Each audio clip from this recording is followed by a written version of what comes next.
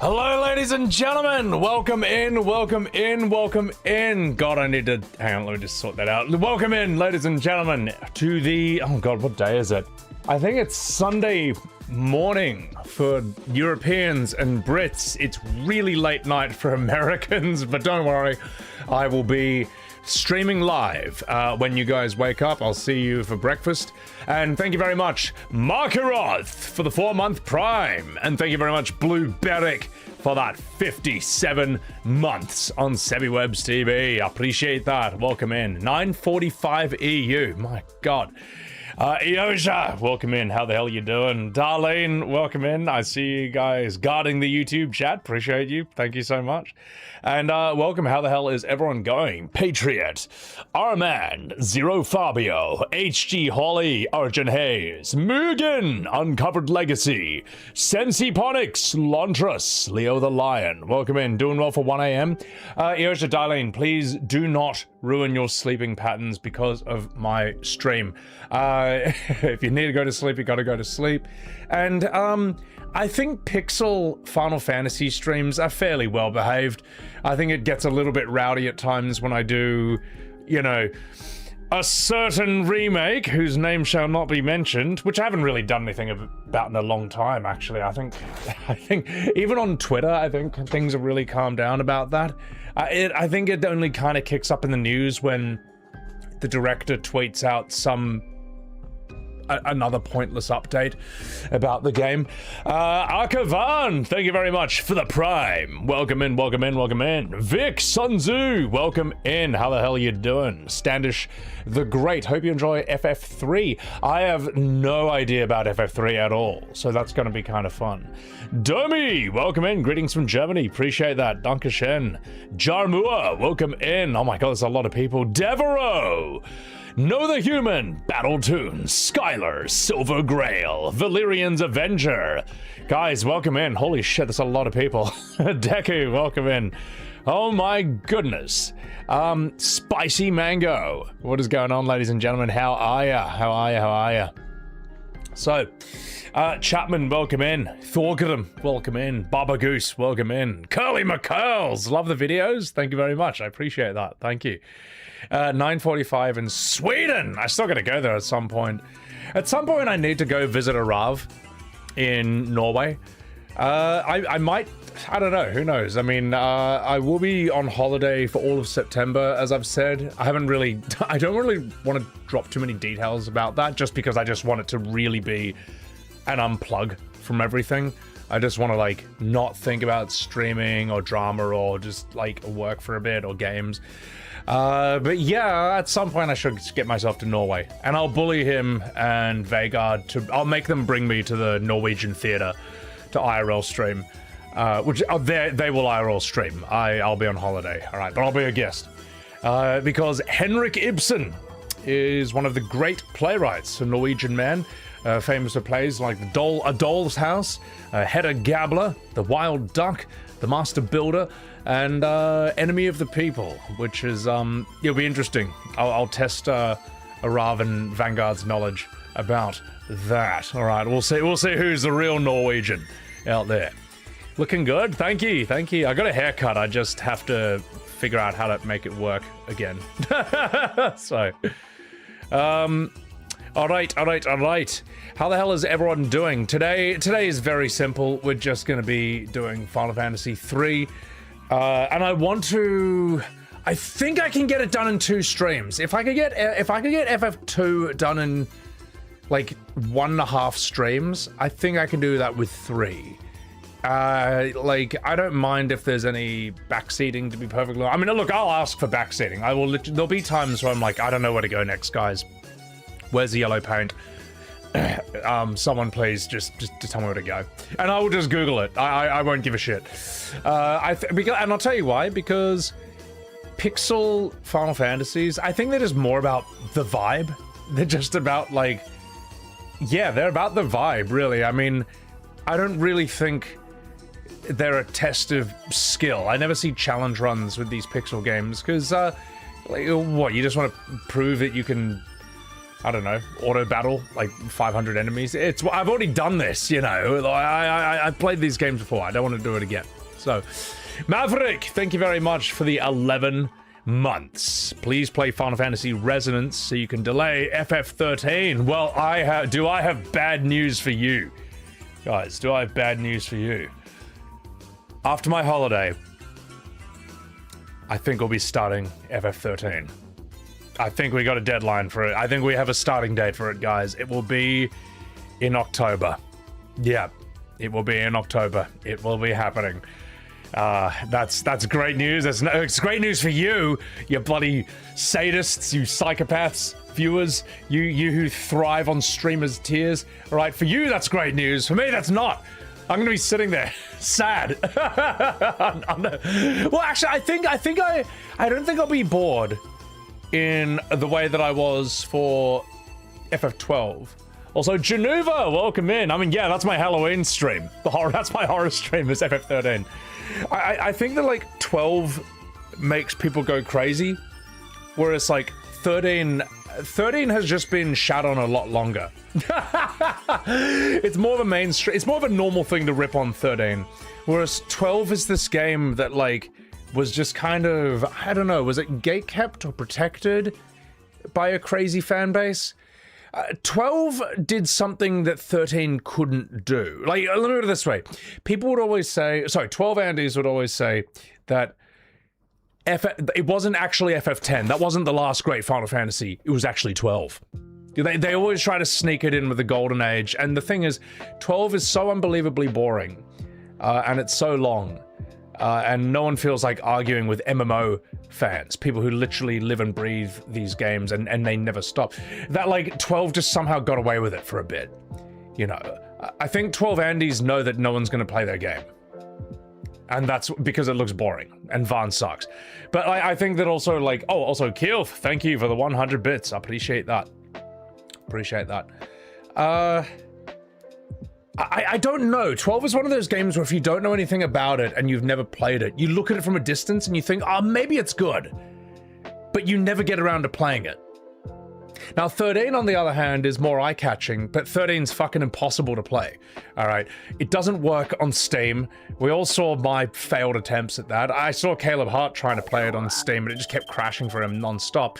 And you can't play it on PS4 or 5. And, you know, Final Fantasy's main fan base has just they've always been like a PlayStation fan base, mainly. I mean, Nintendo before that, sure, but I don't think you can play 13 on Nintendo either. You can only play it on Xbox! Who the fuck buys an Xbox for FF13? Me, apparently, because that's exactly what I did. I got myself a goddamn Xbox Series X because I want the shortest loading times possible. And I got FF13, 13-2, Lightning Returns, and Lost Odyssey. I got them all, and I tested the fuck out of them all. Yeah, I'm the one person in the world who did that. So yeah. Also, Lucas, thank you very much for the 2 gifted subs on Sebi Webs TV. I appreciate that. Thank you very much, Lucas. Smack Frost, thank you for the 7 months. Looking well, mate. Look at this. Look at this little triangle. Look at this stupid hair strands. Look at this. I look like a fucking JoJo. This looks like a JoJo character's hairstyle. All right. Fucking triangle here and then like 2 little horns coming out of the side. This is stupid. How the okay, that's better for now. Jesus. God, now I look like that, now I look like that lesbian who pretended to be a man for a year. Have you guys read this book? Self-Made Man by Nora Vincent? Actually amazing book. Actually amazing book. It's actually like 10 out of 10. I got mad respect for her. But this is her hairstyle when she is in disguise as a man. Oh my God. Also, Ragnell, thank you very much for the 9 months. Our stream baby is born. Time to pay child support. Well, no. I've learned from Virgil exactly how to dodge child support. Just pull out the hairspray like Johnny Bravo. I know I should. I look like a pretty regular drunk. I'm not even drunk. I haven't drunk anything. So yeah. One of my thoughts on Lost Odyssey. I haven't played it yet. I haven't played on that. She got depressed in the realities of being a man. Oh yeah, you know, that's what I mean, Rizzuto. You should. This is like long before like this is in pure book form. Like, even YouTube wasn't fully that big. Let me put it this way. This book is so old that movies were still good back then. That's how ahead of the curve this lady was. And Nora Vincent's book, Self-Made Man, there's this amazing chapter where she tries to date women and in disguise as a man. And she actually gets so pissed off about it because so many women just keep writing her off and not even giving her a chance. And she's like, come on, I didn't even get to say anything. God fucking damn it. And she starts getting really pissed off at women. It's a really good book. And and what's nice is she's not harsh on blokes. She doesn't go in with the intention to hate them. She goes in with the intention to understand, and ends up gaining a great sympathy and understanding for blokes, and it's quite beautiful. She joins a bowling club. I think she joins like a monastery or something. And I think a lot of guys just end up thinking that she's gay. She's just a gay man half the time. Like when she actually comes out at the end of the year with the bowling club that she was a woman, and one of the guys is not okay with this. But the other two are like, oh, this explains so much. We just thought you were gay. Like, and I think when she's in the monastery, she's training under like a priest or something, but he actually sort of gets the sense. I think he thinks that she might actually be a gay bloke, and just kind of the friendship goes cold at that point. It's a very good book. I think Self-Made Man by Nora Vincent is a good read, man. And sadly, she passed, I think, quite recently. I think it was a few years ago.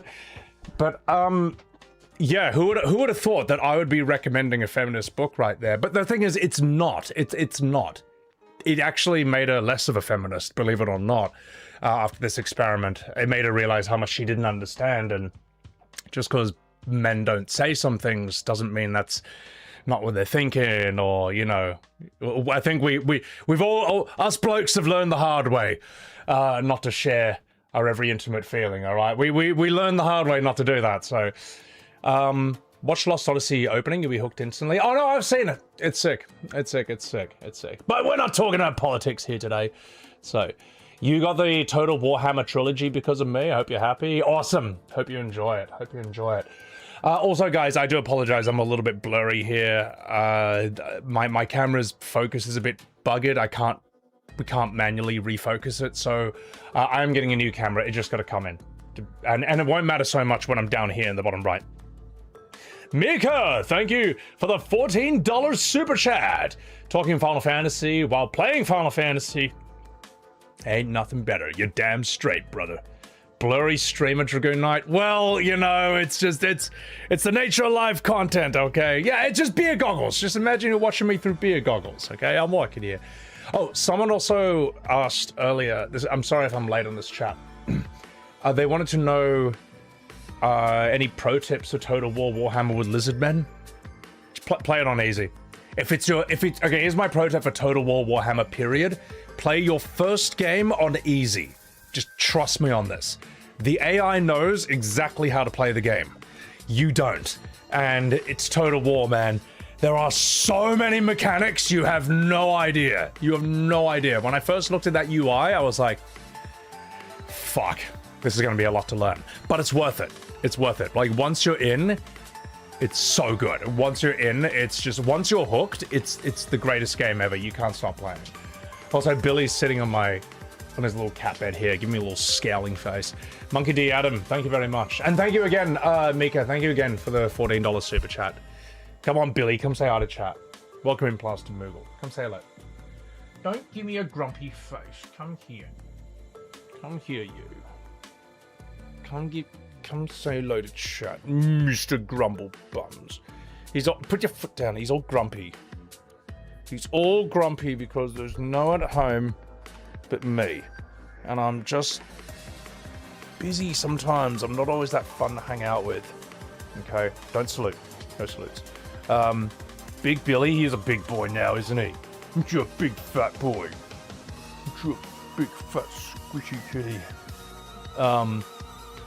Who should you start with? Empire, Dwarves, Greenskins? Okay, the answer to who you should play in Total Warhammer: whoever looks the coolest. Whichever race, Whichever lord grabs your attention the most, that is who you should play as. Now, I mean, it's not a definite rule. Some lords are so tricky and gimmicky that they shouldn't be your first playthrough. I don't advise using a roaming lord first. A roaming lord is someone who just kind of walks around the map. They carry their army with them. Their army is like in the lords themselves. It's better to start by having a lord who needs like settlements and stuff, who needs to like actually hold down terrain, cities, towns, areas, and issue commandments to them all. So yeah, that's one of the cutest cats you've ever seen. You hear that, Billy? Mr. Cutie Pie. he's just purring away as he sits there like a big old blob of liquid, falling asleep in my arms. Darling, do you remember when he fell asleep while fighting me last stream? Like he like kicked me in the throat and then he just fell asleep and his foot stayed there.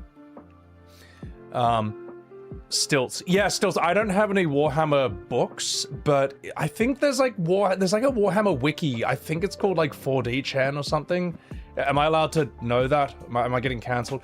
Anyway, I used to just read that about Warhammer lore while I was like falling asleep after a game, and it was so funny to read about. It describes the lords in like a really funny way. Billy's just a fluffy blob. He is. I wasn't worth the fight with Billy. I wasn't worth the fight. You can't concentrate when I hold Billy. Well, he's in a good mood right now because I don't normally do this when I'm on my off day because I'm like watching something or using my computer. I'm gonna put you back. I'm gonna put you back on your bed, all right? I'm gonna put you back on your bed. Back up you go. Oh, you're so fat and heavy now. Such a big fat boy. Such a big farty Billy. Just giving a little pat. He's a sweet, beautiful angel. He certainly is, mate. He's such a good boy. Your first mistake when playing Final Fantasy was to buy FF15. You want your money back, but you've learned your lesson. The lesson, Twisted Legion, is that modern Final Fantasy, which is everything after 10, starting from 10, 2, and 12, you can't go in blind, man. You have to do your homework. I mean, look, if you look at, say, FF16, you look it up and you're like, yeah, whatever, you know, like, I've always wanted a Final Fantasy that plays like Devil May Cry. Screws summoning Ifrit. I just want to turn into him like Attack on Titan. I've always wanted an FF that feels a bit like Game of Thrones, but is written worse and with bad pacing. I mean, there you go. Fine, by all means. You know, you wanted a fan fiction multiverse spin-off to FF7. You got it, but you can't go in blind. You can't. You have to do your homework or else you're going to waste your money. If you buy a modern FF expecting any of them to play or feel like the Golden Age, which is basically FF4 to 10, you're always going to be disappointed. You'll never get anything like that from modern FF. It's just sad. So, yeah, no, what was I saying before? Like, FF13, sorry, this is back with FF12 and 13. 13, I think it's kind of more of a mainstream opinion that it's not that good. Now, people will argue it was misunderstood or it's overhated. I don't think 13's overhated. I think 13 is appropriately judged. I think it's appropriately hated. Because like a good friend of mine said, and he grew up with 13, he said it feels like 13 is Square trying but failing to make a Final Fantasy. Like, some things there are good and other things are not. You know, I would say, like, some things in 13 look better than some modern FFs that came after it, to be honest. I mean, like, Rebirth's lighting is bad. I mean, everyone knows this. Otherwise, there wouldn't be a lighting mod that's going viral in that community, you know. Silent Observer, thank you for the $2 super chat. Good morning. It's tea and crumpets time. Yes, thank you. Thank you, British people. I appreciate it. Thank you, Brits. Thank you, Europeans. Glad you guys are enjoying the show. And I'm sorry, Americans. I know it's really late. A game length tech 13 is just mid. Yeah, I'd say, yeah, you'd say that's accurate, Eosia. Like, 13 doesn't feel deceptive in the way that 7 Remake does. You know what I mean? Like, I don't think it's honest advertising. I don't think it's an honest title. And I don't think it's honest when they say this is how it was always meant to be. I just don't fucking agree, man. I'm sorry. So, yeah. Otherwise, like, I don't know. I need to see what Hope and Snow are like. There's a reason that 13 has so...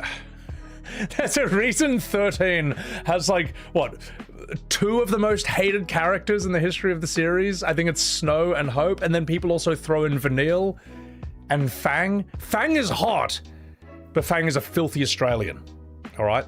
Now, guys like me, we play video games to get away from horrible Australian women, okay? Doesn't matter if they're hot. They're terrible.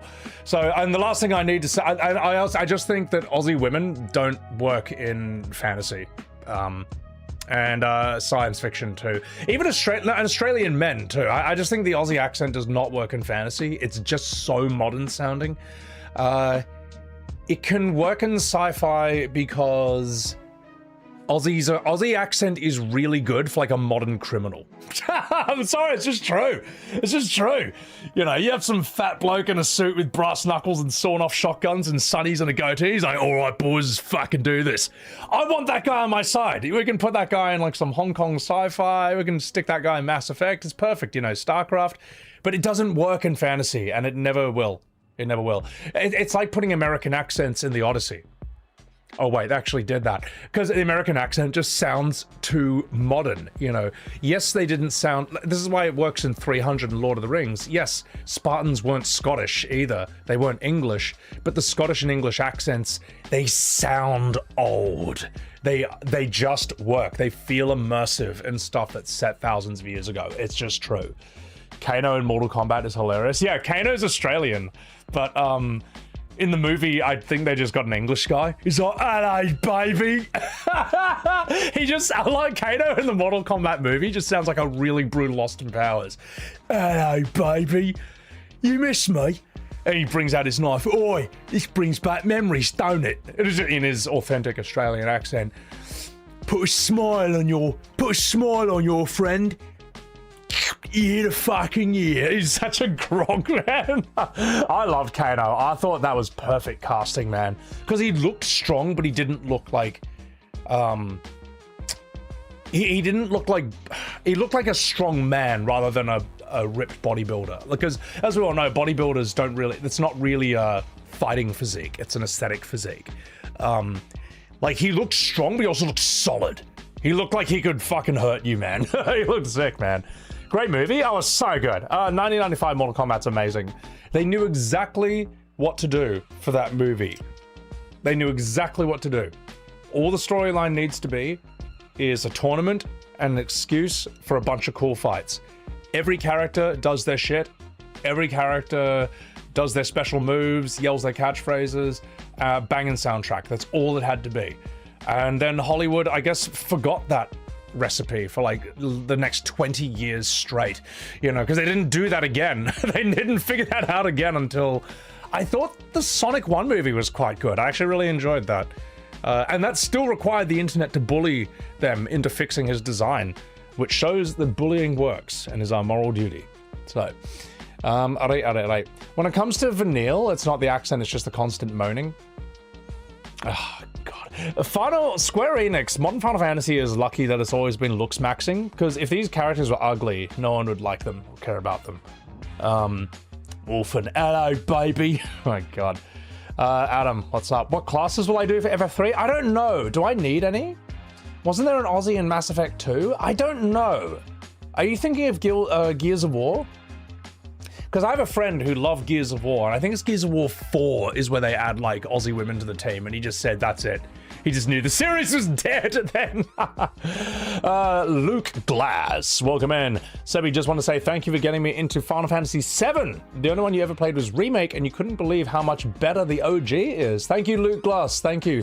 I'm sorry I missed that earlier. Yeah, I mean, look, Remake and Rebirth, yeah, it's got modern gameplay and it's got modern graphics, but that's kind of all it's got going for it. In fact, it's insane to see how incompetently handled the source material is on that. When you look at like the OG FF7, it's like, how did you fuck it up this badly? Like, any other company would have done a better job with this.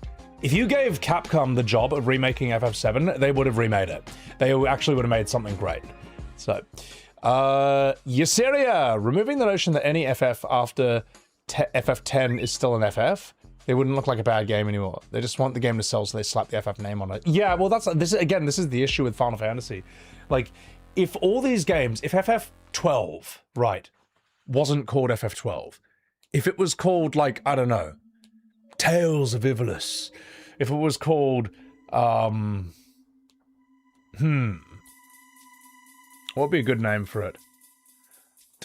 I don't know, give it a name like whatever Vagrant Story or Tactics Ogre. You give it like a unique name like that, 12 would be a lot less hated. The problem is 12 comes after 10, and it is a downgrade from 10 in every regard.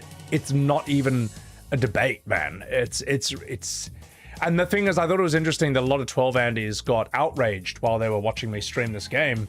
But as time went by, and I saw in the comments of like the VODs and stuff, they were just like,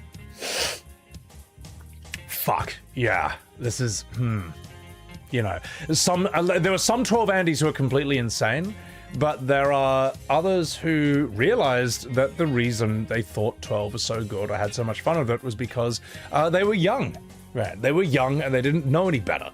You know, they had no standards. They were young, and MMO mania had hit the world. We don't live in MMO mania anymore, but anyone who lived through World of Warcraft Classic on launch knows what I'm talking about. MMOs were like this exciting... World of Warcraft was bigger than games itself. It bled outside of games. It was like a cultural phenomenon. Now, if you wanted to play an MMO, this hot new type of game, but you didn't have an internet connection, 12 provided the next best thing. That was it. You get that experience offline with 12, and because you were a kid, you know, and you were young and games were still a new thing, they were this new cool edgy thing, just playing a game at all was cool. You know what I mean? And it was a Final Fantasy, you know? Like, surely it gets better if you keep playing it, you know? We didn't learn at that point. Or what's the other thing? It's that Reddit excuse where, what is it? There's like some Reddit guy, and he's like, this game is a 10 out of 10 because it helped me get through a tough time in my life. It's like, yes, okay, thank you. But at some point, you got to realize that the world doesn't revolve around you. All right, not everyone knows that or feels that way. And as soon as your life gets better and that tough thing is over, you have to look at these games you played back then. Some of them probably were really good, and others were probably just dog shit. They were just like mid, but they distracted you from the tough situation you were going through in life, all right? I feel like that's another thing with 12, man. You look at 12 today in 2026, I think that was when I streamed it, or, yeah, 2025 or 6.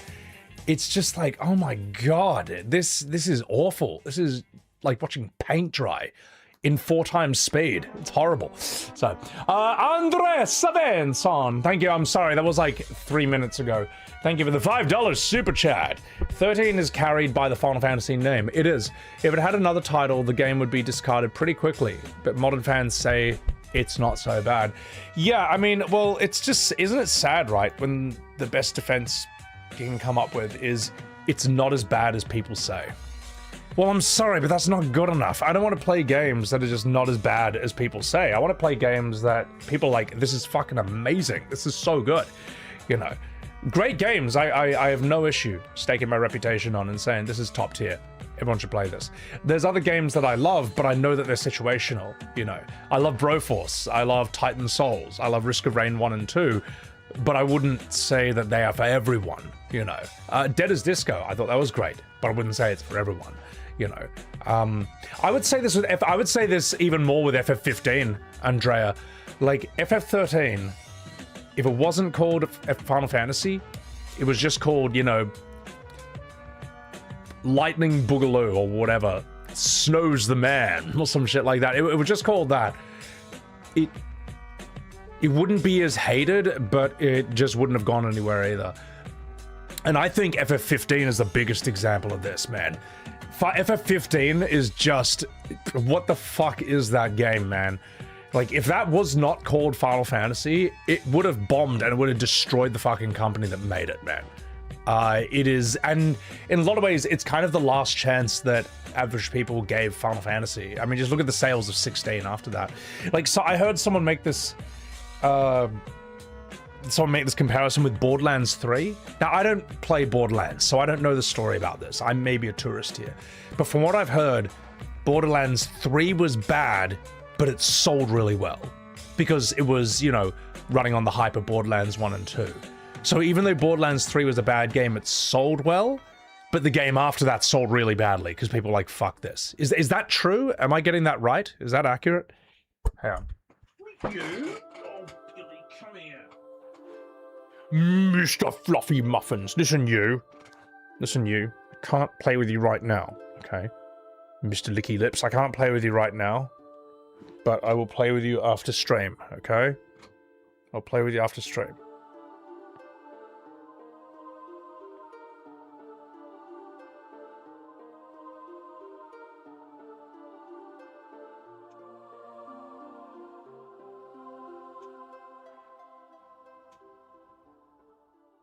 Sorry, that just went really well with the music. It went so well with the Chrono Cross music. Down you go. Down you go. Oh, he's brought his toy into my room. He brings his toy by his mouth, and I can hear it dragging the floor, and he just puts it down and looks at you. But I'm sorry, Billy, we'll have to play after stream. Yeah. What toy? It's like it got a handle and like a long stick, then a little sort of like wire at the end. And then I just I thread like a paper towel through it. I thread a paper towel through it, and then I like fan out, so it looks like a little butterfly or like a bird thing, and he loves chasing that around. He rips it to pieces. I have to keep replacing it, but it's worth it. I'll tell you what, this is actually a good way to play with your cat, because if they have just like a toy and it's like, I don't know, like a rag or like whatever, a thing that stays intact, eventually the cat's just like chewed on it a lot, and it won't want to play with it as much anymore because it just, you know, it's like, oh, that's soggy, it's got my own saliva all over it. So by replacing it with like a paper towel a lot, it's always a fresh toy, and every time you put it in, he's like, oh, he's like jumping for it and stuff. So anyway, one of your cats does the same with a toy like that. Yeah. Oh, he's got the resting grumpy face. He just looks like that. Okay, so Borderlands 3 is really good. Hang on, I want to read what you guys say about Borderlands 3. Borderlands 3 was good, Jeremy, but the part was that the villains are extremely cringe and unlikable. Whereas Borderlands 2... Oh yeah, no, Handsome Jack? I mean, the fact that... Let me put it this way. The fact that I know the name Handsome Jack tells me that that's a good villain. Because, like, yeah...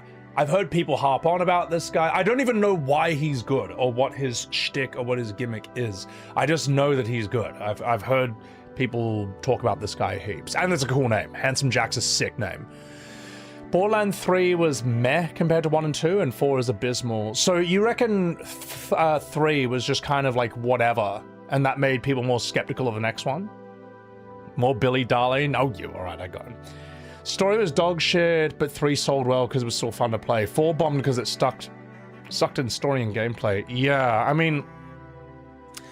The thing is, I think for a game like Borderlands, right, I don't think good gameplay would be enough to carry it, because it seems so story and character dependent, you know? It's almost like a Final Fantasy in that regard.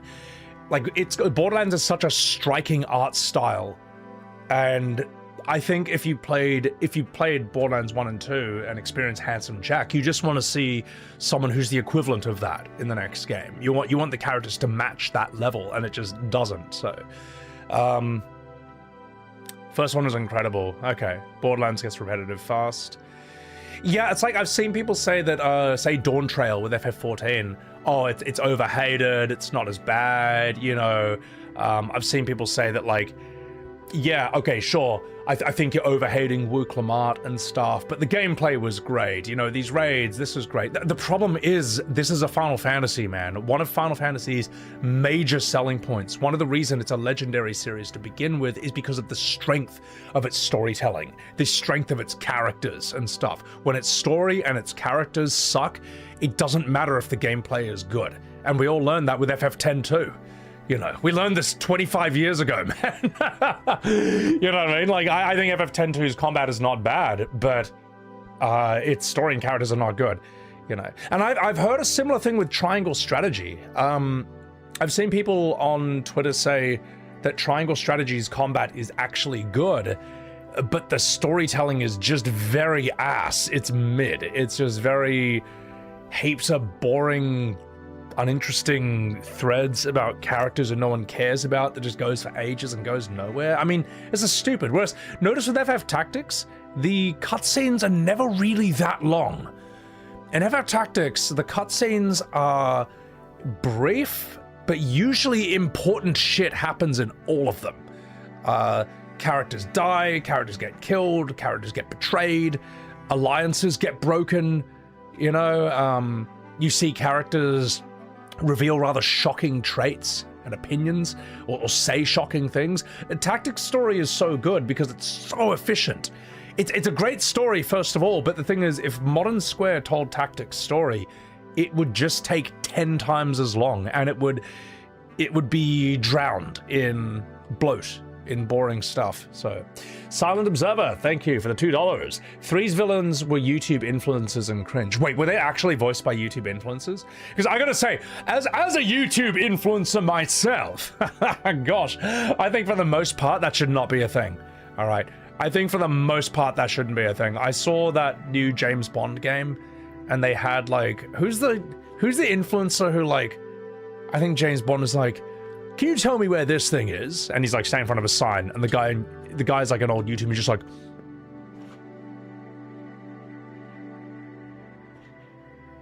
I was like, what the fuck is this trash? This is dog shit, man. It's just immersion breaking, man. Yeah, it just Carby. I don't know who the guy is. I mean, like, look, if he's got content, that's great, but that just was. It's just, this is not something you would ever see in James Bond ever. It's just like it's like a react moment. It's like it was made for streamers or something to react to. Jacksepticeye in the bar.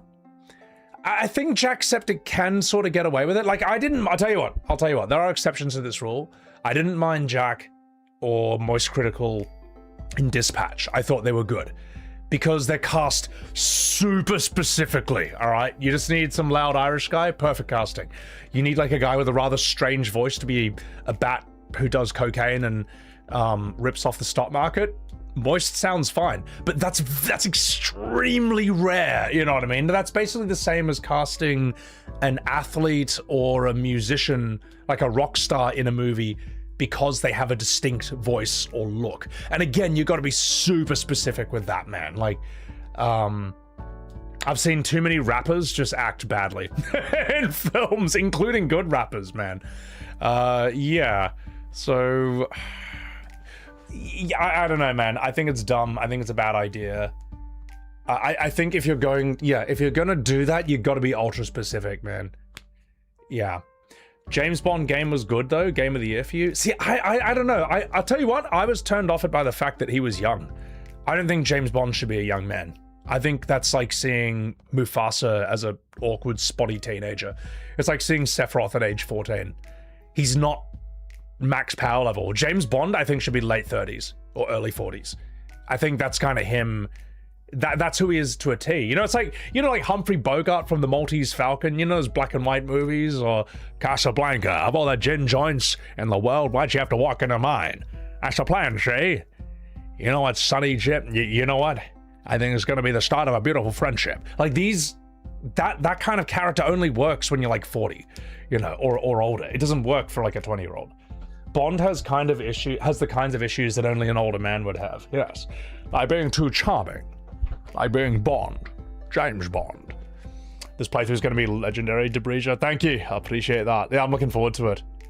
It's going to be good. FF13, you still need to prove you wrong that 13 is worse than 12. I think 13 will be more annoying than 12, but I don't think it'll be as boring. And I think, like, the boring thing is the worst thing, man. Like, you make a good game or make a bad game, but don't make a boring game. Don't make a boring game. Boring is like the worst thing you can be as an entertainer. It's actually worse than being a bad actor. So, Nightblader, whenever I see YouTubers, influencers have a role for anything, you lose interest immediately. You feel at this point, it feels like you're willing to sacrifice something. The only exception is when it's so bad it becomes funny, like Keemstar being president in the Half-Life fan game. See, the thing is, that's a fan game. I don't know anything about it, but you said fan game, so I'm thinking that's, okay, sure. Yeah, I mean, if they're cast, like, perfectly, and also you can do things where... Benedict Cumberbatch said this, and he's right, by the way. Benedict Cumberbatch said, the less you know about an actor's personal life, the more interesting their work is. You know what I mean? Like, what's his name? Who's that huge guy who plays Jack Reacher? He's like 6'5".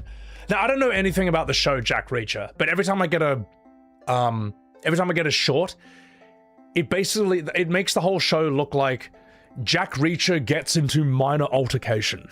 It's just like I feel like it's like a power fantasy, that show. You know, like I was walking down the street being huge and cool, and I saw a guy just bullying his dog in plain sight, in full public view. And then I walked up to him and I said, hey, don't bully that dog. And the guy's like, yeah, what's the problem? I'm working here. And then I pushed him. And the guy said, I'm sorry. Okay, that's like the whole show to me.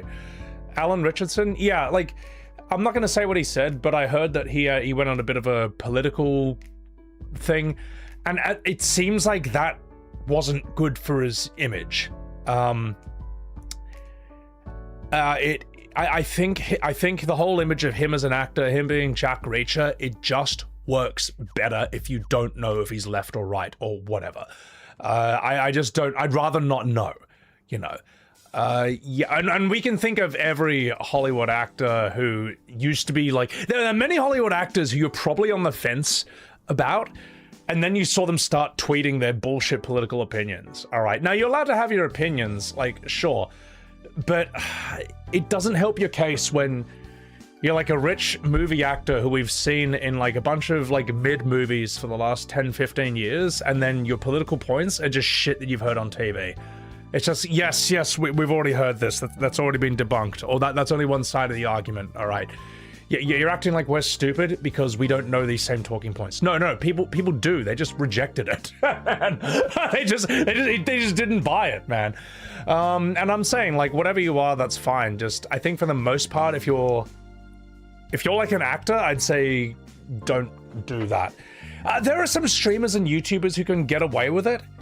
There are some YouTubers who kind of like specialize in that, or they kind of do half and half, like they're about games, but they also share their political opinions. The reason I think it's different for YouTubers and streamers, I know, yes, I know the reflection in my sunglasses looks like googly eyes. I get this every single stream. I get it every stream, I know, thank you. Anyway, sorry. The reason I think a lot of YouTubers and streamers and internet personalities get away with, or people don't mind their political opinions as much, is because a lot of internet personalities, at the very least, they look at everything. They look at the most recent stuff, they look at both sides.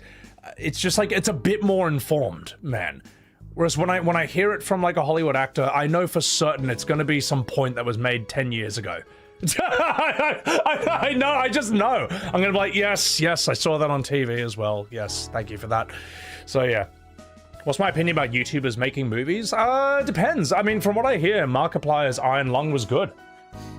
Well, I mean, even if it's not good, it doesn't matter, because, let me put it this way, it was made outside of the Hollywood system, and if Markiplier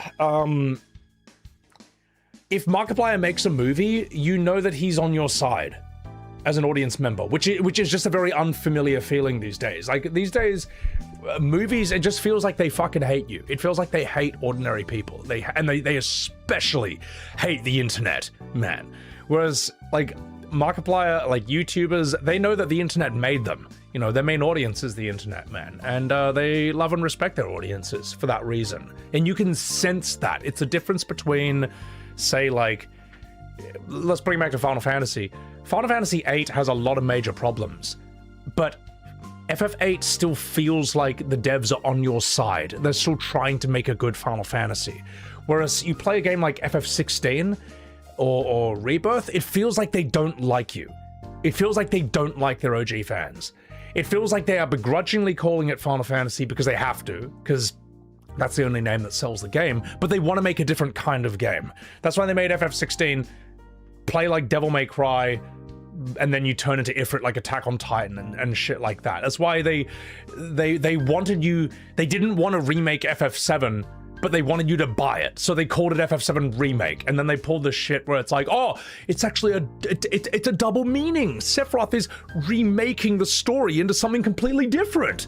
You know, it's just like, it feels, you can sense when the devs feel like they're on your side and when they're not. And with Markiplier's movie, I know that he's on your side as the audience member, and I think people just like that, man. I think the same thing, it seems like the same thing for Obsession. Obsession seems to be fucking, I need to watch that movie. It seems like it's fucking crushing it, man. So, elites and woke moralists, they hate the laymen who enjoy their own hobbies. Yeah, I don't know, man. I don't know. Not all of them. Every now and again there are Hollywood, I would say Matt McConaughey seems like he's on the side of the audience. Like every time I see an interview from that guy, he seems like he's pretty down to earth. As down to earth as you can be for a millionaire movie actor, but he seems like he likes his audience and he just wants to make good entertainment, which is ironic because he's also one of the best actors. He's one of the best actors in the business. So, yeah. Movies feel like they're made in a lab to be the most 6.5, 6 out of 10 thing ever, just to make you not feel any emotion, whether positive or negative. Well, I guess, yeah, they don't want to take any risks. I understand why, but you gotta not be scared of Twitter or TikTok when you're making something. So yeah, Tom Cruise is one of the most famous actors of all time, yet is a Scientologist. So I suppose if he managed to have such a career, despite that, then nothing is impossible. Well, the thing is, like, what Tom Cruise does as an actor is actually very hard to do. And to understand this, just watch him next to just watch acting students. Just this is something I like to do because I've been through acting school for 3 years and I know how mid and mediocre actors can be. I like watching acting students take really famous movie parts and then try to play them and do them wrong. You know what I mean? Like, say you look at, because many, welcome in Sazaroff, because many times, right, you look at a movie and you be like, oh, anyone could have played that, the character's written so well. It's actually not true. I've seen an acting student. I remember this is how autistic I am about acting. I remember I looked up different like actors' auditions using famous parts, and I watched this guy do Tyler Durden from Fight Club. Now, those of you who've seen that movie know this is Brad Pitt. Now, not everyone thinks Brad Pitt's the best actor in the world, but Brad Pitt was fucking perfect as Tyler Durden. There could not have been better casting. And it really drove it home watching this like acting student play Tyler Durden. It was like watching Tyler played by a pudgy guy who was like too young in a leather jacket that wasn't quite fitting right, with sort of like fake confident body language. Do you know what I mean? Like, Brad Pitt looks like truly confident as Tyler. He looks completely relaxed, but he also looks dangerous, and he looks like he's having a fun time. This guy was like fake tough guy, just like Tyler Durden. It looked so bad. I couldn't believe it, man. I was like, wow. I couldn't believe Tyler Durden could look so lame and crap and weak and annoying and ineffective, man. And this is why I'm drawing back to Tom Cruise. Tom Cruise is like electric on screen. He carries every movie he's in. You can't take your eyes off him. And it's not that he only plays like cool guys. If he can play like absolute nerds, he can play like fucking idiots. Like if you watch, say, Edge of Tomorrow, and you watch how Tom Cruise is in his first scenes versus his last scenes, it's like a different person. It's insane. Like, he's such a noob in the beginning, man. He's such like a frat boy. Like, yeah, sure, man. Like, he's just kind of like heaps green, heaps dumb, heaps ignorant, and by the end, he's just stone cold, man. He's just heaps pro. He's heaps, just experienced, strong. I don't know, he's awesome, man.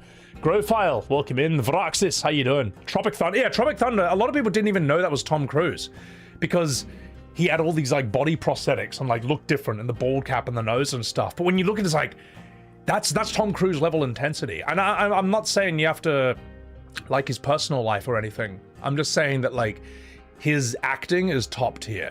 Magnolia, Rain Man, Collateral. I could go on, man. He's superb. So, Minority Report. All right, you like Interview with Interview? No, he's really good in Interview with a Vampire, man. And you'll notice, like, I don't want to cast any shade at Brad Pitt because I like the guy, but notice how much more intense Tom Cruise is on screen than Brad in that movie. Whenever Tom's on screen, the whole scene comes to life. You can't take your eyes off him, you know. Brad's interesting.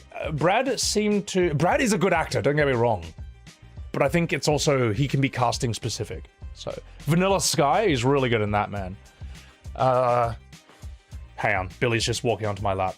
Just, oh. Come here, you.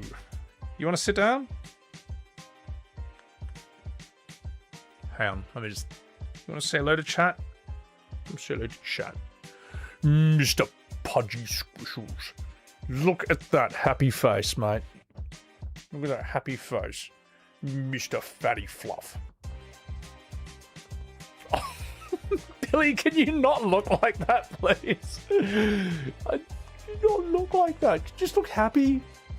Just look happy, Billy. Oh, he's okay. He's having a sleep. Oh, sleepy snooze. Oh, squish. Oh, I'll put you down. All right, you can sit on me. He's actually really happy when he's sitting on me.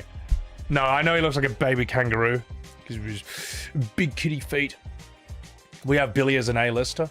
Well, Billy, here's the thing, right? You can actually learn a bit about acting from cats. And I'm not memeing when I say this. This is actually from the book this is from the book Respect for Acting by Uta Hagen, who was a legendary acting teacher. She's one of, you know, the big bunch, like Stella Adler, Sanford Meisner, Lee Strasberg, and all that way back in the day. But she said, like, look, put an actor on stage and put a cat on stage. Who are you going to watch? The cat, right? But why? Why is the cat more interesting than the person? Because we don't know what the cat's going to do next. There is nothing put on with the cat. It's not self-conscious. It's not worrying about the past. It's not thinking about the future. It's not worried about what you think of it, about how it looks. And in a way, and it's living in the eternal now, moment to moment. That's why you need to, as an actor, you need to actually get your mind into that state. You need to think like an animal when you're on stage, when they say action. If you're sitting there on stage and, and you'll notice this if you see like amateur actors, they're kind of self-conscious. They're kind of worried how they look and come across, and that affects how you see them. Oh, I'm so sorry. Asen Curex, I forgot to say thank you for the 29 months. Hey, it's the classic Final Fantasy guy who hates classic FF games like FF2. I'm walking here. Asen Curex, thank you. Thank you for the 29 months. I'm sorry, we were just joking about me missing your bits and resubs in Discord the other day in the general chat. So, is this going to be your first time playing FF3? You're damn straight it is, brother. Eben, welcome in. Guys, please chuck a follow to Eben. Not a single thought in your cat's skull. But the thing is, Eben, that's what you need to do as an actor. You need to actually have not a single thought in your head. Your thoughts should be on the other person. Your attention as an actor should be entirely on the other person. Like, what are they doing? How far am I with my goal? Are they going to give me what I want? Why are they not giving me what I want? How can I get them to change? That's what you should be thinking as an actor. And notice how, like, even when I just did that just then, you might have paid a bit more attention because it's so much more active what you're doing. So, Saili Kami, thank you so much for the 3 months. Why is this Japan cactus remind you of a German cancelled sign? I don't know what German cancelled sign must look like. But thank you very much for the 3 months on Sebitwebs TV. Michael Lapriore, welcome in to Absolute Unit, Mamma Mia. Sorry. Yeah, I know you're not Italian, but like your last name sounds like it, so I always read it that way. Embody the character. Yeah, exactly. Yeah. Well, it's why like a lot of rappers, for example, don't act well because they're self-conscious. Like, but it makes sense. Like in the world of rap and hip hop, you got to look cool. But here's the problem. As Jodie Foster said, acting is about being the uncoolest person in the room. You know what I mean? But the thing is, by letting yourself be that uncool as an actor, you actually become more cool because good acting is cool. It's interesting. It's magical. It's mysterious. All the best acting you know was not from actors trying to look cool. It was from actors like losing themselves and just being someone, and it doesn't even look like acting to you. So, Anonymous, thank you very much for gifting that Subaru to Ebonheart. I appreciate that. Thank you very much. So, half Italian, half Puerto Rican. I'm one of the only few people who nails your last name. Wait, I'm actually right? Oh, that's funny, man. I appreciate that. Appreciate that, Michael. Guys, also chuck him a wee follow as well. Most action movies look cool. That's true. But here's the thing, like, there's a reason that, like, cool action stars, how would I say? There's guys who look cool in action movies, and then, I don't know. I'm trying to think of some good examples of this. Christian Bale's unique. Like, he has a really, like, cool face, you know, when he does Equilibrium and stuff. But I'm trying to think of, like, movies I've seen where rappers, and it was just kind of, they're not cool or tough, they just kind of look bland. They look emotionless. They don't want to share too much. They don't want to reveal too much. And I understand why, because, you know, you don't want to look uncool. I've actually seen 50 Cent be alright in some films. He was in a movie with Mel Gibson recently about some unsolved murders in, like, Mexico and shit, man. I watched it on the plane back from America when I was in Texas. It was nuts. Ariantidita, The Raid. That's a sick movie. Listen, you. Look, Billy. Look, you can sit on me, alright? But I'm gonna put a pillow on my lap, okay? I'm gonna put a pillow on my lap. Prime Minister? Oh god, he's just gonna sleep all day. No work is gonna get done. But then again, maybe that might be a good thing for a bit. But yeah, Billy in lazy mode? I know. He ascended. He ascended, chat. Have I watched Wonder Man? I don't know what that is. Oh, we're playing the Pixel remaster, Jim Fan. So, we're not playing the 3D versions. Honestly, I don't really see the point of the 3D versions of FF3 and 4. I just think they look cheap and crap.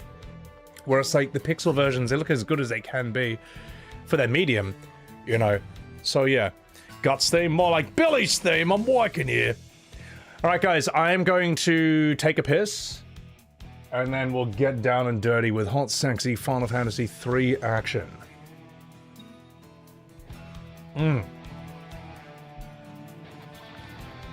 Enough fucking about. Let's do it.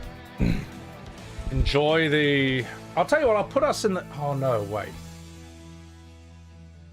Oh, I gotta do the DBZ thing. Oh, fuck it, I'll do it when I'm back. I'll do it when I'm back. I'm taking a piss. I'll be right back, okay? I'm working here.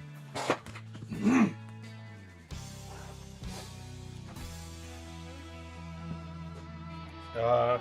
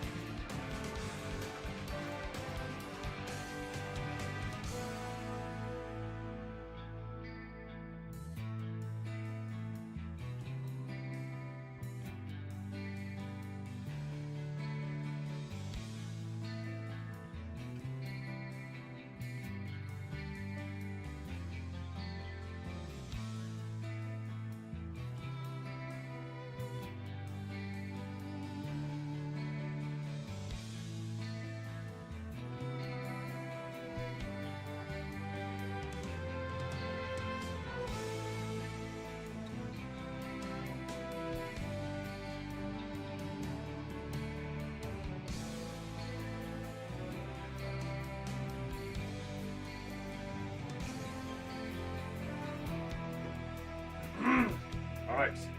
Not fucking about. We're back, boys. We're doing this. Stop admiring the chair. Chair's a paid actor. The background is Billy casting Supernova just really slowly. Oh, he's such a good kitty. Such a wee good kitty boy. Alright, let's DBZ this, boys. Hello there, Trance. Hello there. Is this still playing the Terran music? That StarCraft 2 music is so sick, man. I can't wait to do those streams as well. I mean, like, every now and again, there's some people who pop in my stream and they have wishful thinking. They're always like, I can't wait for your channel to die after, what is it? After 7 Revelation is done. It's like, well, actually, after that's done, there's actually plenty of other games I want to stream right now. But I gotta finish the prep for that first, which includes FF3, all 3 FF13s, and then, I'd say more shot-by-shots, and then we got 7 Revelation. That's gonna be like the WWF, WCW invasion pay-per-view. And when all that's over, I got all these other things I want to do, man. I want to stream, I want to do Warcraft 3's entire campaign. I think that's going to be really fucking fun on stream. We'll briefly run through Warcraft 1 and 2's story, just so there's a bit of context. I would love to do StarCraft 2's entire thing. We'll run through StarCraft 1's story as well, because I love the stories and the voice acting in that. Are they perfect? No, but they're really enjoyable. As I say, that was when, that was during the time when we were the target audience. So yeah, this channel was here for years before FF Remake. It's not going to die. No, I appreciate that, Evan. But the thing is, right, here's the thing. I think it's going to hit a couple of peaks during Revelation for obvious reasons. And then once the dust on that is settled, I think the view count will just like stabilize and sort of go back to what it was before, or there'll be a lot of people who just want to see that event and then, like, you know, tune out for something else. But that's like normal. Like, I've played these games before. Like, I know this experience from FF14, for example. I remember when Ponto told me, okay, so you're coming up to this big boss fight with Emmett Selk in Shadowbringers. Your view count is going to explode for that one stream, and then it's going to go back to normal. That's just how it is when streamers hit that part of the story. So enjoy it while it lasts, but also don't be discouraged or feel bad when it's over. And I'm glad Ponto told me that, because it helped me understand how 14's ebb and flow can work that way. Also, before I continue, Qualm Squad, thank you very much for the 4 months Prime. Did I ever play Red Dead Redemption 2? No, I have not. That could be a fun stream. GTA 6, I know that's big in the news as well. I could do a playthrough of, I've never played any of GTA's stories, like, ever. Apart from San Andreas, past, like, the beginning, I guess, and you find out some of your mates betray you or some shit like that. But I think that could be a fun set of streams. You never know, you never know. But yeah, I knew that for the Rains Have Ceased, I knew the view count would go up for that, and then go back to normal. Endwalker, the ending of that, same deal.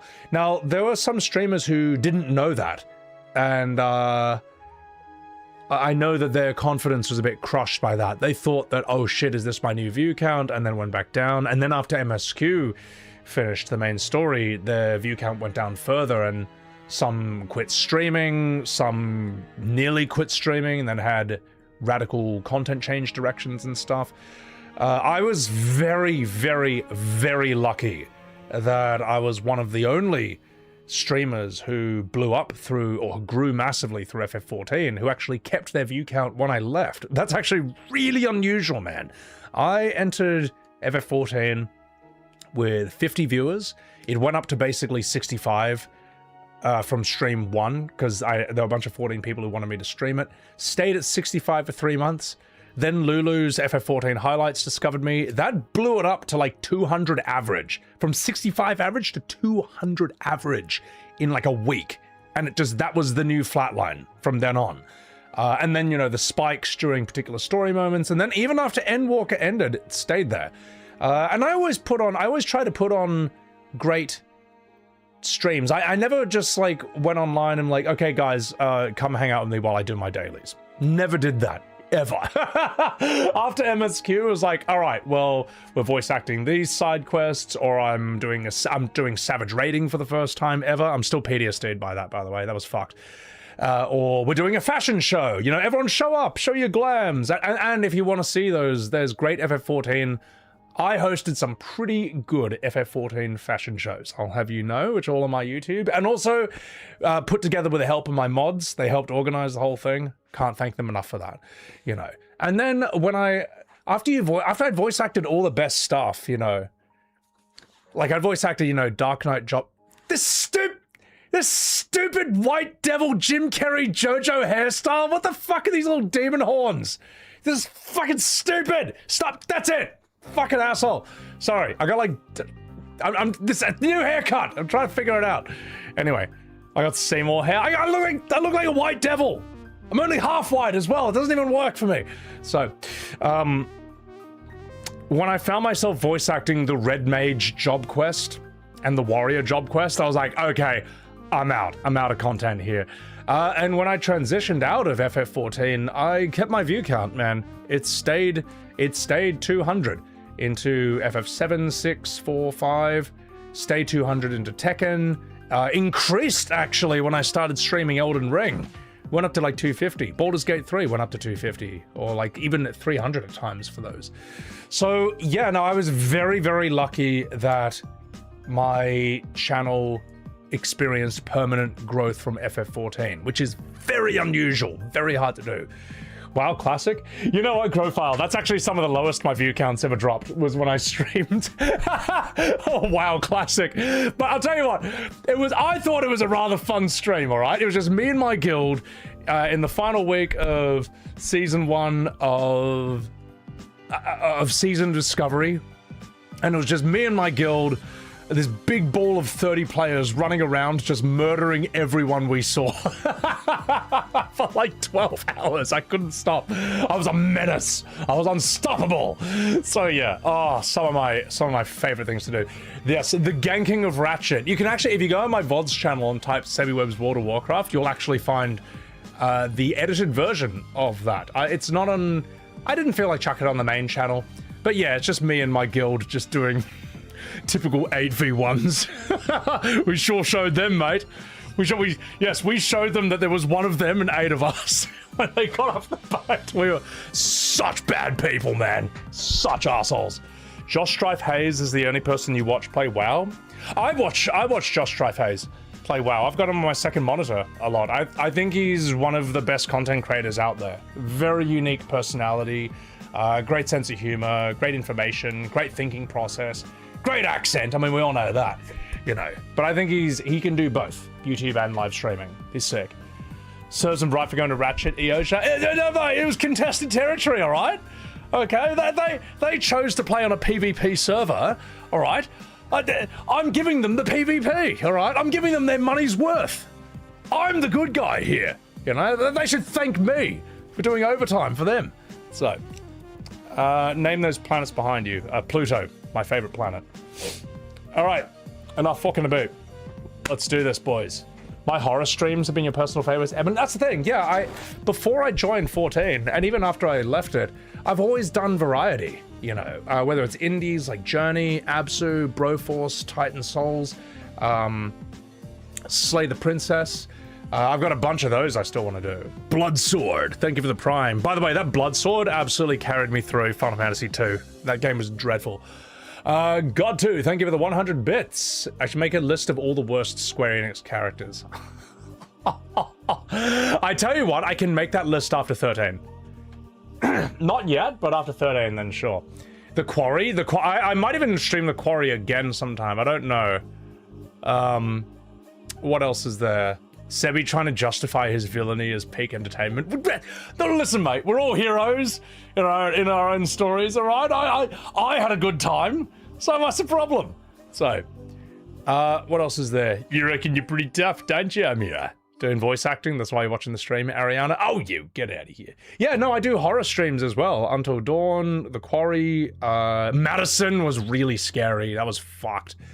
What else? Yeah, I got all of Resident Evil. I got Mass Effect. I got The Witcher. Do you have any idea how many games Like, I have, but I gotta prioritize these shitty Final Fantasies first as preparation for Revelation. The thing is, once 13 is done, that is the home stretch. That's it. That's all I've got left. After FF3, which I'm gonna finish in 2 streams, FF13 will be the final stretch. My god, this Terra music is so appropriate. All right, let's do this. Let's do this.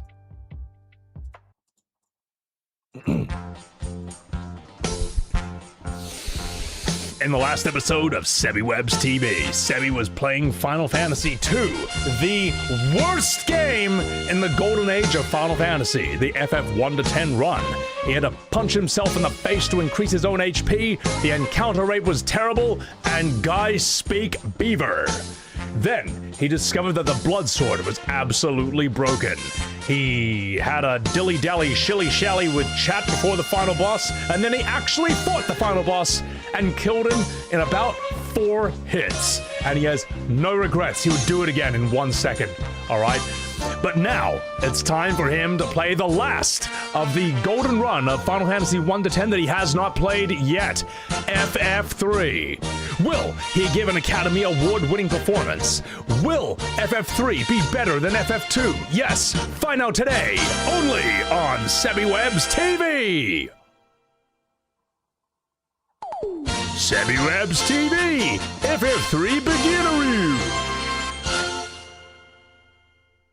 Thank you! Thank you.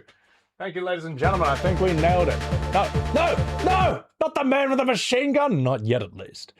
Oh, that reminds me. I've been putting together my fight music playlist. Just adding to it, refining it, because I'm gonna need that if I stream Liza P. Or Black Myth Wukong. And I haven't played either. I think those are gonna be fun. Also, when we play Black Myth Wukong, we're gonna play it in the correct language. We're gonna play it in Chinese, all right? In China.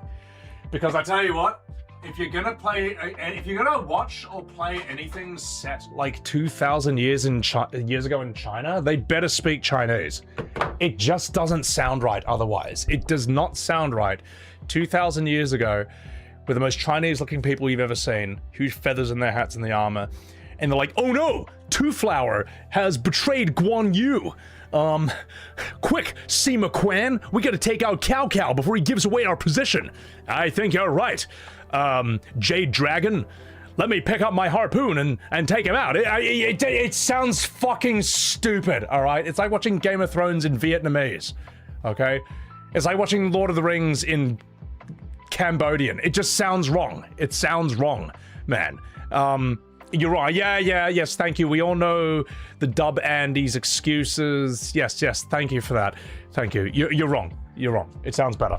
So, Cao Cao? Oh no! I hope Cao Cao doesn't take out Zhuge Liang. What will Sima Quan do next? Alright, I'll go alert Zhang Feng. See what he has to say about this, Sonny Jam. Say, fuck you! It's terrible! It's rubbish! You can only get away with that in the 80s, I'd say. And not even the 90s. I'd say the 80s is the last time you can get away with that. Dynasty Warriors gets away with it. Dynasty Warriors, I think, gets away with it because it's part of its identity. It's the same that, like, with, like, that Fist of the North Star movie from 1986. Like, the dub is cheesy, but it doesn't sound soy. You know what I mean? Like, we've all heard anime dubs where it's like, oh, nice one, Kenichi. Oh man, there's a gamer girl in my lobby. We've all heard the anime dubs like that. That's not how Fist of the North Star sounds in 86. Sounds cheesy, but they still sound pretty tough. All right, I'm fucking about. Let's do this, boys. Let's fucking do this. You reckon you're pretty tough, don't you? Oh my god, my screen. It's so bright. I'm just gonna turn the brightness down here. Oh, I fucking love this game, Dead Cells. Oh, I love this game. Still dying to the fact that someone had to be my healing chicken. And I was like, heal me! Heal me! But they're just making the chicken in game just go bok bok. It's like, no, I'm dying, heal me! I was fucking dying to that. That's so funny. Literally as well. I wish someone would fist my North Star. You know what, Meeks? I shouldn't have read that. So, you're still gonna play it? This is a great game. This is a truly great indie, in my opinion. So, those are fun streams, Eben. I know, that's the thing, I want to bring all this back, but I'm enslaved to Final Fantasy right now. So it's time to unenslave myself. Am I streaming? I am streaming in FF3's category. Alright. Not fucking about. Let's do this.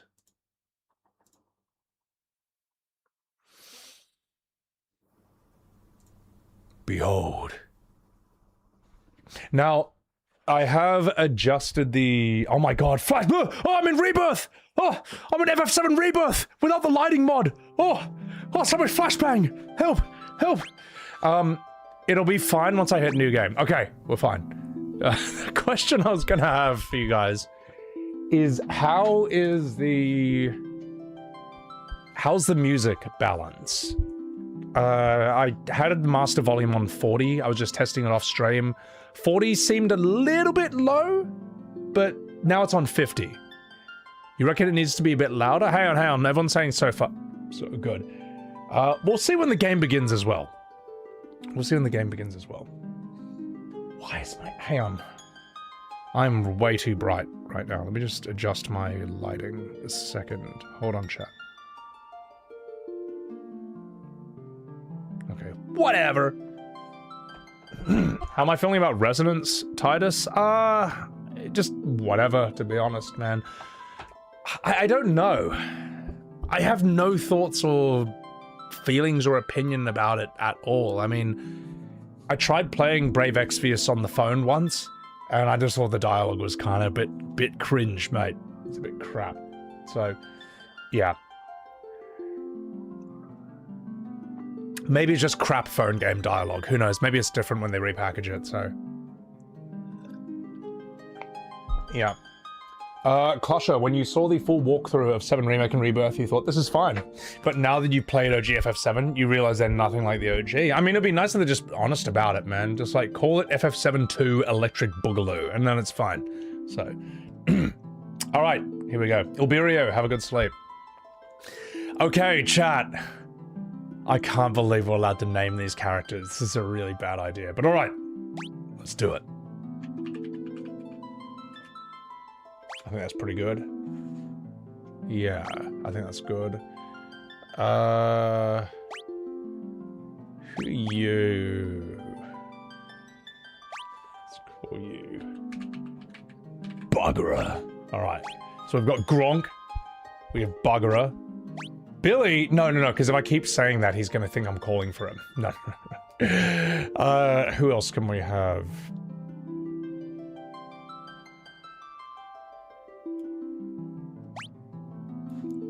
You can be Minge. Oprah's Minge! I would love to call someone Coomslag, but the problem is I think Coom gets your YouTube video demonetized if it's in written form. This happened to my FF10 character, because I named Shiva Coomslag. Demonetized my entire playthrough, or my entire ending reaction. Not really a reaction, you know, I've already seen it, but you know, you gotta title it. I know from experience, sadly. Ooh. Oh, this is a tough one.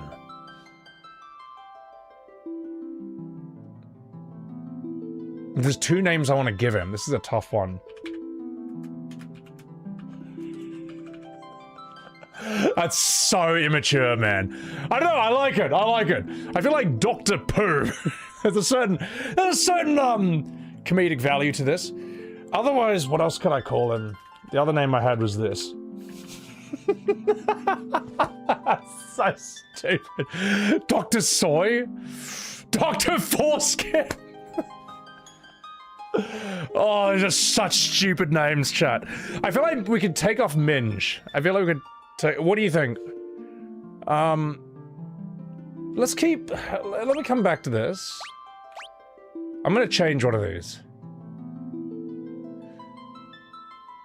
Buggerer might be too English. That's a good one. Such stupid names. Who said that? Mr. Mr. Fist. I like this one. There's something to it. Keep Minge. Minge is really good. I feel like there should only be one Doctor or one Mister. I feel like Mr. Fister and Dr. Pooh's a bit too much. But...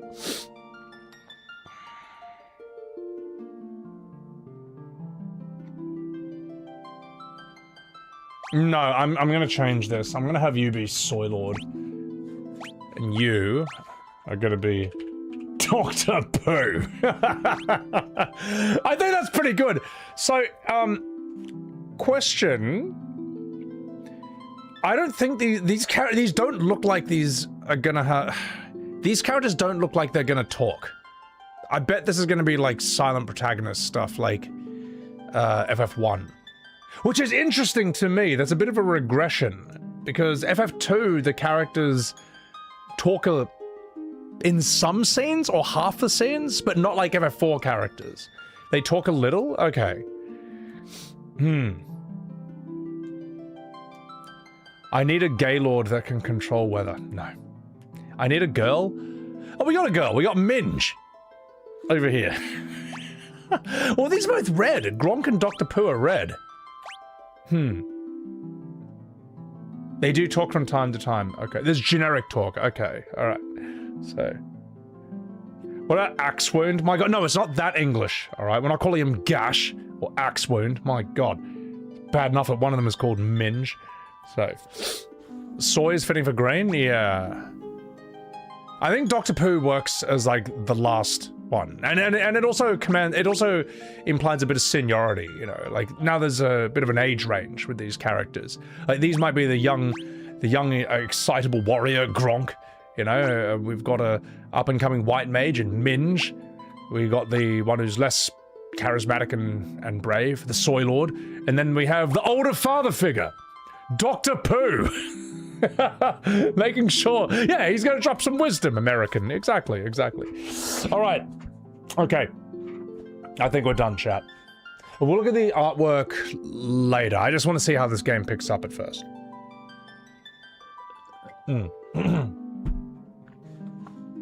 I know. Look, R.I.P. Mr. Fister, but Dr. Pooh's just kind of it's more dumb. All right, ladies and gentlemen. Ladies and gentlemen, it is time for Final Fantasy III, starring Gronk, Minge, Soy Lord, and Dr. Pooh. Begin.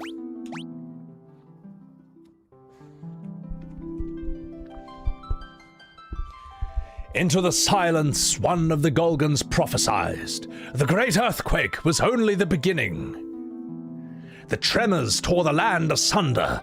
The crystal sources, the sources of the world's light were swallowed as— oh fuck! Oh shit. Yet that was nothing compared to the catastrophe to come, or the fact that I missed my lines. It's autotext. Something fathomless, ominous, and laden with sorrow looms on the horizon, but hope is not yet gone completely. 4 souls will be blessed with the power of light, and so it shall begin. Stay a while and listen. 4 orphaned youths, raised by Topapa and the rural village of were out to test their mettle. They came across a cave, one of the very same that formed when the crystals were lost to the earth. What started as a simple game of exploration became so much more.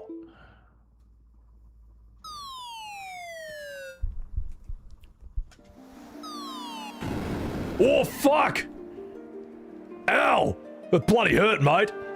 Looks like we fell through a bloody sinkhole. Now what do we bloody do?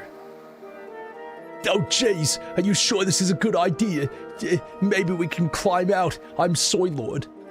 You want to go exploring? Don't be such a scaredy cat, you soy boy. Hey! Oh, who's the other one? This could be Dr. Pooh. Excuse me! Quit squabbling, you two, you bastards! We need to find a way out of here, for I'm a doctor of Pooh. This is terrible. Okay.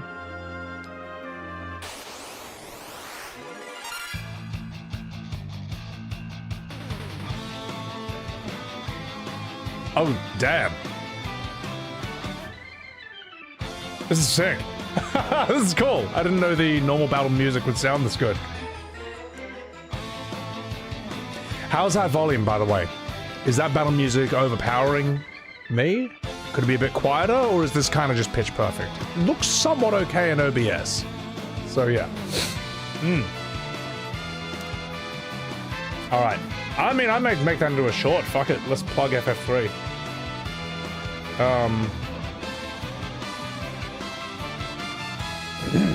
Sounds perfect.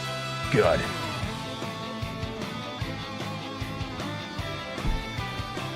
Let's go. Oh no! Oh, we look like little babies! We look like little kids! Yeah, take that, you goblins.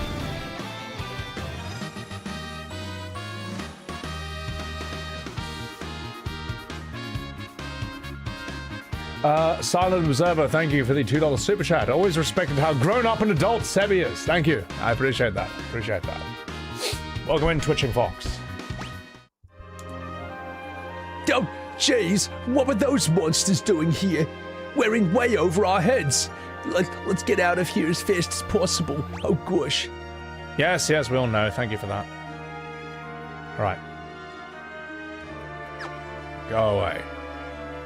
Whee! Actually, let's, yeah, whatever. Oh! A potion! A leather shield. What's Minja's voice gonna be? I don't know. Onion Knight. What is an Onion Knight? Like, I know this name, and I think it comes from FF3. Why? Is it because we look like an onion or something? Zoink Scoobs! Huh? What is it? There's something strange about that bloody rock. Now that you mention it. I'm going to investigate. Well, fuck me. Whee! A leather shield. Well, I think Minge can do with that. It's a kind of jack of all trades, an Onion Knight. Okay.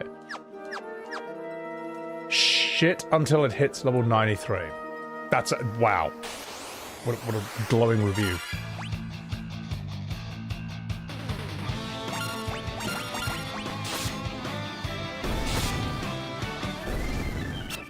This is sick. This is cool. Onion Knight is famous on Dark Souls. Well, was Onion Knight...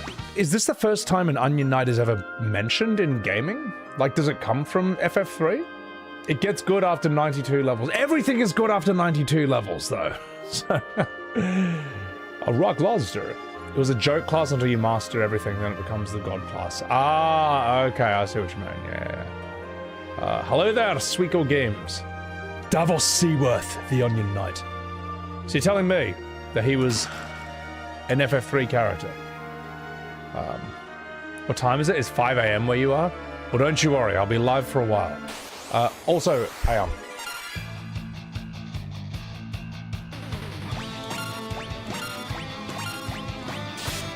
Fuck, this song is so sick, man. It's so cool. Eben, I was saying to Eosia and Darlene, please do not ruin your sleep pattern on account of my stream. I think Pixel Final Fantasy streams are fairly civilized. I think everyone's pretty well behaved. I think it only gets a bit rowdy during, like, when I do, like, Twitter drama videos, which I don't want to do right now. I'm taking a break.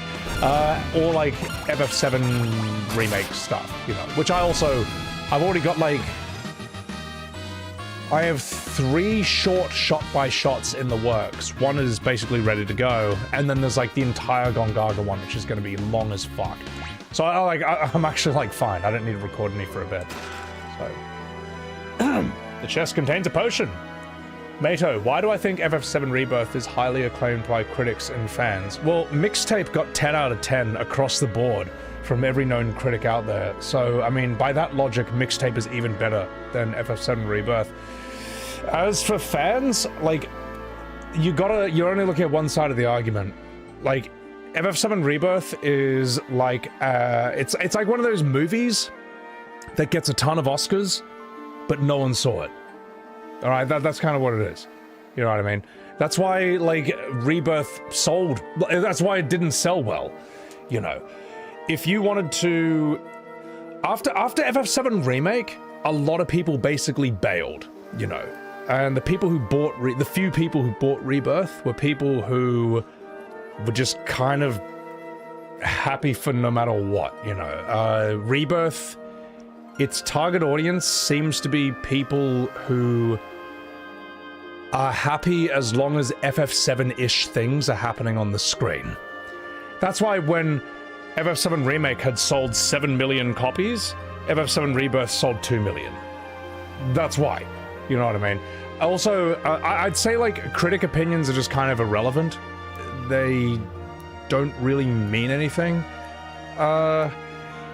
And I think Rebirth was enjoyed by the people who bought... I'll tell you what, though, I even find the audience reviews of Rebirth to be a bit sus, to be perfectly honest. I can't prove it, sure, but if everyone who played Rebirth loved it, then my channel would not have blown up criticizing it.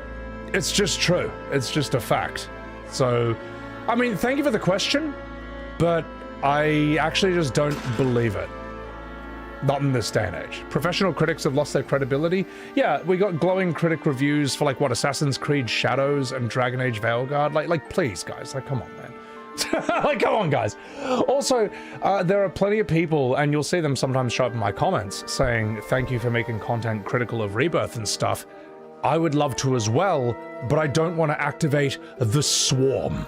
I don't want this insane Zerg Rush hive mind to come down upon me like a ton of bricks, which they do, which you've all seen them do on me from time and time again. I don't mind. I mean, it's not fun, but if that's what it costs just to criticize these games, to call a spade, to just say the truth about it, then I'll take it. Fuck it. So, yeah. Oh, the other thing I want to say, ultimately, any opinion is no importance because the person expressing it is not you and can't claim to shame your sensibilities or point of view. Well, I'm not saying you can't like it. Just be honest about it. That's it. You know.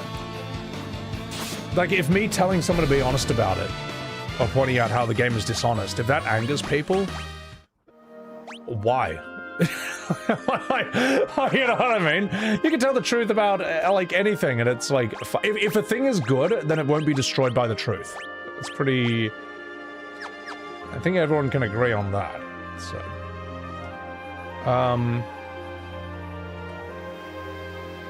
Septic Source did a poll on his stream earlier, asking if chat relied on journalists for their gaming news and opinions. It was a bloodbath. You've never seen a poll with hundreds of people, like a 98, as in 98% said they don't trust critics or reviews? Well, why would you? Why would you, man? It's over. It's done. That era is done, man. I don't know why people would still... You'd have to be asleep, I would say. You have to not be paying attention to think that good critic reviews equals good game in this day and age. Look, it's a bloody spring! Yeah, but why is it such an odd color? I'm liking here. Let's take a sip. I ain't too sure about this. Ubu Sugoi. Okay, I'm gonna do this. The party drinks from the wellspring. Wow, I feel revitalized. HP and MP restored. KO'd allies revived. All right, let's go. So, everyone has their own favorite critics these days. Sebi is one of mine. Stash. Oh, you get out of here. Well, the thing is, I'll tell you what. I would trust YouTubers and streamers over, like, overpaid critics, man. Because if a YouTuber is caught lying or found out to be shilling, that hurts their credibility, their reputation. Also, a YouTuber and especially a streamer can't hide, you know what I mean? Like, if you're streaming the game, that is like dozens of hours of unedited content. And that gives the game nowhere to hide. Whereas a review, you can just like make a 5-minute review and it can just be like 5 minutes of carefully chosen footage that only makes the game look good. It just doesn't work, man. So... Well, I mean, I'm sorry. I mean, like, streamers and reviewers can have a greater sense of authenticity because of that. So, Funny thing about reviews, if critics say it's great, no one believes it, but if they say it's crap, it can hurt. Yeah. But the thing is, these days, it just seems like if the game has a lot of money behind it, I feel like the critics are just going to give it a great score. You know.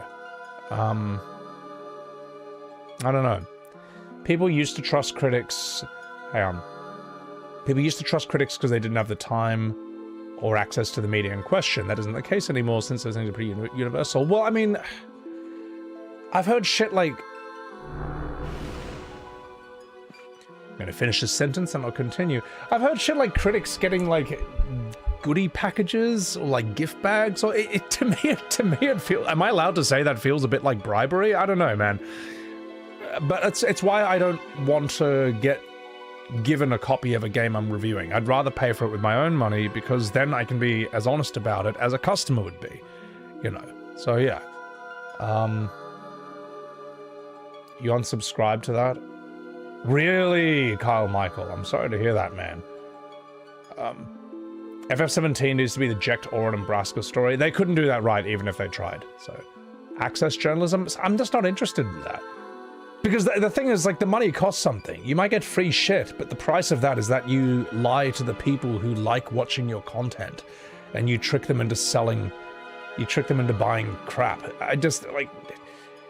How can you sleep at night? You know what I mean? So... Alright. Let's continue. We treat the whole organization as a monolithic critic, whereas... In fact, you need to know the reviewer bias to make a decision. This is easier with a YouTuber because you can feel their taste much more deeply. Yeah, exactly. With a YouTuber, with a streamer, I get a sense of what they already like and don't like, and you can sense hypocrisy. It's like, hang on, they hate this type of thing normally, but now they're saying this game is great? Oh, and they're getting sponsored by it too. How interesting. You know, I mean, it's a bit easier to spot. So, all right, enough fucking about. I'm going to do the scene. Welcome in, Mr. Haku. Oh, jeez, what's going on? A malicious force attacks the party.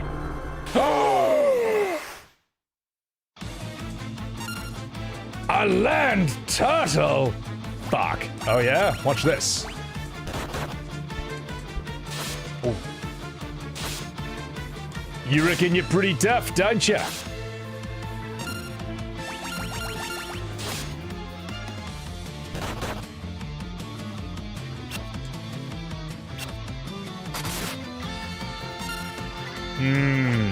Oh, yes, of course. Forgot about those. Thank you for the backseating. Antarctica Indy! Fuck. Nailed it! Thank you for the backseating. But I was gonna save those Antarctic wins for the final boss and then not use them, alright? Like a real Final Fantasy fan. Along with all my elixirs that I will never use either. They can sleep at night because they can afford great beds. Yeah, but the money costs something. It costs something, mate. It costs something. So. The crystal shines brightly. You four have been chosen. Whoa! The fucking crystal is talking, mate. I give unto you the last of my light, and with it, the last hope of a fading world. As things stand, light will soon disappear. The balance of the world will be destroyed. Accept the light into your hearts, and the crystal will grant you unimaginable strength. I'm sorry, I'm a crystal. It's hard for me to speak sometimes. You have been chosen to be the bearers of our final chance at hope. You cannot allow light to fade from the world. The party is enveloped in a bright light.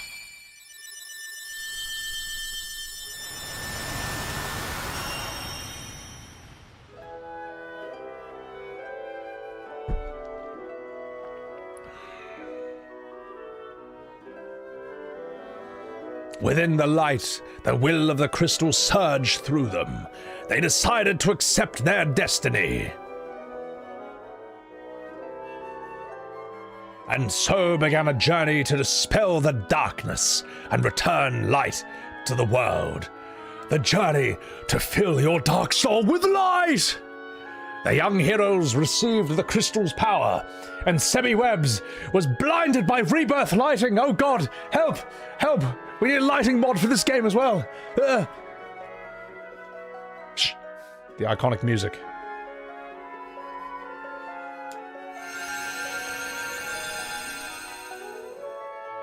And with it, the world's last light of hope. Warrior, Monk, White Mage, Black Mage, and Red Mage jobs are now available. Step onto the magic sigil to be transported to the surface. Embrace your destiny, Warriors of Light, and embrace your honor as a soldier. No, wrong game. It's not Crisis Core, you fuck. Can I save here? Oh! Yay! All right. Beard Almighty, thank you for the $5 super chat. You love OG Resident Evil 3, but admit that RE3 Remake is a guilty pleasure game of mine, even though it's bad. I'm gonna have to play them back to back because 3 Remake has a lot of things that look cool, but I know everyone hates that game as well. So I need to play them back to back to know why, because I haven't played either. So the narrator needs to be Morgan Freeman. Good. Yeah. Alright, I'm going to just refill this. A lot's happened in a short amount of time. Yeah, this is a Square Soft game, not Enix, alright? It gets to the point straight away. Go, child soldiers! Just refilling my water. Alright.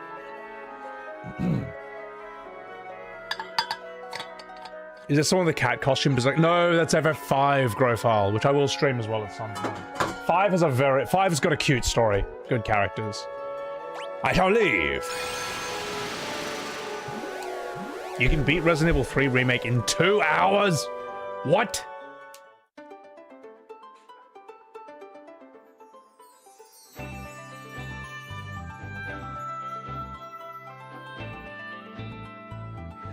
So this is the game where this music comes from.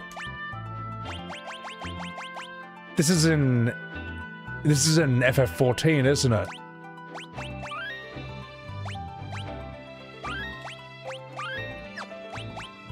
Alright. That's sick.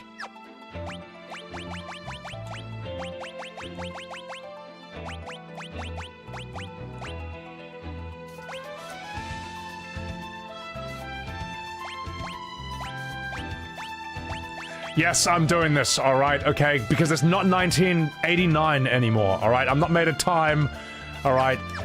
I got nothing to prove, alright?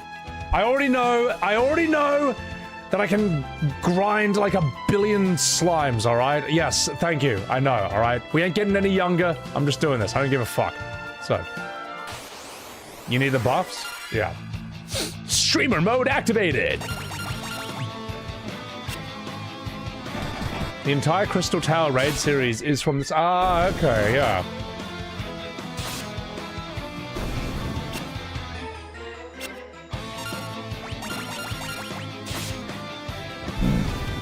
A few pieces of gear to retrieve if I go back to the cave. Oh, alright, we'll get the cave stuff. We'll get the cave stuff. Oh, I can change jobs, can't I? Oh! A warrior! Okay, that's sick. Soy Lord.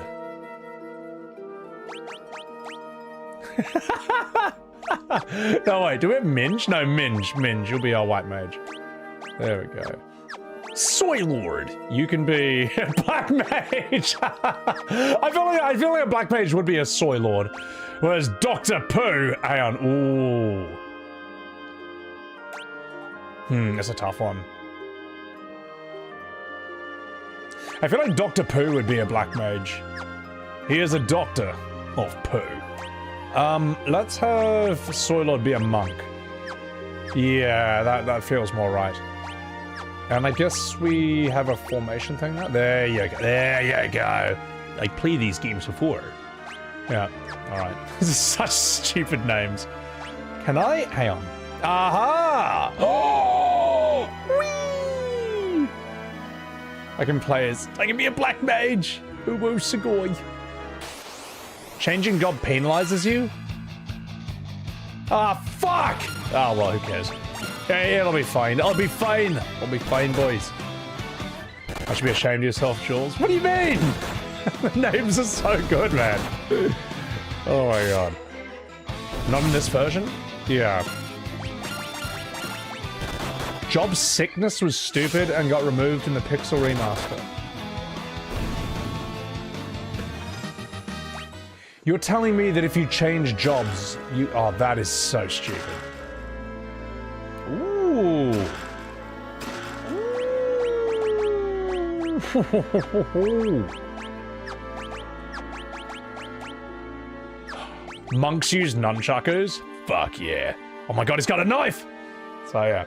Crystal Sickness, it wears off after a few battles. Okay. It was only temporary? That's not too bad then.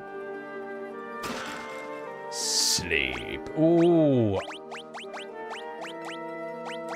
I've played these games before.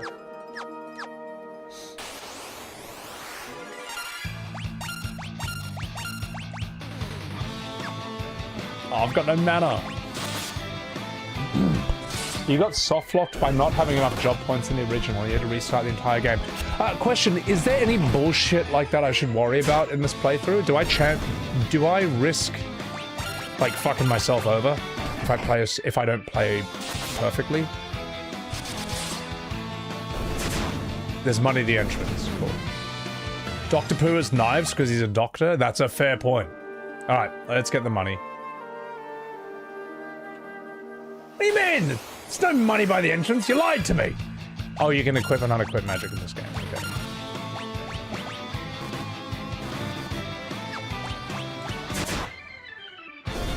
Is this safe? Okay.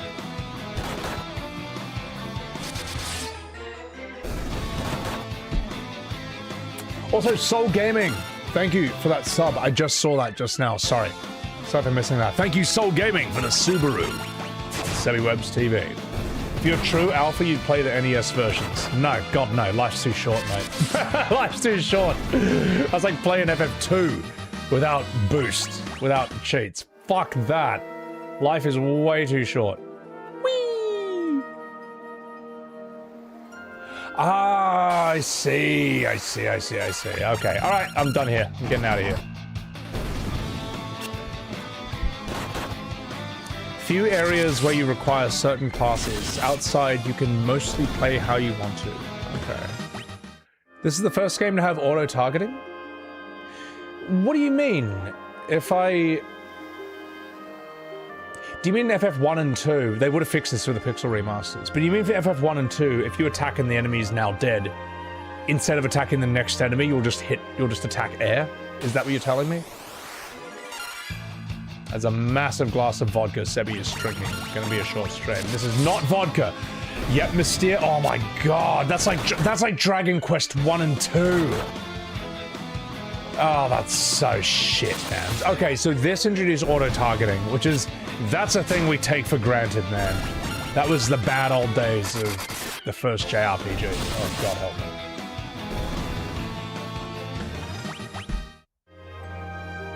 I feel a bit too bright in this. Do I look a bit too bright right now? Sorry, my camera's being a bit weird. We're replacing it soon, but until then, I'm just kind of buggered. So, whee! God, I never played Golden Sun, but people like that back in the day. Certain jobs are broken in this game. You know because you played it.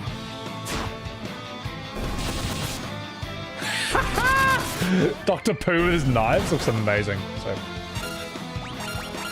I look shiny. That's just because I'm a greasy, filthy man. Yeah. Let me turn it down a little bit. Hold the line.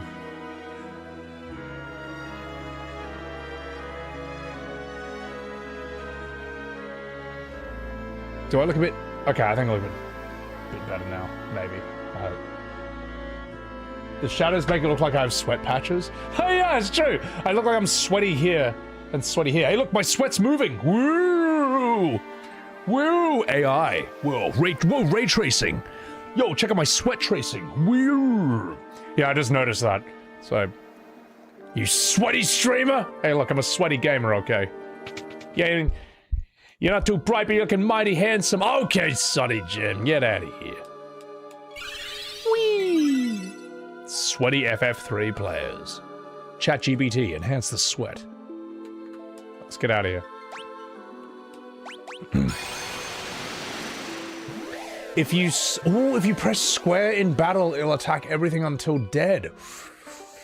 Too long in the Twitter trenches? I have actually not been on Twitter in ages, and you know what? Feels good. Sometimes I see a tweet where I'm like, ooh, I'm mighty tempted to say something. And then I don't. And I go about my day and it's totally fine. Because a lot of these times, it's just the usual suspects just bringing back, like, incorrect, invalid arguments that were debunked ages ago. It's just tweets just, you know, what's it called? Preaching to the choir, patting themselves on the back. It's converting no one. So, Seven, you fucking legend. 4:30 a.m. stoned as fuck, playing Warhammer 2 campaign as the Lizard Dudes. Dude, how fun are Lizard Men? Like, I don't smoke weed anymore, but back in the days when I did, God, I would have loved to play, like, Total War. Would have been so sick. Alright. Let's get down to business. You sweaty bard. Oh! If it isn't you four rascals, where are you running off to? What's that? Saving the world? Aren't you getting a little old for make-believe? The wellspring water from the sanctuary. It can restore the health of those who have received the light of the crystal, even from the fucking brink of death. Stay a while and listen. If you want to use an item, just select it from the list when it appears. Why not use a potion on me and try it out? No! My gum! That cured my aching back. Thank you, youngsters. Here, take this with my regards. Echo, oh, fuck you. I needed that potion. Ah, it's alright. We got plenty of gil. My back was blown out by Diablo when he bummed me in Tristram. The elders await you inside. It seems the Dawn sensed what befell you all. He always did have a strong connection with the spirit world. Alright, let's go in. Let's do this. Oh, yes! Hello! The spirits have told me exactly what befell you. Oh, wait, is this guy a main character? He's got a name. He probably should be. Ah, yes. Why is this isn't funny. The spirits have told me exactly what befell you. Now, go speak with Elder Tupapa. I believe he has some words of wisdom for you. Ah, close enough. Not even Marlene? Oh, fuck. 3 entire characters. It's Homak, one of the town elders. In order to understand the power you've been granted by the crystal, you need to be true to your heart. It's Nina, a motherly figure to the 4 orphans. Oh, hello, darling. Do take care on your journey. You know how I worry so. Oh, gosh. She's quite a MILF. He's the adoptive father of your people. Okay.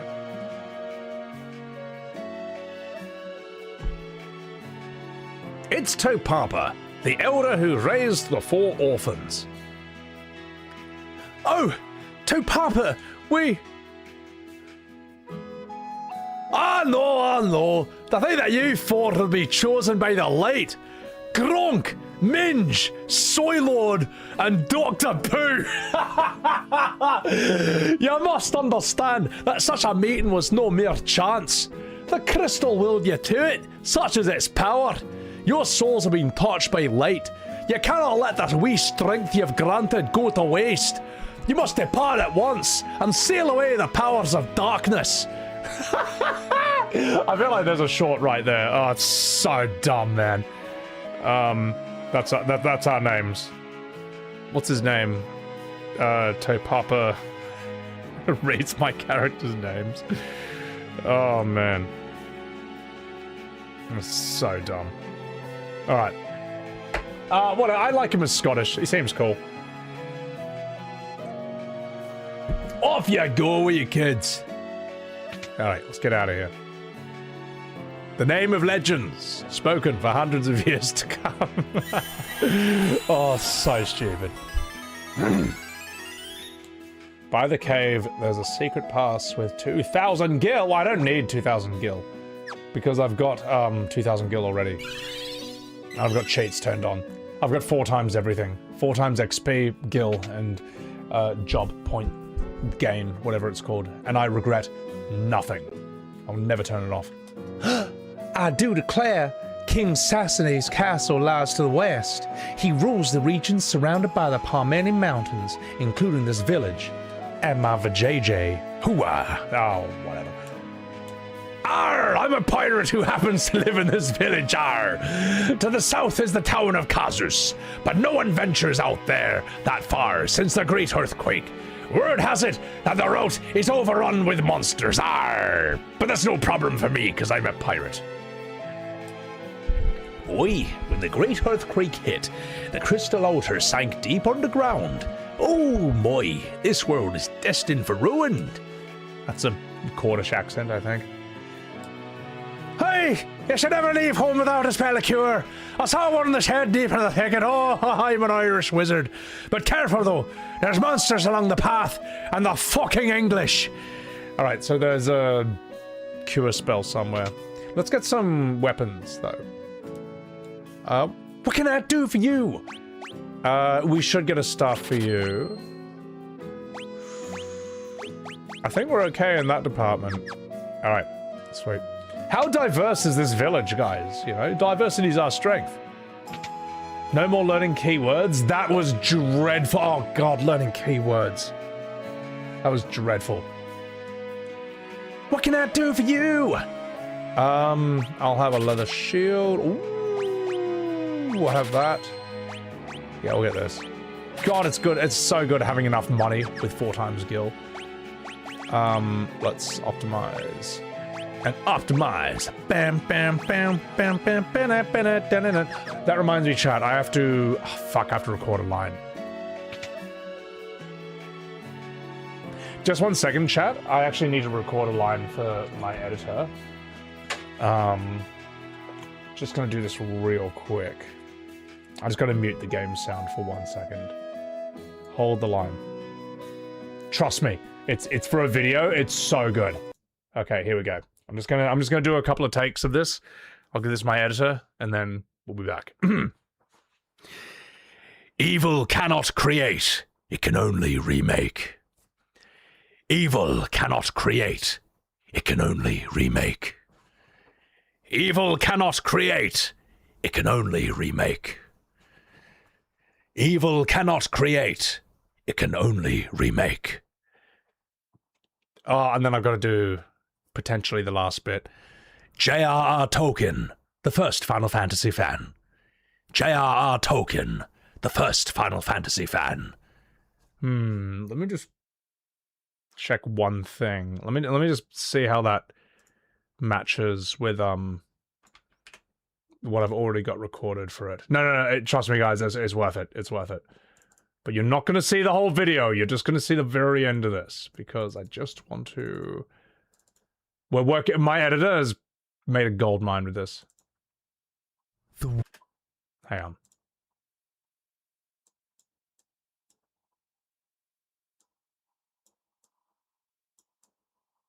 Okay. It can only corrupt. J.R.R. Tolkien, the first Final Fantasy fan. Aim to ruin them all. Evil cannot create. It can only corrupt. That's good enough. All right. Trust me, it'll be worth it. All right. Okay. I think we got it. Let's get the game back on. You've seen like 1 second from an amazing video that I'm doing. It's gonna be so fucking funny. So, all right, it's good enough. It is here. Okay. Who was your biggest inspiration in doing voice acting? In terms of range flexibility, probably Billy West. in terms of like monstrous creatures, Steve Bloom. In terms of just like really just sounding really cool, really tough, Keith David. Yeah, quite a lot. And then like random characters across time where I was like, okay, that's really interesting. So, like I always thought him from the Powerpuff Girls, you know, the demon, the devil guy, I always thought his voice acting was amazing. Because he'd always be like, "Hi girls, I took all their love and turned it into haze." He'd just like flip on a dime from like the most like effeminate sounding voice to like the most evil sounding character in the game. Him was a really cool character because I liked that he was the only one they couldn't beat. You know what I mean? You can't bash him because he's the devil, and the show won't even say what his name is. They only call him. And yeah, I like that he was the most powerful out of them all. What can I do for you? All right. So the one where he wins and they go to the future. I forget that one. Removes poison? Question, do I have an infinite... Can I just have like an infinite amount of magic, or am I limited the way that, say, like FF2 was in that regard? I like the one where him turns everyone evil in the village. Like everyone who loves the Powerpuff Girls, like all their love just gets reversed, and even the narrator hates them. And the girl's like, "What do we do next?" And the narrator's like, "Oh, you girls always whining with this and that. Why don't you get a different show?" And even the girls are like shocked. Even the narrator hates them. I thought that was sick. 3 per magic rank. Okay. Oh, you're limited. Oh, fuck. Please say fuck like Clive. I love it. You know what, Jez? Fuck. Why does Benedicta look like Zidane? I don't know. Oh my! You're a tenacious bunch to find me in here. Tell you what, I'll give you my secret potion stash. Just check the well. I thought she was like trapping us children for a second. Oh, you! Thanks, lady. Hey, thanks. I'm walking here. You can have 3 by that level, and you don't want, and throw those you don't want anymore. Okay, cool. I got it. Him was legit Satan? Well, he actually was. But I love the idea that, like... I love when the girl... Like, someone's fucking up the town and the girls don't know which villain's doing it. And they just go to him's house. And he's just, like, watching heaps of, like, 80s aerobics, like, women on TV. He's just, like, in gym clothes, just doing heaps of leg lifts and stuff. And, like, exercises on a yoga mat. And the girls are like, have you done anything evil lately? He's like, not recently. Should I? It's just like... I think that's, like, a cool flex. That he's so incredibly powerful and dangerous. He doesn't really care about looking tough or manly. He's like just completely secure in it because he's stronger than all of them. He would bash Mojo Jojo, he'd bash like Fuzzy Lumpkin and whoever the hell else they were. I like the Gangrene gang as well, only for Grubber because he just heaps weird. I'm picking flowers. Sorry, chat. Oh, well, I got your potion, so fuck you. Get out of here. Get out of here, kid. Get out of here. I'm the hero. I'm bullying you. Get out of here. You ain't picking flowers no more, Sonny Jim. Get out. Get out of here. Stop blocking my way. All right. The Rowdy Rough Boys? Oh, yeah, they were good. Ugh.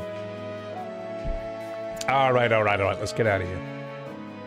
Yeah. Grubber's the one who, and you'll see, it's like, you'll see in like Instagram reels where this guy's like adjusting himself, like cracking his body everywhere, and until he's finally like standing upright. He's like in class, "Wait, hello there. My name's Grubber. He just immediately like reverts to like this horrible hunchback creature. he can only hold it for like 3 seconds. Sorry, it's funnier when you see it in cartoon form.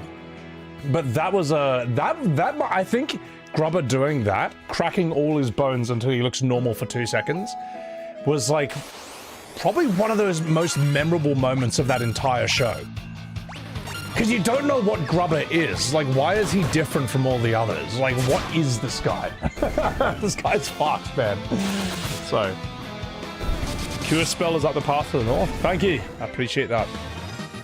It's a dirty job, but someone's got to do it. All right. Combat in town.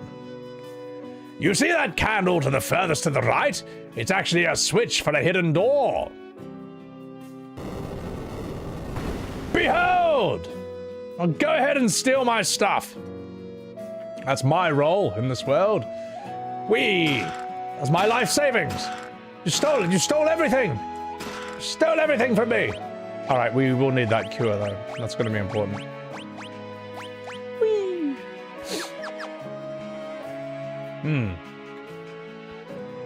Which level 5 did Dark Cloud 3? Dark Cloud 2 was the last one they made, right?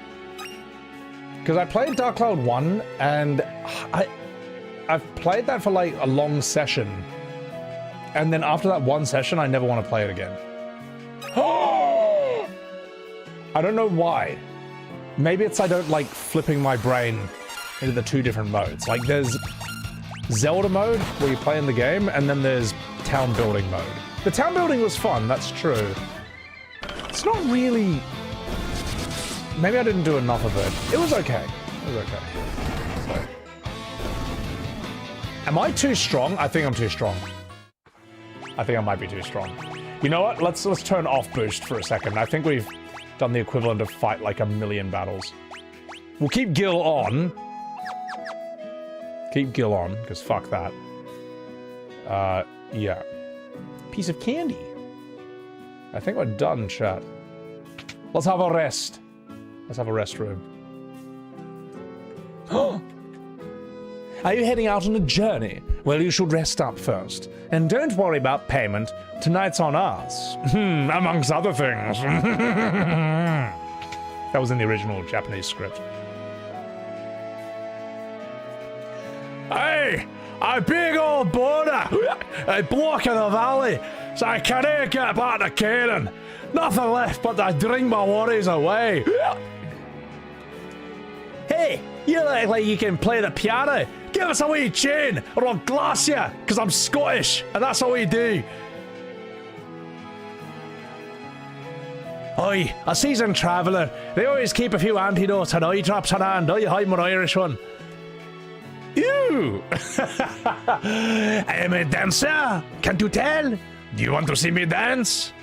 Yes.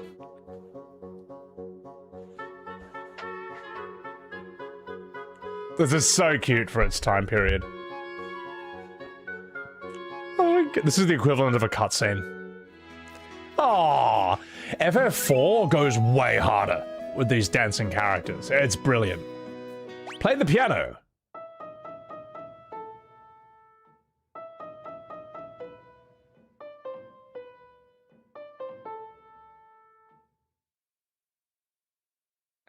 How'd you like my routine? Hey, fuck you guys, man. I tried. I assume you get better at this game as you go on. Nemdoc. Sorry, Nemdoc. That was 5 minutes ago. Since you like Final Fantasy Tactics, have you played Jeanne d'Arc? I have not played that. Is that about Joan of Arc? But thank you. Thank you for that $2, Nemdoc. Sorry I missed that. Jericho Graham. Thank you for the $5 super chat. I made it. How you been, you bloody legend? I'm doing good. I'm doing good, man. I am doing chill. Try the right side. Alundra? I remember hearing about Alundra. Just like the FF7 remake dance scene, am I right? Yeah, how cringe was that, guys? See? Final Fantasy's always been cringe. It's always been embarrassing. How embarrassing was that dance? Yeah, it's fucking bullshit, man. It's such fucking bullshit, mate. Oh my god. It's just people who can't tell the difference between, like, cute and cringe. Funny and embarrassing. They can't tell the difference, man. Oh, well, they can, or they're just lying to you to win internet points. Alright, well, play the right side. How about that?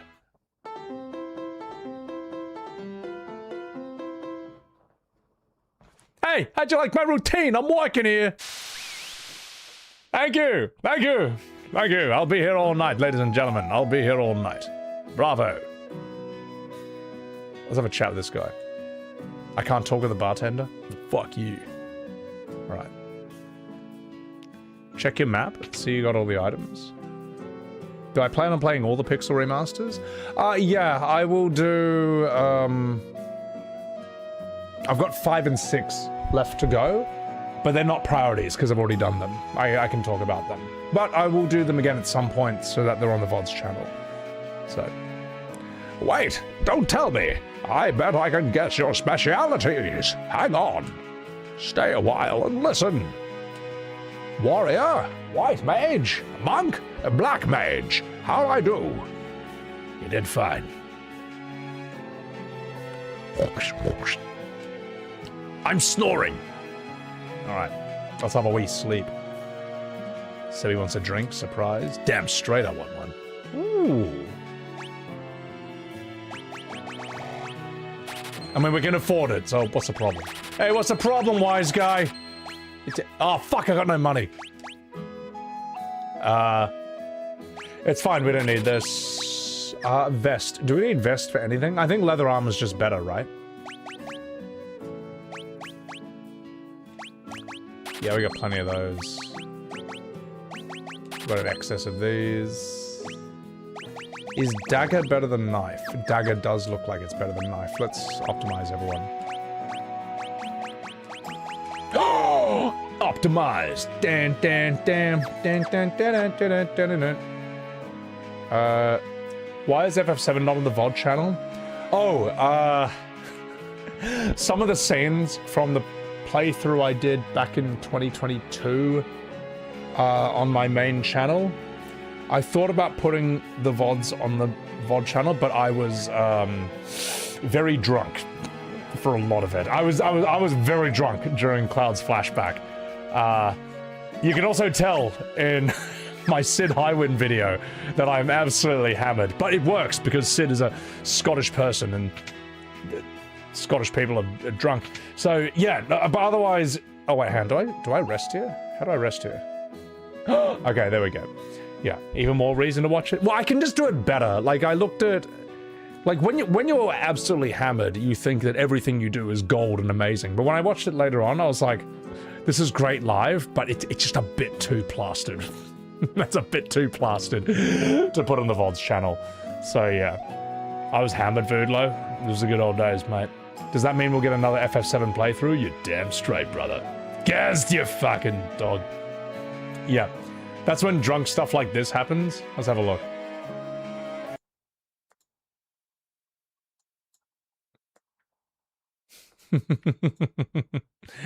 See, this is me absolutely hammered in Elden Ring. Now, you should have swapped Sid Siggy's for Iron Brew for the remakes. Oh god. This is also Gaz, hope you're doing well, you fucking dog. This is me playing Elden Ring, and this is like the most sober I was the entire time. Wait. Try. Wait. Hang on. Wait, my controller. Shit. Wait. My controller on. Hang on. Wait. Okay, it's fine. Try. Useless. Jumping off. No, fuck!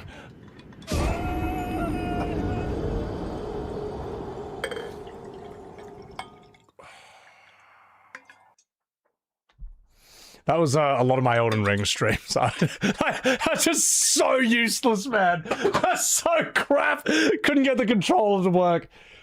I couldn't write the thing properly. Just couldn't do anything. Just so shit. So stupid. They were really fun. They were really fun. And I do miss streaming Souls games, which is why I would love to do Liza P at some point. I would even do Dark Souls 3, man, again on stream. I would do Bloodborne, man. I've got no playthroughs for that. One, I don't know if I'll do one again. It's very old. I think I can go to the grave without beating 2. Alright. Would Demon's Souls be... I don't know if Demon's Souls is that good. I could get it for PS5. I mean, fuck it. I've never done it before. May as well, to complete the Souls journey.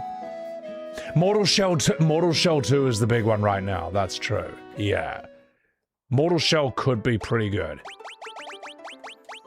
Because Mortal Shell 1 sounds like it was a bit rough. Or a bit basic. Mortal Shell 2, they would have learned from the mistakes of that and made it better. So. Rochi boy, I know what you're talking about. Sorry. I'm sorry, mate. So. The Demon Souls remake is good.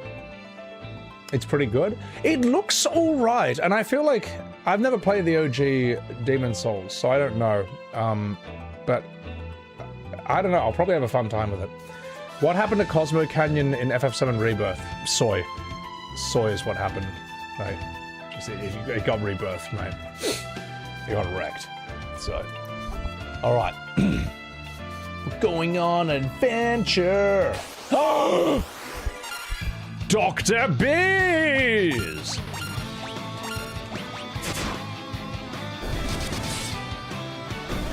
I think we're a bit too strong, but that's alright. It's alright. God, this music's so good.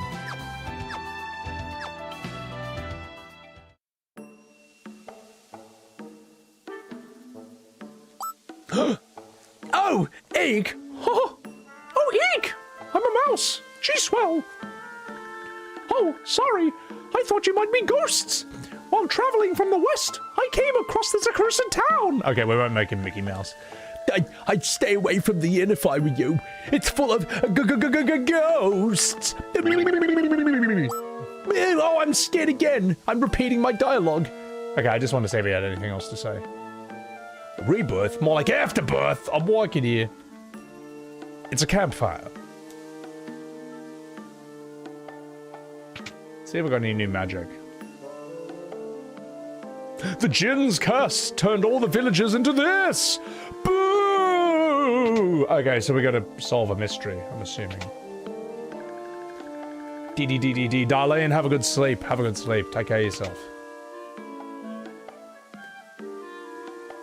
That's the thing, Roma Tomato, like, I can look at Demon Souls and be like, okay, this was the first of its kind, ever. There's a reason that Dark Souls 1 is the game that blew it up and not Demon Souls.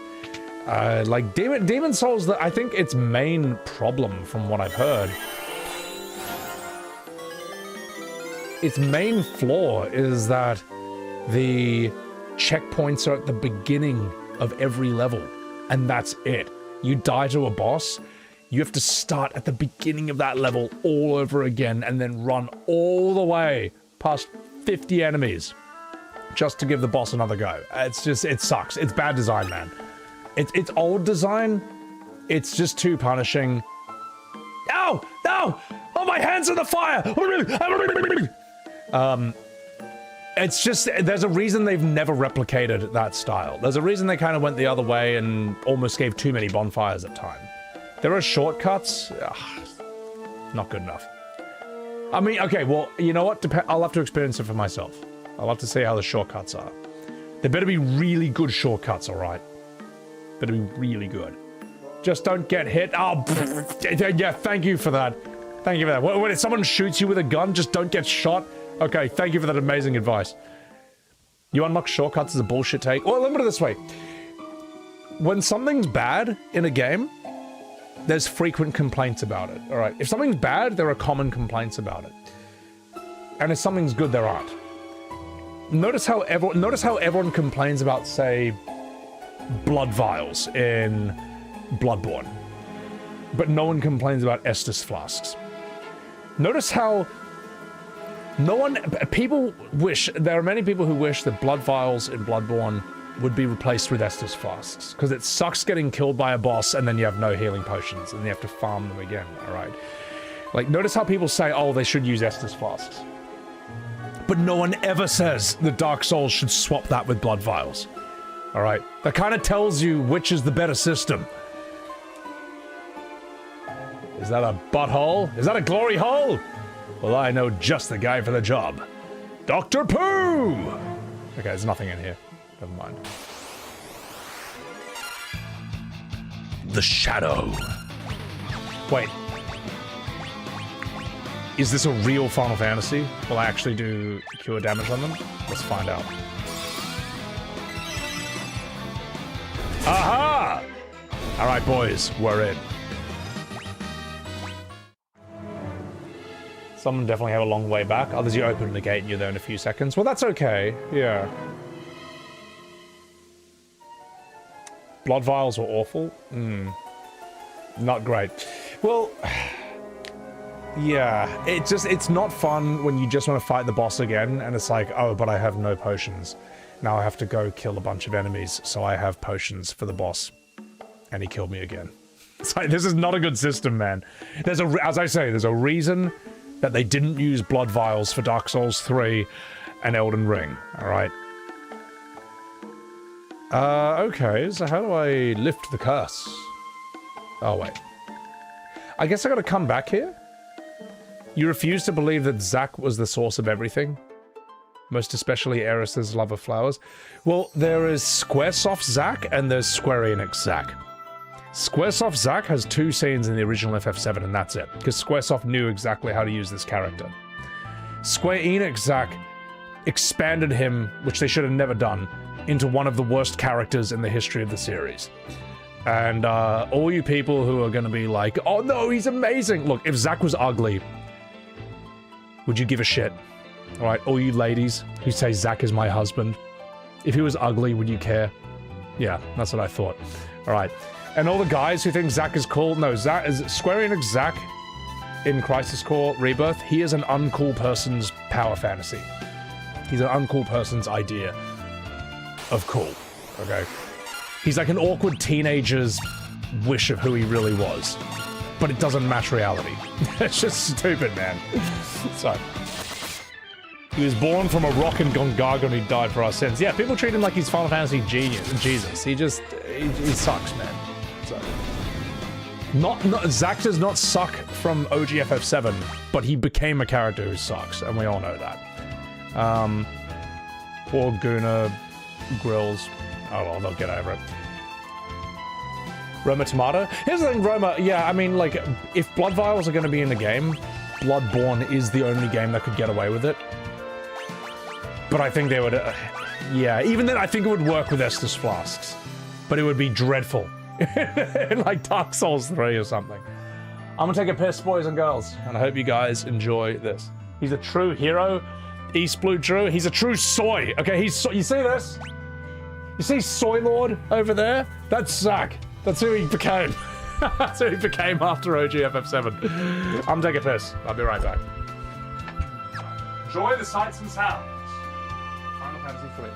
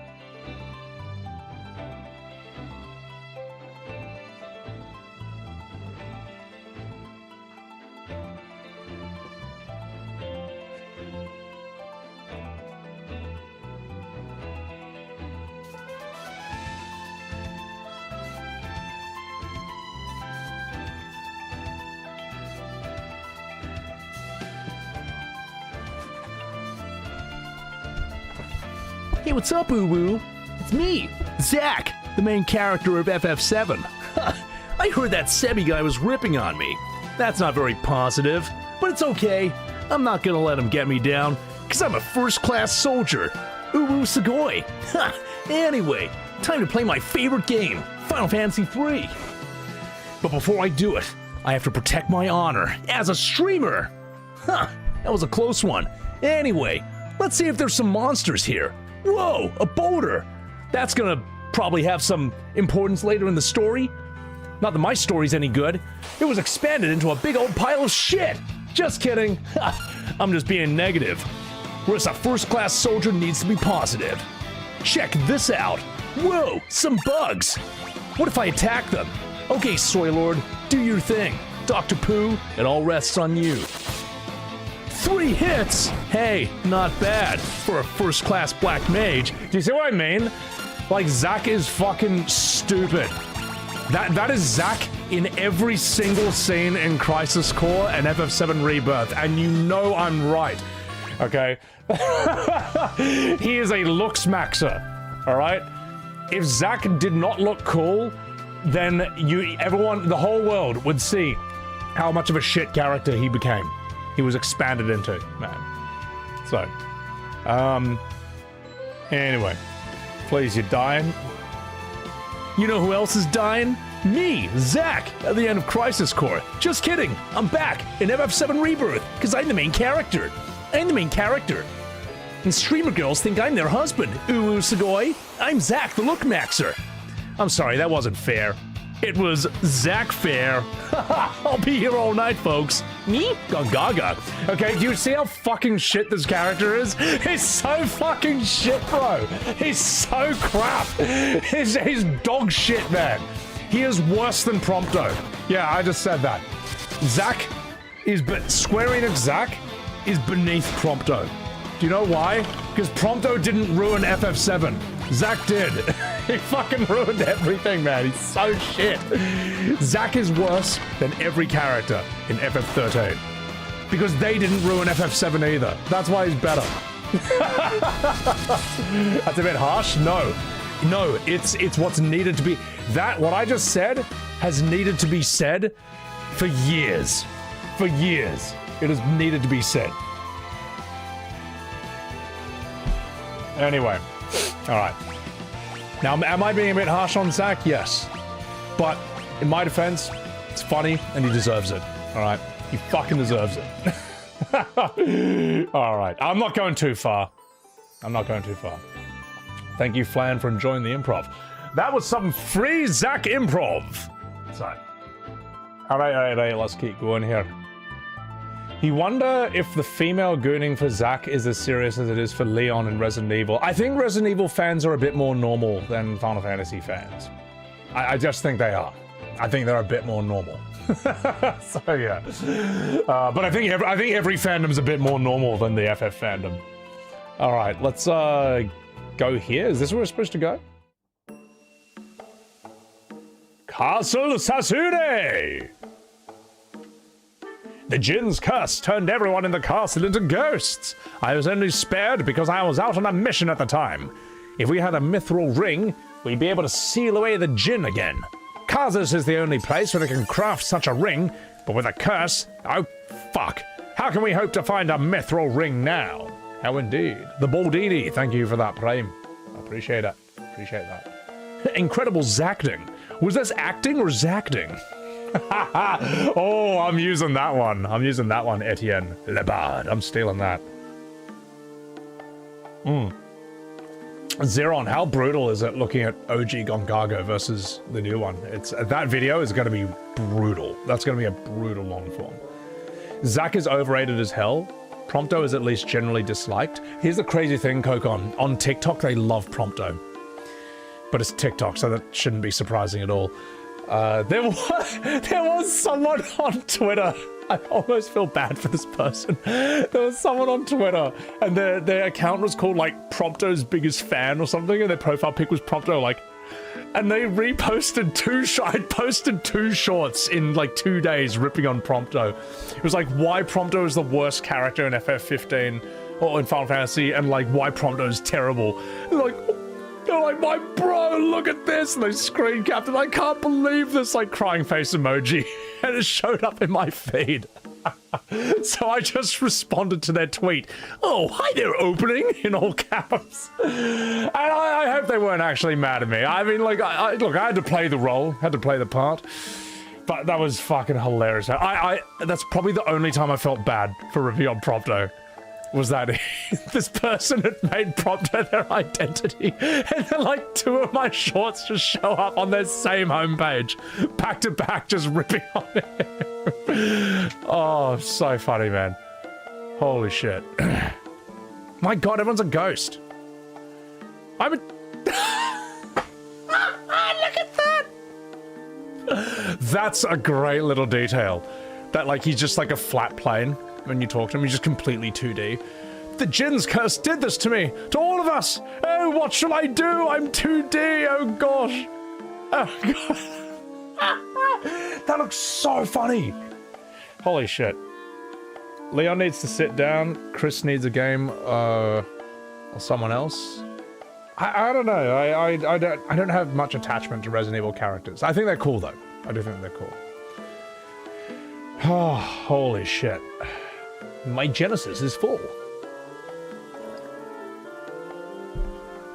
That's a cool detail. That's so funny.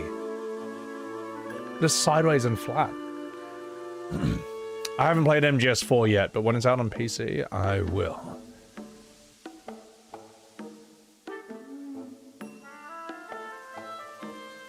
I don't know if I'm supposed to be here.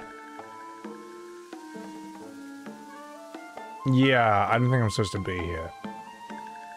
I'm having too much fun compared to FF2. That's because FF2 is not a fun game. It's bad. It's terrible. Then you start in Genesis? No, I tell you what, I don't actually hate Genesis. Because the thing is, right, everyone already hates Genesis. Everyone already knows he sucks. What annoys me is when things that suck, people say are peak, and then are assholes to you about it. You want to like stuff that's whatever, that's fine. But Modern FF is full of just like people, like the worst people ever, screaming at you that these polished turds are the best, and you're a terrible person if you don't like them. Like that's the difference. So, go back to the castle? Yeah, yeah. Give me a hint where to go next. We'll just knock this out. FF2 had the excuse of growing pains, 12 is no excuse. Yeah, I mean, or 12 is like, okay, we've seen what works, let's never do any of that ever again. Alright, 12 deserves to be ripped on. It deserves all the hate it gets. There's a character in the tavern in the town. Alright, I'm gonna turn off encounters. Just to get around. Just to get around.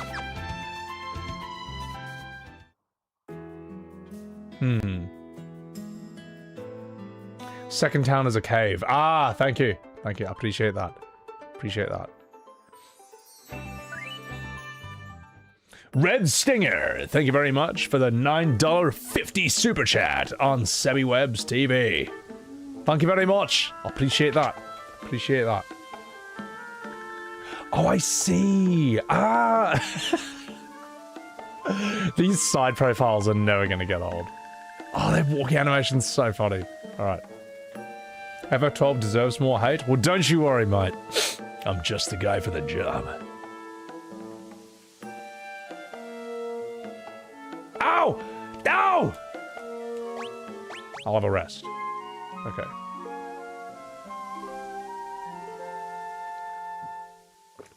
A party is well rested.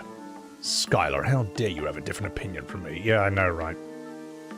It's modern FF debates in a nutshell. Gotta talk to the NPCs. Alright. Says the name. I'm from Scotland, but a border in Nil Valley is blocking my way home. Now I'm stuck here, drinking a ghost whiskey. I figured I'd spend the night at the inn, and this fucking happened. What's my wife gonna say? Me extremely violent Scottish wife. Say, you wanna take me airship for a spin? It's parked around the desert, to the west of town. In return, I think you can do something here about this predicament. I'm running out of ghost whiskey. Under the desert in the west of town. You learned where to find Sid's airship. It's in the desert to the bloody west. What's up, lovely? How are ya? 3 Sid's pretty chill. Yeah, we'll make him Sean Connery this time. So. Oh, by the way, chat, you know how we talked about doing another FF9 playthrough but we changed the voice for every character. None of the voices I did for the first ones I'll repeat. Except maybe Queena, because it's too perfect. That whole conversation was inspired by wanting to make Sid Christopher Walken. Well, I looked at one of the old streams. That's what we chose for him. I did Sid as Christopher Walken. So now we have to find another voice for that character. But I've figured out different voices for everyone so far. That sort of feels right. And I'm looking forward to it. I think doing 9, but change everyone's voice is going to be a really interesting stream. Because I love streaming 9. Like, I was sad that I wouldn't do it again. I'm like, well, there's no rule against that. Like, I've done my playthrough where I've done everyone's voice as right as I think I can. But trying to do them all with a different voice for every single character, that's gonna be different. Sid should be Kermit the Frog. I feel like making Sid Jordan Peterson this time. You know, because he sounds like a frog. And he was turned into a damn frog by his wife. You know, a vindictive woman. A woke moralist. You know, I feel like that could be kind of fun. He's so dumb, man. Oh, ribbit. Oh, ribbit. Kuja came in here and he infected my wife's brain with his postmodernism and his Marxism. And now I'm a bloody frog, damn it. Can't even clean up my own airship. I feel like that could be fun. I feel like that could be... I just hate stupid. So, yeah. And that also gives me an excuse to restream any Final Fantasy I want, because it's just this time we have to do everyone differently. Except FF8. I'm not doing that again. That's just... That is a hard game to voice act, because it's just... The story is just not that well written. It's brutal. You like French Freya? I love French Freya, but we're gonna have to change her into something else, so... Balthier is just wit and snark as a character. Balthier's entire character is this, alright? There's a scene, and then Balthier comes in, and he goes, snarky remark. That's his whole character. Or if you're really lucky, there's a scene, and then Balthier comes in, and he goes, witty retort. That's it. It's his entire character, alright? That's why we don't talk about Balthier as one of the great Final Fantasy characters. He's not great, he's just less shit than everyone else in 12. Alright, enough fucking me. Let's do this.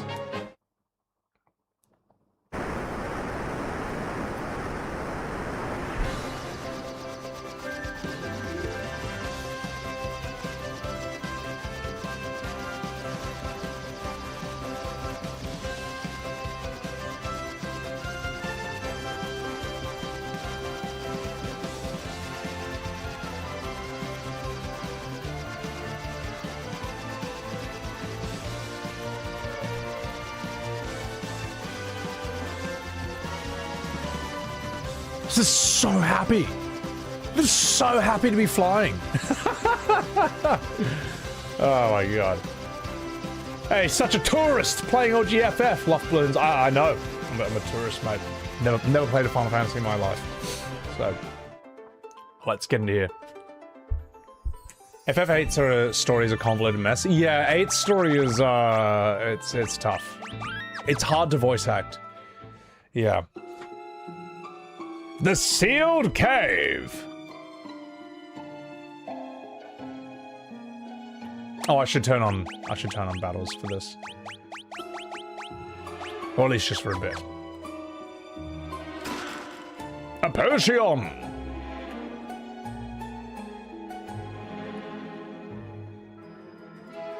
Flying music could be on a game show. That's sick, mate. Oh, shit. A mummy!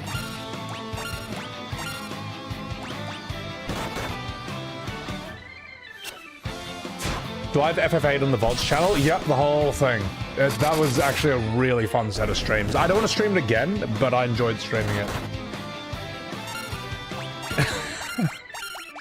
I tried doing Squall's voice well. Alright, okay. At first it was like, whatever. At first I think Squall was like, yeah, sure, whatever. And then eventually it just became like, oh jeez. Squall just basically became Mort for the rest of the playthrough, which made his scenes with Rinoa hilarious. They made it so funny. Like, atrocious romance scenes between those two. And also, the romance between Squall and Rinoa, it's really shit. It's really poorly written. It's like Tommy Wiseau The Room levels of bad. And I mean it. Like, it's just... It's so forced. It's every character is just like, oh, he's the main character. Like, Squall is really fucking unpleasant, man. He's really insufferable. But the characters love him for some reason, and they want to make it all about him. It's like fanfiction a bit. Raven Rib, what's going on, you fucking dog? Quistis is better? I love Quistis. Oh, Soy Lord! No! No! Not the Soy Lord! Hang on, we gotta get him back. We gotta get Soy Lord back up. Cure! Dr. Pooh! Oh, fuck! What do you mean? No Phoenix Downs? Oh, fuck. That's it. Sleep.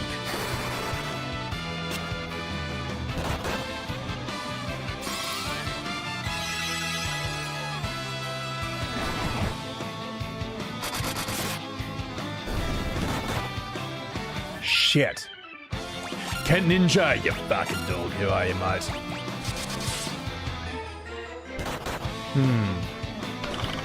8 at no chance coming after 7.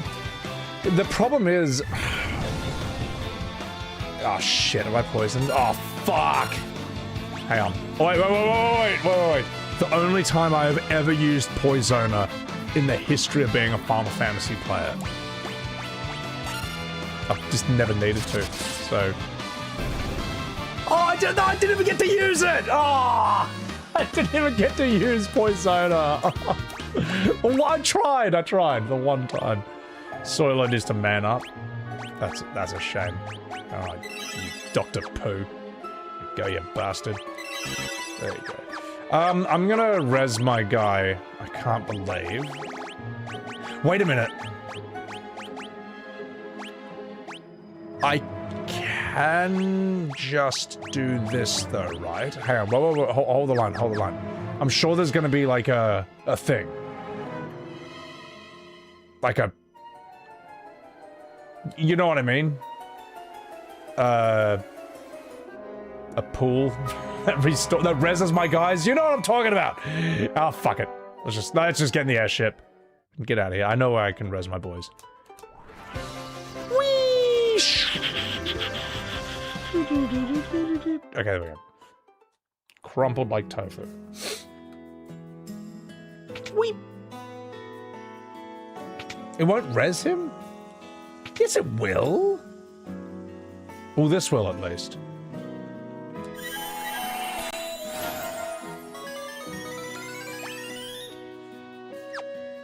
Come on, heal.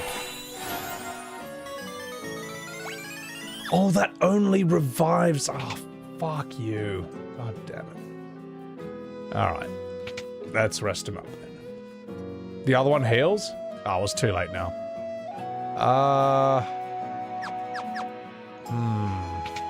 I need Felix Downs. Wait, so you mean one reses, the other heals? That's stupid. This game's terrible. 0 out of 10.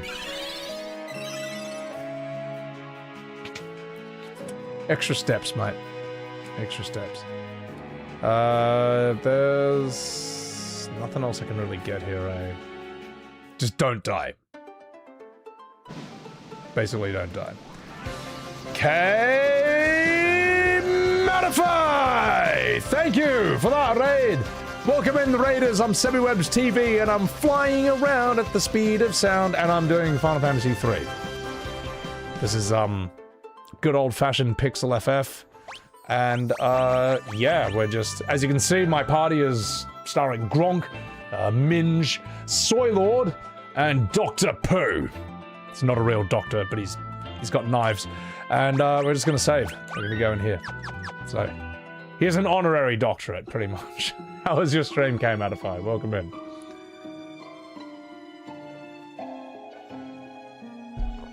Alright. Tell them why Legend Dragoon is peak. Legend Dragoon is like the cool cousin of Final Fantasy 7, 8, and 9. It's technically an FF clone by Sony, but it's got its own identity. It's fucking sick. And when you attack, it's like a rhythm game. Every single hit you have to hit the button on And when you pull it off, they yell something like Volcano! Or Gust of Wind Dance! Rod Typhoon! Spinning Cane. Like, once you played it, those voice lines will just be seared into your brain forever. It's so fucking sick. It's not perfect, but it's an absolute meme. It's memorable, and everyone remembers it well. There's a reason we still talk about that game to this day. And if you haven't streamed it, it's fucking awesome. Are you streaming it, K Matify? Are you gonna do that one? He's not a real doctor, but he is a real poo. Pyro Storm. I understood that reference. Because I'm that old. My name is Dr. Pooh. I'm not a real doctor, but I am a real poo. Oh. Well, well, well. Looks like I found the secret entrance. Burning Rush. LOD's your all-time favorite video game of all time. It's so fun. It's so sick. Ooh, hang on. Let's have a chat with this lady. Oh yeah, the OST, the music of Legend Dragoon is amazing. The visuals are beautiful. Just top tier. In some ways, I'm going to offend a few people when I say this. In some ways, Legend Dragoon has advantages over FF8 and 9. Like, 9's really good, but the chibi aesthetic of FF9 turns off a lot of people. Whereas Legend Dragoon's just fucking sick. Everyone just looks really cool. And while FF8 looks really cool, its story is a mess, alright? I know what's going on in Legend Dragoon's story. No one knows what's going on in FF8's story! Right, so, very striking, memorable character designs, just very fun, very cool. It's so sick. Dragoon gets away with its flaws, because it's so fun. I am Sarah, Princess of Sasune. Your Highness, what are you doing here?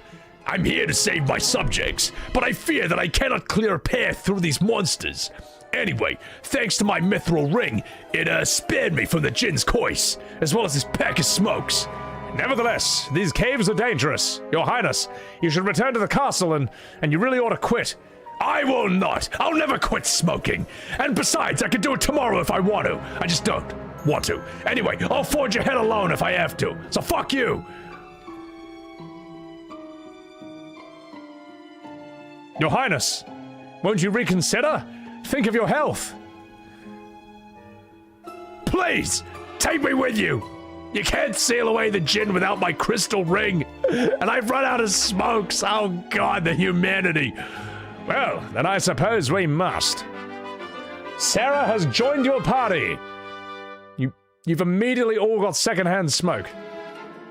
Alright, well, that's just, I don't know. That's her voice. Oh, that's right. If you want to talk to me, press the L button. Don't hesitate to ask me anything, you handsome little Lalafell.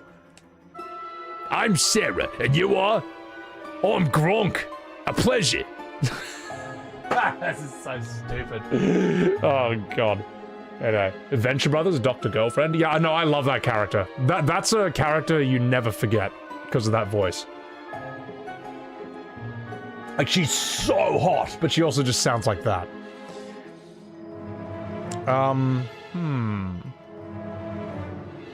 Worst thing about 9 is that the protagonist is a professional thief, but he can't steal for shit. It's so bad. I'm glad that there's no steal in, like, Expedition 33. It's not fun to just, like... 9 shows you how not fun stealing is. It's fucking bullshit. And it's not worth it either. It's just not worth it. I don't think that... the only thing I ever steal is the Mage Masher from Baku in the beginning. That's it. Just so I can make the Ogre for Zidane very early on. Otherwise, nothing is worth it. It's just not worth the stress. It's just not. My hair looks like Loki from Son of the Mask. That is a dreadful movie. That is one of the worst movies ever made. That movie is like 0 out of 10. That movie is like -0 out of 10. It's so bad. It's so fucking shit. Oh, God. I had the misfortune of watching that on an aeroplane. On the plane once. The Son of the Mask is from the time when you could trust reviewers. Alright? When reviewers gave that movie a 0 out of 10, like 0% on RottenTomatoes.com, it deserved it. Fucking deserved it. So...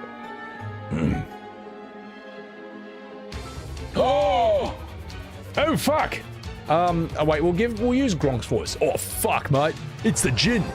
Stand back. I'll use my ring to banish him. Oh, shit. Nothing happened. Kubo. Ha ha ha ha ha ha! You think that silly trinket will stop me now? I have joined forces with Darkness Oru, and together we are unstoppable! Also, I have a Japanese accent, even though I am a Jinn. Oh, the Jinn attacked! Oh!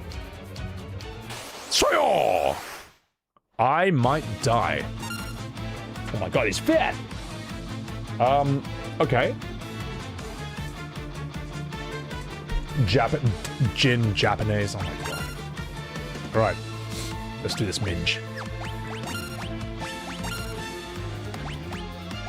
Can we sleep him? I doubt we can.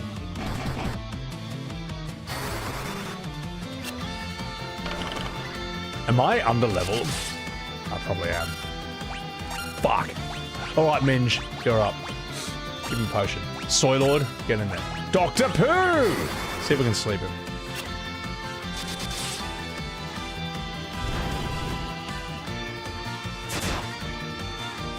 We can handle him. He's not too bad. We can work with this.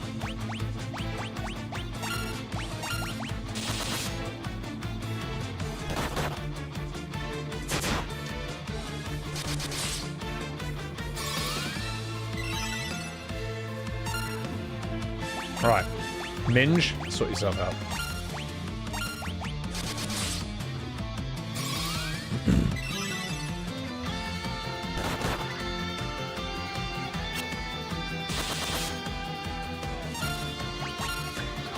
Okay, well he's not weak, which is good. Means I'm not stupidly OP.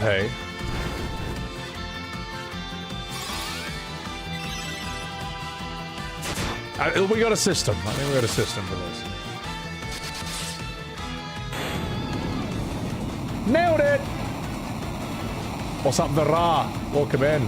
Hope you're enjoying this. You read that as Dijon for a second? Thank you, Tiardi. Thank you for the applause. Thank you, chat. Thank you for the GGs.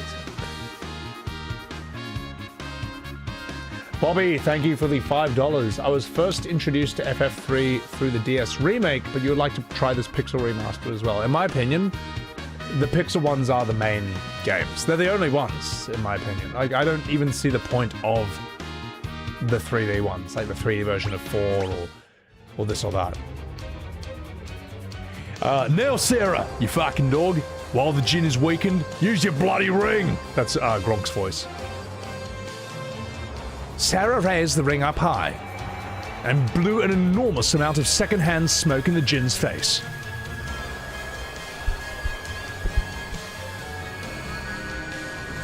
Oh no! The Jinn dispersed like mist. The ring's power sealed him deep within the cavern once again. Oh, thank you so much. I would have never been able to seal that Jinn away without your help. All that remains is to cast this ring into the wellspring in the Castle Sasune, and the Jinn's curse will be lifted. Anyway, I'll use the ring's power to warp us back to the castle. I have more cigarettes there. Wait.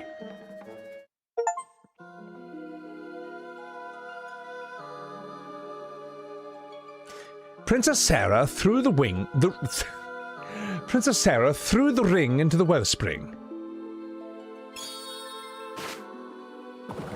Graphics. There! Now the Jinn's curse should be broken. We wouldn't be here without you all. Thank you. Well, I suppose we must part ways. I have a duty to my father and my people after all. I would love to travel with you, but I'd only be in your way, which is why, before you leave, I'm gonna give all of you the Royal Blowy Joey. Here it comes. Yummy, that was delicious, especially you, Gronk. Anyway, I'm off. See you later, losers.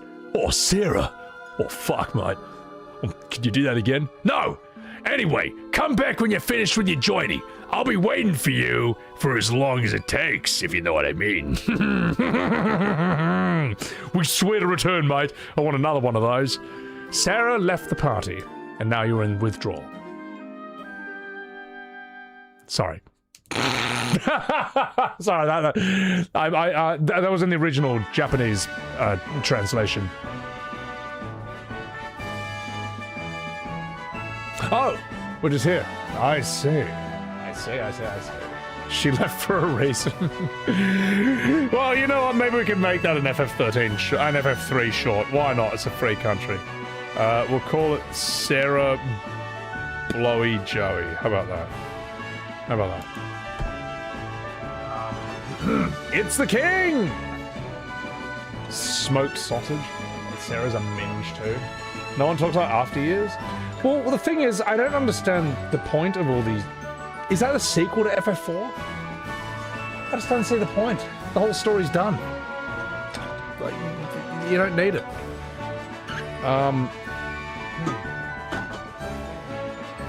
Does she have an only fantasy? My God, TFS. Alright. Have a wee sip of water. We'll keep going. Super effective. Unlike 7 Remake, they actually improved something while keeping the same time. Hey man, that's crazy talk. We don't do that around here. Lil Pop, good night. Take care of yourself. Let's have a chat. What voice can we give the king?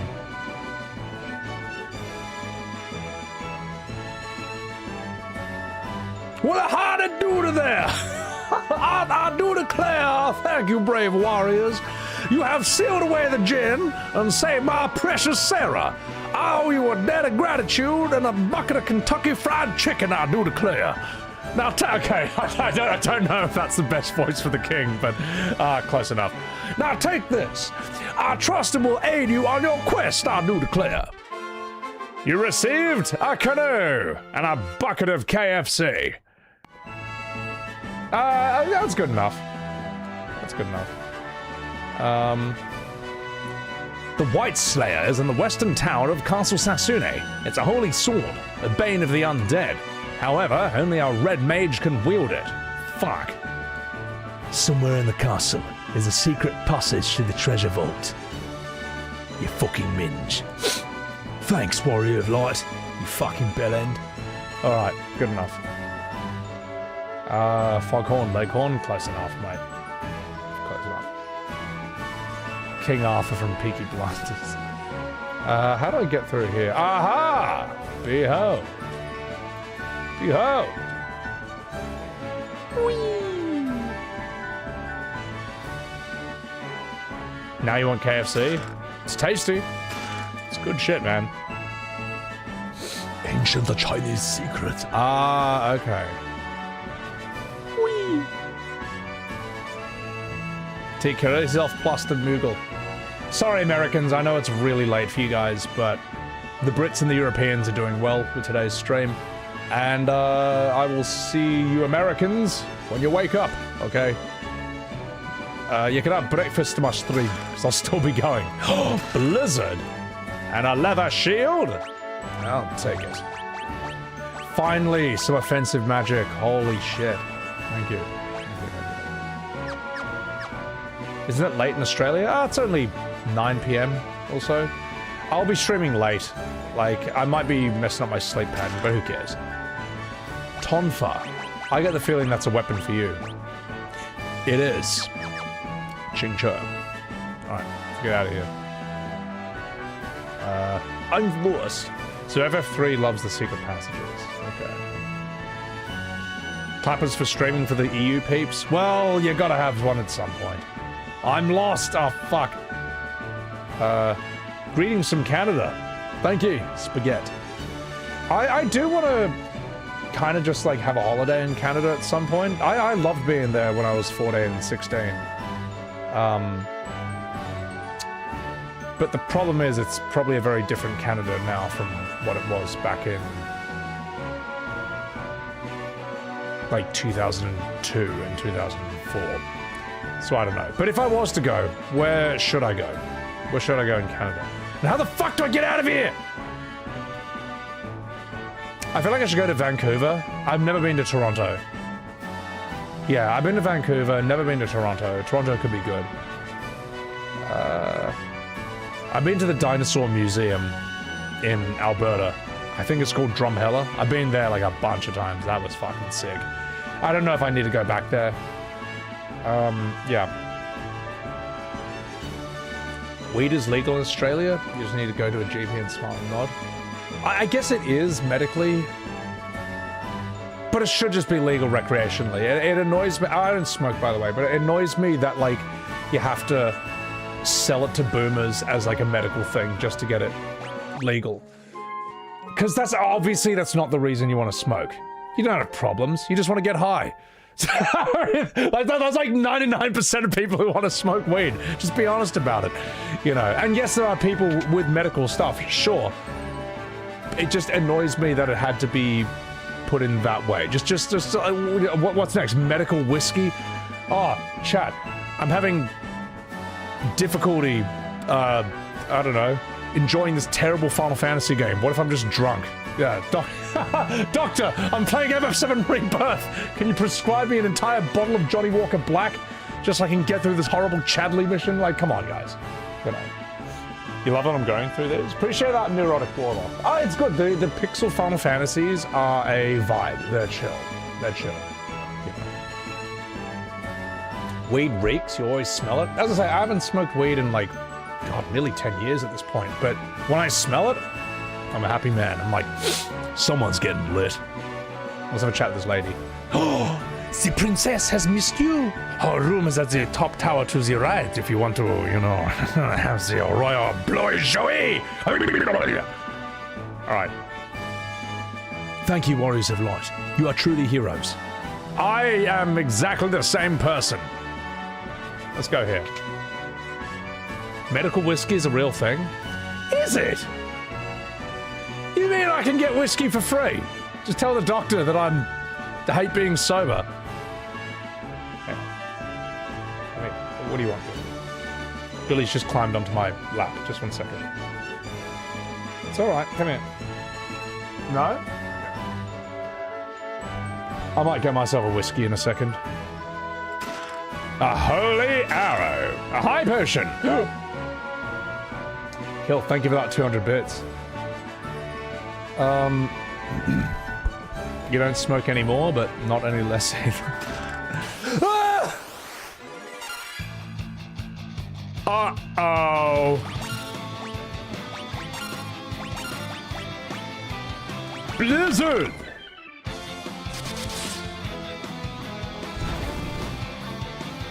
Oh, we can handle this. This will be alright. Ha! Fuck you. That'd be very mean if that was like overpowered. That'd be a very FF2 thing to do. The White Slayer. All right.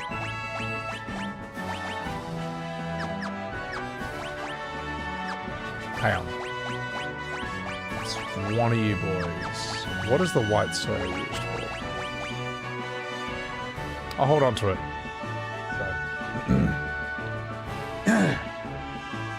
Peter Griffin. Charmander, welcome in, welcome in. That's Sephiroth. Reminds you of hello, boys.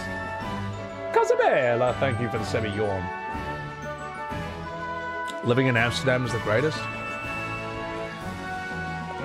Actors and musicians should be prescribed with medical whiskey. Well, I mean, a lot of people who are against, say, like, you know, marijuana, you know, and all those drugs. They love music made by people who are clearly under the influence of it or inspired by it, all right? Like, oh my God, I hate the Devil's Lettuce. And then they listen to the Beatles. It's like, man, the Beatles are like the Beatles are like the biggest druggos ever. Now, they turned it to a productive use, all right? They were productive under the influence of drugs, but like, you're just being a hypocrite at that point, man. I would say if you're anti-weed, you shouldn't be allowed to listen to the Beatles. I don't know. I'm just fucking about. I'm just spitballing here. I think it's annoying that, like, the hypocrisy, you know, the Bob Marley, okay? It's like, oh, yeah, this should be illegal, but I love Bob Marley. It's like, what do you think he was doing 24/7, mate? Let's have a chat with you. Princess Sarah has been asking about you every chance she gets. She talks of nothing else except the Royal Blowy Joey. I don't know what that means. Perhaps it's the new TikTok trend. I have to stay here with my father. Oh, if I could travel with you, giving you blowy joeys at every single inn. But I'd only be in your way. Your Highness, come back when you finish your journey. I'll be waiting for you. Sorry, this is terrible. This is horrible. Oh, I haven't even had any whiskey. I'm completely sober, and the voice acting has turned to this. Oh my god. You know what? I think these will be my FF3 shorts. Will just be Sarah talking about giving us a blowy joey. So,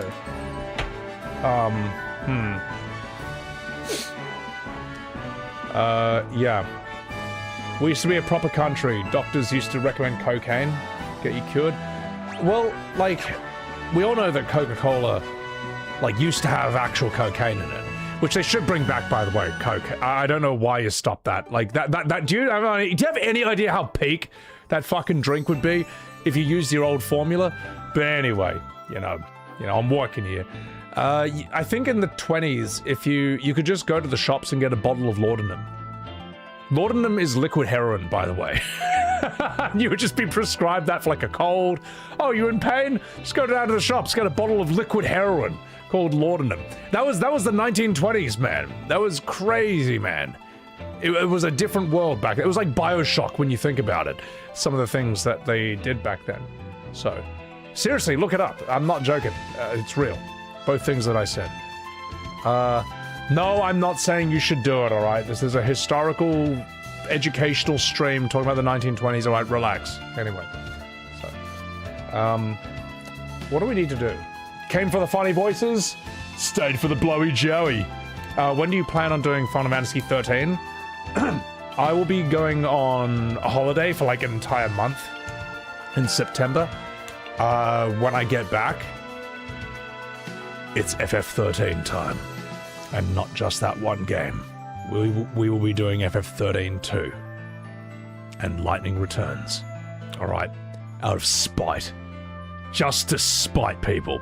Just so that if that conversation comes up, I'll never be left hanging being like, well, I didn't play those games, so I don't have an opinion on them. No, I will have an opinion on those games too. Believe that. Anyway, yeah, Lawful, thank you very much for the $10 super chat. The 4-party members are more characterized in the 3D version, but the Pixel Remaster has the quality of life changes that 1 to 6 have. Okay, the 3D version is the first time FF3 was released outside Japan. Okay, so maybe it was made that way to give it another go? I'm assuming? I should go to the South Town, because the ghosts are fixed, yeah. Yeah, Lawful. I hope I'm pronouncing that right. Hiya, Lawful? Thank you for that $10. I appreciate that. Just a second. You can't really... Sorry, he's all restless. We'll get him in a second. 13 had good graphics. 13's graphics are very good for its time. Billy? Come here. Come here. Come here. Don't run away. Ah, it's alright. He was just wandering around on my desk, sniffing the Oscar. And a couple of bananas I have there for later. So, alright. Let's do this. But getting prescribed cocaine because you were diagnosed with ghosts is hilarious. It was a different time back there, chat. It was a different time back then. So, let's go. Can't believe this music is from FF14. This is tripping me out, man. It's nuts. Let's change up our boy. There we go. Let's use this handsome young man. Gronk. Saphira! Thank you very much for that tier 2 subscription on SebiWebs TV. Thank you. You all right. Thank you for that tier 2. Absolutely massive. I'm about to say Graha. Oh, God help me.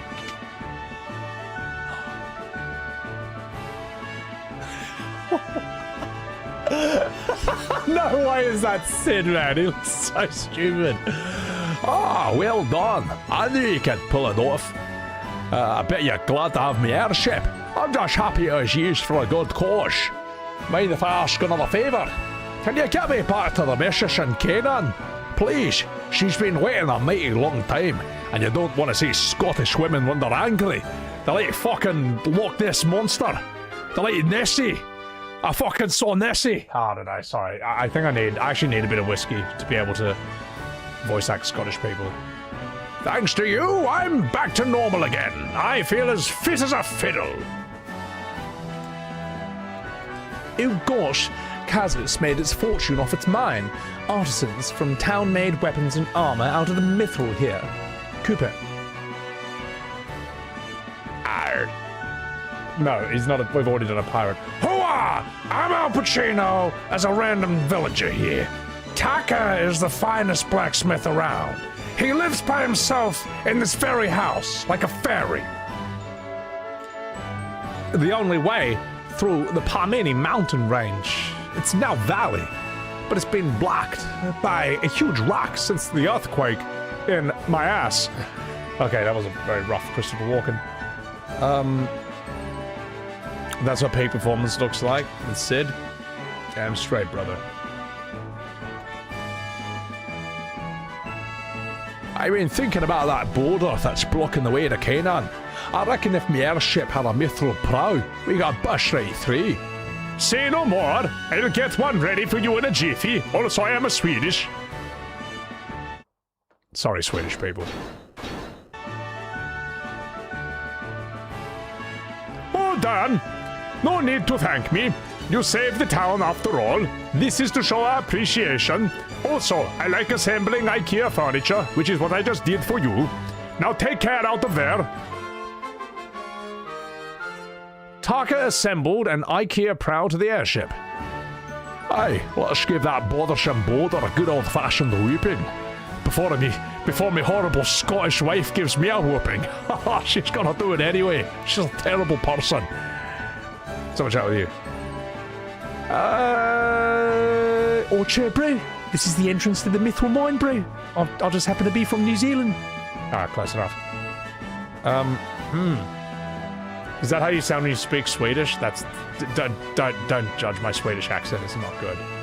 So, you're Swedish, Krillidata? Well, there you go. Tactics on PS1. I've been there. You just gotta have more than one save. And if you haven't learned that by now, then it's your own bloody fault, alright? It's your own fault, okay? Any RPG player worth their salt knows that you always have at least 2 to 3 save slots, alright? Because you never know when you just have to go back one step. Because you might get soft-locked, just old game design, right? You need a whole ass game with just my voice acting. Please and thank you, Syra. Well, the closest you're going to get is this. is me streaming this. The Zabiru! Thank you very much for that super chat. Damn, you're funny. Oh, you, Zabiru, get out of here. Thank you. I appreciate that. I think a mithril sword for you. We'll get a rod for you. We'll get a mithril. We'll get 2 mithril knives for you. Yeah. Nah, thanks for enjoying the stream, guys. I appreciate you enjoying my questionable voice acting. It's a lot of fun. Ooh. 2 mithril rods. Yeah. Closher, you were planning on buying FF13 and 2, but the more I talk about it, the less you want to play it. I haven't even played it. But, like, there's a reason people don't like it. There's a reason those games have a bad rap. Oh! Alright, boys. Now we're cooking. Now there's gas in our ass.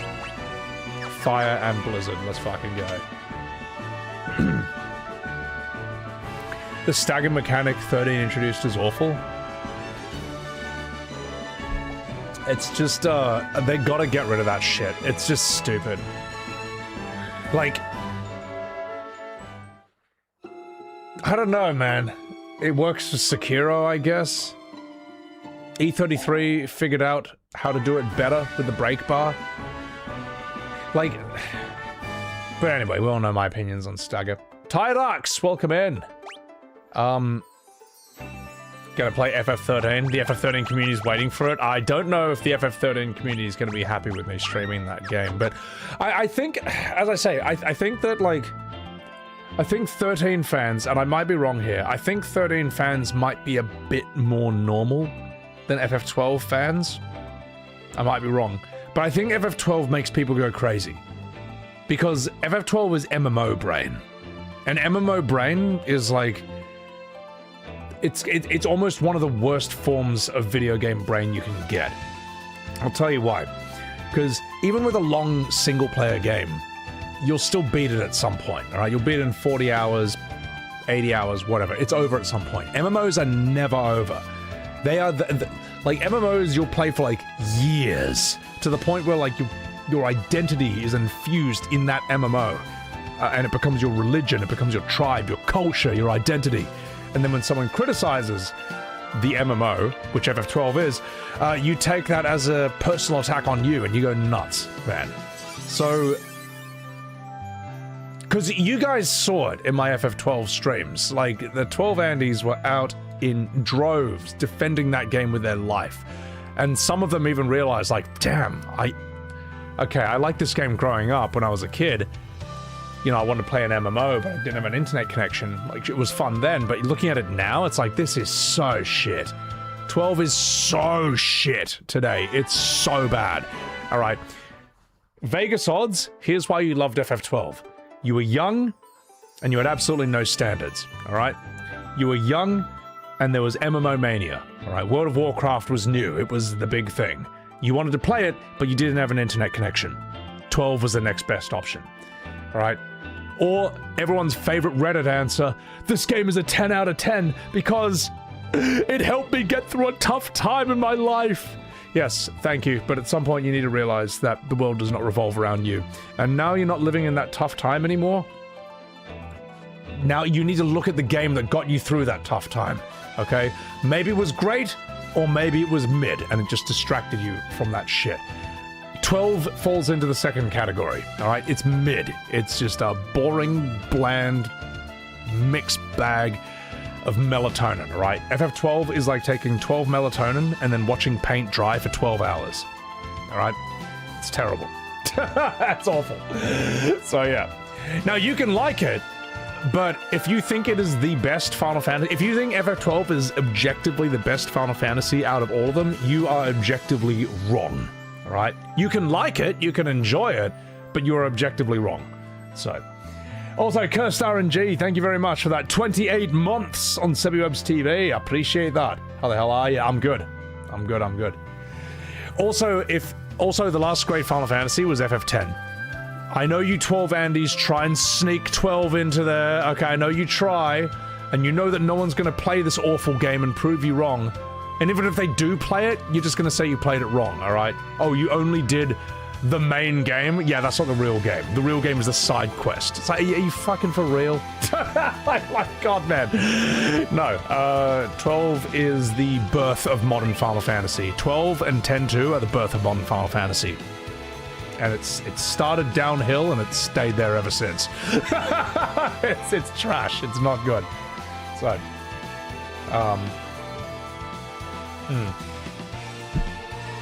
But the thing is, 12 Andys are not used to being challenged. They've kind of gotten away with murder for decades, which is why they went completely nuts when I streamed that game and showed what it really was. But whereas 13 fans, I think they're used to their game getting shat on non-stop, which is why I think 13 fans are a bit more normal. In fact, I can imagine 13 fans looking at 12 Andys who were in shambles after I streamed that game and were like, first time? You know that meme with the hangman, the James Franco? You know what I'm talking about. So yeah. Anyway. Yeah, alright. So Devereaux, thank you for that 100 bits. Have I seen the movie called Turbo Kid? You watched it the other day? Seems right up your alley. Good beat movie. I don't know Turbo Kid. Thank you for the 100. Silent Observer, thank you for the $6.80. My MMO is EVE Online, and I love the trolls. I agree with them a lot of the time, but the community is what's keeping me. Otherwise, you would have fucked off, lol. Yeah, I mean, like, I know a streamer called Abaddon. She's a lady, and I think she said her favorite expansion of World of Warcraft was Shadowlands, believe it or not. You know, that really popular expansion? But she explained it's because I think that was her entry to it. I may be getting some details wrong. I think that was her entry to it, and that's where she met a ton of her friends and got into WoW. So the expansion being bad is kind of irrelevant. It's that this was just like a great fun social time for her, you know. She met like heaps of friends and heaps of people through that. I think that's fine. It's basically Shadowlands was like peak friends slop, you could say. So yeah, and be nice to her, she's great. I know her from way back in FF14. So you know what, I might even clip that FF12 gets put in its place. I feel like TikTok's gonna love that one. So yeah. But that's the thing, like a bad game or a mid game can be an S tier game if you're playing it with fun people. You're playing it with the right people. So yeah. I'm gonna take a piss, guys. And you know what? I think it might be time for a little whiskey. Yeah, but the thing is, I respect that, like, she was saying that she knows that Shadowlands is regarded as the worst one, but she's saying that she's not going to lie and say she didn't have fun with it. She had fun with it because that's where she met all these people. So yeah, I'm going to take a fucking piss and I'll be right back. Enjoy the sights and sounds of Final Fantasy III.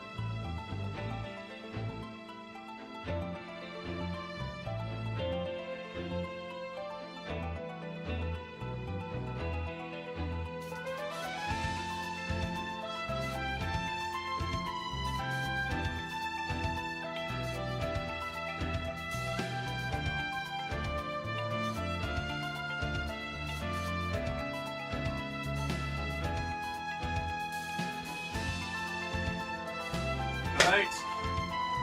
Lock. Just going to open my window. And I'll just say a certain fluffy co-streamer wants to say hi. Right, let's just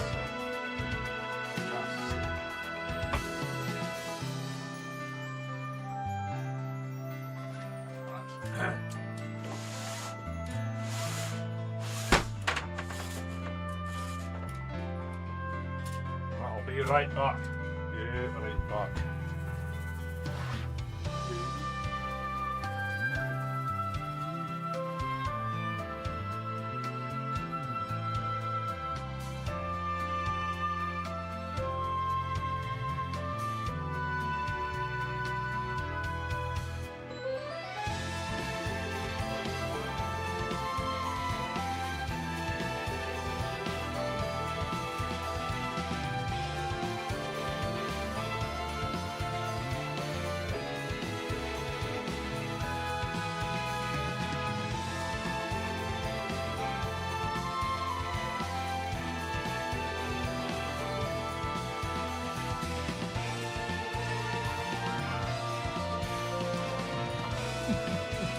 He's all jumpy, so I had to chase him around the house a bit.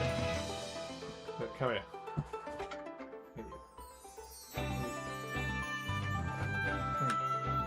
Come say hello to chat for a wee bit. You little fluffy sausage. Come here. I know, Billy, I know life's boring because I'm streaming instead of hanging out with you, mate. You can hang out with me? A little sleepy snooze on me? You can hang it on your bed up there? He's got a little desk bed. Alright, Billy. I know you're grumpy faced, but say hello to chat. He's gonna say hello, here it comes.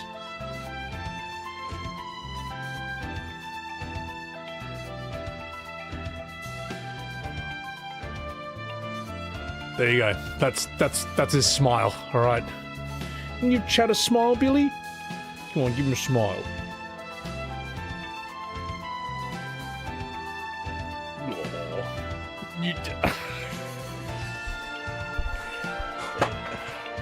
Billy, I don't know how long you'd last out in the wild, but that's not why we got him. I mean, like, if you want a domestic cat, a Burmese is kind of like S tier.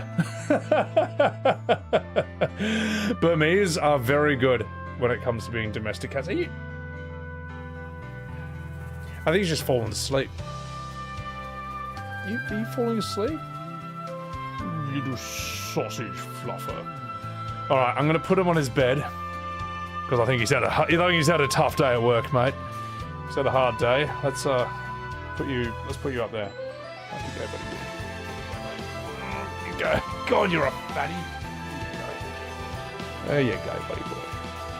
It's also winter, so he's got like his fluffy winter coat out, which is really cute. Oh, puffier than usual, mate. Fluffier than usual. Least talkative Burmese ever? Oh yeah, I don't know if other Burmese are gonna be like that. I notice how you've never heard Billy meow on stream literally ever. I don't know why that is. I think that's just like a very rare personality type. I don't know. You had a Burmese, the damn thing wouldn't shut up. Yeah, what? Hang on, did you have a boy or a girl? I think girls are more talkative. I mean, women, am I right? But I don't know, maybe male Burmese talk a lot as well. Maybe Billy's just like strange. Maybe it's just very unique. So, alright. You're so good to him he doesn't need to. Oh, it was a female turtle. Ah, well, I think we've solved the mystery. Why your cat was talkative and mine isn't, alright? So, I couldn't help myself. He's got a factory defect? Nah, he's perfect. Evo 12 is awful, full stop. It's so shit. It's so bad. Should have said Lockie? Never. Alright. Let's do this. Now, if I'm lucky, he might hop on my lap. Because I got a pillow. And I'm resting my controller on when I play. And when he hops on that, he becomes the pillow I rest my controller on. So, a lot of Asian breeds, non-stop chatters. Siamese are the worst. I've had a half Siamese. She looked like Grumpy Cat, but without the dwarfism. Yeah, every time you see her, she'd meow. It was so cute, though. It was really cute. It was really nice. Alright. If you ever reach the final boss of 13 and can bear the cutscenes, oh no. Oh, God help me. Alright, enough fucking about chat. Let's do this. FF14 was supposed to come out on mobile globally, but the Chinese version was shut down and the global version was cancelled following the... Why did it get shut down in China? I don't know anything about that. Bearded, I missed your super chat. I'm sorry. Let me know. Thank you for that $5. That is something you always say. A game needs a beginning, a middle, and an end. You need closure to move on. See, the thing is, Beard Almighty, with FF7 with Squeenix, it's like, what if it just never ended? What if it just never ended? What if you're just never free? What if we just ruin this game forever? But you sort of mean how, like, kind of frustrating that is. It's like, guys, just, it's done. Just let it rest, for God's sake. But we know it won't. We know it won't. I doubt Revelation, I doubt Part 3 of Remake is going to be the fun chapter. I think we're going to see like a DLC. You think they're not going to make, like, give Vincent his own game? You know? Like, that's their chance to fix Dirge of Cerberus, which, I mean, you know, you can argue there's reasons for that. Would they give Sid his own game? Would they give Eris, would they give Tifa her own game? I mean, it would print money. You're not going to buy the Tifa DLC? Don't lie to me. You know you will. So, yeah. It could just go on forever, man. Crisis Core 2? Well, they already did that. It's called 7 Remake. It's fucking Crisis Core 2. So, Silent Observer. You can't monetize closure. Yeah. Well, let me put it this way. If something has good closure, then... If something has a good ending, you have no problem recommending it to other people. You know what I mean? Like Lord of the Rings, the Peter Jackson movies. Those ended well. They ended fantastically. You can recommend them to everyone. But notice how you can't do the same thing with shows that start well but end badly. Like, who the fuck recommends Lost in this day and age? Or Game of Thrones? Or even Dexter, man. You know, like, Dexter was supposed to be excellent, and apparently it just got progressively worse and worse until the point it's like, why even watch this? Look at Walking Dead. Oh my god. I saw someone on Twitter saying, I know no one watches Walking Dead anymore, but here's what you're missing out on. And it was just trash. It's like, oh god, put it out of its misery at this point. Like, Walking Dead seems to be a series of like, oh my god, I can't believe they did this. How are they going to resolve this? That's the neat part. They won't. You know what I mean? Like, what was the point of so much that happened in that show? So this is why this was an advantage movies had over the age of series. Like, series can go longer and be crazy, but series almost always end bad. They almost always end terribly. Whereas movies, if it didn't have a good ending, you didn't recommend it to people, all right? You'd be like, oh, yeah, it started well, the ending sucked, though, I don't know if I'd recommend it, you know? Whereas all a series needs is a strong season 1. And then as soon as the people who run all this stuff, and here's the thing, I understand their perspective, all right? Most shows, like, bomb or don't make any money. Most shows people don't watch. So when you get a show that's a smash hit, it's like, well, story-wise, this should wrap up in 3 seasons, tops. But hey, man, it's a hit. So instead of 3 seasons, what if we drag it out to 5, maybe even 6 seasons? You know what I mean? And it just goes on too long, and it's just trash, and it sucks. So, now The Boys was interesting because, well, we see a new problem today. Because everything's so politicized, nowadays with The Boys, they see, like, Homelander getting too popular with the wrong kinds of people. So it's almost it's like they ruined the show on purpose as a fuck you to that type of audience member, which is a really strange thing to do. And like, this isn't some tinfoil hat conspiracy theory. Just look at the tweets by the guy who made that show on X. Like, it's almost like he's saying to Elon Musk, like, yeah, I ruined the show, that'll show you.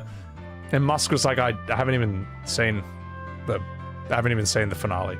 So look, I'm not taking sides here with, like, Musk or anything. I'm just saying I'm just reporting what I saw.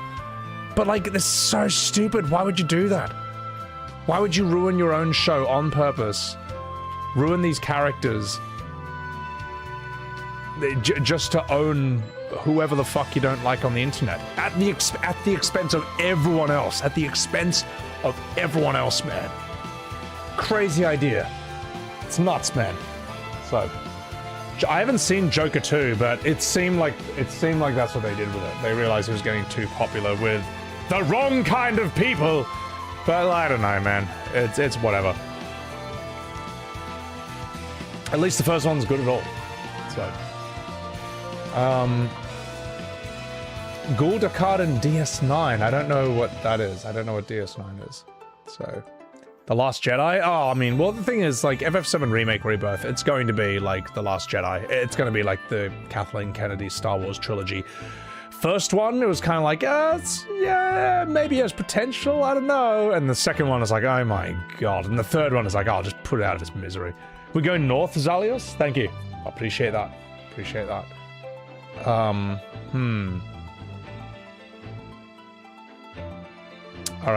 What time is it in my area? About 9:30, I'd say.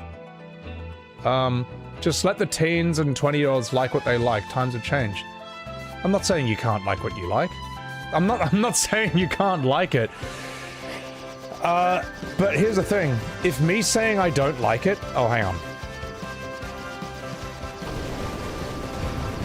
Nailed it! What? My airship! I'm walking here. Hey, I'll tell you what. I'll give you an answer to this, alright? Where are ya? Lob? Golly! Just let the teens and the 20-year-olds like what they like, man. Times have changed. Well, here's the thing.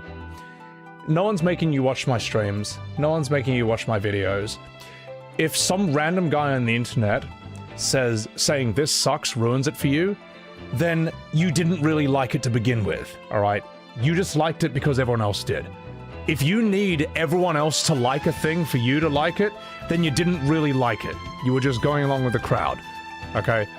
Now, if you really like something, then you don't care what some random guy like me on the internet says. You're like, oh, I guess he hates it. It's okay, you know, because I love it. Like, this is... Just think, man. Use your head.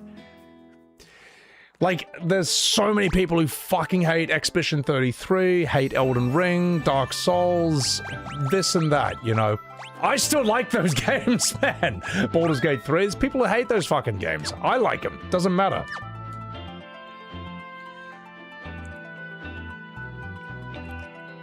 Think for yourself, man. I mean, that's why a lot of people who hate me want to shut down my content. Because in their minds, they can't like it if other people don't. If there's a channel out there saying, this sucks and here is why, they can't like it anymore. Because they're not thinking for themselves. They're just group thinking. It's just like, I need to like the thing. Oh my god, if this criticism is allowed, then how can I switch my brain off and just consume, you know? So... Sacred Pains, thank you very much for the subscription on Twitch. I appreciate that. Thank you, Sacred. I appreciate that. Thank you for subbing 3 months in advance. Sacred Pains. You alright? God forbid you have an opinion. Well, I mean, here's the thing. You gotta...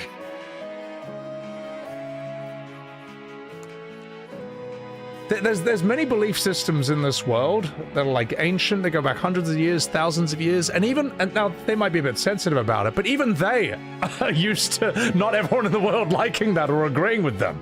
You know, they've figured it out. Figure it out from then, for God's sake. Anyway. If I like the mainstream things, I'm alternative, so I'm better than all of you sheep. Nemdoc, oh my god. It's not about hate, it's about proving things? You're not sure if you agree in some cases. Sometimes you can see wanting to defend a thing you really like because you feel the criticism is wrong. It's how we all defend OGFF7. Oh, the thing is, Roma, no, that's right. But there's... If something's truly good, then strawmanning it doesn't work. And we've seen that with E33. Hasn't done shit to that game. Hasn't hurt it at all. And I would say OGFF7 is very strawmanned. It's been strawmanned for fucking, like, decades. Decades, man. And it's still here, and it's still super important. It's still stronger than ever. Man. You know. Alright, I'm gonna do this. Thanks for all your help. If there's anything I can do for you, let me know. Come to think of it, if I can put together another airship, I bet you could put it through its paces. But we'll still need to make a few design improvements, and no one knows more about that stuff than King Argus. You should go see him. Anyway, thanks again. Come back and visit anytime with a little whiskey. Sid has left the party. Okay, here's a little fun one. Lob Golly. They never said it would be a one-to-one remake even back when it was first revealed. That's not what people are saying. Alright. Remake in the video game world does not mean meta sequel or time travel spin-off. Everyone in the video game world knows this. The only people who have a different opinion are FF7 Remake fans. Alright? And you know I'm right. So, these word games about what's a remake, what's a remaster, what's this and that, none of those began until FF7 Remake, and everybody knows it. So. Now, the reason I did that, Lob, is so I could turn that into a short, so that other people will have that line of reasoning as well. And so they can be even more annoying to remake defenders in debates and conversations. So thank you, Lob. I appreciate it. Keep doing it. The more you do stuff like this, the more I get shorts that go around and influence the conversation, as they might say. All right, enough talking about. Let's keep going. All right. If you call it a remake, then people have expectations. Yeah, for example, they expect it to be a remake. Anyway, let's have a look at this guy. Hey, mate. Oh, fuck. Oh, before I continue, let me give you a cheers with a nice whiskey, ladies and gentlemen. It feels good to be streaming Final Fantasy 3. Feels good, brother. Actually, I want to tack that on the end. That's a funny part. Oh,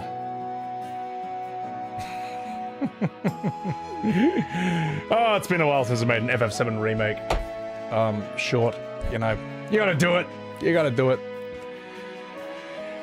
Hey, I'm Wyken here. I heard a long time ago a traveling mage hid some medicinal herbs in town. As for the wheres and wherefores, who knows? I'm Wyken here.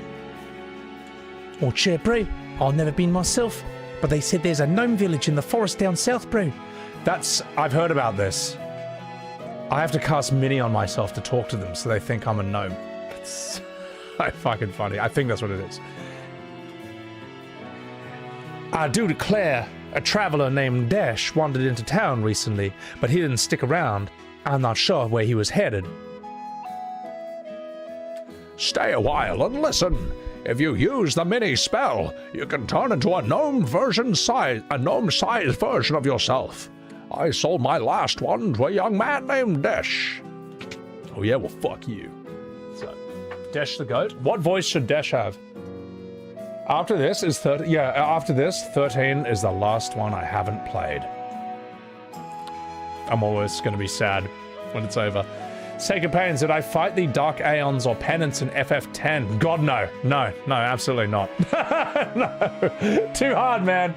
I remember back in FF10 was when I actually quit playing video games for a while afterwards. And I remember I looked up what you had to do for the final weapons of that, like the ultimate weapons. I'm like, that's just too hard for all of them. I'm not doing any of that. So, yeah, I only really know Blitzball and the main story. But you don't have to, like, do Dark Aeons and Penance to have an opinion on 10's, like, story, whether it's fun or not. So, that's alright, you know. Not that you're doing that. I'm just used to that from FF12 Andes, okay? They'll tell you that if you only played the main story, you know the main part of the game, oh, you didn't actually play it. You had to do the side content. That's a real game. That's stupid. That's so dumb, man. A good friend of mine was saying, that's like going to a restaurant. You order like a main course and a side dish. And the main course is just trash. People are like, you idiot. That's not the real meal. The side dish is the real meal. No, it's not. That's not how shit works, man. It's a stupid design. Stop defending it. Whatever. Anyway. The ball wasn't a good weapon for Walker? 200 dodge. I've tried 200 lightning dodges. I got like 25. I'm like, fuck this. I'm not doing this, man. So, yeah. Alright, let's have a wee look in here. Ooh, give me that. That Chocobo race? Oh, God. I've beaten that Chocobo race with by 0.1 second. Like I had to get 12.8 seconds and I got it in 12.7. Like I have a screen cap of that on my phone. It's from 2011. I was like, oh, I can't believe it. Arrow is a white magic spell that lets you manipulate the wind to damage your enemy. Flying monsters hate it. Ooh la la, I am a dancer. Can you tell? Do you want to see me dance? Ha ha! Yes.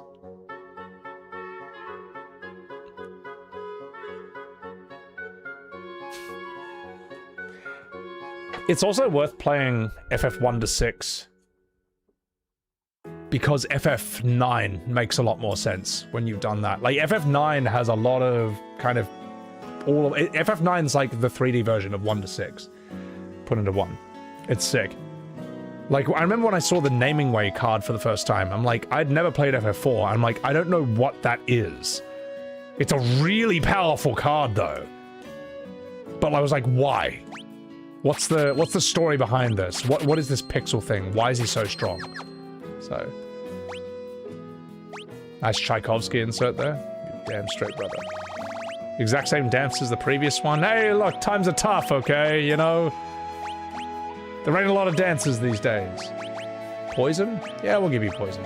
Dr. Pooh! Blind? Probably useless in this game, but it's whatever.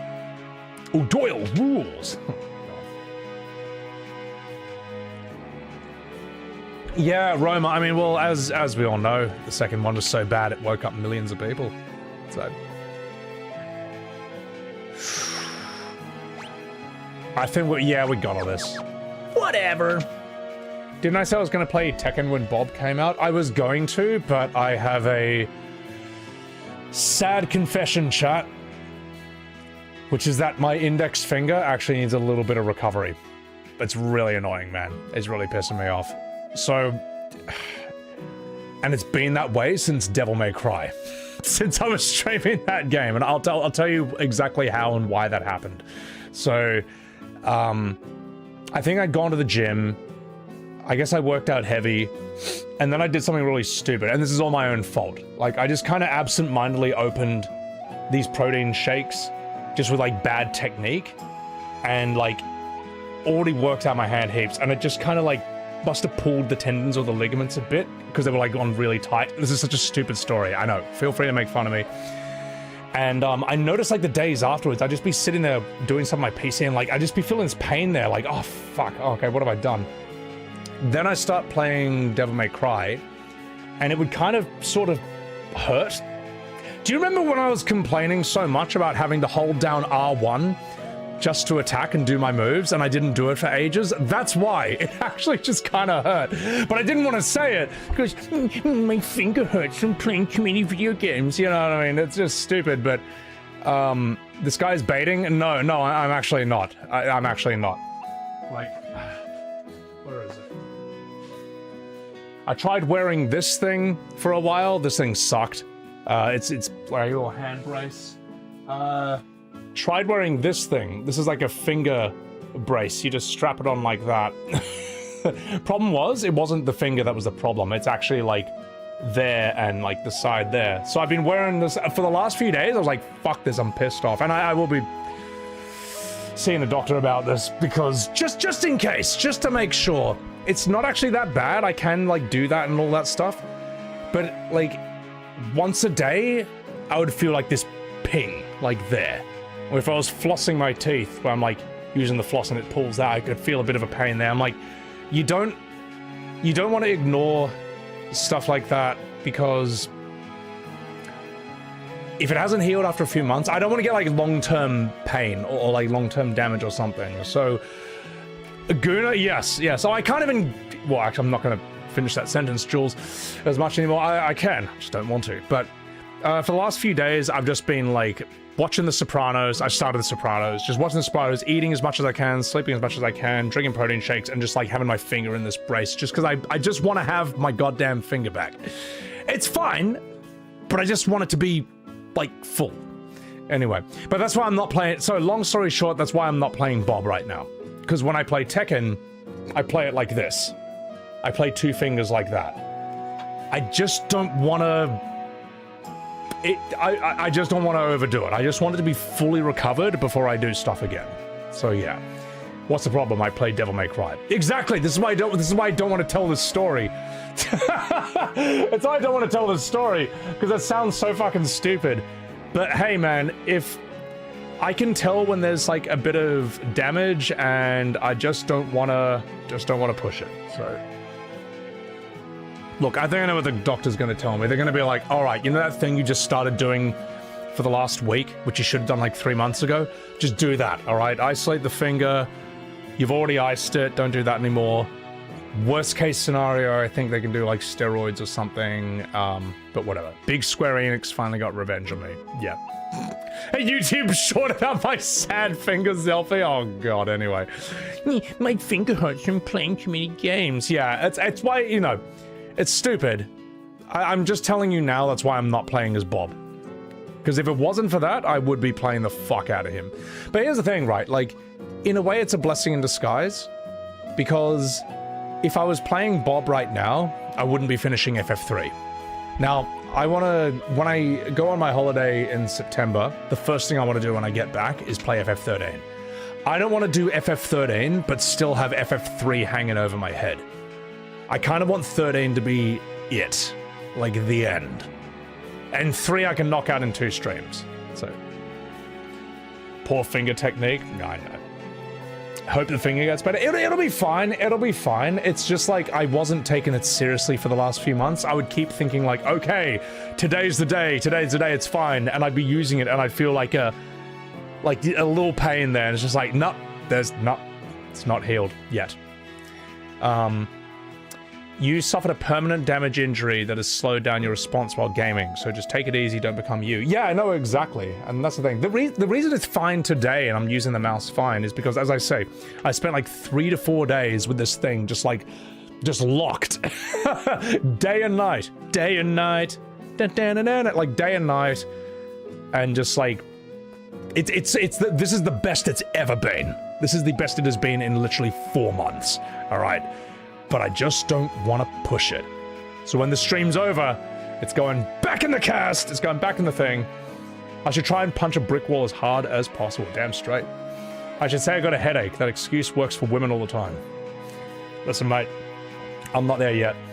Also, Beard Almighty, thank you for that $2. FF7 Remake Saga hurt me physically. You're damn straight it did. Thing is, I can joke about it now, because it's just like better than it was before. My finger hurts from playing too many games. But I'll tell you what, chat, it is very unfortunate that I started streaming Devil May Cry right after that. Notice how I don't have to hold down R1 when I'm doing anything in this? For Devil May Cry, you have to hold down R1 non-stop. It's like the one thing I didn't want to do. That's why I complained so much about it when I was streaming. Like, I'm like, guys, is there really no other option? Can I really not just toggle lock on and off from this? You ruin your wrist from video editing. It sucks. I'm sorry to hear that, Paulie. I'm sorry to hear that. And here's the thing. If you have an injury, or like, even if it's like a minor thing, just a little bit of a pain, and you're just like, oh, suck it up, princess, walk it off. You can actually, like, fuck up your leg permanently. You can fuck up a joint permanently, like a thing. That's why I'm being open. That's why I'm coming clean about my video game injury. All right, it's why I'm just, like, saying that. So. Also, I'm just gonna turn my aircon back on because it's hot now. I'll show you my thing.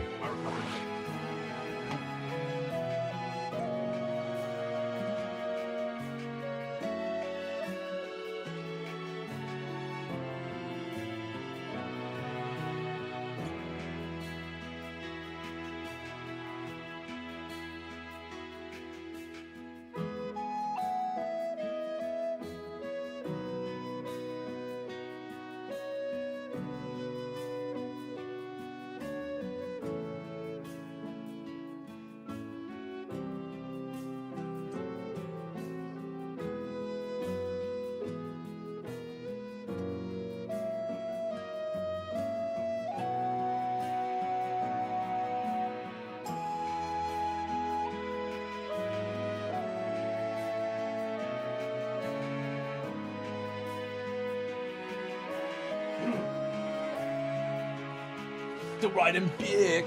Okay. You have a sense of humor about it? Well, here's the thing. I'd rather people laugh at me and my finger get better rather than me look cool, pretend nothing's wrong, and then just have a fucked index finger for life. So, this is what I've been using, guys. Behold. Now this wraps around like this, you know, straps in. These strap into the finger. I've just been like that for like 3 to 4 days straight. And it fucking sucks! It sucks ass! Do you have any idea how many things you use this one finger for? Had to use the mouse, click with my middle finger while using the mouse. I've learned to eat chopsticks with my left hand. Eat with chopsticks. I'm not eating. I've learned to eat with chopsticks with my left hand. Do you realize how fucking hard that is? I've had to try and learn how to floss and brush my teeth with my left hand. It's only been for a few days, but I know people with strokes who've lost the use of their dominant hand, like their right hand.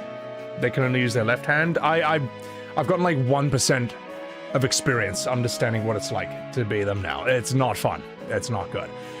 Yeah. So, it's, what else?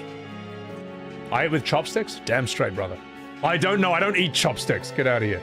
So, where is this? Anikami! Thank you for the 8 months Prime. I appreciate that. Appreciate that. Here's the thing, though. This is the crazy thing. Because of, like, brain's neuroplasticity, this is the thing. Learning to do things with your left hand instead apparently grows new brain matter. It just has to, because it has to learn new things. So in a way, maybe it's a blessing in disguise. Maybe it's giving me a bit more empathy in understanding my friend who can't use their right hand anymore. And also, like, who knows? Maybe this is like weirdly keeping my brain healthier, keeping me younger and fresher than ever. I know this is like a long sort of like rant and diatribe, but like, I've been secretly living with a sore finger for months, and now I'm coming clean. But for real though, you like when you can tell that you, as I say, you don't want to overwork an injury to the point where you just like permanently fuck that part of your body. You just don't want to do it. It's not good. Oh god, typing my phone with my index finger means I can't text as much. It means I can't just live on my phone 24/7 like a normal person. It's horrible. It's horrible. But it's good. It's been making me go for walks more. It's why I started watching The Sopranos, because I didn't want to like be playing games as much, because it's not fun playing games, clicking the mouse like that. So I was like, ah, fuck it. I'll just sit back and eat and sleep. Just watch Tony Soprano eat and sleep as well, because I'd just be heaps fat. It's a great show, by the way. So, all right, let's get out of here. Oh, Dash, I'm so lonely here without you. You travel to Dragon's Peak where the dragons roost. Oh, I miss you so. Oh, Kupo. Wait, did I turn my aircon on? I think I did. I'm gonna close my window. All right, be right back. Imagine after it's healed, I'm just gonna beat FF13. Yeah, it'll be fine. It's one of those. It's just me being stubborn for months, thinking it'll heal on its own. If you immobilize the joint, it will fucking heal, for the most part. So.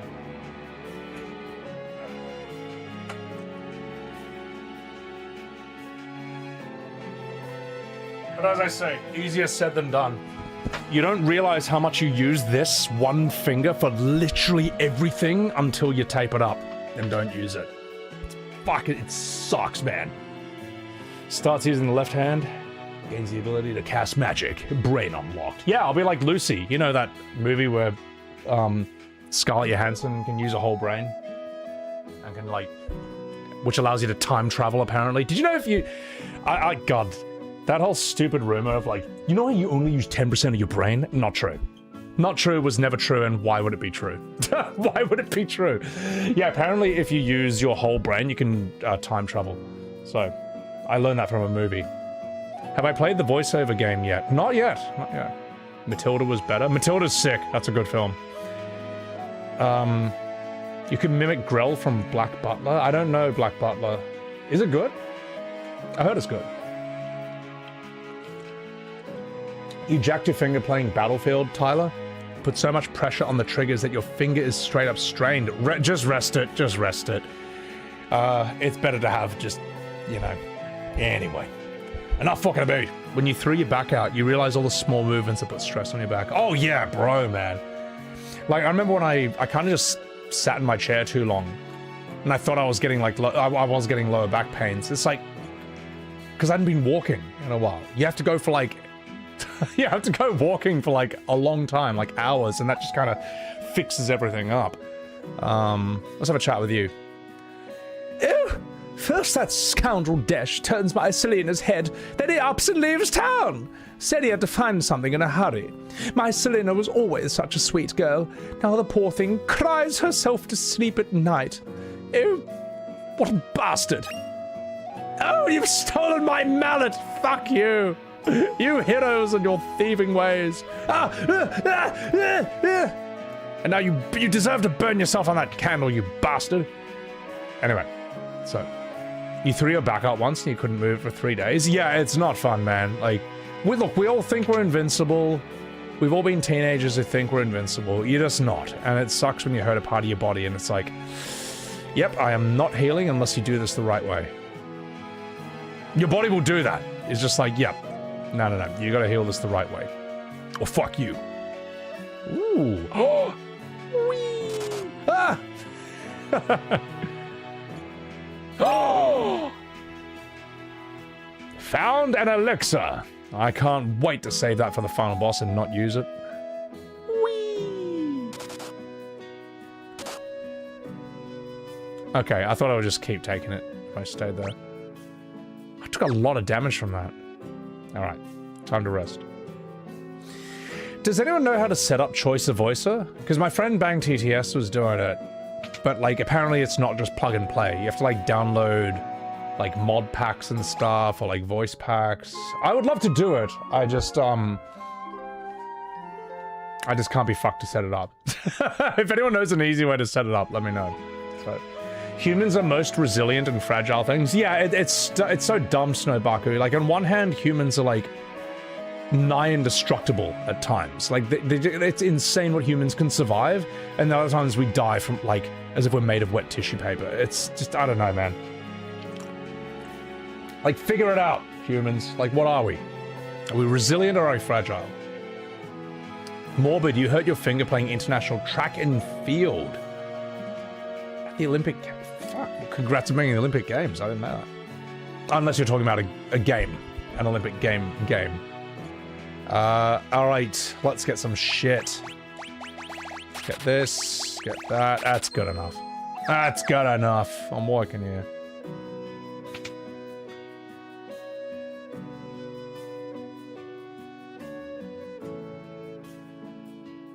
I think I've got everything.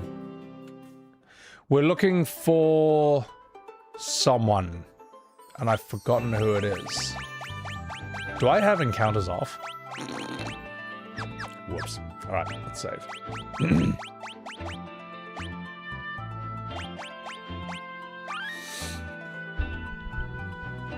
Yeah, exactly, Paradox. Like, we're the smartest. We're smart, but we're just heaps dumb. We also regularly eat poison. Well, it's funny. Alcohol is technically considered a poison, and we drink it because we're bored. Do you realize, like, that's like Warhammer Orc lore? Like, that's like Warhammer people, but we're just, it's normal to us, so we don't think about it.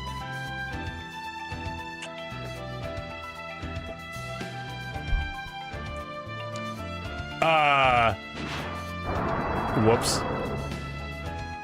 Roar! Dragon's Peak! Am I supposed to be here?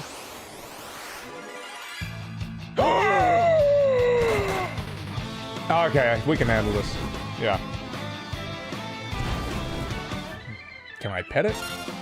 Yeah. Hey, look, Dommy, you know, streaming's the hardest job in the world, alright?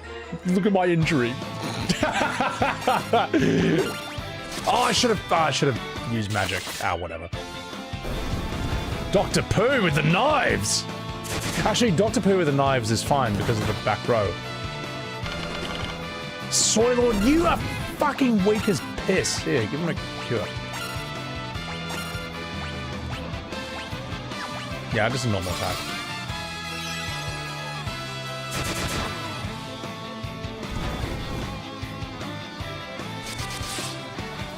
All right, get him. Dun, dun, dun. You have the urge to scream, "We fall!"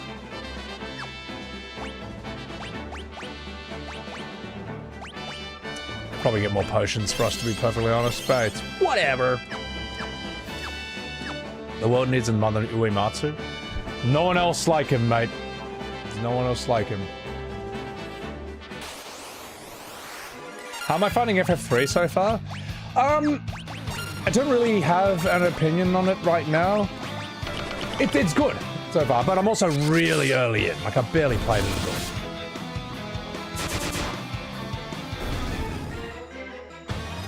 I want to see where it goes, story-wise. It probably doesn't do too much story-wise. Like, I never hear anyone talk about this game's story. Like 2. I thought 2 was good in that it introduced the, it introduced, like, characters dying. I don't remember any characters dying in FF1. But in FF2, there were, like, 4 characters who die in that whole thing. I was like, okay, this is interesting. They're the most memorable parts of the game as well. So,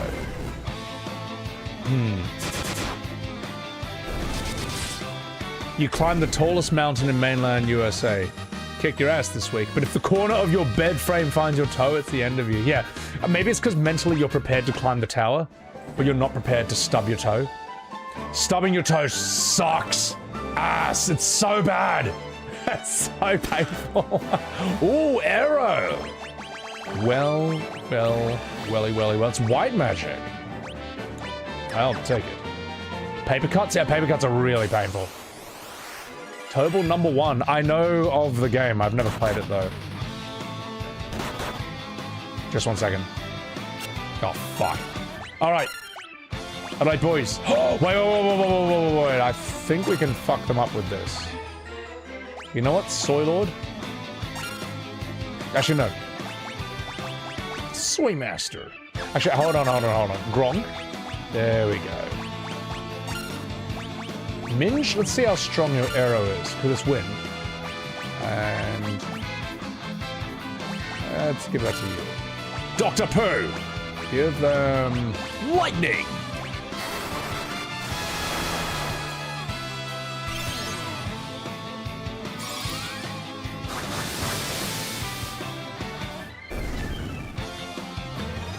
Elemental.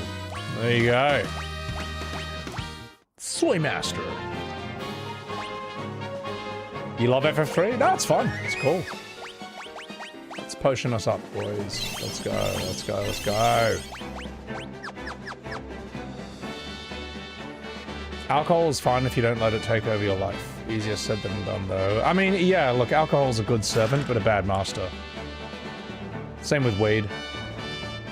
Like, they're not that bad. Just don't let them fuck you up. Don't let them take over your life. Ah! Ah!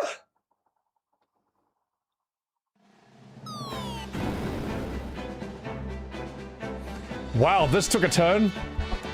Rawr! Rock! Rock! Raw! Oh, they're so cute, man. That's actually like such a cute image of them as babies just doing that. Wind is strong against birds? Well, it would be. Also, welcome in, Monsieur Dolphin. Because the wind would just fuck him up. It would just like throw him around and shit.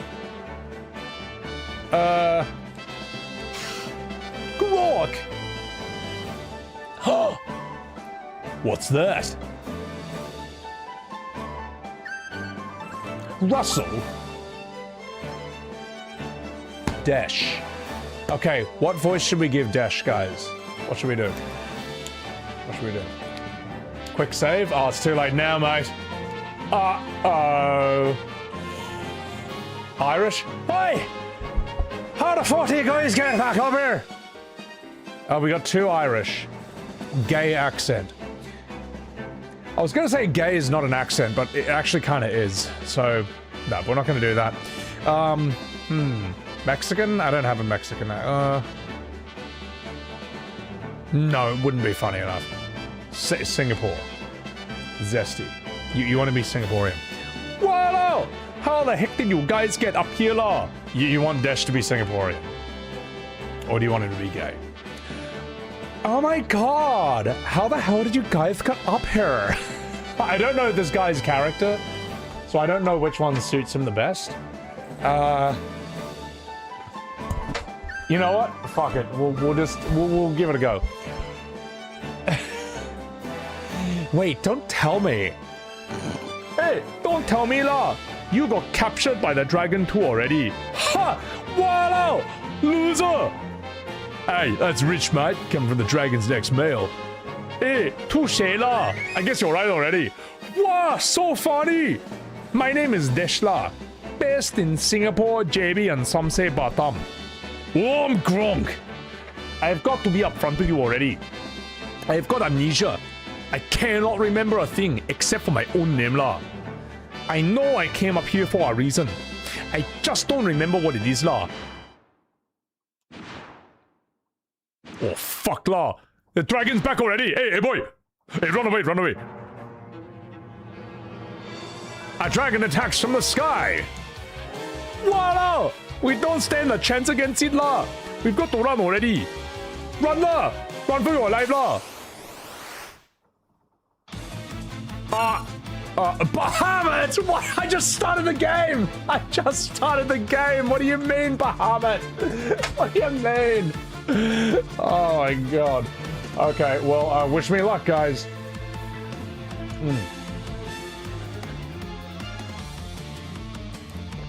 I mean, it could be a fun clip, you never know. I'll just call it Walao Bahamut. This is so stupid. Alright. Good luck. What? Alright, Bahamut. Fuck you.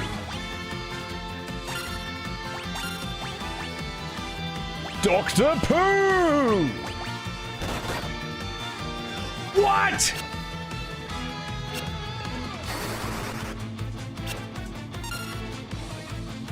Oh. Well, I think we know how this is gonna go then.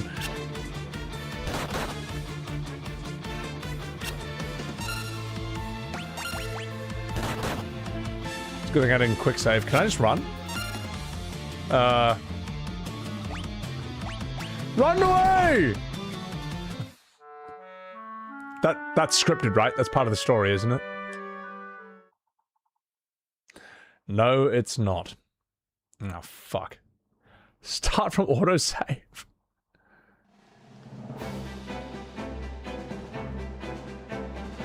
So you can't do this right now.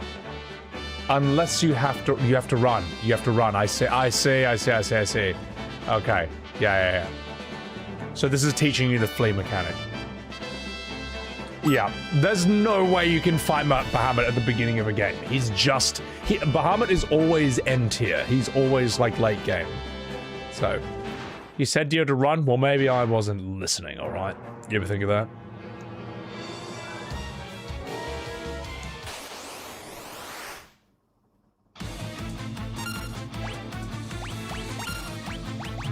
Run away! See you later, Dr. Pooh! Wow, that was a close one lah. Hey, come on boy. Let's get out of here already. Agreed.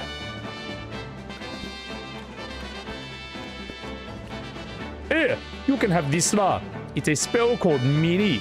I don't think I got the magic know-how to use it anyway lah. In exchange lah, do you mind if I tag along for your journey? Sure, mate, if that's what you want to do.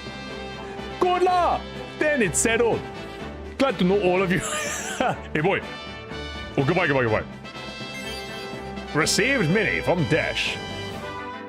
Dash joined the party.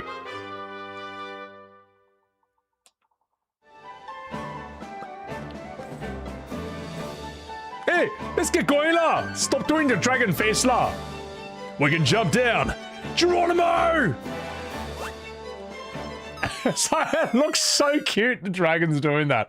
That could be like a little emoji, man. That could actually be an emoji. The baby Bahamuts are so cute. They're so cute, man. Alright. We're here. Soy Master. Do you know the way lah? The Joestar method. I know. I had to do it, mate. I had to do it. Mega Flare is the only spell that can bypass Protect and Shell. It does say ignores defense. Yeah. Thing is, being Final Fantasy, you don't know if that defense is, you don't know if that defense is like just like your stat numbers or whether it's like Protect Shell. Oh my god. Help me! I am a gnome. From the Tozas Forest to the south. You to draw water from this magic wellspring. You're welcome to pay us a visit, but you'll need to cast Mini on yourself, buddy. We can't have big folks smashing the place up. So, I don't know, that's like my small guy voice. That's so stupid. Okay. Mini. At least they're open about it. We're not trying to fool them. So. Yep, buddy.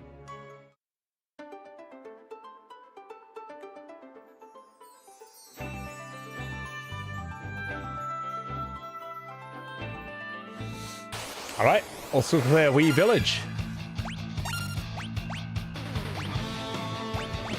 No, let's just bash you. Oh, I could have used Black Magic. Oh, whatever. Make the gnomes like South Park Canadians. That's kind of how they're probably how they're gonna sound. You've been gnomed. I'm not a good elf. God, that's so dumb. That trend. Remember getting stick bugged? It's like, oh my god. All right, what do we have here? 23. Let's fucking go.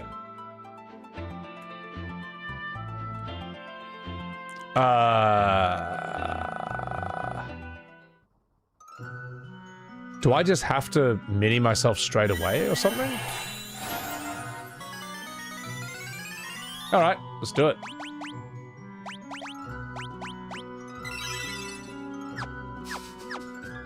That looks so funny.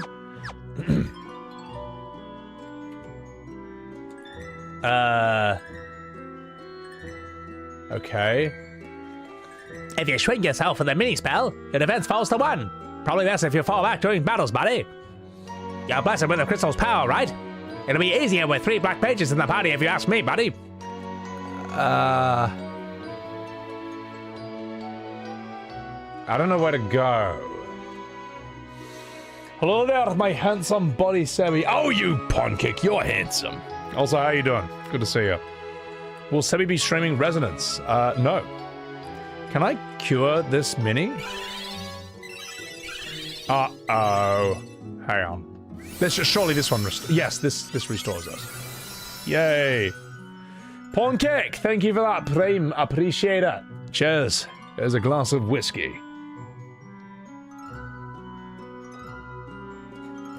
All right. I don't know where to go. Thank you for that 5 months. Thank you for the Prime.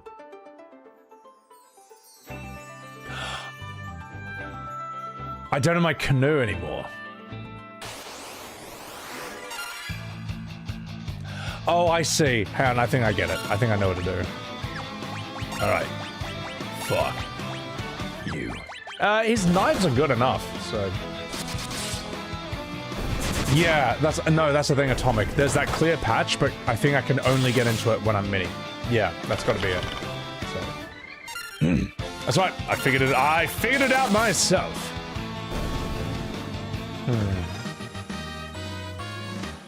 Should I be level 25 at this point? Or like level 21, 23? I might be a bit strong, but you know what? I don't care. It's fine. I love it. Love every second of it. All right, let's do this.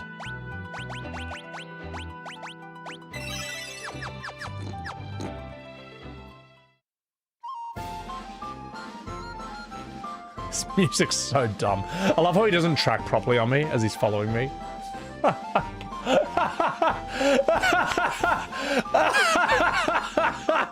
Oh my god, these houses are so funny. They're so cute. This feels different from the mini village in, I think, like FF4. Their houses are actually a bit bigger than this. This just looks ridiculous. That's so cute. Oh, not a familiar face among the lot of you, buddy. Dr. Shelko knows about the tunnel to Miralka Basin.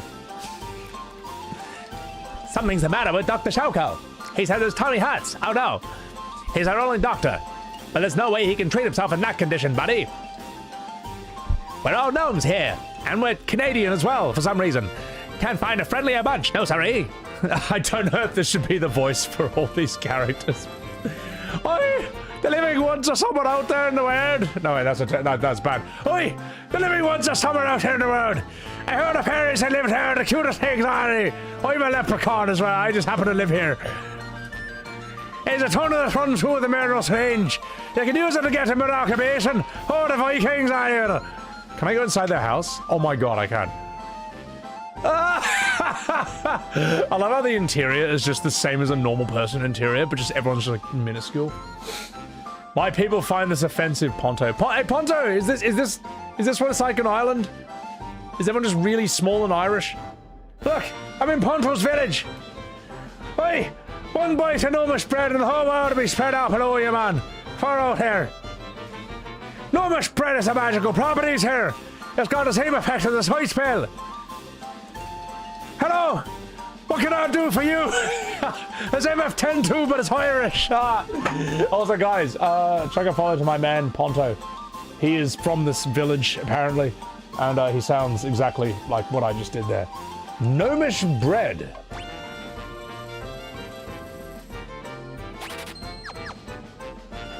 Displays a detailed map. Hang on, can I eat this?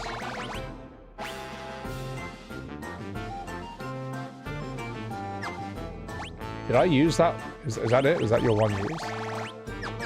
So I buy that just to get a map. What? I've got South Park Stick of Truth. I need to do that. So.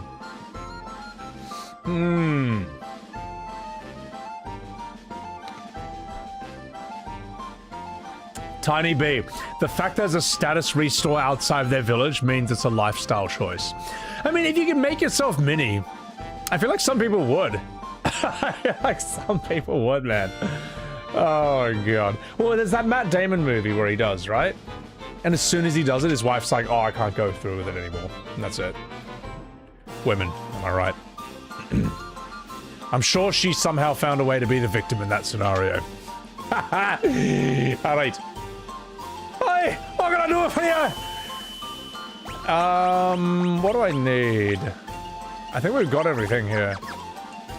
I can't have any lucky charms. Let's go to this house. Rain Stormaroo! Thank you very much for the tier 2 subscription on SebiWebs TV. Thank you, Rain. I appreciate that. Can't believe I used a one-use map. It's a, yeah, Pixel Remaster, we don't need it, because I can just hit square and get the map, so. Hey! What can I do for you? It's fine. It's fine. I got plenty of gil. Hi! Wanna have a sleep there for the night? That's terrible. I'm sorry to my Irish viewers. Alright, I do one stream on your time zone. Okay? Like one. You tune into this. Okay, I'm sorry about that. You didn't deserve that. So, Rain, thank you again for that 2 months. So what do I do here?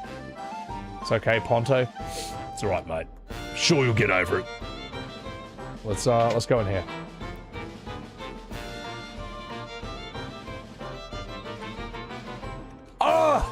Oh, fuck, I need an antidote. My antidote. I mean a fucking glass of whiskey. It's my fucking water. It's what I drink here. It's what I live on. Wait, what did I need to give this guy? What did I need to give him again? Oh, I mean, he did say antidote. Maybe this is it. Oh, I hit the fucking spot. Something out here. Just 1 second. So I need to drink more Irish water. Small, welcome in from Canada. Oh, I hit the spot. Son of Hayes really didn't agree with me. You saved me fucking life. In return, I'll tell you about a shortcut to Morocco Basin. Just take the stairs over there, and he's straight in a secret fucking tunnel. You have learned Shelko's shortcut.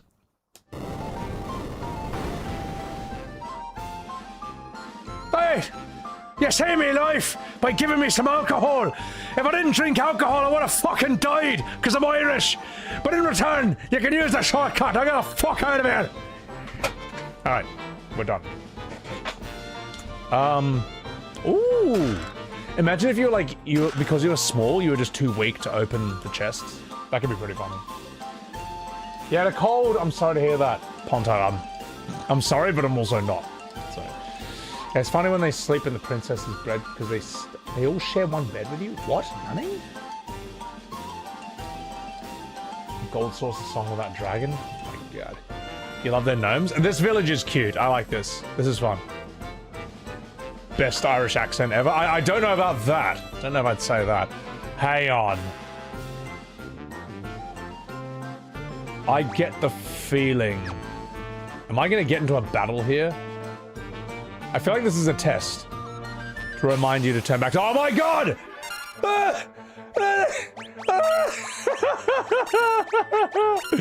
Run away! You have a skater. All right.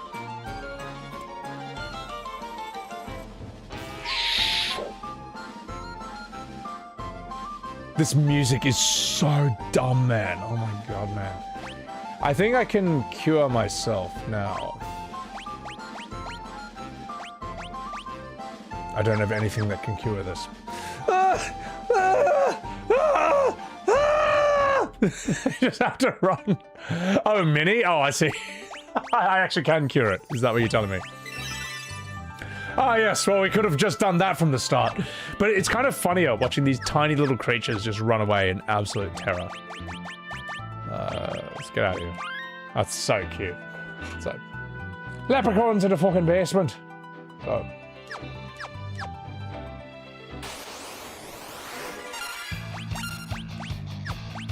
Now, what people are going to do next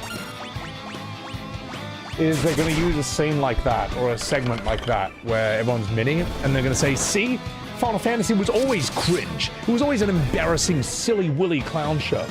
It's like, no, that works because it's in pixel, and it's not embarrassing either. It's just kind of cute. It's just kind of whimsical. Also, Silent Observer, thank you very much for that $2 super chat. Loving a glimpse into Irish village life. Thank you. Appreciate that. Appreciate that. This is the Pokemon music of Final Fantasy.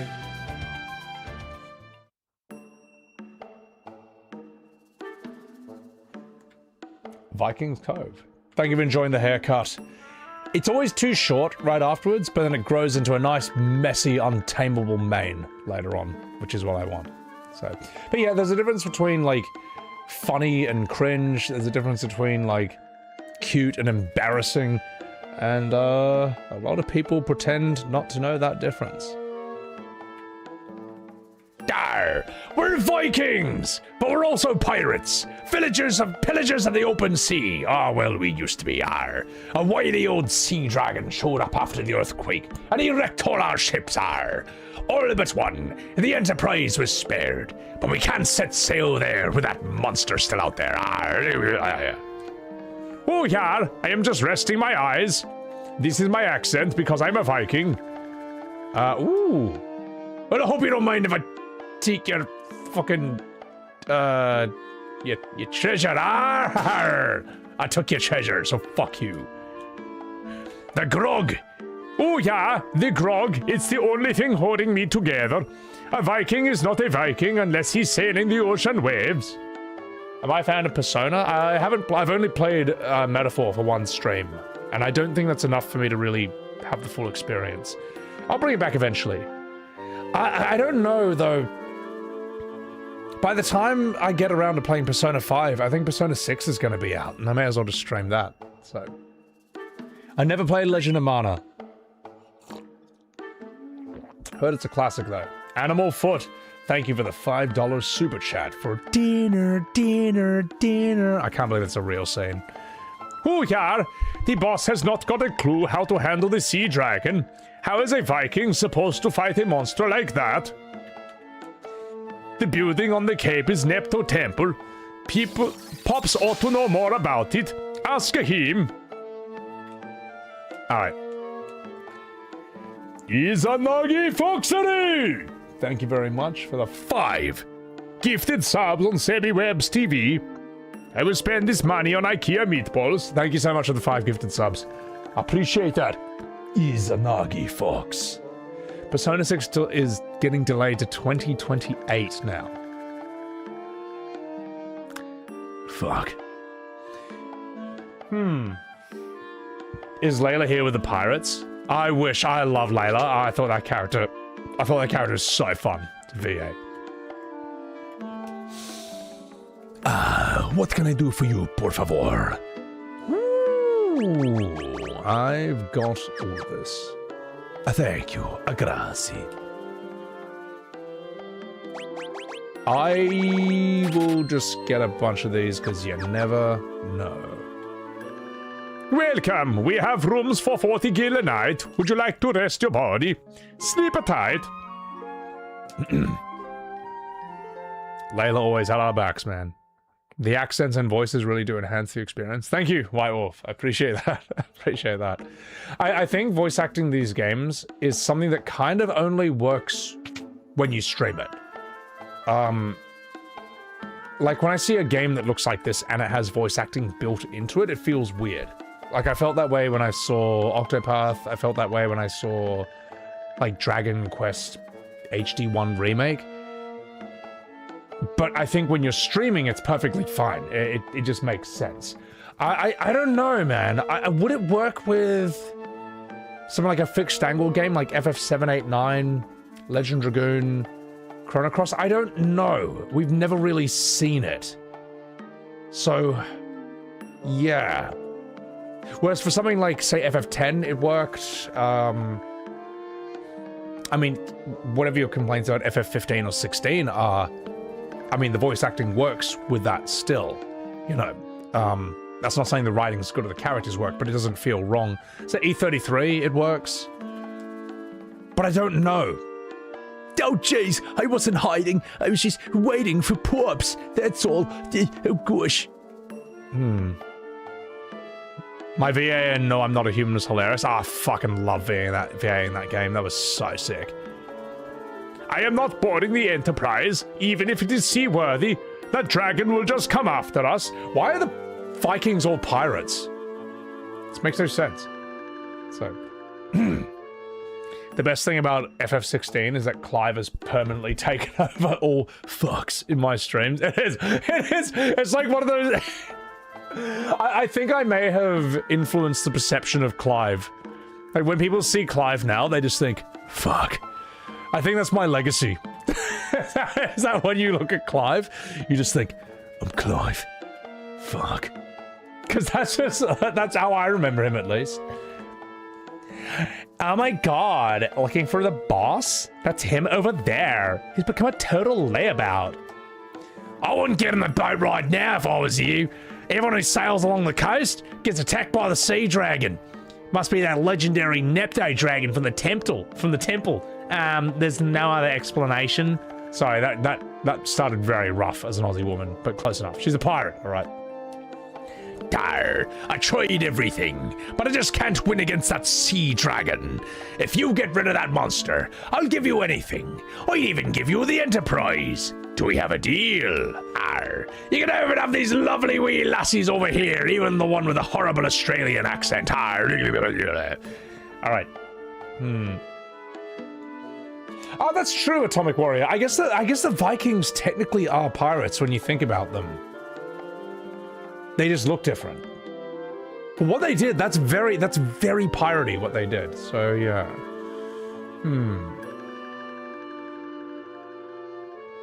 You think of that line for Clive now, Peanut? Yeah. Japanese think Vikings are pirates? Well, no, but I mean, technically they did very piratey things. Sorry. Whee! You're currently playing FF16, you feel burned out. Yeah, it's because it's not very good. Because that game does not know the meaning of pacing or brevity. It is bloated, and it drags, and all those things I said, unfortunately. Pirates did a lot of Viking things. I guess they did, actually. I guess they did. Like, this is a cool little history lesson right here, chat. Mate and I were looking this up the other day. What was the golden era of piracy? Like, pirates. Like, this is crazy, this information. The golden age of piracy was between 1650 and 1730, when maritime robbery peaked in the Atlantic and the Indian Oceans. So this is like hundreds of years after Vikings. We have the Buccaneer period from 1650 to 1680, about 30 years. Anglo-French seamen based in Jamaica and Tortuga attacked Spanish shipping and colonies in the Caribbean. The Pirate Round from the 1690s. Pirates sailed from the Americas and the Caribbean to Madagascar, targeting ships in the Indian Ocean and the Red Sea. And then you had the post-Spanish succession period from 1715 to 1730. Unemployed sailors and privateers turned to piracy en masse after the War of Spanish Succession ended. Like, this is a crazy time period, man. This is nuts, man. Just imagine what it would have actually been like to be back then. It wouldn't have been like any movie that you know. Edward Blackbeard Teach. Hey, they ripped this guy off from One Piece. The notorious pirate, known for his fearsome appearance in the Caribbean and the North American coast. He also stole power from Whitebeard and gained control of the Tremor fruit, allowing him to cause earthquakes. And he also had the Black Hole fruit, which allowed him to say things like Black Hole and nullify the devil fruit powers of other pirates in the areas. Interesting, I didn't know that. Yeah, so anyway, just thought you should know there's a little bit of history. And let's get back to business. Captain William Eustace Kidd, famous for his trial and hidden treasure. Also famous for having the fruit that allows him to control metal, like Magneto from X-Men. And we have Glutton Bonnie, yes, with the Age fruit, which allows her to make pirates or Navy officers, young or old, at will. Glutton Bonnie! It's kind of cool how they're all based on, like, real people. We'll come back to that, maybe. That could be an interesting little part of the stream. So, Any alcoholics in chat? Probably. J-Rex, welcome in. I'm a high-functioning alcoholic at this point, I assume. So, Carlsine, thank you for enjoying the vibes of this stream. So, Vikings and pirates are verbs that became noun. Vikings aren't a people. The people are Scandinavians, and they were going on a Viking. I did not know that at all. Okay. If you could VA a character in any game series, what would it be? I don't know. I actually don't think about that ever. That's one thing I would only do if the time was right. And the time's not right. I'm like Cthulhu. See, the stars are not aligned yet, so it's not time for me to rise from my watery grave and do voice acting. So, couldn't imagine how the world would be 300 years from then. Some drunk Australian reacting to their history. You're damn straight, brother. Hey, look, we got history, all right. We got history. Hi, Mr. Streamer. Hello, Kywin. Rains, what's up? All right.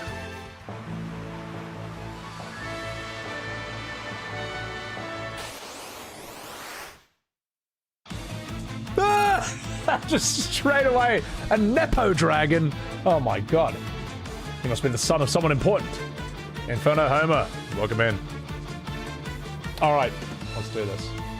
What's my opinion on FF3? I don't have an opinion on it just yet. It's just kind of, you know, it is what it is. Alright, Minge. Can I mini him? Alright, Dr. Pooh. Let's see if we can poison him.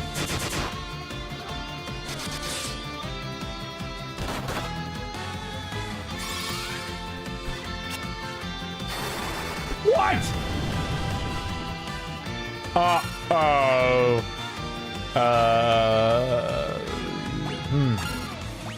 Hang on. Wait a minute. Maybe we can arrow him. We poisoned him. Maybe we can thunder him. Maybe we can sleep him. Nope, we can't sleep him.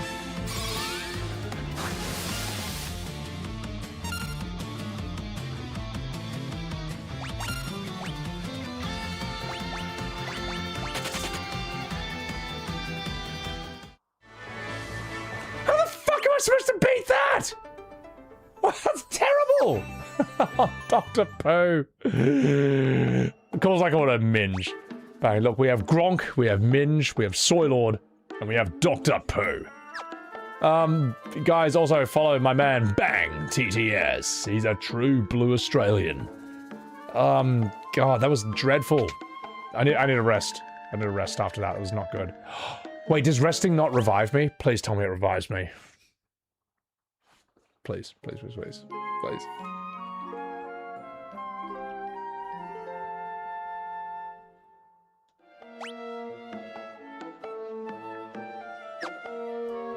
Fuck. Right, welcome in. You're watching my videos of OG FF7 and remake comparisons. Started FF7 on your PS2 and you don't have a memory card.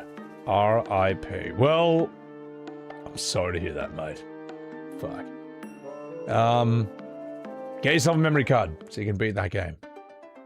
Oh, shit.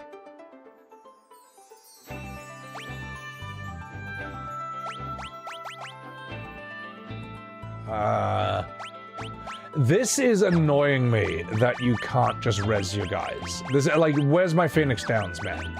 This is stupid. Because you can kind of get, you can get fucked, man. You might get wrecked by this. I gotta mini myself.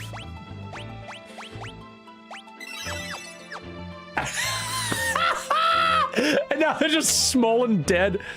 You can get really fucked up by this by not being able to res your own guys, man.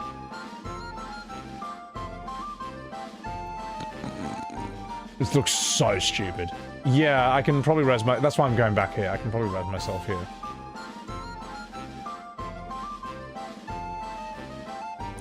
I don't know. Give me Phoenix Downs. Let me res myself whenever I need to.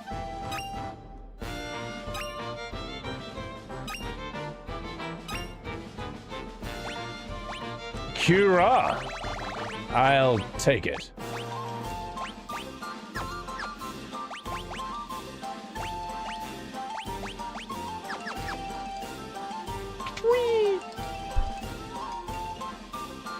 Alright, where was the healing thing? Is it here? Ah, oh, fuck you. You mean to res my guys, I have to do this?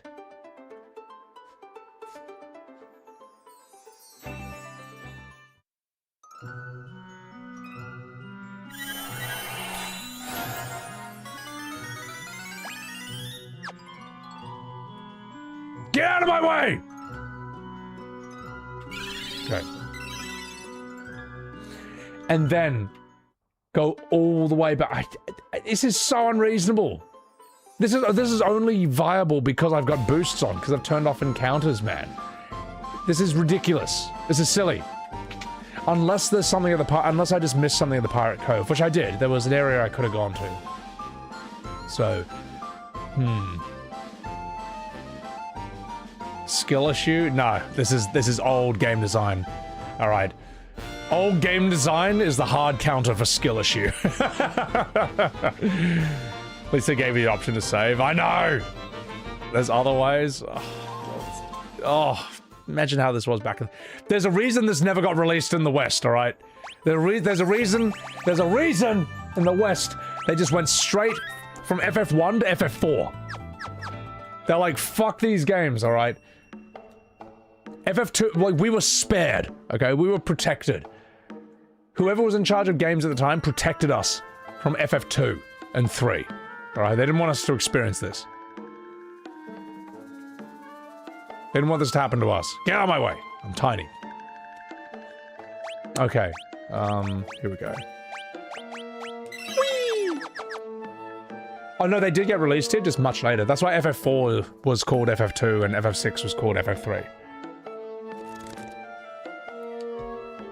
I wouldn't say it's a difficulty barrier, it's just like... it sucks. Sure as you're born, I am the oldest Viking here. I know more than most about the Nepto dragon. That vicious beast is meant to sleep in its temple for eternity. But ever since the great earthquake, something has roused the dragon from its slumber. Now it ravages any ship that sails the seas. Well, thanks for not giving me any hints, you bastard.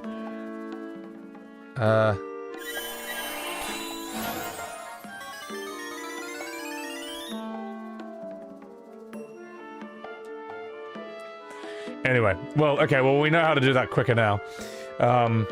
This is why boost is important. This is why boost is important. Because it allows you to do things like that. With no consequence. So, I will now leave. Take my business elsewhere. Aha! Well, I think I found an explanation right here.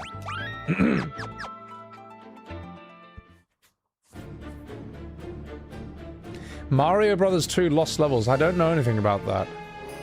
They're not the ones... There are like the fake Mario games where they're like engineered to be as impossible on purpose, and people still find a way to beat them. It's a statue of the Nepto dragon, but one of its eyes is missing. There seems to be a tiny passageway where the eye used to be. Maybe we can fit if we use the mini-spell. I wonder if that mini-spell hint was in the original game. Knowing old game design, probably not. They probably just expected you to live in this little pixel hell and figure it out yourself. So, here we go. Whee! All right, everyone's miniaturized. Let's go! The party enters through the Dragon Eye's socket. Tickle, tickle, tickle. Dunna, dunna, dunna. Dunna, dunna, dunna. Dunna, dunna, dunna. Dunna, dunna, dunna. Dunna, dunna, dun, dun, dun, dun, dun, dun, dun, dun, dun. Dunna, dunna, dunna. Dunna, dunna, dunna. I don't trust you for 1 second. I can't unmini myself. Serpent Sword.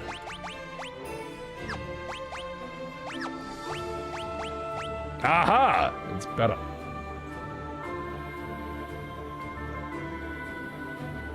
So Mario's Lost Levels are just the same game, just way harder. They thought it'd be too hard for the West to handle it. Yeah.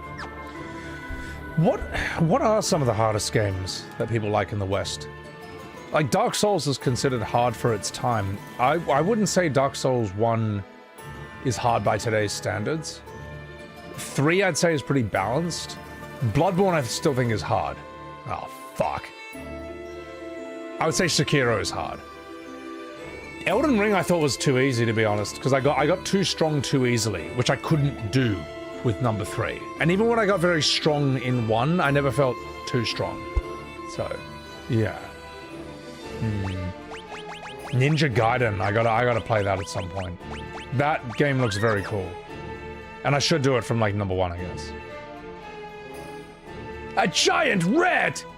No. Oh god, do I have to try and do a Skaven voice for this? No. No gem for you? I will nibble anyone who tries to take it! Squeak, squeak! I'm not as good as the VAs who do Total War Warhammer. That is so funny. Oh, that is so funny, man. Holy shit. I'm probably gonna do 1 damage, I assume. Let's arrow you. Actually, no. Let's see how much we can do. Fuck. Why can a rat cast fire?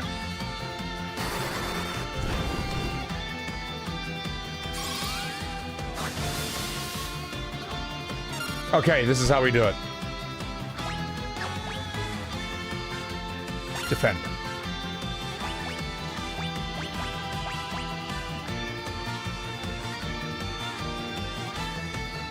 This is an old Final Fantasy where we don't use MP. Fuck.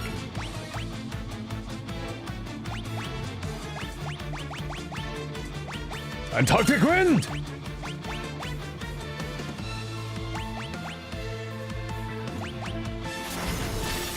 It's alright. I think we've got enough black magic we can handle this.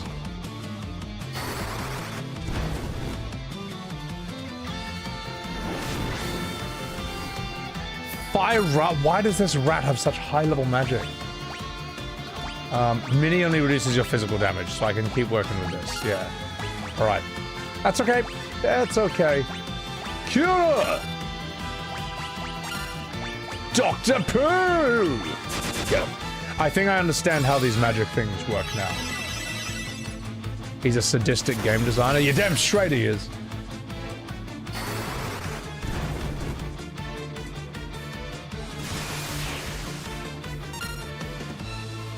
This is hard, man.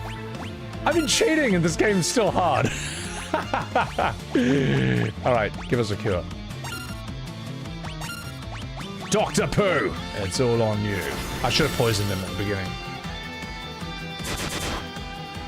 Come on, something. Kill him.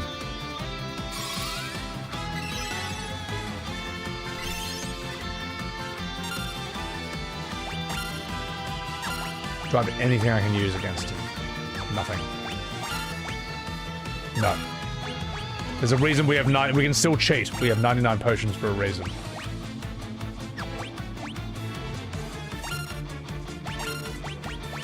Come on, just keep doing magic. That's the only thing we can do that damages him.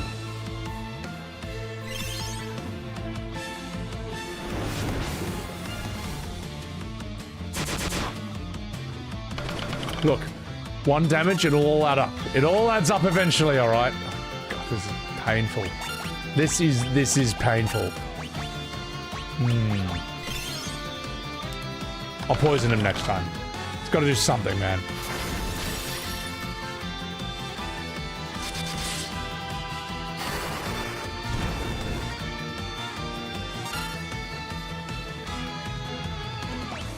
This is a bit of a difficulty spike, like out of like nowhere, man. It's a bit of a difficulty spike out of nowhere, bro. All right, let's potion you. You know what? Fuck it. Let's change what row we're in.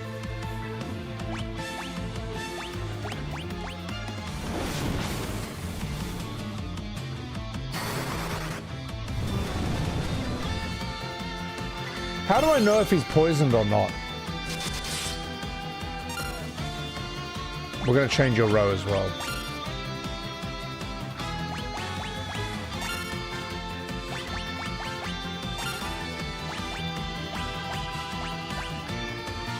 That's the neat thing, you don't. It's just that old, isn't it? So I'll find out this turn. Would he have taken damage right after that attack if he was poisoned? Oh my god, man! That's fucking bullshit. Fucking bullshit. Good thing I have 4 times everything on. Oh my god.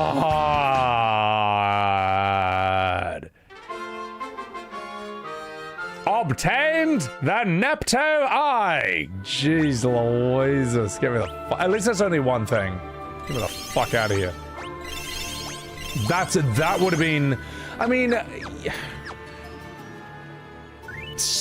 the best way to beat that is for everyone to be a black mage, but the problem is if you change jobs, you get like job changing sickness. Ah, that's a bad mechanic. That's brutal. Idsu! Thank you for the $4 super chat. It might be absurd, but I enjoyed playing Final Fantasy II more than FF3 and had more fun with it. The villain and the music in 2 are far more memorable.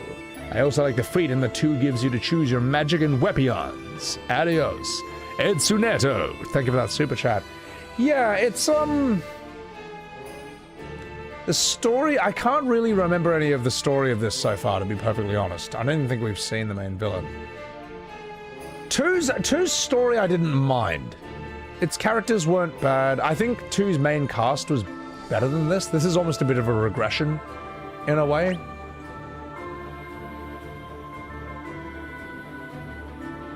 Three feels like they're trying to go back to 1 in some ways, but 4's where they get the balance kind of perfect. They must have got inspired. They must have had some stroke of inspiration by before 4. I should have quick saved. I will. There must have been some light bulb moment where they're like, hang on, this is the exact balance we should have for this. Shell helmet and shell armor.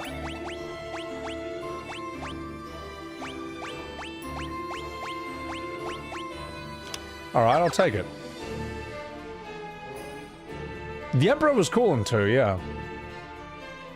Several future FF games, actually. So, would I ever get a dog? No. Because too much work. I like dogs, but I'm not going to walk one every day. So, whereas a cat, you don't really have to do that. So, a cat, cats just like to just do this all day. Just sleep and just chill. Soft Sable, thank you very much for the 3-monthly. This game is more aligned with 1 in terms of what they do here. You think 5 or Tactics is the best iteration of the job system? Yeah, 5's battle system is extremely fun. And then Tactics goes overdrive with it. So, thank you for the Subarus. I appreciate that on SebiWebs TV. I'll show you what it's like having a cat. Alright. This. Yeah, sure, dogs will do this as well, but... I just found Billy lying on the floor like this yesterday. So I had to take a photo or two.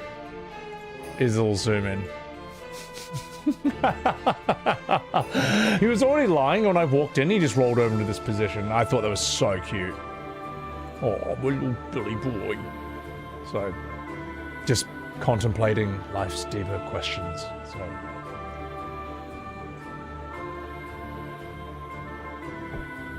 the most cat pose ever. It's a very cat thing to do. And then we had this one as well. Where are you, Billy boy? So, he came and just lay down on my leg, and then I just put my other leg on top of him, just leg scissored him, and he enjoyed it. He enjoyed it.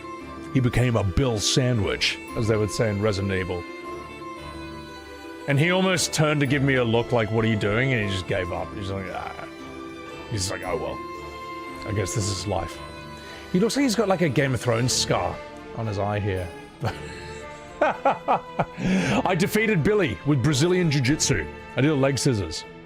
Yeah, I like dogs a lot. I just don't want to do what I have to do to maintain them. And you gotta walk them. You have to walk your dog. Otherwise they go crazy. So, otherwise they get upset. So, yeah. Walk your goddamn dogs. I'm walking here.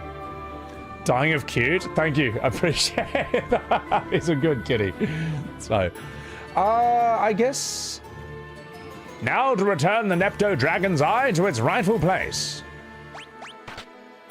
The party put the missing eye in the empty socket. Roar! I'm a dragon. Edith I, the Nepto Sea Dragon. Thank you for returning my eye. This is like no ordinary gem. It's a vessel for my soul. Without it, my physical manifestation is like totally super. By way of thanks, I bequeath you the Fang of Water. Use its power to destroy those obstacles that may block your path, Uwu. You have received the Fang of Water from the Gay Dragon. Water is like... Oh, this is terrible. Sorry. Water has lost that which once like simmered... How do you say shimmered with a lisp?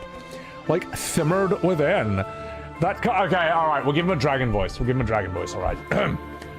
Water has lost that which once shimmered within. That which caused the great earthquake also trapped the light of the elements deep within the earth. I beseech you, please, restore our light. Oh my god. The Nepto Dragon has returned to the gay bar. All right, let's get out of here. I think we've said enough. I think we've seen enough, chat. Get the...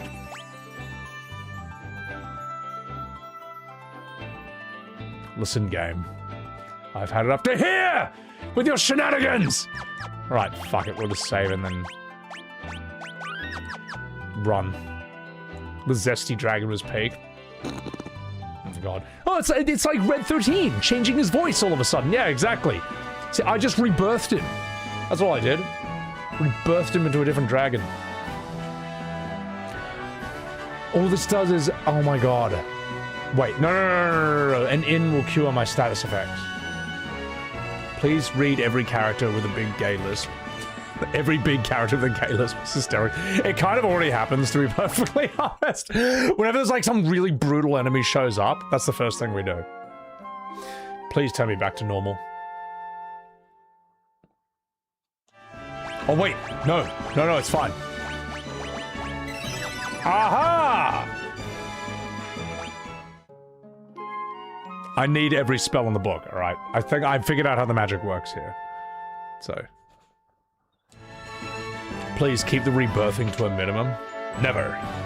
What do you mean? Everyone loved it. Everyone loved it, dude. Whee! Okay. Soy Master.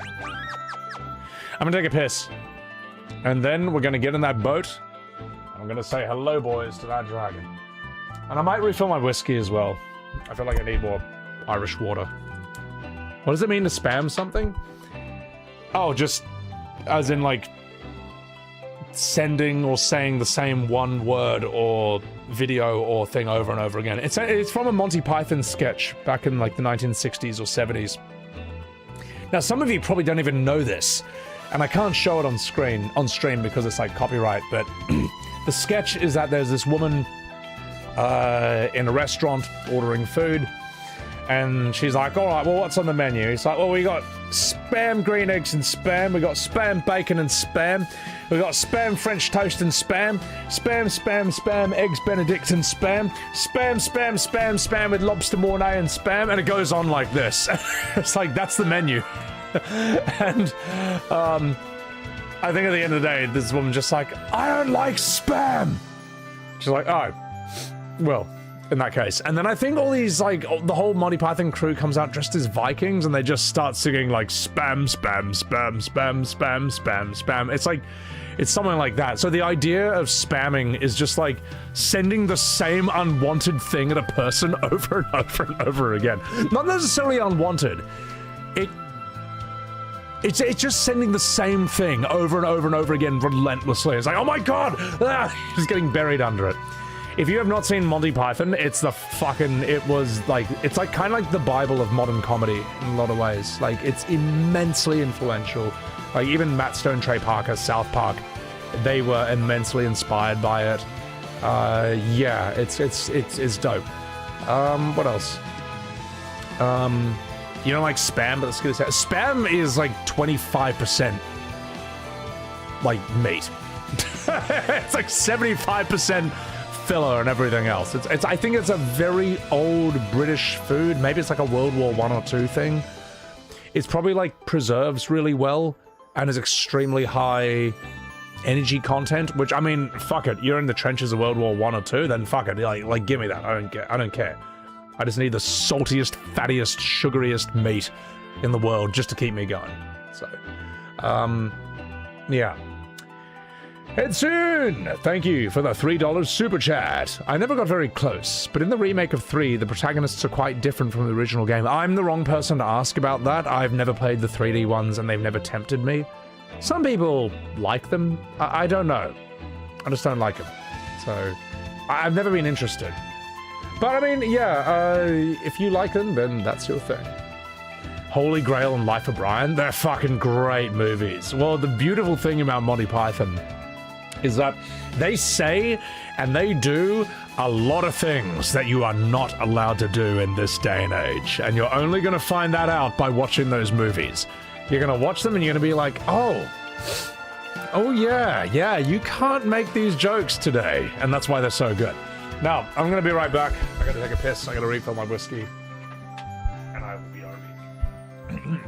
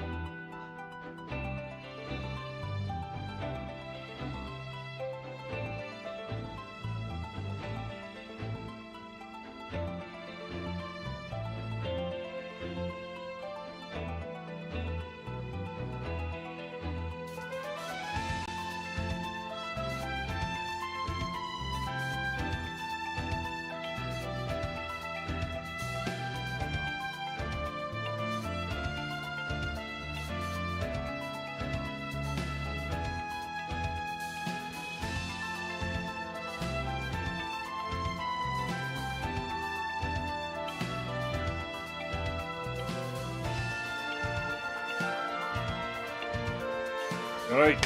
Ow. Fucking back, boys.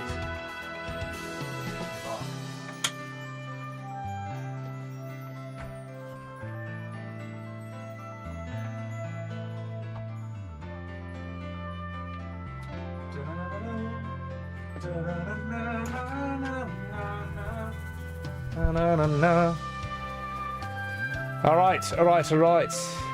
Anyone participating in the Sony Blackout? I mean, I don't think I'm getting a PS6. The only thing, the only thing that could make me buy a PS6 is if FF7 Revelation was a PS6 exclusive. That's the only thing that could make me buy it. Otherwise, I don't see the point.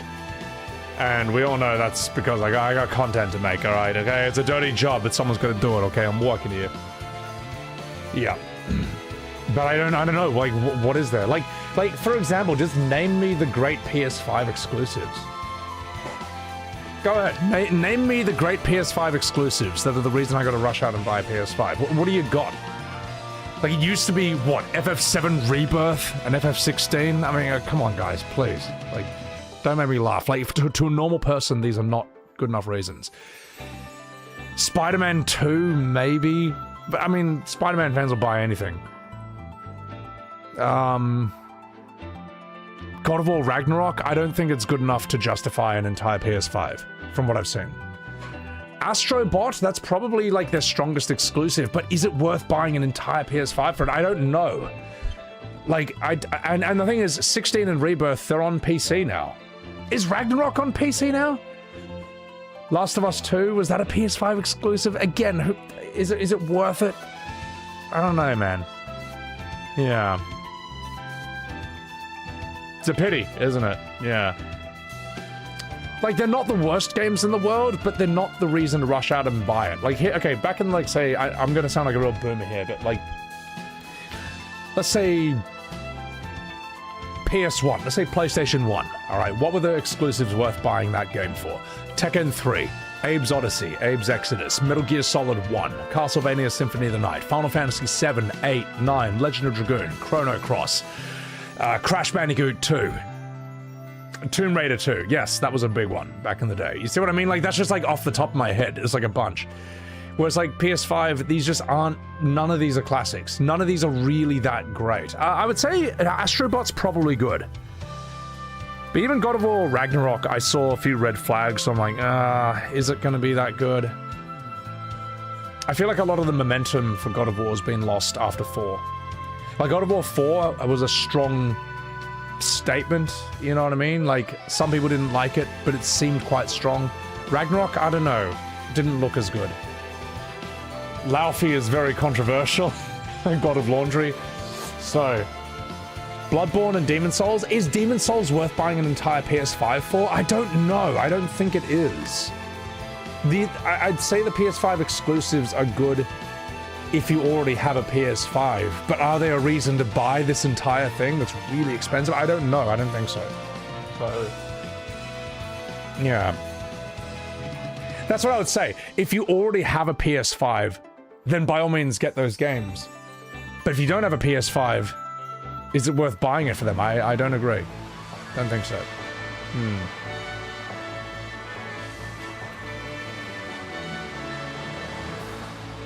Not even From Software like Demon Souls? See, that seems to be something people are split on. Some people seem to like it, others don't. So I'll have to play it from... I'll just have to play it myself. Tokul! What do you mean? You have Saros, Marathon, Mixtape, and Death Stranding. Oh, there's Death Stranding 2? See, I mean... As I say, if you already have a PS5, then by means get Death Stranding 2. But would you buy an entire PS5 just for that game? No. Is my character's name Soylord? Yes. We also have Gronk, we got Minge, and last of all, we have Dr. Pooh, the most dangerous one of all. So, please spare me! Oh, mercy! There's nothing here of value, I swear!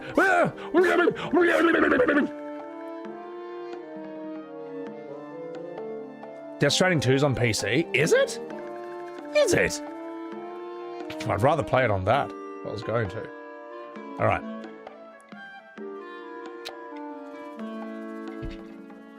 These bouncy old men. No, no, jeez. Why is everyone scared of me?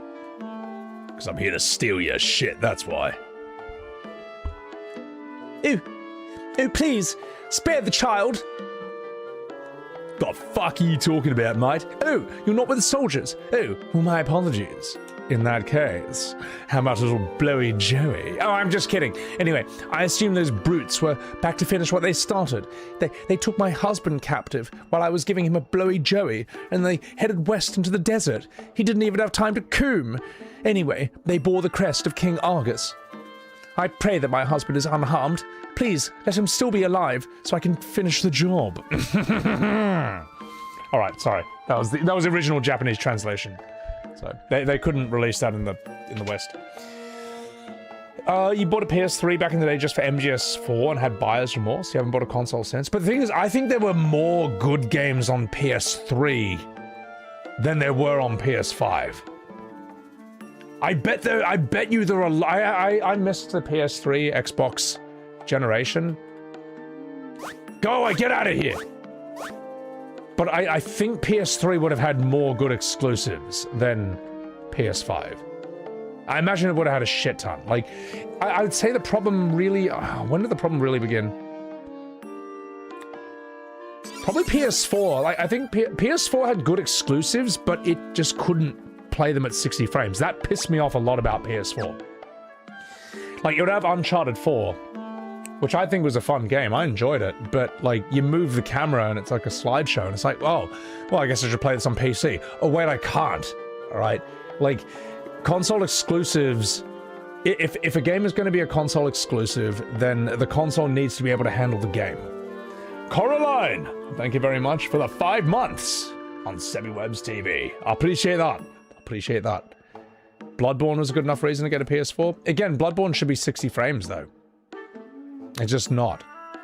And I still think it's really interesting that Kai Cenat, he loved Elden Ring, and I know throughout that entire time people would have been bigging up Bloodborne to him. And he thought, wow, I guess it must be amazing.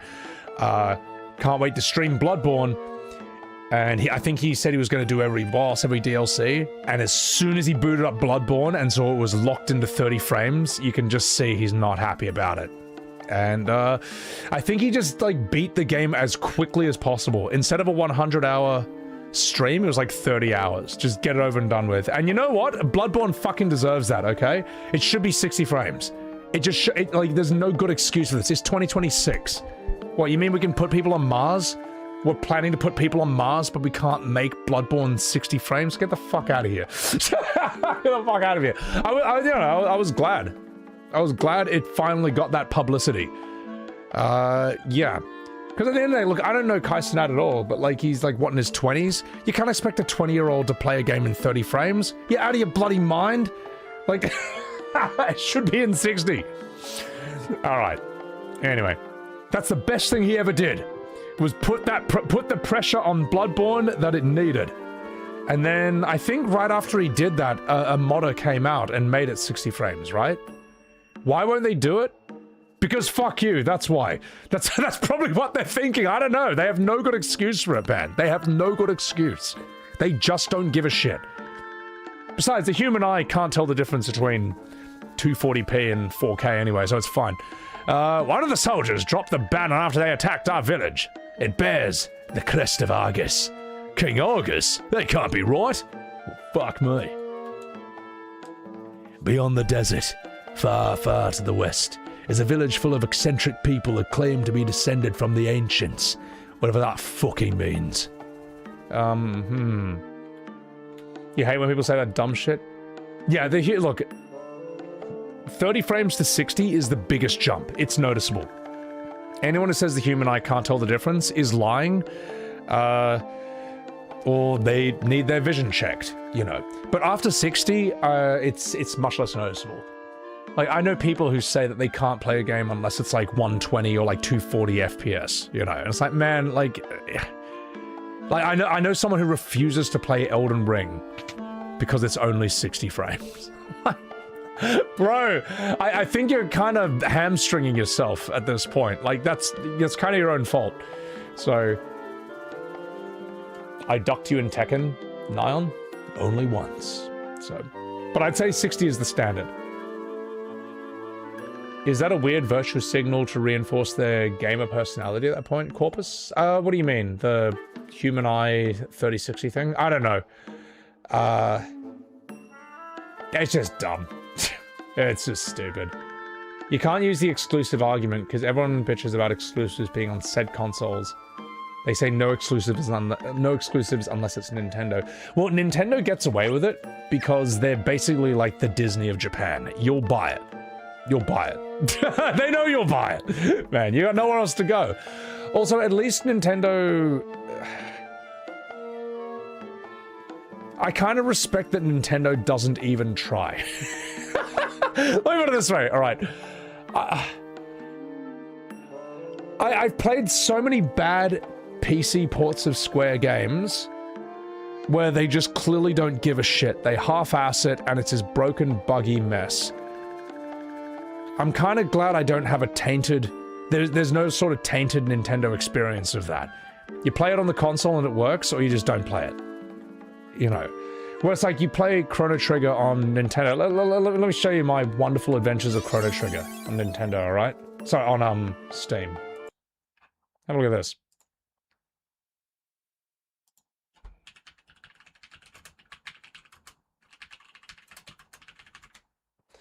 Also, Elliot, thank you for that Prime. Appreciate that. Appreciate that. The Chrono Trigger PC port is trash by Sebi Webbs. This is ages ago. Here are my wonderful adventures.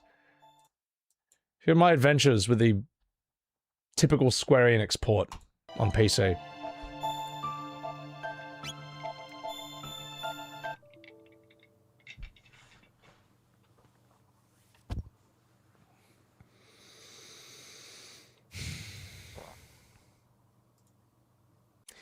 Great stuff. That's also going to happen to you if you play FF13. I saw Caleb's, like, he just stopped playing. He stopped playing 13 because it just would not stop crashing on PC. Chrono Trigger crashed something like 10 times for me when I was streaming it on PC. It's bullshit. They've had decades to fix it. They have the money to fix it, but they don't fix it because they don't give a shit. What else is there? FF10 just green screens during cinematics on PC. Like, the thing is, if I want to play a Nintendo game, I'll play it on the Switch too, and I know it's going to run properly, whereas it's a waste of time doing it with the PC. The Pixel remasters are fine. The Pixel remasters, for some reason, they gave a shit. I don't know why, but it works. So, yeah. But as you say, Coco, the original ports were bad. You know, the original FF8 port was bad. Same with 7 and so on and so forth, so... Alright, let's have a chat with you. Oh, there's a hidden staircase in the hearth that leads to a storeroom with a weapon and a few other things. We're peaceful folks and no one is prepared to fight. Please, take whatever you need to save our town. Then perhaps you can get some of this gilf. Ooh, I give the sloppiest blowy joeys. I'm sorry. I'm the mayor of this town, and my wife is an absolute gilf. We've been beset by soldiers coming from the western desert since the quake. They seize our food supplies, capture our able-bodied citizens, even in the middle of a blowy joey. The town is on its knees, and so is my wife. And there's nothing we can do to stop them. Oh, gosh. The mayor of Toku lives here. If you want to know about our plight, you should ask him. Sorry, chat, this is shocking. Chrono Trigger is the most overrated game of all time. I think it's very, very good. It's not my favorite. I can see an argument for it being overrated, but I think it's appropriately rated. There are some people who say, like, it's the best thing since sliced bread. I think it's really good. I think Chrono Trigger is one of the few games that's about as close as you can get to making a perfect game. But it might not be your cup of tea. I still think it's really good, though. I think it's really good. So, not overrated, but overhyped? I could see overhyped, because I remember seeing there's someone... Let me put it this way, like... if you're telling a TikTok broccoli-haired Fortnite flossing Zoomer that Chrono Trigger is the best game ever, and you give them absolutely no prep, you just say go play it, and you expect it to blow their mind in 2026 the way it did for you back in 1995, don't be surprised if they're not blown away by it. Like, really don't. All right, you gotta understand that, man. It's like you gotta kind of give them a bit of historical context.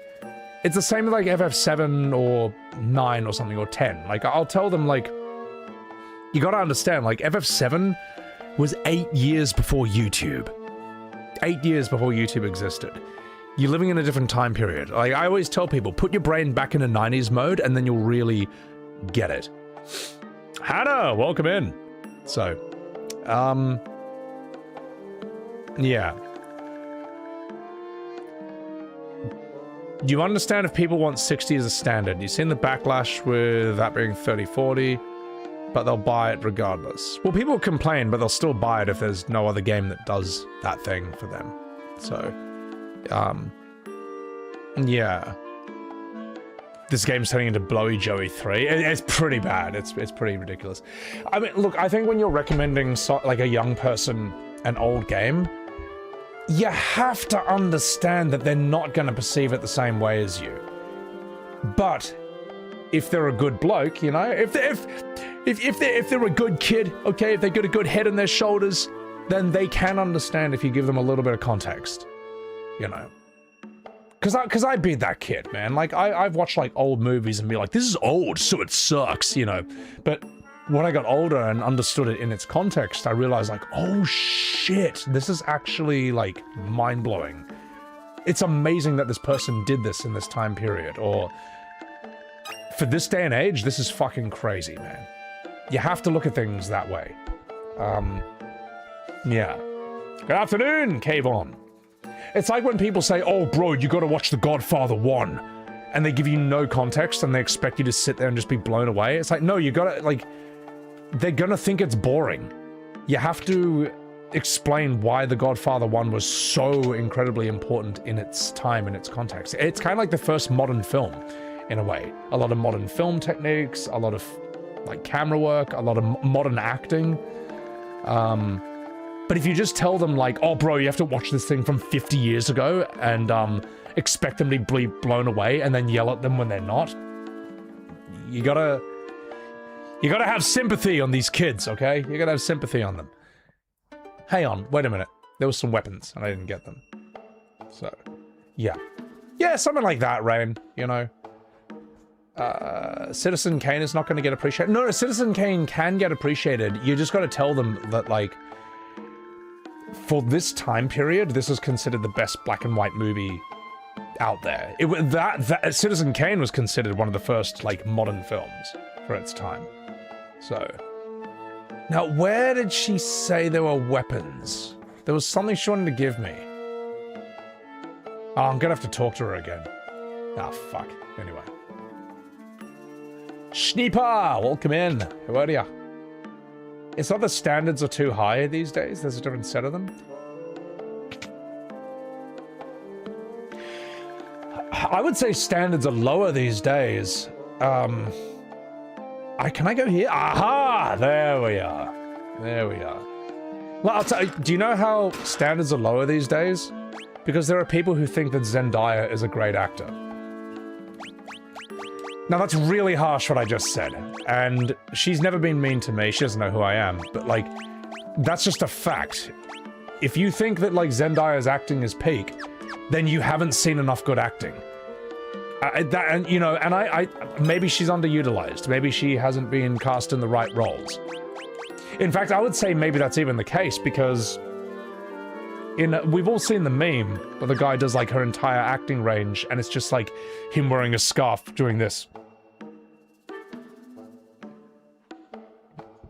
Like that's all I've ever seen her do in movies, but then I've seen some interviews with her, and she's like a bubbly, expressive, fun person. I'm like, well, why are they not utilizing that part of her in her acting or in her roles, you know? So, what we've seen at this point, maybe she's capable of more, but... what's another one? When they saw, like, The Odyssey, where it was, like, Tom Holland and Anne Hathaway. and she's like trying to yell at him through Botox, and people are like, "Oh my god, the acting." It's like, no, it's not that good, man. If you think that's great acting, you haven't seen enough. And I feel bad because I also like Anne Hathaway, but I'm also going to be honest about my opinion on like what I think is good acting or not, or great acting or not, you know. So I think standards are lower, but there's also types of entertainment that didn't exist before. You know what I mean? Like, before the internet, if you wanted to show someone something funny, it was like a funny movie, or it was like a funny show. It was like 30 minutes, 20 minutes, or like an hour. Whereas with Reels, you can just show someone something that like in 10 seconds is fucking hilarious. Like 20 seconds, fucking hilarious. And you just, you know, and the problem is now that's the standard. Now we know that's possible. So we all know this horrible, what the fuck is that down there? What the fuck is that? Hang on. I'll explore that in a second. But what I'm saying is like, you've all know this experience, right? Where someone's like, bro, you gotta see this video I just sent you. It's so funny. And you look at your phone and the video is 5 minutes. It's like, bro, it's too long. Sorry. Do you know why that 5-minute video is too long? Because I've seen 10,000 reels that made me laugh in less than 20 seconds. That's why it's too long now. Like, if you need 5 minutes to land the punchline in this day and age, you're taking too long. You're just taking too long. Unless you're making like a TV show like Family Guy or Smiling Friends or Rick and Morty, then by all means, you got your 20 minutes, you got your 10 minutes and stuff. But like, it's not that attention spans are shot, it's that we know how much better some things can be. Anyway, I'm scared. Ugh. Hello, boys! Wow, you're on a ship lah, you can do anything lah. Hey. Is that? Okay, I thought that thing was going to destroy me. So,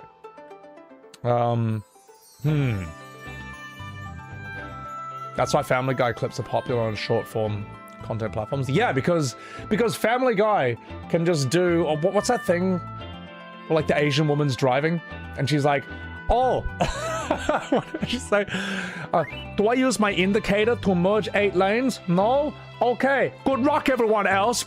And just fucking destroys the entire thing. See, that's fine. That's funny. Like, I just did that in 10 seconds. You don't need 5 minutes to make that joke. And I can make that joke without getting cancelled because I'm half Chinese. So, yeah.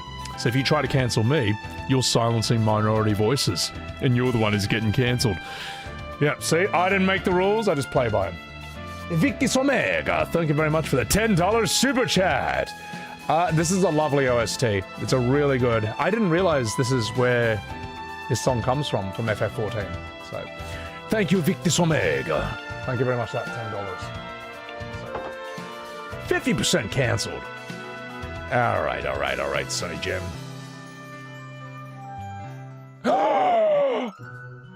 I should have saved before going here. All right.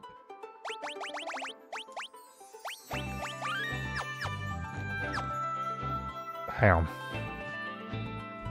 Just 1 second. Come here, you. Come here, you! I see what you're trying to do. I see what you're trying to do, Mr. Williams. Come here. There's no one hanging out with you. No, hang on.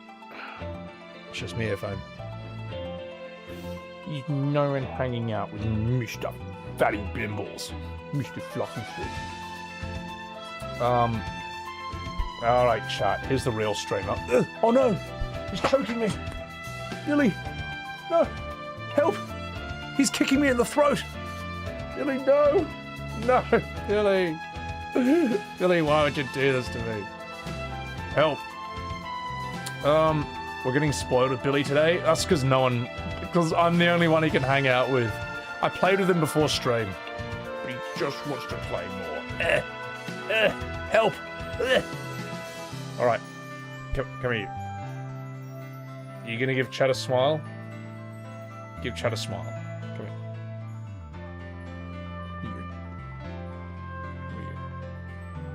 How are you? Oh, hello. It's me, Cat Sith. Meow, meow, meow. Meow, meow, meow. I'm gonna do some box through it now. And is your arm... Thank you. It's like liquid just slipping through my fingers. Billy, no. Stop kicking me in the throat. All right, maybe he just wants a bit of a squish, a bit of a cuddle. All right, Billy. I'm gonna put you down now, okay? You got your squish, you got your cuddle. Now look at me. Give Chad a smile, all right? Give him a smile. Give him a smile, Billy. Give him a smile. There you go. Say thank you to Devereux for the 5 gifted subs. Oh! Thank you for the 5 subs! Meow, meow, meow! Meow, meow, meow! Alright, Billy. Off you go. Devereux, thank you for that 5. I appreciate that. Appreciate that. Oh, God. Stop. There you go. You can hang around up there. You can hang around up there. Okay. I do feel bad about what I said about Zendaya and Anne Hathaway's acting in The Odyssey, but it's true. It's just, it's not the best that we have seen from that medium. And if you think it's peak, you just haven't seen enough movies or enough shows. Devereaux, thank you for that 5 subs. Appreciate that. Appreciate that.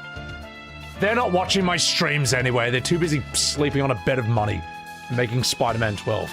So, Caged Ragnarok, thank you for the $5. Who is your example of good acting range? Seven is one of your favorite movies. You're not knowledgeable on the subject. Do you mean like... Seven? Good acting range? Okay, so great acting range would be like Gary Oldman, for example. Daniel Day-Lewis is a cheat code, we all know that. Cate Blanchett, Kathy Bates, Ed Harris, who else? Heath Ledger had great acting range. Jake Gyllenhaal, when you see him in Nightcrawler, that's fucking insane what he's doing in that. That's like that's crazy acting. Ryan Gosling, I think, is quite good. Mads Mikkelsen, there's actors who also kind of have a very specific style, but that style is so good that you hire them for that. Mads Mikkelsen, Christopher Walken, John Lithgow is great, yes. Andy Serkis, absolute peak range, that's true. Here's the thing, Nicolas Cage is good. People say he's a bad actor. No, he's not. You know why he's not? Because you watch a movie because Nicolas Cage is in it. That's why. You know, Nicolas Cage is one of the last film stars. People will watch a movie for Tom Cruise and they'll watch it for Nicolas Cage. Toshiro Mifune? Okay, no one knows who that is other than me. Steven Seagal? No, wrong! Wrong answer! Yeah. I would say Alfred Molina. Man, look at him as Dr. Octopus. You know.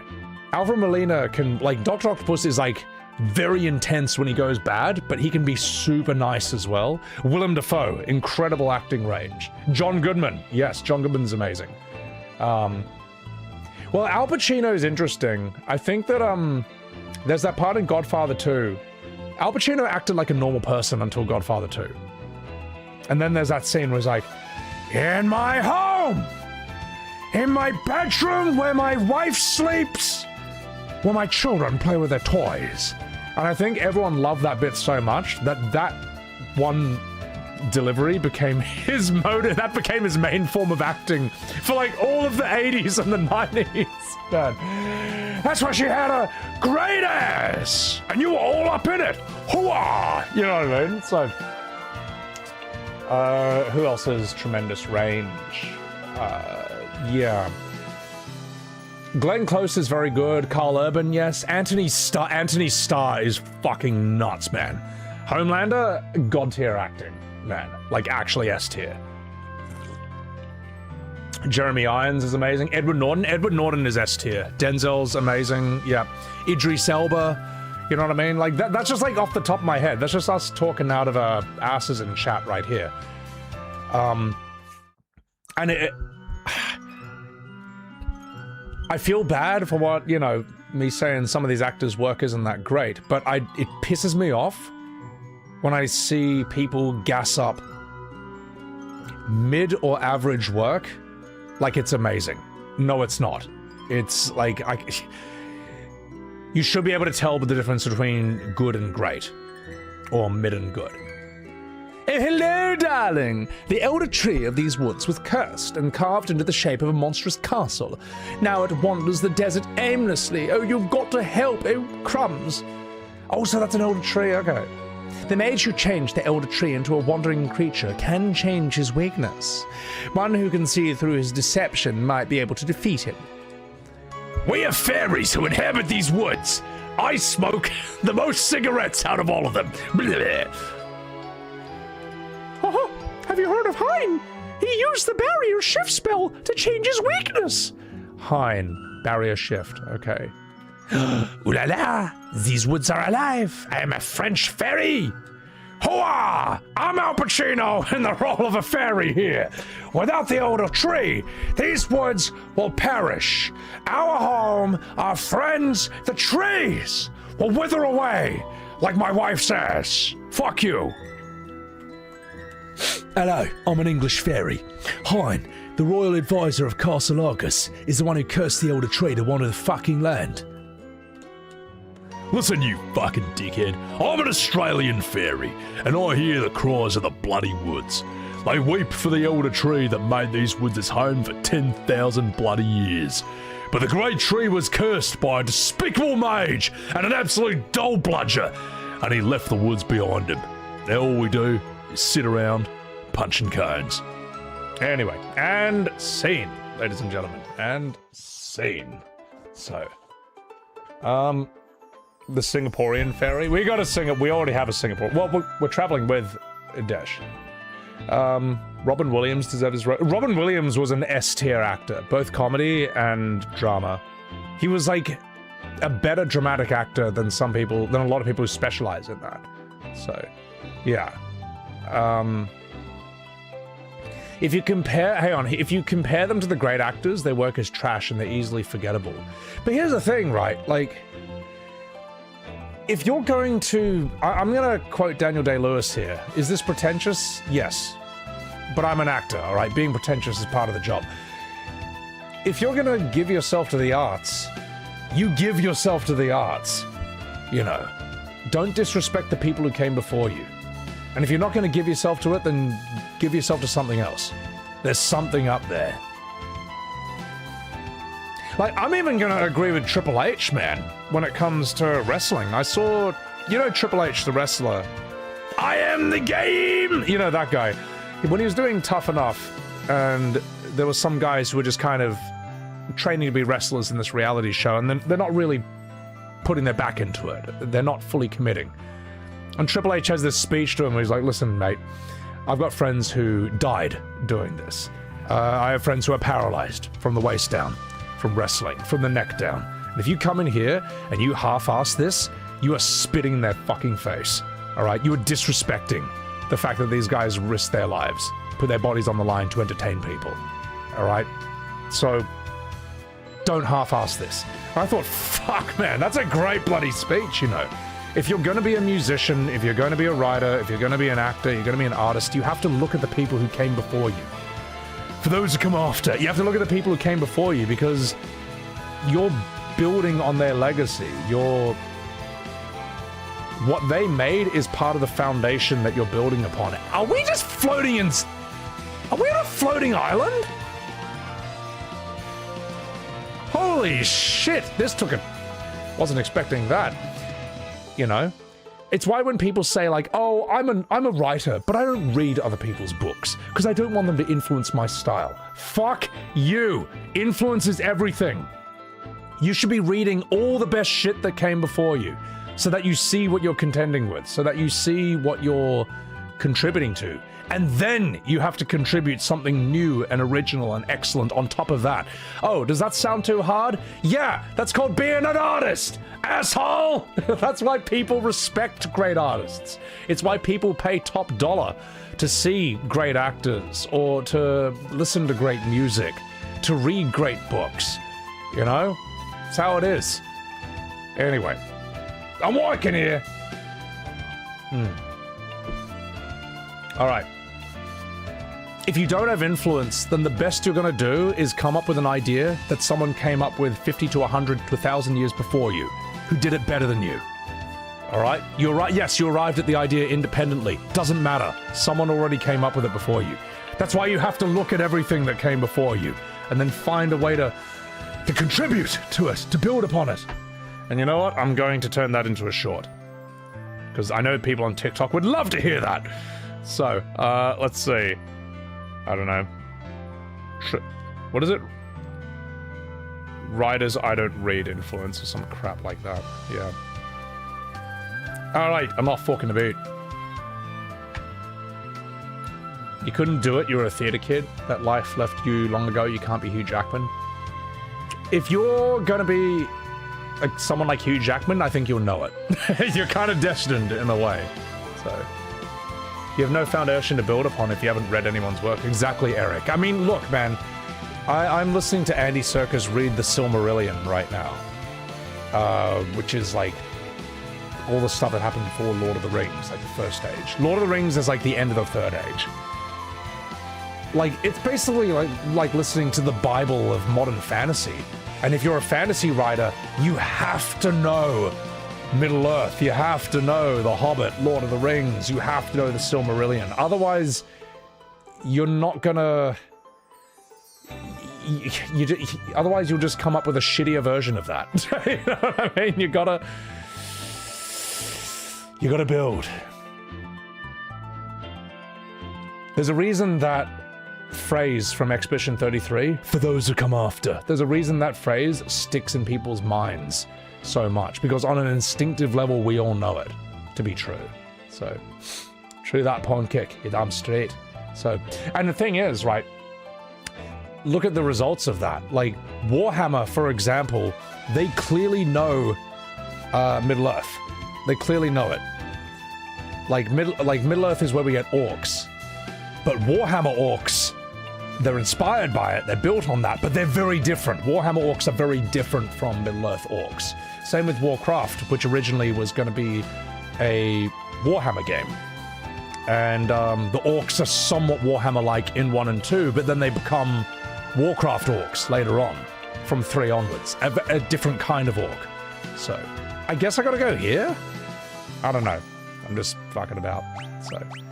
When's the Nier stream, my? I don't know, but I was listening to some Nier Automata music the other day. I was like, ooh, I need to do that. Nier Automata, alright? Like, Nier Automata, you can't make that game unless you know the philosophers, you know, what is it? Rene Descartes and Simone de Beauvoir, Immanuel Kant, Heidegger, Marx, Engels, and so on and so forth, you know. It's like Jean-Paul Sartre, I think he's in that as well. Nietzsche, yeah, it's all a part of it. Adam, Eve, and all that. What can I do here? Like, Nier Automata is a great example of, like, them knowing their shit when it came to all those philosophers, and then making something extremely bizarre and unique and original out of that. Like, Nier Automata does not feel like a copy-paste of something. It really feels like, some original new creation. It's why it's so good. It's why it sticks in our mind. It's why it's so memorable. And the music is phenomenal. My God. Pascal. Yeah, Blaise Pascal and stuff.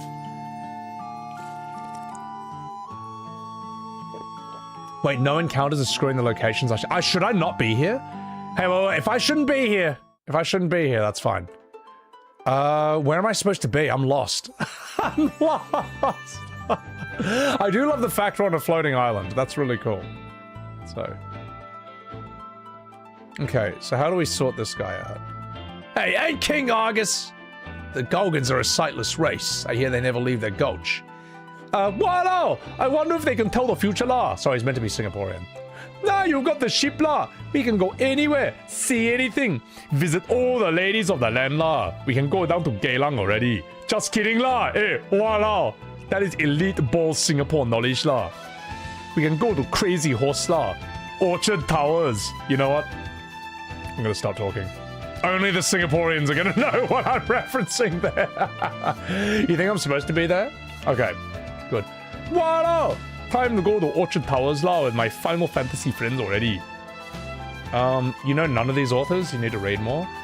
Here's the thing. Don't, it's intimidating the amount of knowledge there is, but don't let that paralyze you.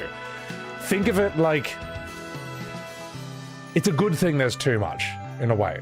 It's a good thing there's too much. Because you'll never run out. The sad thing is, you can't know it all, you know. So, choose carefully.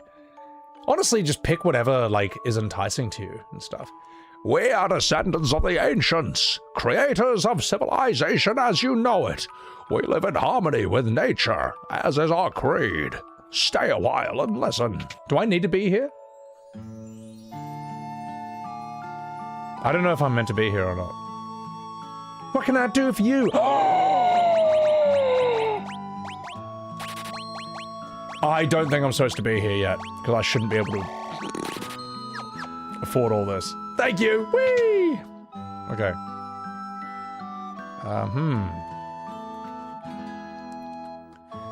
The thing is, just like it, okay, you can sort of cheat and just listen to audiobooks. If you have a good reader, audiobooks are a fantastic cheat. And it's great to just, like, listen to them while you're doing your laundry or cooking or brushing your teeth and stuff. Like, why not? Why not turn that into, like, free education? So, where am I supposed to be? I don't know where I'm supposed to be, man. Where's the yellow paint? Where's the yellow paint? Oh, where is it? Where is it? Oh, God, I don't know where to go. I'm lost. What do you think, chat? Where should I go?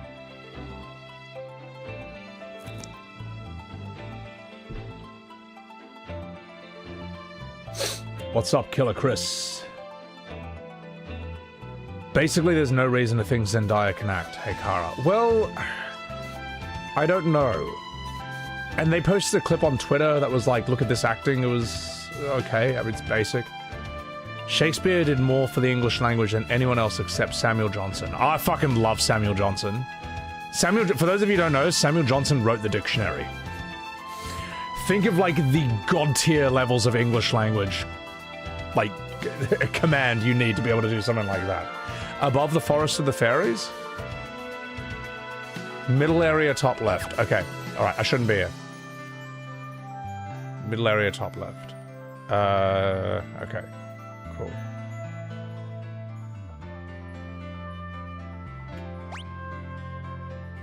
Yeah. Okay. Zendaya can act? Yeah, but you think Zack is a good character. Alright? You think Square Enix's Zack is a good character, alright? Your opinion can't be trusted on anything when it comes to art. Entertainment! I'm being mean. I'm being mean. East Blue. I'm also right. It was funny. I said it because it was funny. So. Alan Moore advises writers to read terrible books alongside good ones. Well, I mean... First of all, Zendaya can act. It's just extremely limited. From what I've seen. Maybe she's... Give her the right role, she'll be amazing. Second of all, Alan Moore is right. You need to read bad books. Because that will actually inspire you to write better. Oh, you need the boat to get there. You need to read bad books, and as an actor, you need to watch bad acting, so you can be like, oh man, I could do that so much better. Alright, you need, like, that inspiration. As a game designer, you need to play bad games. Like modern Final Fantasy, for example. So you can be like, oh my god, when I make my game, I won't make that mistake. So yeah. Like, I know a guy who hated FF7 Rebirth so much that it was his inspiration to write better. So funny. Is Halle Berry a good actor? She's okay. But she is carried by being extremely hot. Use your boat, you funny man. Well, okay, maybe I did. Okay, maybe I did.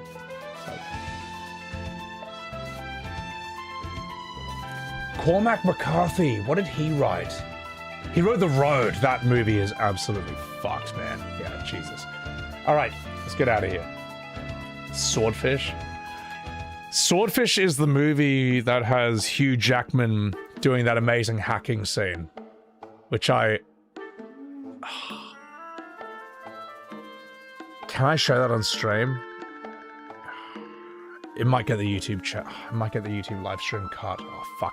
You gotta watch like Hugh Jackman doing the hacking stream. Is doing the hacking scene. It's amazing. And this is not ripping on Hugh Jackman because he doesn't know how to hack a computer, but he's doing his best to make it look like his character does know, and it's just so funny. It's just like, okay, and he's like this tetrahedron is on screen and stuff, and oh my, I can't reenact it. It's too funny. You got to look it up yourself. It's so good. Tom Hardy is an excellent actor. Absolutely amazing. Absolutely brilliant. Yeah. All right, let's get out of here. Let's do this. Maybe I can turn on my. I need some levels, man. I need some fucking levels. So.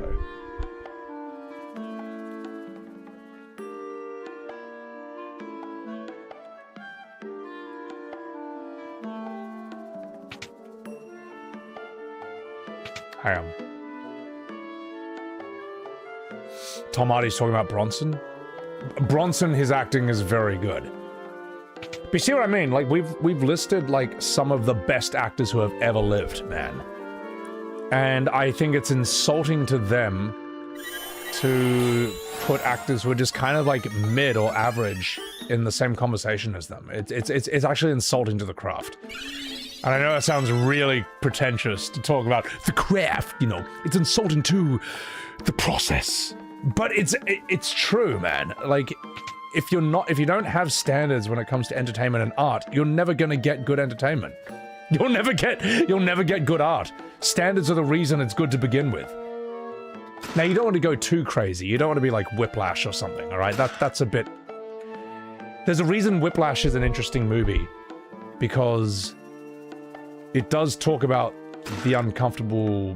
some uncomfortable truths about art and what it can take to be great. But it's also not meant to be a blueprint. It's not saying you should kill yourself to do this. Like, at the end of the day, it's telling a story. Like, in the world of art and entertainment, you will get these extremely intense teachers who go too hard and can result in some bad things happening, you know? And then you gotta ask, like, is it worth it? How much are you willing to risk or sacrifice for it? J.K. Simmons is fucking excellent. Fucking excellent actor. Like, top tier. S tier.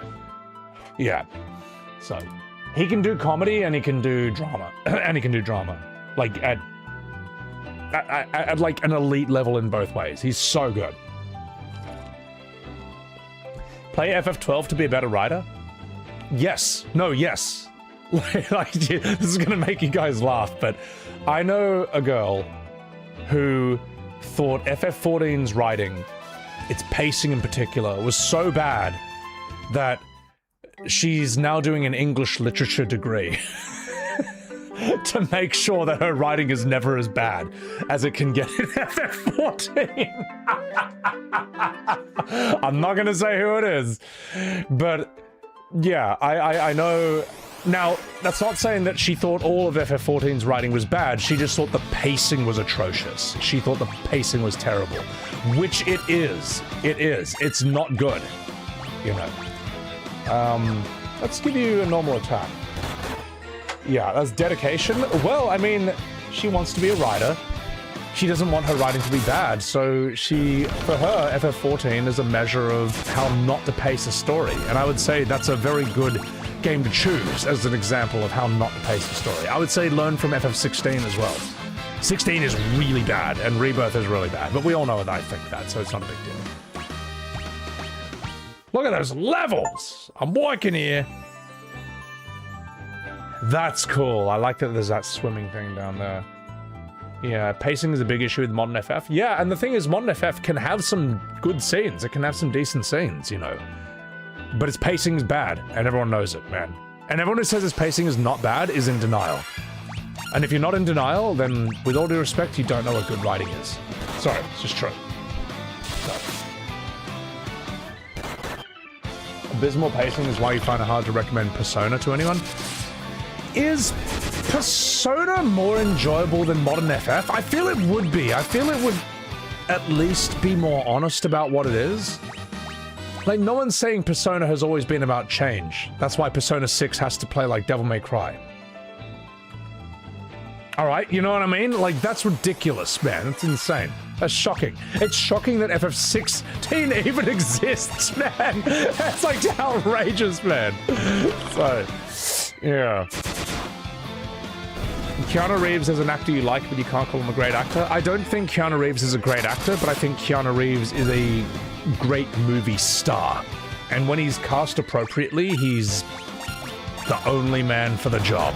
All right, can you picture Neo from The Matrix being played by anyone else?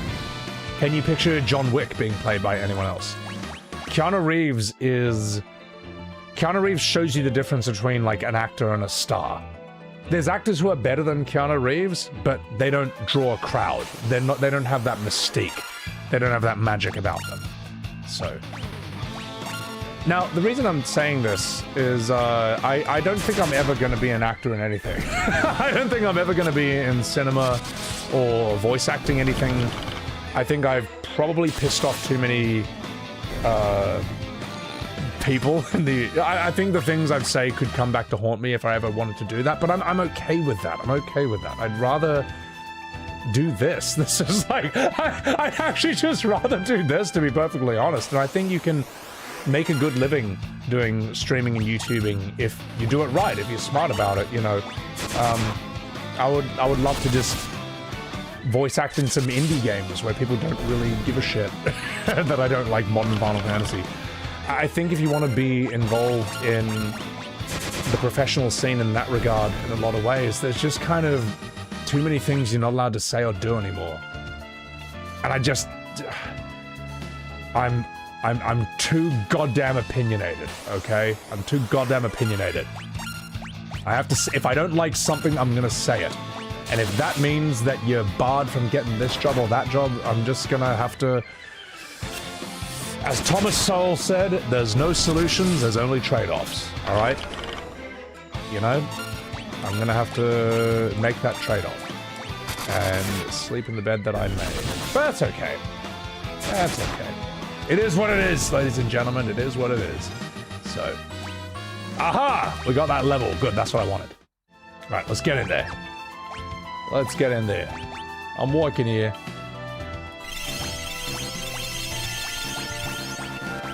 Okay, I think we're strong enough now. You've been playing Date Everything and it's awesome. Is that? That's one with Neil Newbon and Ben Starr, isn't it? Let's boost this. Gary Oldman will also be... Gary Oldman is peak, though. He is... Without a doubt, Gary Oldman is one of the greatest actors who has ever lived. Like, I remember when people were complaining, you know, where's Leonardo DiCaprio's Oscar? Where's his Oscar? Ooh, woo, because, you know, because he's handsome and I'm in love with him. I was saying, where's Gary Oldman's Oscar? Gary Oldman didn't win an Oscar for Best Actor until 2011 for Tinker Tailor Soldier Spy. I mean, I don't think Leo is bad, but it kind of shows, you know, the looks maxers, all right. Oh, the looks maxers, they had a point. You know, when people are good looking, then, you know, the rules are different. And Gary Oldman's not bad looking. I think he looks really cool. But as I say, the people who are saying, where's Leonardo DiCaprio's Oscar? They weren't saying that for Gary Oldman. And I don't think anyone is going to disagree when I say that Oldman is the better actor. Il Zero, welcome in, you fucking dog. How are you, mate? Chained Echoes, Tiny B. That's going to be an interesting game. Yeah, I'm actually looking forward to that. So, all right. Bella Ramsey. Not going to say anything about that. Ono Michio, thank you for the $5 super chat. If you want to become the best writer, play Sea of Stars. Is Sea of Stars writing not good? I've never heard anyone talk about Sea of Stars' story or characters. It seems to be like a Chrono Trigger-like. I'll give it a go.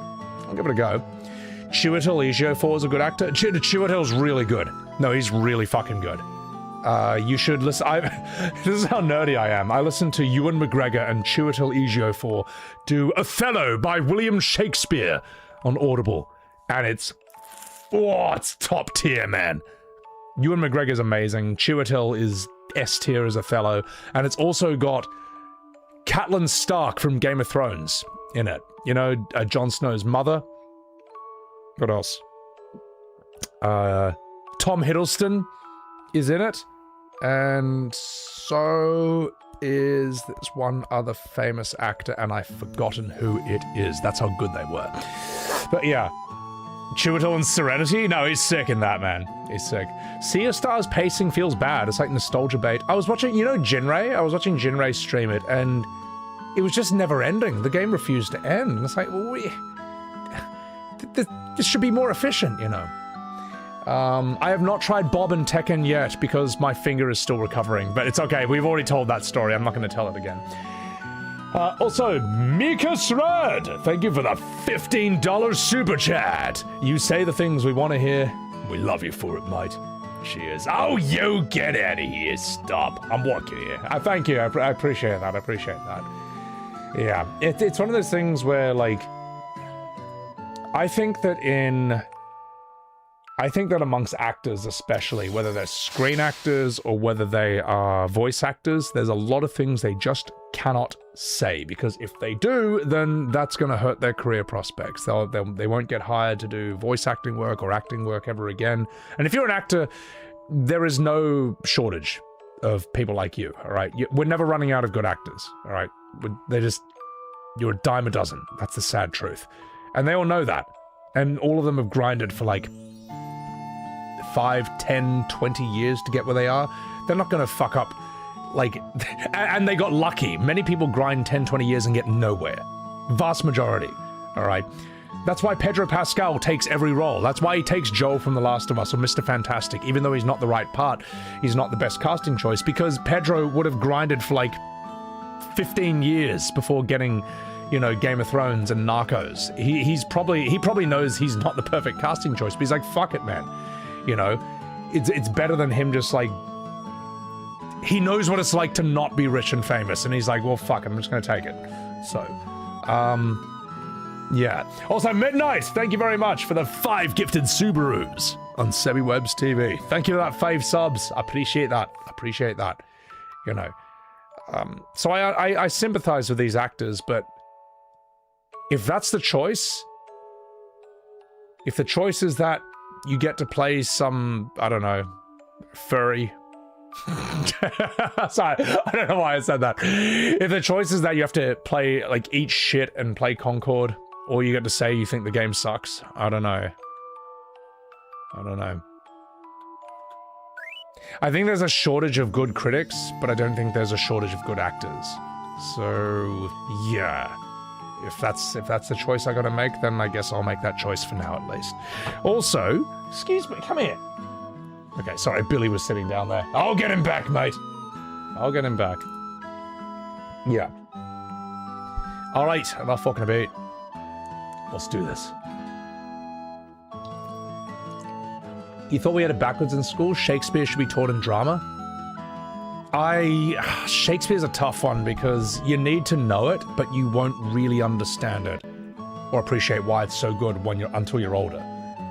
And then, well, I mean, but you're not going to think about it when you're older unless you were taught it when you were younger. You know what I mean? Like that's the reason I keep coming back to Shakespeare, is because I was taught like Othello and the Scottish play when I was young, and then I came back to it as an adult. I'm like, oh, now I get it. You know. But as a kid, you won't get it, because you can't. You can't understand those plays as a kid. You're too young. You haven't lived enough. You don't know enough history, and you don't have enough life experience. Moju, TMT, thank you for that $20. Come here, you. Come here, you little fat boy. Little sausage. Moju TMT, thank you for the $20. God damn it, Sebs, you talk about the most interesting topics when me broke. Rest up in September, God bless. Great actors make a world of difference, and they have a history of changing some scenes for the best. Yeah, I mean, look, great actors are not like, you know, splitting the atom or putting us in space, which you can't do anyway because Earth is flat. But, like, it's important to have good entertainers. Like, imagine The Boys without Homelander. Like, imagine The Boys without Anthony Starr, you know. Imagine, like, I don't know, Lord of the Rings with a different guy playing Aragorn. It just doesn't work as well. Like, you kind of... Actors are great when they're doing their jobs, all right? When they're talking about politics on Twitter, then shut up, all right? They're not so fun. But when they're doing their jobs and they're doing them at an elite level, then they're great. They're fantastic. Bella Ramsey as Aragorn. I mean, probably. I mean, Stephen Colbert's writing the new one. They probably will put her as that. Billy. Down you go, buddy boy. Yeah. Nice cut. Thank you. Appreciate that. I'm gonna read this chat. Random number god. You found me through YouTube Shorts. Subbed over there. Had to follow here. Love the vibe and cute cat. Thank you. Appreciate that. Thank you. Also, Moji, thank you for the $20 super chat. That's huge. That's massive. Appreciate that. How far are we in the game? I don't know, man. I don't know. Yeah. Sincerity goes a long way, Italian Spider-Man. Well, that's the thing we've lost, man. Like, oh, man. Oh, this is so bad. Oh. You've seen the new... You've seen the Golden Axe, like, advertisement, haven't you? This pissed me off so much, man. Well, it didn't really. I mean, like, you don't even need to make this into a show, but... Have a look at this. Golden Axe trailer. Yes, so God, look at that thumbnail. Look how stupid that is. So, for those of you who don't know, Golden Axe was a game from way back in the day. Oh, look at that. Oh, look at that cover art. Oh, that's so fucking sick. This is a game all the way back on the Sega Genesis. And who made this? Ah, yes, Yoshiaki Yoneshima, that well-known European artist. No, sorry, this was originally a Japanese IP, right? Look at that fucking artwork, man. Look how fucking sick that looks, man. These were great games. Golden Axe 1 and 2 were very, very fun. And this is the playstyle. Balanced was the barbarian. You want to be a lady with shorter range, big jumps, and stronger magic. You be her. And if you want less magic and to just be like a raging melee behemoth, you be the dwarf. Fucking amazing game. So, how do you think the new TV show is going to look? I think we all know the answer. It looks like this. In a time before history, in a land of might and magic, when evil rises, heroes rise harder on their trusty purple mutant thingies. Oh my gods, it's them! I'm a huge fan. 3 heroes, Axe, Tyrus, and Gilius, level up to save the kingdom of Uria from the evil giant Death Adder. To defeat Death Adder, we need an actual plan. We're going to do what we do best. Face a series of progressively harder enemies until we have a big final battle with Death Adder. And then we kill him for good. Till he's dead.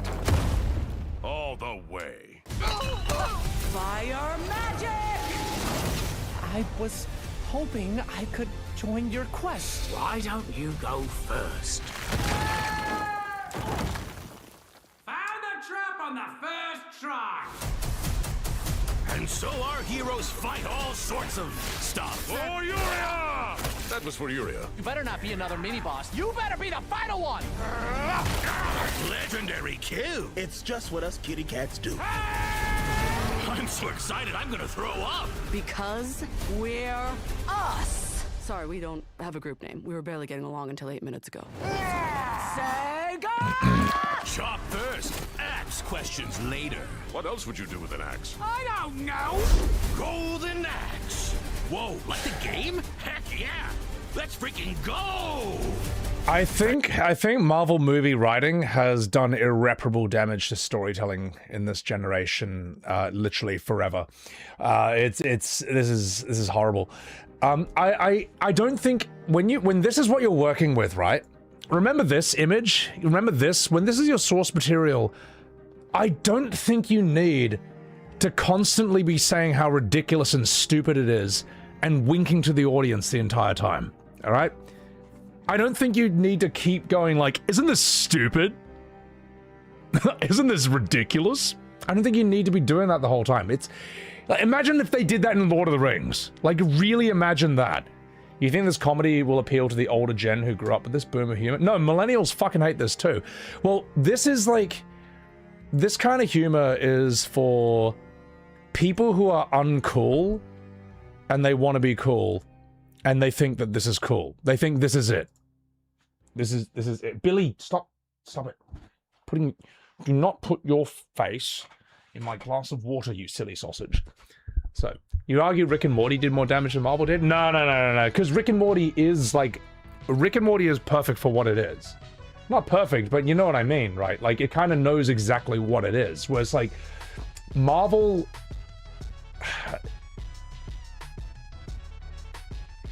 I think there's a YouTube video by a guy who grew up on Marvel movies, and then he watched Lord of the Rings for the first time.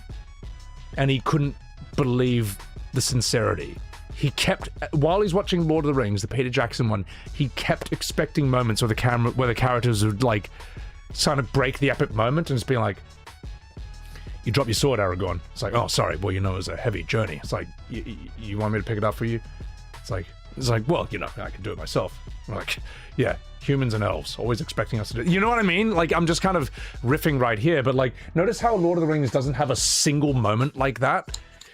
Like, at no point is there a moment where everyone just, like, kind of breaks character and, like, okay, that was pretty awkward. Well, anyway, I think we got, like, a bunch of orcs here. You know what to do. Arrows? Axes? Okay, you know the drill. Let's do it. It just doesn't happen. But, like, Marvel has kind of changed that forever. You blame Deadpool? Nah, it was like that before Deadpool. I think as much as I like Robert Downey Jr., I think Iron Man is very responsible for that. And what else? I think Guardians of the Galaxy also, which is a pity because Guardians of the Galaxy can actually, I have seen a scene where it showed it could be sincere when it wanted to be, you know. Yeah, there's basically one electric. It's basically when Legolas kills that elephant and Gimli's like, that still only counts as one. It's like, that's extreme. It's quite rare, you know. And even that, the funny thing is, if you read the books, Gimli's not really like that for the most part. Gimli being a bit of comic relief is a movie invention. In the books, he is much more sincere. He's not comic relief in the book, I would say. But you don't know that if you've only seen the movie. So, you know this, Ponkirk, yeah. I'd say, yeah, no, that's actually a really good point. Orky Woo. Thor Ragnarok, that is probably critical mass. That's probably, like, the extinction event. like Thor Ragnarok is where I think people thought that Taika Waititi was going to be the savior of Marvel. Let's do all our movies like this from now on. Of course, we just had to turn these into wacky comedies, and it's like, no. I think he's a one-trick pony. I think that was his one good movie, and I think it only really worked because it just blindsided everyone.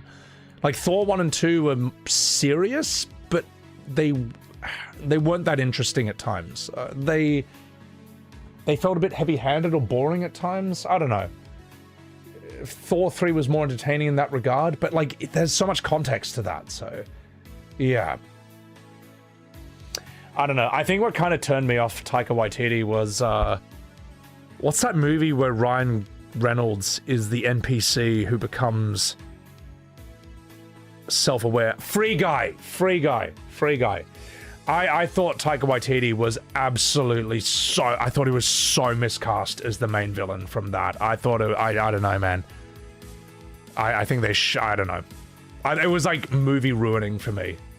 Like, look, yeah, sure, he's a better director than me. He's actually made movies that have made millions of dollars, but I just thought the acting was terrible. I thought it was really, really bad, man. What are we? Some kind of golden axe? I quit drinking. But after seeing this trailer, I have started again. Thanks, Paramount. Whoa, like the game? Not even close. Not at all.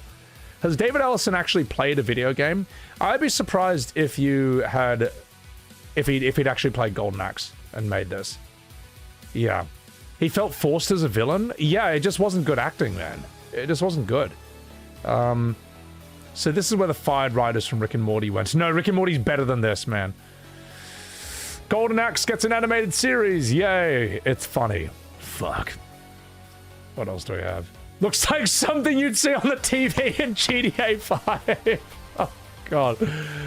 Oh, after watching this trailer, I need a palate cleanser. I think I'll play the original Golden Axe games and forget this even exists. Yeah, not a bad idea, man. No, Rick and Morty's better than this, man. This is just, like, dumb. This is stupid. This whole thing is just stupid. Alright, get out of here. Get off the screen. Fuck you. Now that's what a real man's art looks like. So, alright, let's get back to business.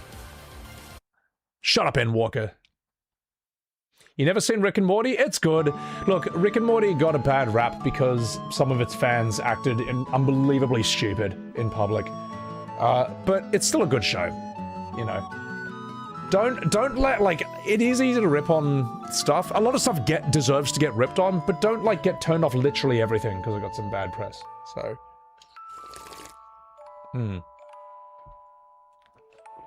yeah, the Szechuan sauce crap. It's like, oh my god. And is that the copy paste? Like, to be fair, you actually need a pretty high IQ to understand Rick and Morty. I don't know if that's real or serious, but I can imagine someone being for real about that. Oh, God. Problem with Marvel movies is that people treat them like cinema when they just film. If they didn't get half the spotlight, they wouldn't go as well. Well, the Marvel movies, like, there's some moments I think are very good. There's some very good acting in some of them. I mean, look, you're getting A-listers, man. Of course they're going to do a good job, you know. I think Robert Downey Jr. is pretty good in those, man. I think Robert Downey Jr., one of his most memorable scenes is when he's trying to figure out whether he's going to kill the Winter Soldier or not. Because he finds out a certain thing about him and his parents. And you can see Captain America just being like, don't do it, it wasn't him. He's like, but he killed my parents. And you can see Downey Jr. sort of wrestling with this, like, because intellectually he knows that the guy was being controlled at the time, but emotionally, you know, it's interesting seeing that tug of war within him. And then I love that meme of, what is it? Captain America and Winter Soldier both, like, fighting Iron Man at the same time, and it says, how it feels to get into the group chat where, like, everyone's ganging up on you. It's like Iron Man just, like, fighting off two guys at once, getting hit to the floor in the knee. I thought that was a good meme that came out of that. So, yeah, I don't know. I should do this game. Sorry. I should actually play this at some point. PLK, what are my thoughts on FF3 so far? How far am I into this game? I've been streaming it for 6 hours. I've been streaming it a long time. When the second best actor next to Robert Downey Jr. is a guy playing a robot, Paul Bettany, you know there's something amiss. Paul Bettany is extremely good. And I think he's been underutilized. I think a lot of people don't know how good Paul Bettany really is. I think he deserves more as an actor, to be honest. But yeah, no, anyway. Castlevania's great animation. Outside of Season 1 is yikes. The problem is, when you know Artie Shanker's involved with it, it just taints everything. It just taints everything, man. Yeah. Alright. This is Gulgan Gulch. You should know that we Gulgans are born sightless. I'm blind! However, we make up for our lack of vision with a sixth sense. Some of our kind can even see the future. I don't know, I'm just giving him... He's blind, so I'm giving him Ray Charles. Ray Charles doesn't sound like that. Oh, fuck, anyway. We serve the Wind Crystal, a source of light, and those whose power has bestowed upon you. Henceforth, you must go to the crystals of fire, earth, and water. They'll grant you greater powers than you already possess, motherfucker. Okay, anyway. The Great Earthquake was only the beginning. The tremors tore the land asunder. The crystals, the source of the world's light, were swallowed into the depths as monsters emerged from chasms now scarring the earth. Yet, there was nothing compared to the catastrophe to come. In my pants. I'm sorry. Yeah. Also, Seizo Kasumi! Time to whinge to FF3. Oh, we whinge every stream. It's gonna happen. So... I'm not very far. Okay, I gotta do this game, guys. Sorry, I gotta do this game. I see a future of both light and darkness, but this is by no means set in stone. The living wood?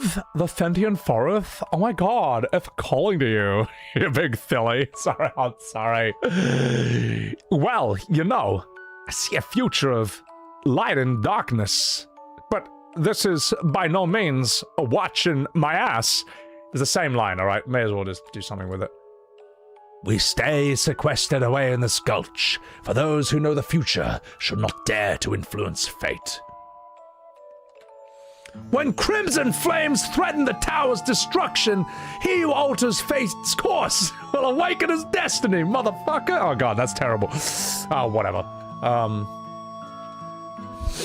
I sense the fire crystal's power is centered on the island of dwarves. The Earth's power, it is sealed away by the other three sources of light. The Earth crystal may have been sealed in a similar fashion. Also, why are you gay? Okay, that was not... that's me trying to do an African accent. It's not good. And that's my reference point, is the guy who asks why you're gay. Does anyone know why the 90s fantasy is so connected with crystals? I guess crystals are kind of like this... First of all, they kind of look magic anyway. Like, crystals look magic in real life. And in fantasy, they are just like a kind of a cool conduit point for energy, magical power, limitless potential. So, alright. Oh, Billy! Hang on, Billy! Oh, the poor baby. Keeps coming up and going, whoop. I have been expecting you, my brother. Take this spell. Use it to enter the Tower of Owen to the north. Your destiny awaits you there. Received a toad! Also, why are you gay? Oh, my other African accent is from Isaac in Castlevania. So while I criticized that show for a number of reasons, I thought Isaac was pretty fucking cool. I liked his character. So... Herzog impression? No. My Werner Herzog sounds very different from that.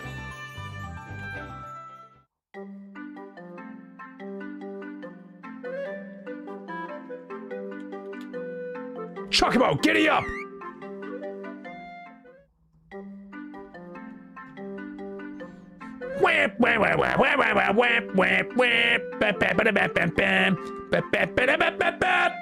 Hang on. Where am I going now? Do I go to this tower? I'm lost. Can anyone tell me where to go next?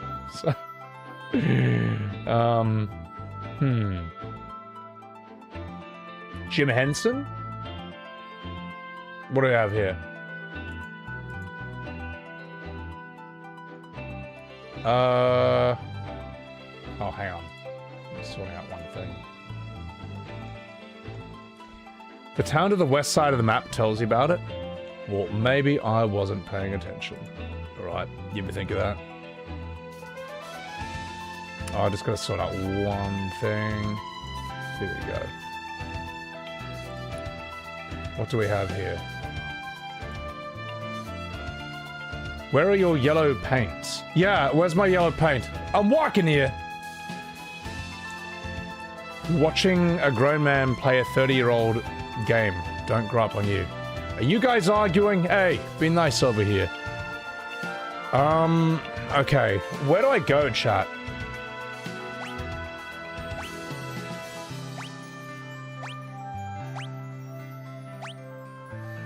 Magic stones come like the cum badge in Star Trek. So I'm reading that wrong.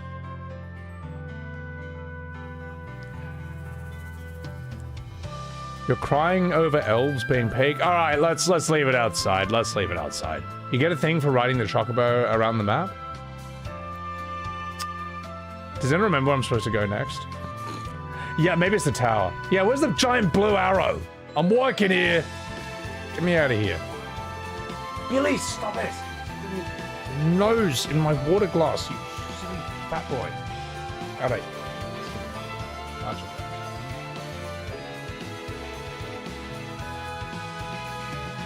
This has to be it, right? This, like, otherwise, what else would it be? Tower of Owen? You haven't played? No one's played this game! Aha! Behold! Watch this. Now I know what I'm supposed to do. Now I know.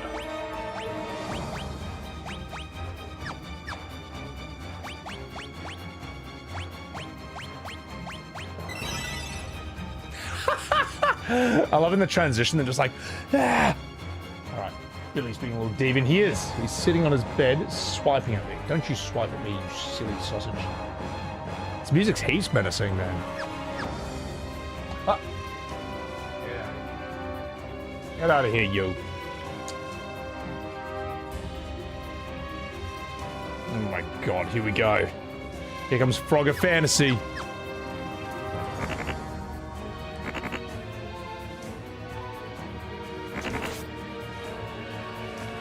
Monkey Danny, thank you for the prime. I appreciate that.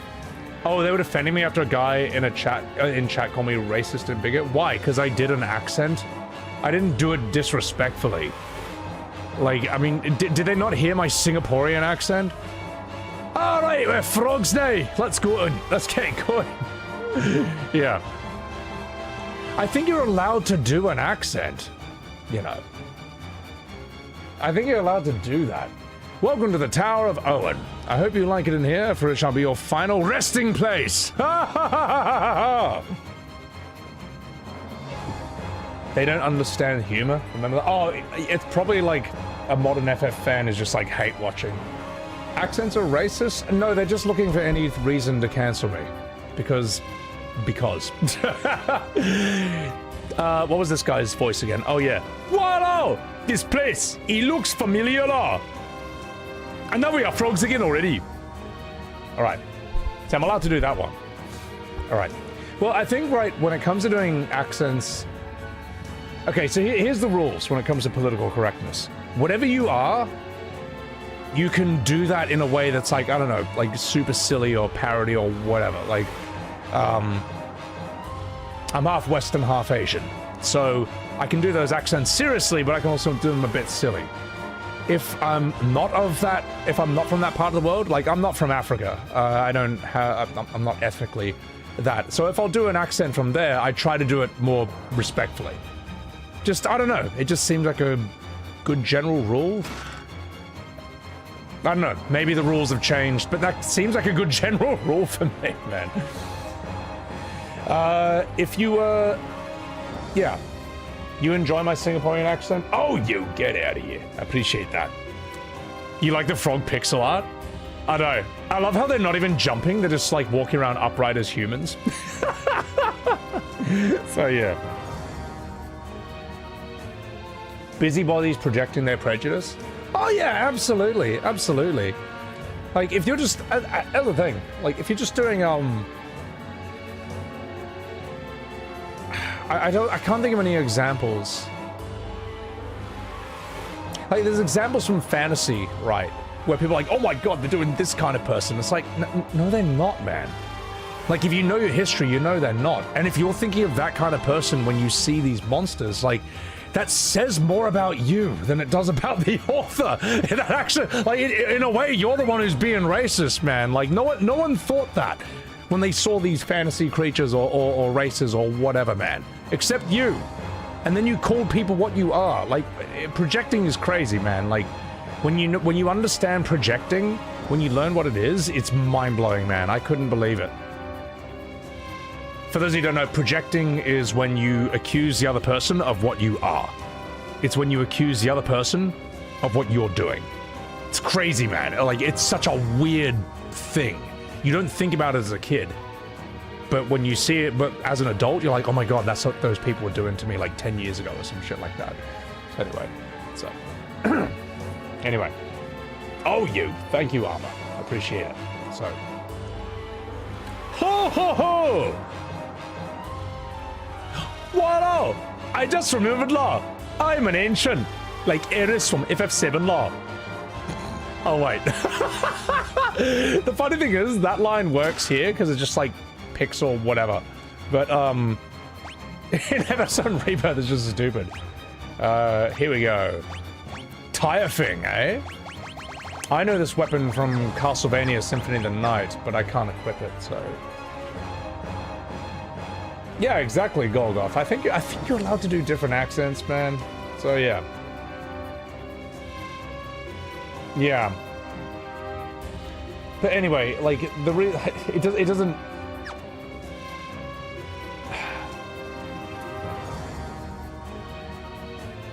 Let me put it this way. I'm I'm half white, half Asian. I don't really have the right build to be racist. I'm sorry. I don't know. I mean, like, you kind of... It doesn't quite work. I'm not spec'd for that class. Does that make sense? You know? I don't know how else to say this, man. I'm just... Anyway, you know what? Let's move on. Your souls shall wander these sodden halls forever. You racist. Wow! I remember already. There's a hidden switch on the 5th floor lah. It's on the 8th section on the wall from the left already. And now we turn back into toads. So... Alright, this is why I don't do politics on stream. And it also, I agree, Sarah, it shouldn't be a conversation. I think it's fine to address it on like a surface level, which is all we've done. But I think we're gonna leave it outside now. It is what it is. So... But I mean, don't get me wrong, I do find politics interesting. I got my own opinions on it. I just, for the most part, want to leave that off stream. So yeah. Use Toad to change back to normal so you can get encounters here. Oh, alright! Alright. But then I can't turn back into it again, because I only have 2 left out of these. So... There's a switch I gotta use, apparently?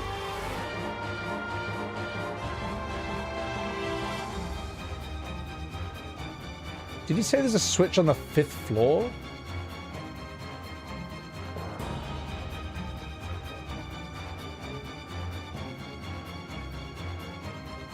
Fifth floor. Or 8th floor. Fuck, I like forgotten. Sorry, I was in the conversation. It's not what it's croaked up to be. Yeah, no, I'm just going backwards at this point, I think. Do I have to be in human form to pull this switch? They'll say Final Fantasy was always silly. Oh, yeah, I know. Well, there's a difference between being silly and being cringe. And there's also tonal balance as well, which is pretty much non-existent in modern FF. 5th floor, 8th wall segment. Oh, my bad, I just read that wrong. Sorry, I was distracted. You're half Polish, half German. Family interesting. I'm not going to say anything about that Italian. But yeah, you know, I mean, yeah. All right, okay. It's my bad. I wasn't reading properly. Here I go, boys. Whee! Rolling around at the speed of sound. Final Fantasy has always been about change.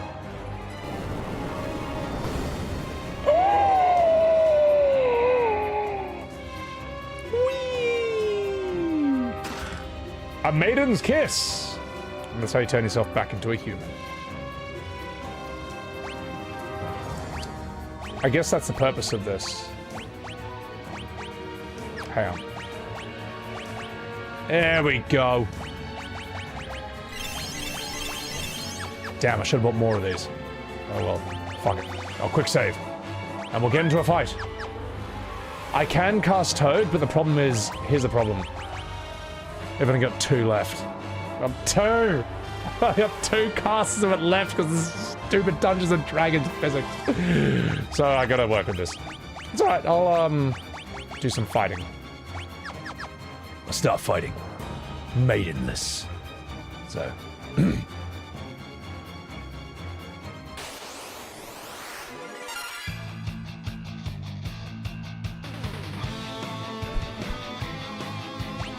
Alright, let's do this, boys. Soy Lord. How's 3 so far? I haven't played enough of it to really judge it. It's fun though. You enjoying Legend of Dragoon, my boy? I'm glad to hear that. Glad to fucking hear that. Gongaga has you burned out, Hump? Yeah, because it's terrible. It's awful. It's a horrible part of the game. Should have never been in there. Alright. Toad is a great spell in FF3. I've never... this is fun. I like the idea that turning myself into, like, turning myself into Toad is like a major mechanic. Oh my god, I'm so sorry.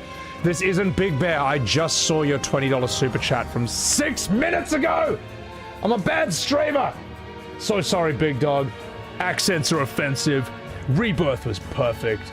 E33 was bad. Enjoy the light gaslighting. You know what? This isn't Big Bear. Thank you very much for the $20 super chat. I'm sorry I missed that. How did I not see that before? Sorry. I'm sorry. But thank you. Thank you. Can I can't even at you in my chat. Oh, fuck. Because we're on YouTube. Oh, because I'm multi-streaming. But anyway, God. Why did I not get the alert for that and just like miss that somehow? Rainstorm, good night. Good night. I think I was in the middle of discussing something. I missed that. But thank you, Big Bear. Thank you for that $6 super chat, and I'm sorry I was 6 bloody minutes late! 6 minutes! 6 minutes 40. That's like 500 TikToks. You're good? Okay, thank you. I'm glad you're still here. Because I hate the idea of like, this has happened to viewers before in like different streams. Not mine, of course. You know, we all know the experience of you go to some guy's stream and you sub to them or donate something and they just ignore the alert. It's not why I did it, alright? I didn't do it because I'm an asshole. I did it because I'm incompetent, alright? Because I just missed it. I'm sorry. So. What's up, Peanut? Are you not waiting to do each hunt in each area? That's not happening, mate. It will never happen. I didn't say that to chat, just as like a general thing. Sometimes I will miss a super chat or like a resub by a few minutes. I will get to it. I do. Here's the thing. Here's how it looks from my perspective. All right. You see that? You see this? I do see this. I do see this eventually. And when I do, I'll see that I'm 5 minutes behind and I'll get very upset with myself. So, all right. I remember I was new to Twitch. This is when I'm becoming a Twitch streamer back in like early 2020. And a mate and I were just kind of curious about the whole thing. Now, naturally, we clicked on a stream with a woman who had some of the biggest tits I've ever seen. And someone donated to her like $100 or something. And her reaction was like this. Oh, did she just give me $100?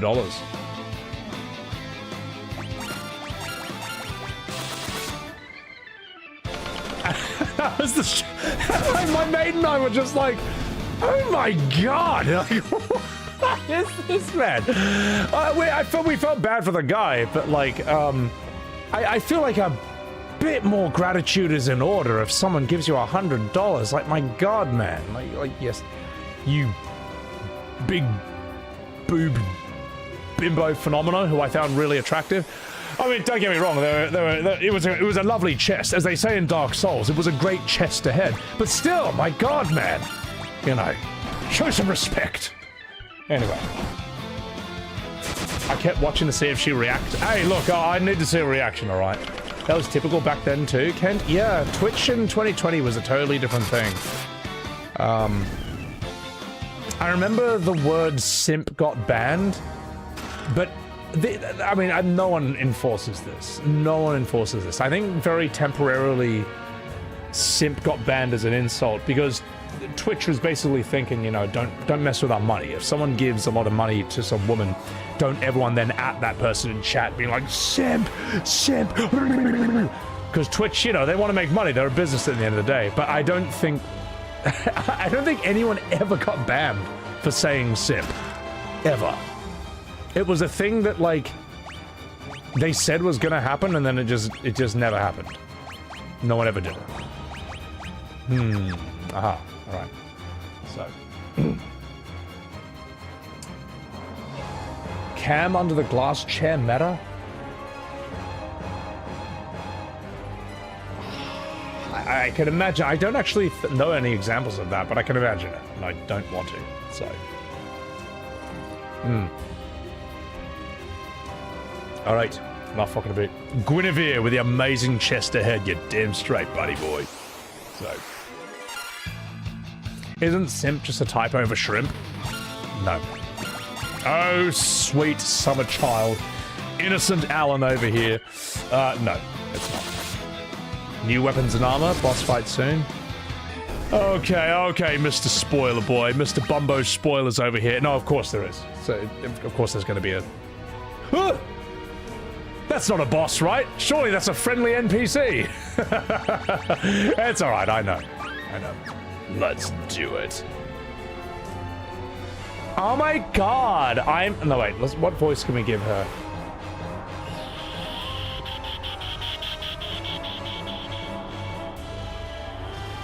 Oh, let's just make her Australian. Alright, you slut! I, Medusa, will destroy this tower in the name of Sandy. This continent will plummet from its place in the skies. Kupo. You will not interfere, alright? Okay? I'm gonna smoke this cone and get on the dole and pump out 5 kids. And your taxes will be paying for them, mate. Sorry, not sorry. Alright, sorry, okay. You know what? Never mind. Let's continue. Let's do this instead. Right. Ooh. Let's do a big fat cure on everyone right now. We started with not even max HP. Poison!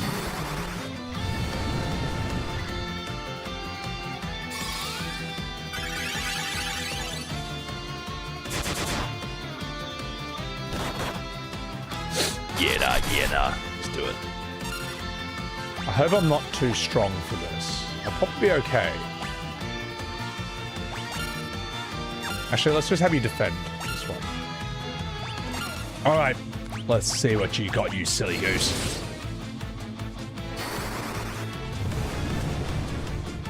Pog Twitch, welcome in. She's weak as piss. Let's just hold the line. I want to poison him. I want to see if I can poison a boss.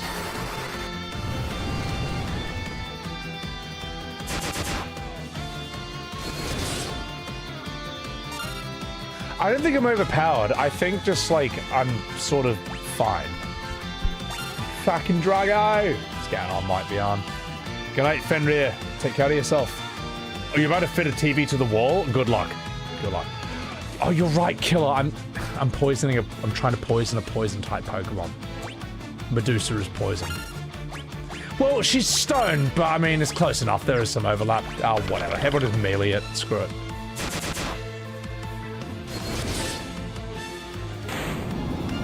Okay. Well, I'm not too weak.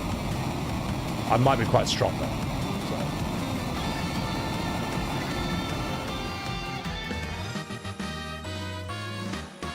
Fuck yeah. Let's go, boys.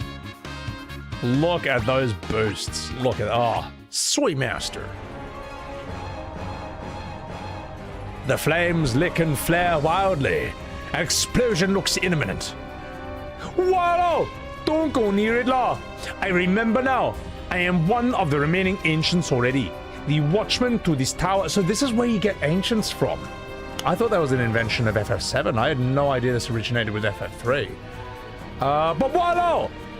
I was only supposed to awaken if something happened to the tower law. But I was asleep for so long. My memories were scrambled when I woke up.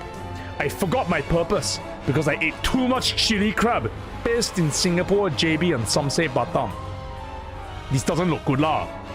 I think I know how to stabilize the flames, but I can only do it from inside the reactor. I have no choice, lah. This tower is the only thing keeping the continent afloat. If it blows, we will fall right out of the sea, lah. This is farewell, lah. Thank you for all your help. Oi, boy.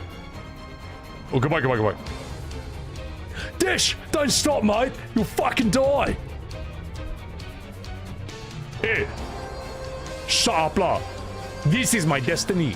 And don't worry, once I repair the furnace, the whirlpool should stop as well, lah. Then you can search for the Dwarven Island. That is where you will find the fire crystal. It makes the best chili crab, lah. Sorry, this is so bad, man. This is so bad. I mean, but you know, you gotta finish what you started, which is what I'm gonna do. Do a voices Jordan Peterson tasty Tide Pod? Alright. Yeah, all right, we'll find a Jordan Peterson later on. Thank you for the $2 super chat. Once I am in law, I will whoop you all outside. It has been a blast. Literally. Hey, boy. Oh, goodbye. Sorry, that was okay. I may have ruined that scene. Dash! No! Oh, fuck! Oh, God, he's everywhere. Oh, he's dead. He's eating chili crab with a big man in the sky now, mate. He's eating chili crab in the big hawker center in the sky now, mate. Oh, fuck. And scene. Okay, I remastered it. See, what you wanted was a 1-for-1 remake. I gave you a reimagining. So, he really is an ancient, mate. Give a thumbs up like in Terminator 2. That, you know what the funny thing is? Crix Edits, thank you for that Prime. You know the scene where Arnold Schwarzenegger is, like, descending into the lava? And at the last second, his hand, as it's going into the lava, is just like... Dun, dun, dun, dun, dun.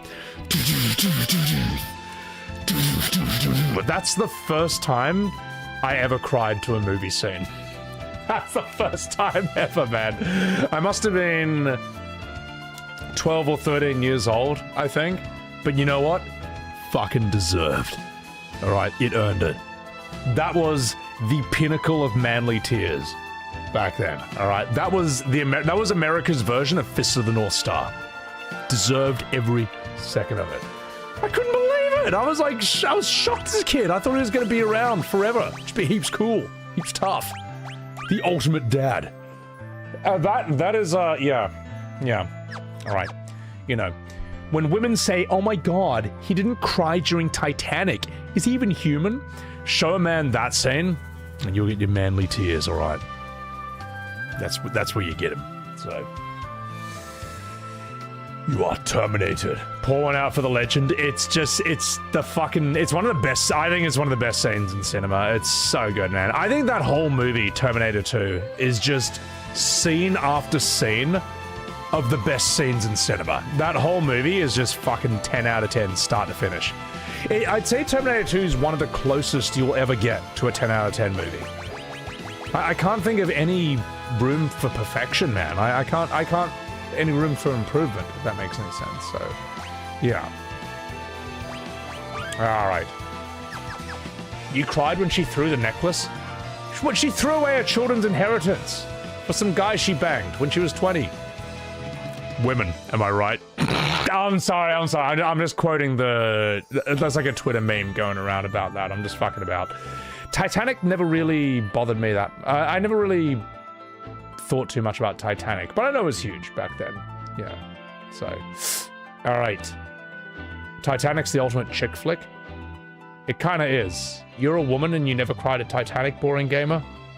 It's because you were too busy crying to Terminator. Like a real lady. Now, if you'll excuse me, I don't know where I'm supposed to go next. That's, yeah. So,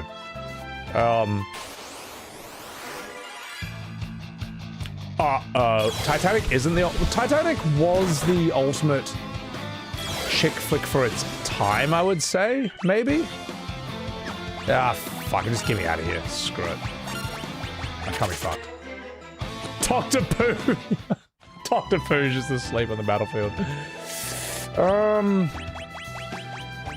What were the ultimate chick flicks back when I was growing up? Probably 10 Things I Hate About You was a big one, but that's a great movie. Mean Girls was so good that it got guys to realize, like, hang on, chick flicks can actually be great. So, I got a soft spot for Clueless. So, and I think I Love You Man is like the ultimate. It's like the, what is it? The brom-com. It's like the chick flick made for men. It's so good. I Love You Man is fucking 10 out of 10, mate. S tier. Maurice Jamier, thank you for the $6-7 donation. FF3 is the most cozy of old FFs for you. You hope you're enjoying it as well. You heard 13 is coming soon. I've got terrible news, mate. I have an Xbox Series S. with FF13, 1, 2, and 3, and Lost Odyssey installed on it. And I got them all working. But I will not be streaming them until I'm back from my holiday. Alright? I need to recover from all this Final Fantasy before I jump off that deep end. But yes, I have it. It's working. FF13 is back on the menu, boys. Prepared for whinges, Peanut. Oh, God. Well, at least 13 fans seem to know that 13 is bad. Like, 13 fans in my... I got 13 fans in my community, and they know. But they try to stand up for it, but they're like normal people. Whereas... I think that FF12 is the game that makes people go crazy. FF12 makes people go nuts, man. That, like, I don't know. Like, every FF12 stream was a battlefield. Every FF12 stream was a war zone. It's like, oh my god, guys. Guys, it's not a good game, man, alright? It's good because you were young and you wanted to play an MMO, but you didn't have an internet connection, alright? That's it. You were young and you had no standards. And there was MMO mania. But we live in 2026 right now. That game has aged like a bottle of semen! Alright? It's aged like a bottle of expired cum! It's trash. It is unplayable today. It's awful. The story and the characters do not warrant any of the effort put into that game. It's bad. It sucks. So yeah. Anyway. This is the poetry of Sebiwebs TV. So, Bombay Boy, thank you for the $5. Your wife started FF8 recently. I think she'll like the aesthetic of it. Easing her back from FF10. She's liking it so far. She says that Quistis is grooming her. Quistis can groom me any day of the week, alright? She can whip me with Save the Queen if she wants, because she is smoking! So, oh, sorry Elmo, I'm sorry I had to hear that. So, alright. Yeah, move over Shakespeare. Where are we, I'm trying to remember what we're supposed to do. Sail northwest to find the Dwarven Hollows. Ah, thank you. Sorry, chat. Chat, I'm so sorry. Oh, that's right, we blew that up. That's the whole reason we did that. Oh, yes, well, now you put it that way. Right. Aha, yes, of course, this place. This is where I'm supposed to go. Oh, you know what? This is why yellow paint was invented. Because of me, specifically. Because of people like me. Okay. Anyway, let's get out of here. A wall of fire is obstructing the path. So fuck you. Alright, okay, fair enough. Whee! Hang on. Whee! Okay, there we go.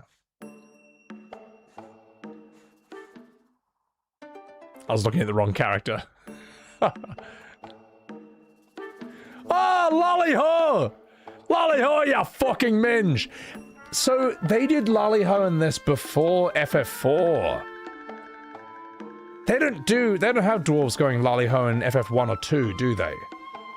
To my memory. I think it starts here. Keegan, welcome in. Zephy, I should play Trails in the Sky? Never. Never. I will never play that anime game, alright? You gotta stop. Thank you for enjoying the content, but you gotta stop trying to sell me on Trails and Tales and Skies of Arcadia and Xenoblade and Xeno Squeen and Xeno asshole. I don't know.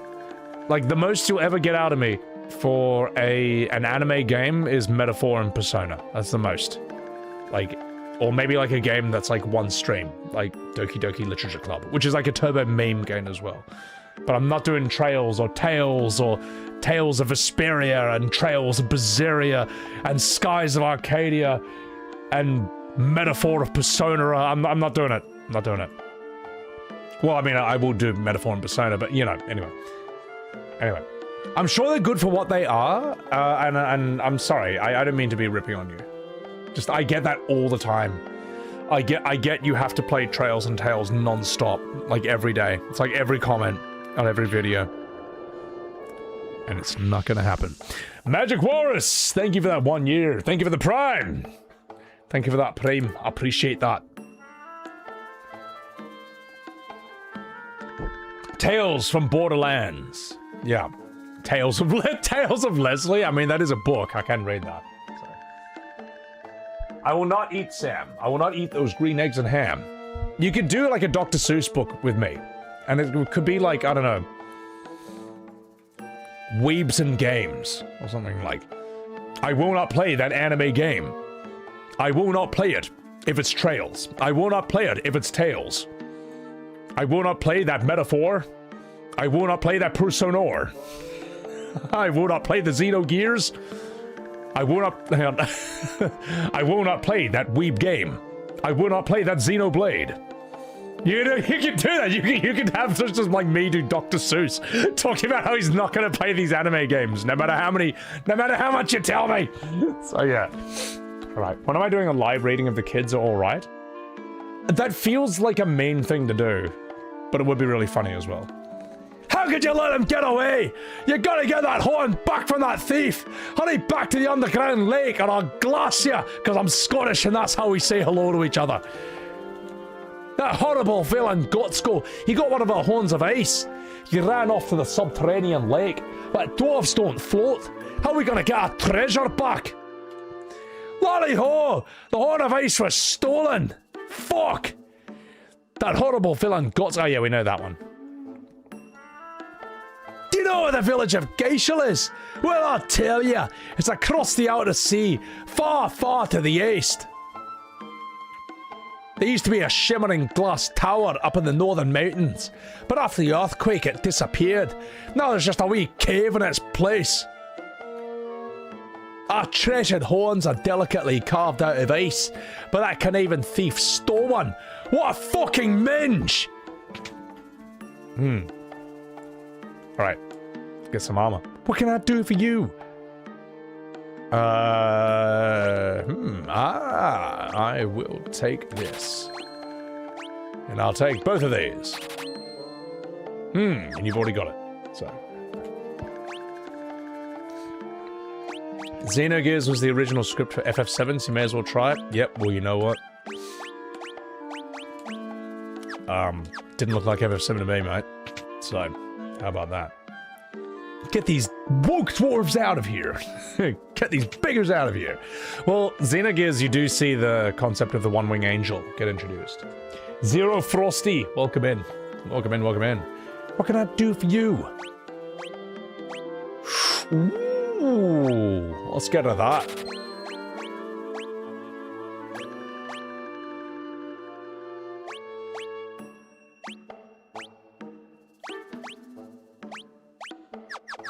What are you wearing?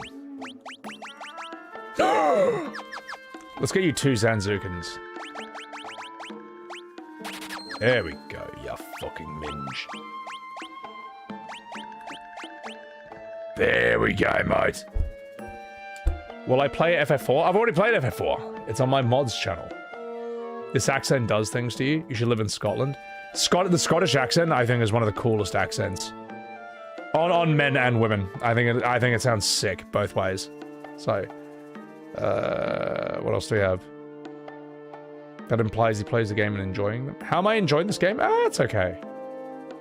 The point was that green eggs and ham was good. Yeah, I guess this is where my argument falls to the floor. But I am just making the joke as a Dr. Seuss thing. Starting your Sunday with Sebs, Yezu. What time is it in America for you? Boys and girls, what time is it in America? Let's sell some of this crap. Bumbo, thank you for the $10 super chat. The only anime game you would recommend is Astra Liber Revision. I've never heard of this. Solo dev, 15 years in the making. No bloat, amazing gameplay, $20. Art grows on you as you play. That makes me think I'm not gonna like the art. Story reminds you of the Golden Age Final Fantasy. I mean, if it does, then, you know, then I'm walking here.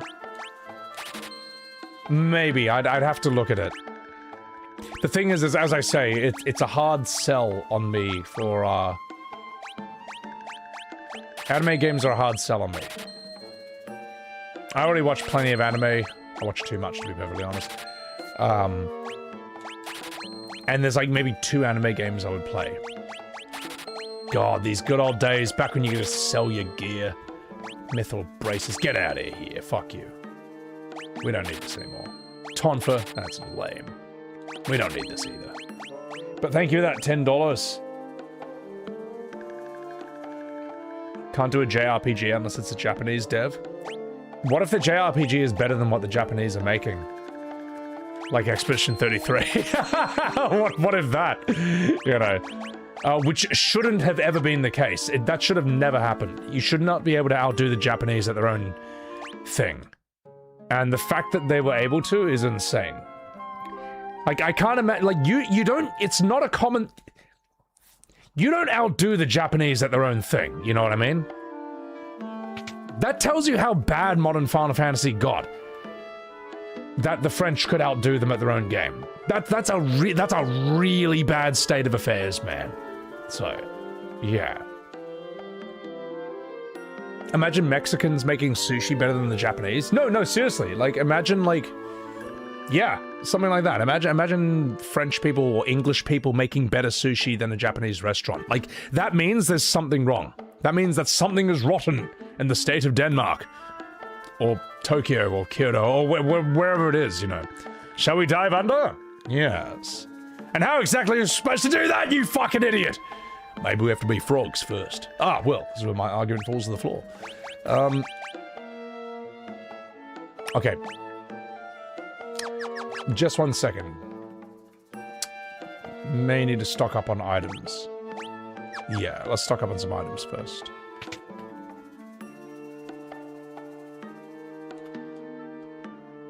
What can I do for you? Let's just get a bunch of these. You never know. You never know. You know, I'm working here. You never know.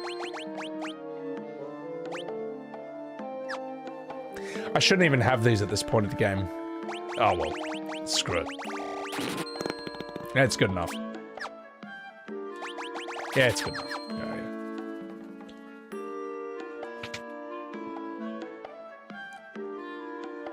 Like, imagine if Swedish people started making better better dumplings than the Chinese. All right, then something's wrong. Something is wrong in the state of China if Swedish people are making better dumplings than them. You know, it's just that's how it is. It's how it is. It shouldn't be that way. So.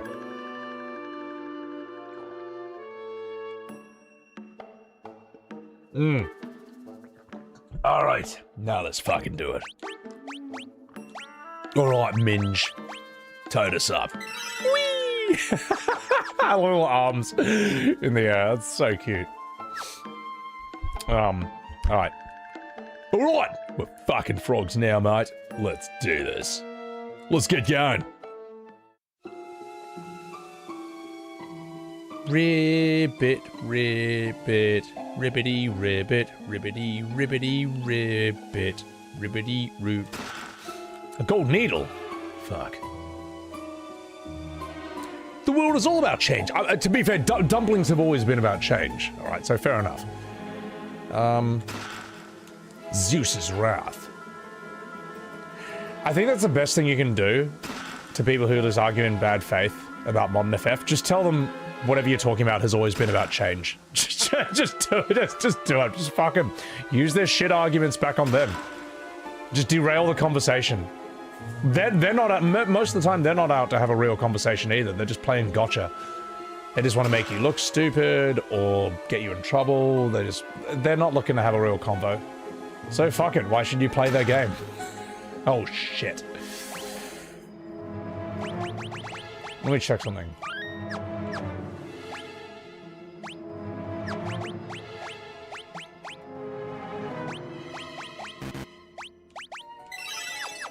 Here I go, boys. Arg! Stay back!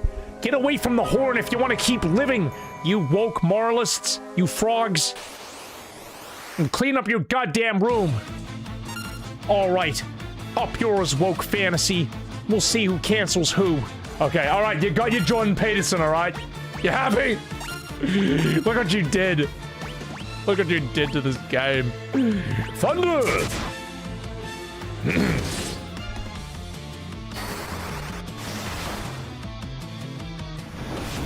Fira! Yeah! You woke moralist? That's all I got. Sorry. Oh my god. So they have Lally-Hos in Final Fantasy 1. Sorry, someone said that earlier. I just forgot that. Because you know why I don't remember too much about FF1 is I streamed the entire thing in one day. And it was after FF7 Rebirth. So I had a few things on my mind. Alright, I was pissed off about it. So, alright, you fuck. Let's do this.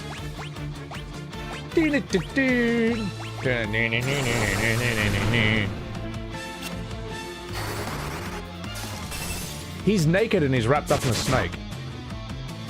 He's wearing a snake. Oh! Oh no! He minied me! Oh no!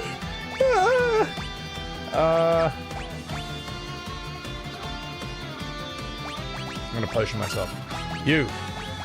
Mini! Him. Dr. Pooh! You can handle it, because you can still cast magic when you're small.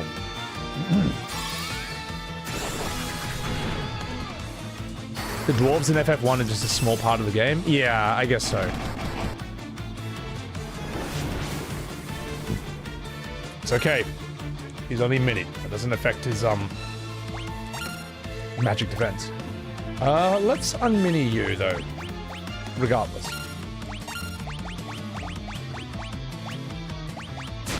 That's not a snake. That's his penis! How could you say such a thing? And he's dead. No! No! Oh no! I've been vanquished by woke moralists. Up yours.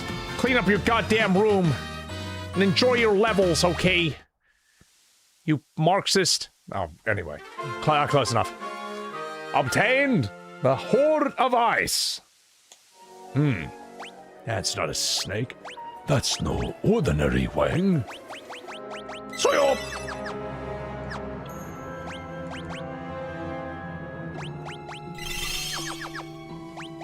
Yay. Let's do some fights here, like, whatever. May as well get overpowered.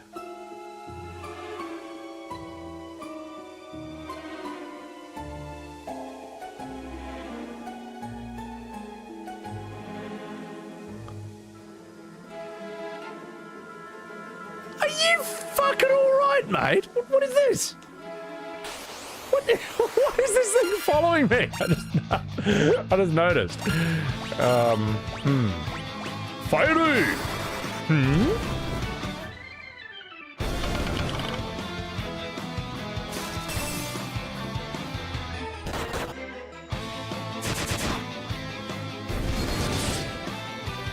Soyo!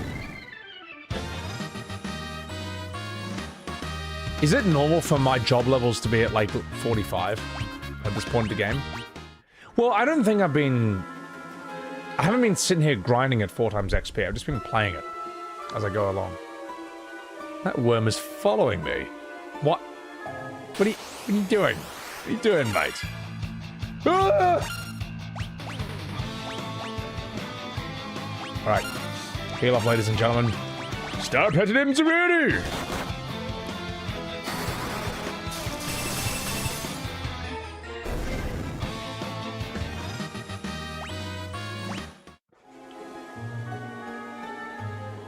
Stop following me. Stop following me. I should be at half that. Good. All right. Let's do this. No! No! Don't flee! What the fuck are you doing?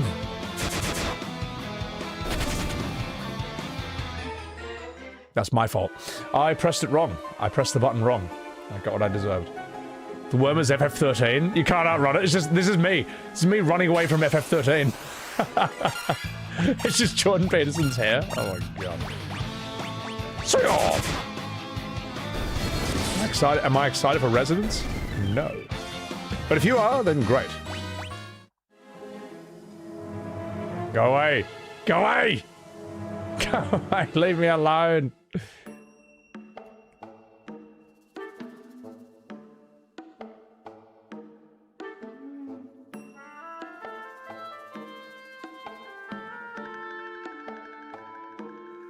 I'm gonna rest.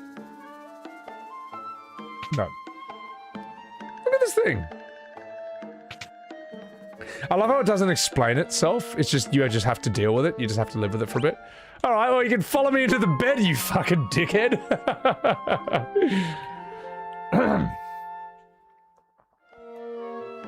He just slept in the same bed with me. You're growing attached to it? I'm gonna be sad to see this go.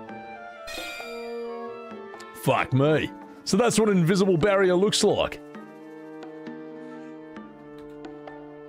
Oh, it's our horn! You're the best! Now put it back where it belongs, you fucking minge!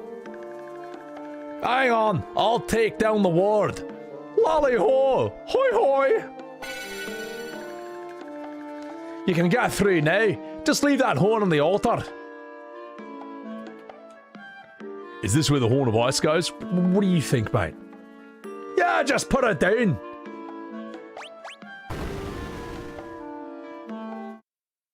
Ha ha ha ha! You fools! You didn't even notice me hiding in your shadows! You woke moralists! I was busy cleaning up your goddamn room while you were resting at that inn! Now both horns are mine for the taking! Yeah!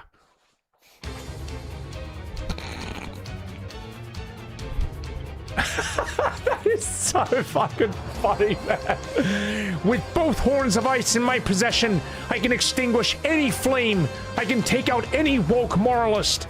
The tunnel to the crystal poses no obstacle to me now. The power of the fire crystal will be mine, with me, Jordan the Peterson. It's mine, and it's all bloody mine. Anyway, clean up your damn rooms, alright? They're filthy. Bucko. So fucking stupid, man. That's really funny. They just followed you all the way back. You just didn't notice. Oh, that's so dumb, man. What do you have to say for yourself? Oh, I bet that lowlife is headed for the mountains in the north. Please, you gotta get the wee horns back. You can't believe Mr. Lion betrayed us. He even went to bed with us. Oh, shit. Jordan Peterson fled to the cave in the north. He took the horns with him. This is bad. It's real fucking bad now. Our worst fears have come true. Jordan Peterson has the horns of ice. Oh shit. He's gonna kick out all the woke moralists. Oh, this is so dumb. Hang on, let's see what's down here. Mr. Lion, we had so many good times together. What are you doing, mate? You can't interrupt a monologuing villain. You know? Think about that. I think it made the plot better. I don't think you will ever see another Final Fantasy stream in this world where we make the villain sound like Jordan Peterson. I think this is kind of like a unique product of this channel. I think this is the only part of the internet where you're gonna see something like that. Alright. I am going to refill my whiskey and then I will be right back. I'm having a fun time, chat. This is fun.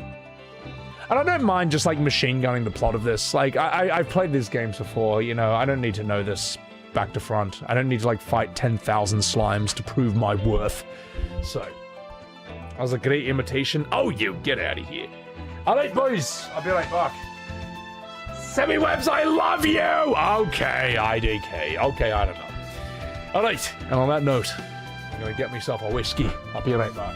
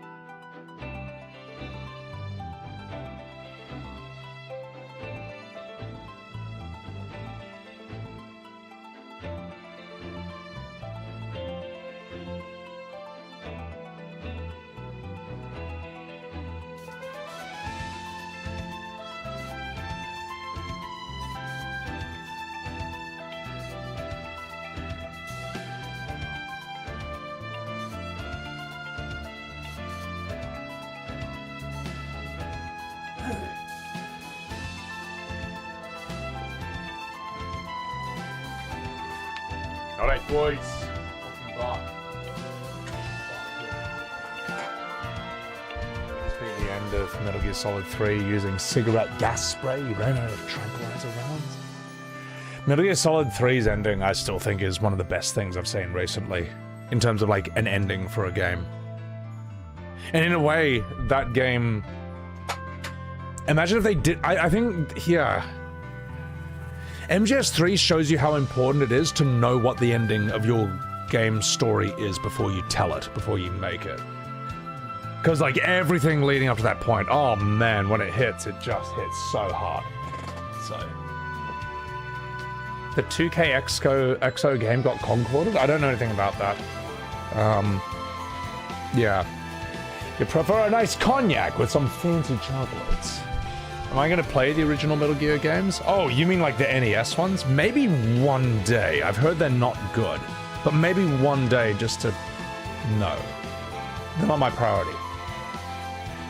The MGS3 ending always makes you... No, the MGS3 ending does always make me choke up because there's something about how absolutely pitch perfect the timing, the music, the writing, and the voice acting is on that ending.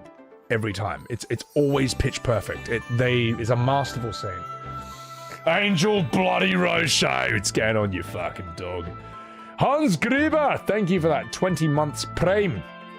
E33 used AI, therefore 0 out of 10 is your favorite rage bait. Like, yeah, I mean, like, E33, the AI, as far as I know, there was an AI placeholder in one thing, and then they removed that. Okay, I mean, if Rebirth did that, I wouldn't say that's a bad thing either. It's not the end of the world.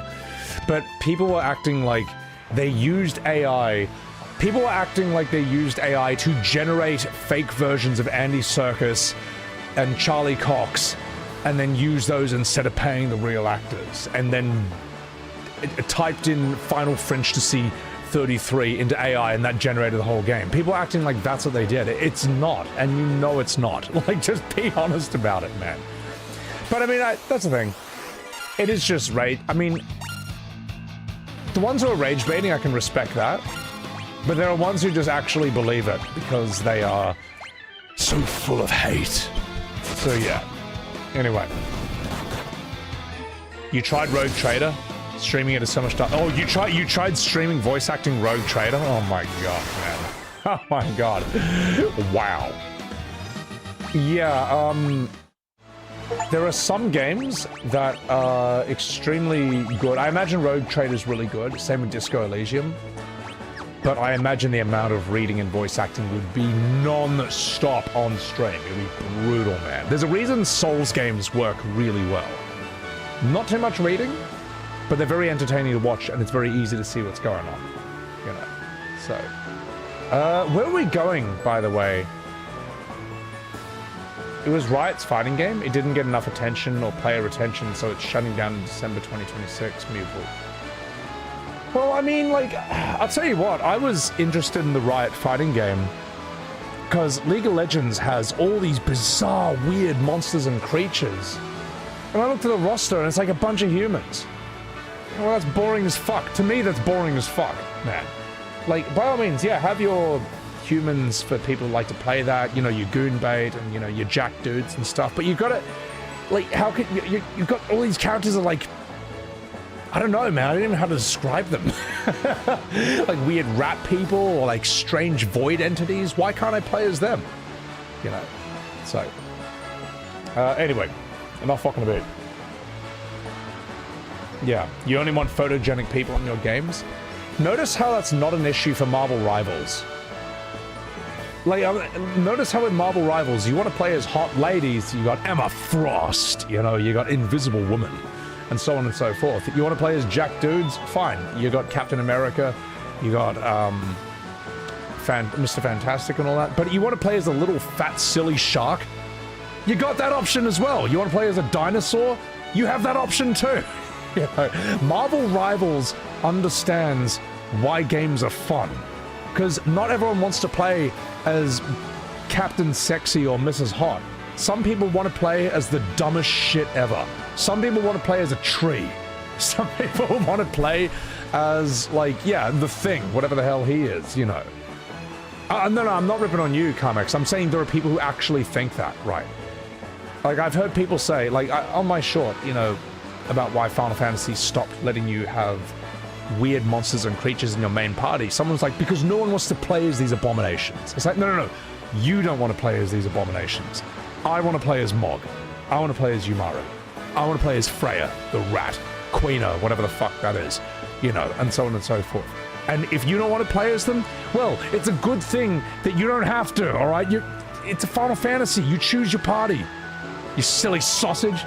There's so many selfish people who, because they don't want to play a certain way, they then don't want everyone else to play that way either. Even if they never see it, even if it doesn't affect their experience at all.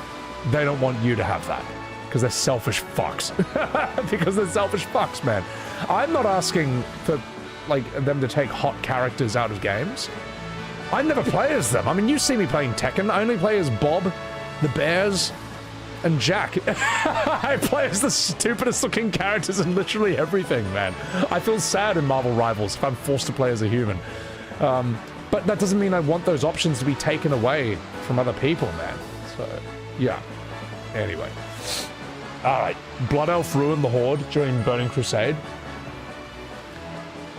I think Blood Elf was put in because there were women who wanted to play WoW because their boyfriends are playing it. But the Horde only has ugly races. And, you know, I get it. Yeah, ladies, the girls, they want to play as, you know, the cute girl character. Blood Elf was that option. But what I respect about World of Warcraft is you can still play as, like, 15 different non-human creatures, you know. You can play, like, various kinds of hot. You can be Blood Elf, Dark Elf, Draenei, you know, hot, sexy space goats. But you can also be like Worgans, werewolves, orcs, goblins. What else is there? Zombies, you know. You can see where I'm going. There's Tauren. You can be giant minotaurs and stuff. That's what I respect about World of Warcraft over FF14.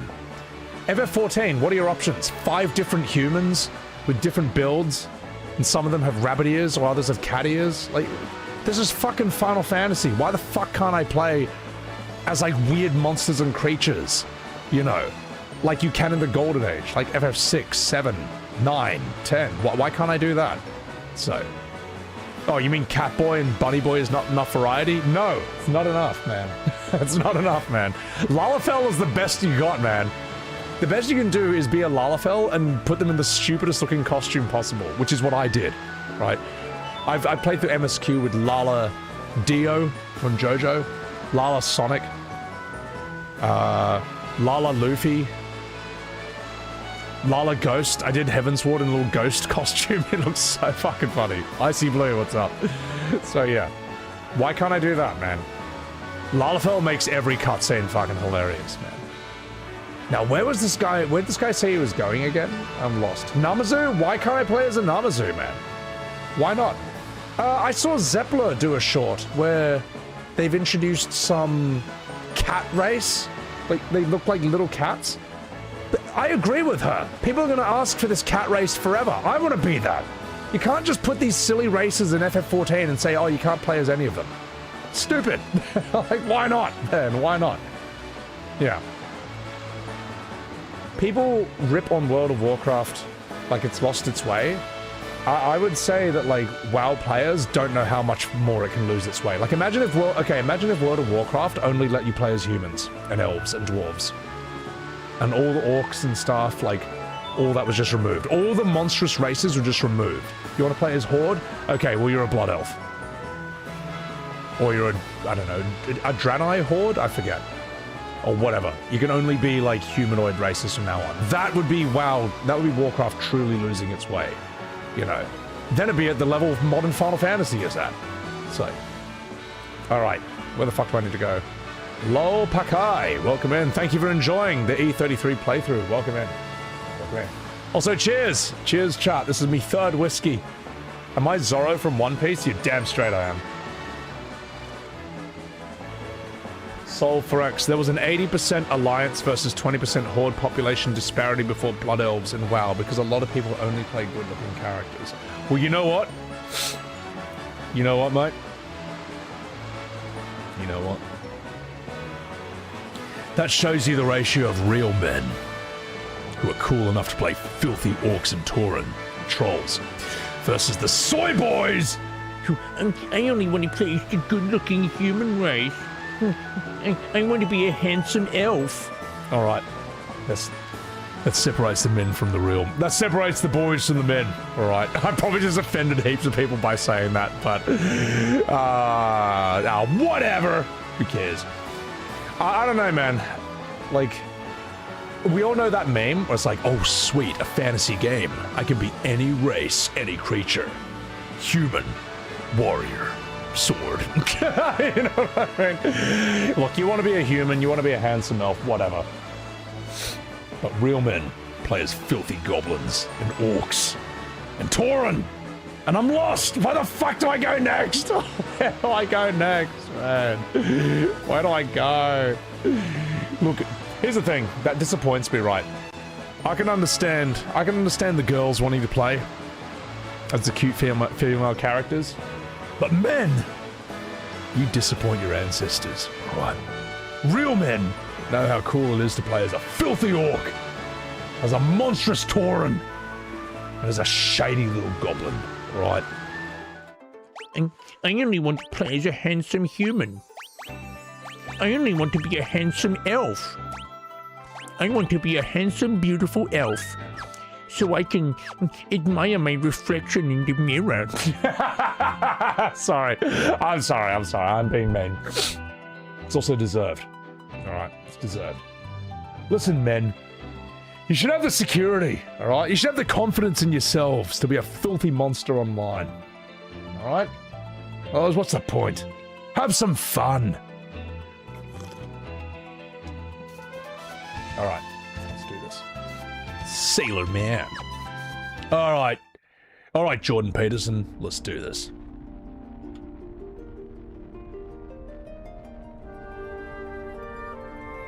This is unusually chill for like a lava magma area. This is sick. I like this. Alright, let's get encounters back on. You reckon you're pretty tough, don't you? Damn straight. Ah! Wait, I took no damage.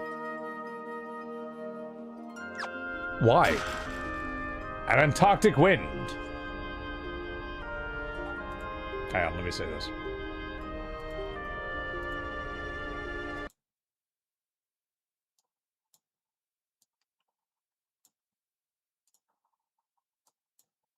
We all know that meme where it's like, oh, sweet, a fantasy game. I can be any race, any creature.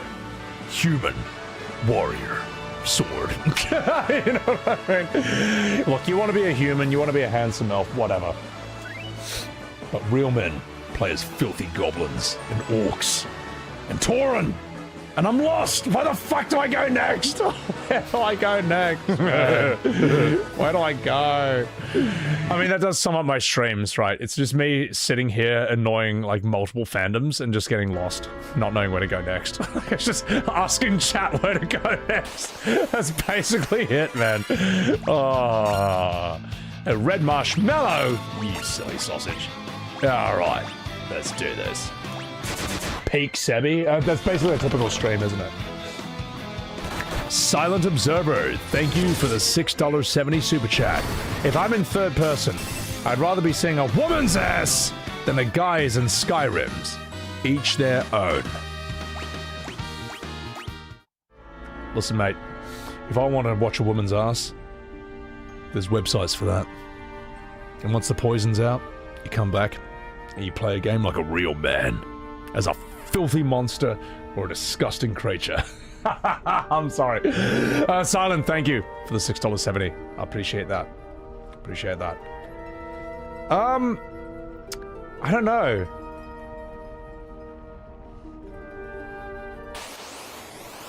You gotta get the poison out, mate. Gotta get the poison out. Alright, here I go. Star President Zabudi! Why not both? Well, there's games for that, like Stellar Blade. So, Mellow Frog, what's going on, you dog? Haven't seen you in a million years. Hope you've been alright. I may not like what you're working on, Overture. Well, people do have some specific tastes. Like, someone showed me this thing where there's an artist in Boston, and all he does is draw, like, female orc prom. And, I don't know how to quote this guy exactly, but he would say things like, "Oh yeah, I just want that orc pussy. That orc pussy, that's just perfect. That's why that's the only thing I paint, it's the only thing I draw, is that orc pussy." There's like a whole, like, 5-minute documentary about this guy. I don't know if any of you guys have seen this. And knowing you, you probably have.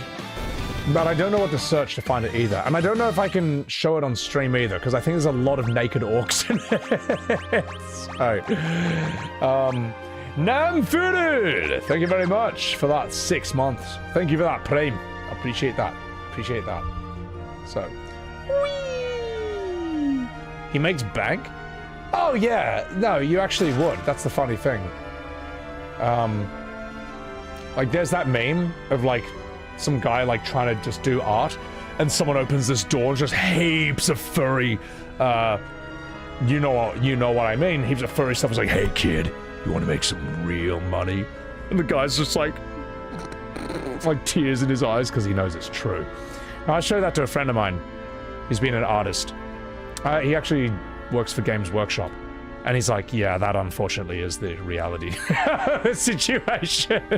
Because he got into art because he wanted to make just really cool, brutal stuff. And he's an amazing artist. He's awesome.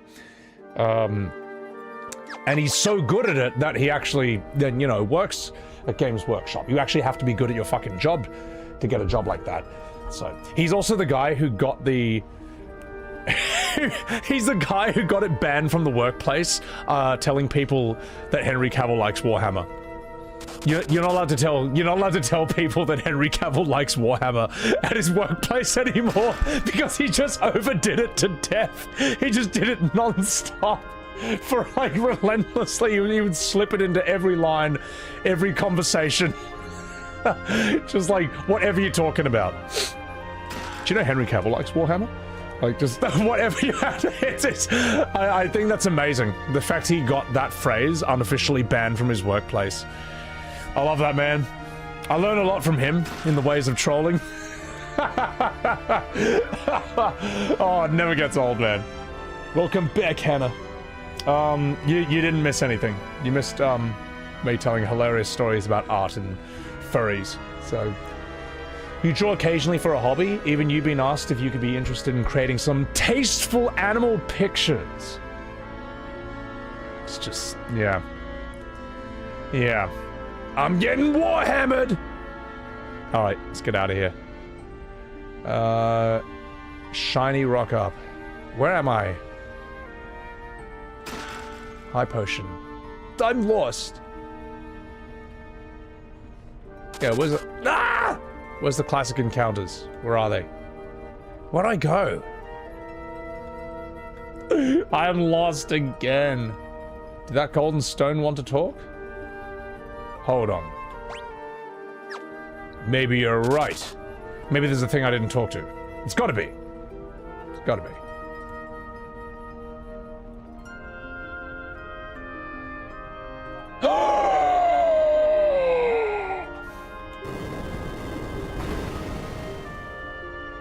I just realized that Henry Cavill likes Warhammer. Right, let's go. Oh, there's probably going to be a boss here. Let's, do you see what I mean? Like, there was a time when that was an amazing revelation, you know? Because, I mean, look at him, you know? He's a big, handsome pile of muscle.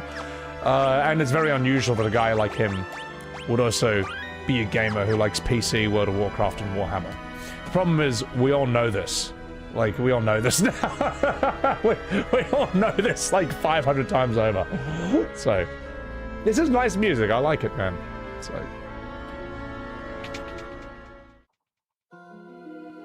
Alright. I think we're here, boys. You haven't played a video game in 12 months, but you'll watch Seb play anything? Oh, you get out of here. Pedro Pascal hates Warhammer? Does he? I need to know this. I need to know this, all right? You can't slander this great man, this underused actor like that. Does Pedro Pascal hate Warhammer? We need to know. I need to clear this underutilized actor's name. No! Pedro Pascal does not hate Warhammer. That person in your chat is lying. And a terrible person. How could you say such a thing? But did you know? But wait, hang on. But did you know that Henry Cavill likes Warhammer? You don't even need to search for the man. You don't even need to search for him, and he just shows up. No matter where you go, this fact will never leave you alone. I can't believe that. I can't believe that. Oh, that is so funny. I mean, here's how you know this is an overused sentence at this point. The fact that you ask about Pedro Pascal and AI, even AI can't help itself. Even AI needs to let you know. That is amazing. I actually can't believe that just happened. That's so funny. The OG Farton Spartan. Thank you for that sub and for that incredible username. That's amazing. Clip that and send that to your friend. I actually should. Clip that. Alright. Okay, alright. I'll do that just for him. AI tells me Henry Cavill likes Warhammer. Oh, that's so funny, man. I actually can't believe that just happened. So Simon Pegg? Nah, I think he's a good bloke. Uematsu is a genius who was just casually listening while preparing food, and the soundtrack sounds fire. It's good. No, Uematsu is like a musical genius. I mean, I think we all know that, though. And he likes Warhammer. Right. Let's do that. Cheers for the hot Henry. Oh, we all know Henry's hot. So. Behold. Ha ha ha ha! Up yours, woke moralists. With the power of the fire crystal coursing through me, I'm unstoppable. No one will stop me from cleaning my room now. The thing is, though, I can't tap into the true power of these flames as long as you woke moralists stand in my way. You postmodernists. Nothing personal, kid, but this is where you meet your maker, okay? You're the one getting kicked out of university. Gutsko attacked with the formidable power of the fire crystal. Let's do this. Oh my god, man. That is such a silly looking dragon. Oh my god. He looks like Barney the dinosaur, somewhat. Yeah.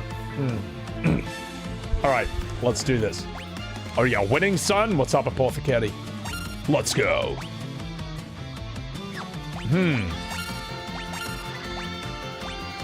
Blizzard!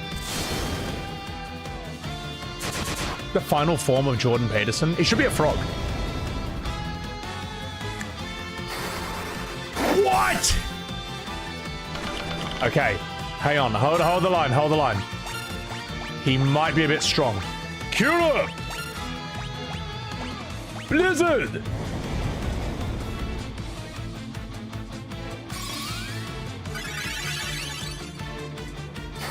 What? You can't just attack like that. Fuck. Okay, critical hit. That's good. Right. Here's the plan. Phoenix down. Don't you flame me again, you smeg. I'm gonna risk it.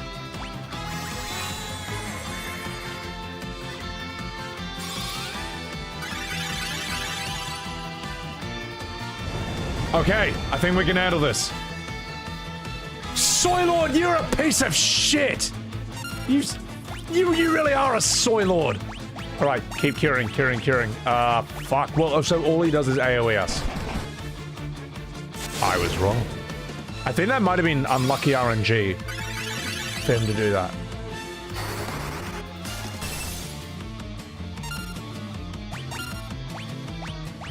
No. Well, I'm getting you back, Soy Lord. I'm getting you back, alright? Come on. Minge. That's my last Cura. I'm holding on to this.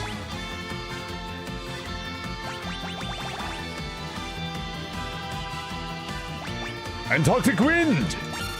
You, Dr. Pooh! Give him a high potion.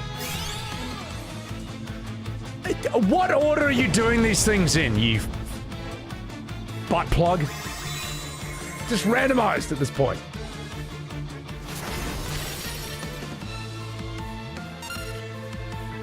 That's a lot of damage. Alright, here's my last Cura. Come on. Come on! Soy Master!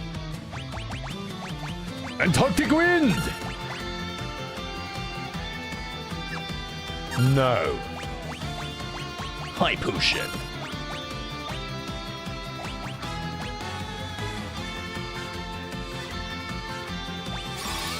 Okay, good. Can you survive this next hit? Yes! Yes!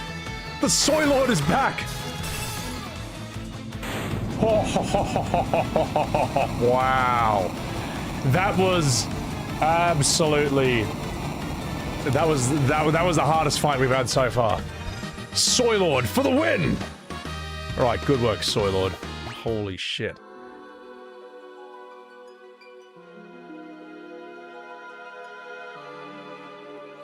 Soy Lord returns, the vanquisher of Jordan Peterson. What is this? Soy Lord, you're a piece of shit! You really are a Soy Lord.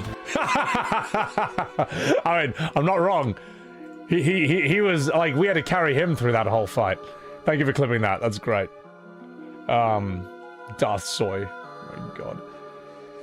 There was an interview between Jordan Peterson and Richard Dawkins where Peterson talked about if dragons are real.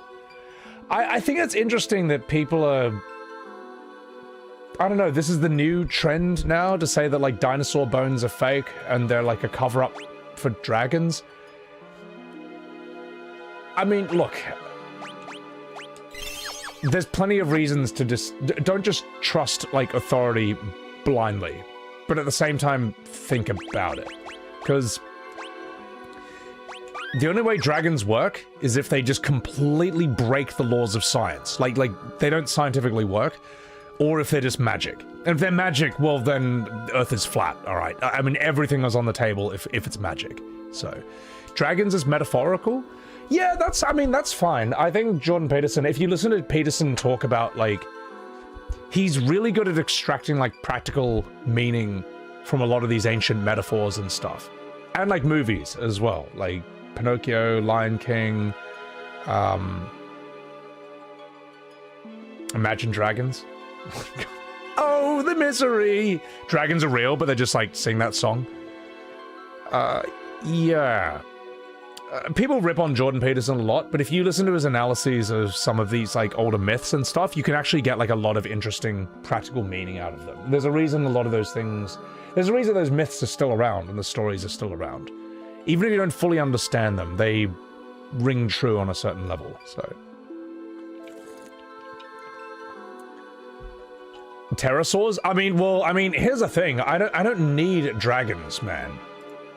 I don't need dragons because there's a lot worse shit out there. Like, science is, like, telling us about, like, a lot of worse shit.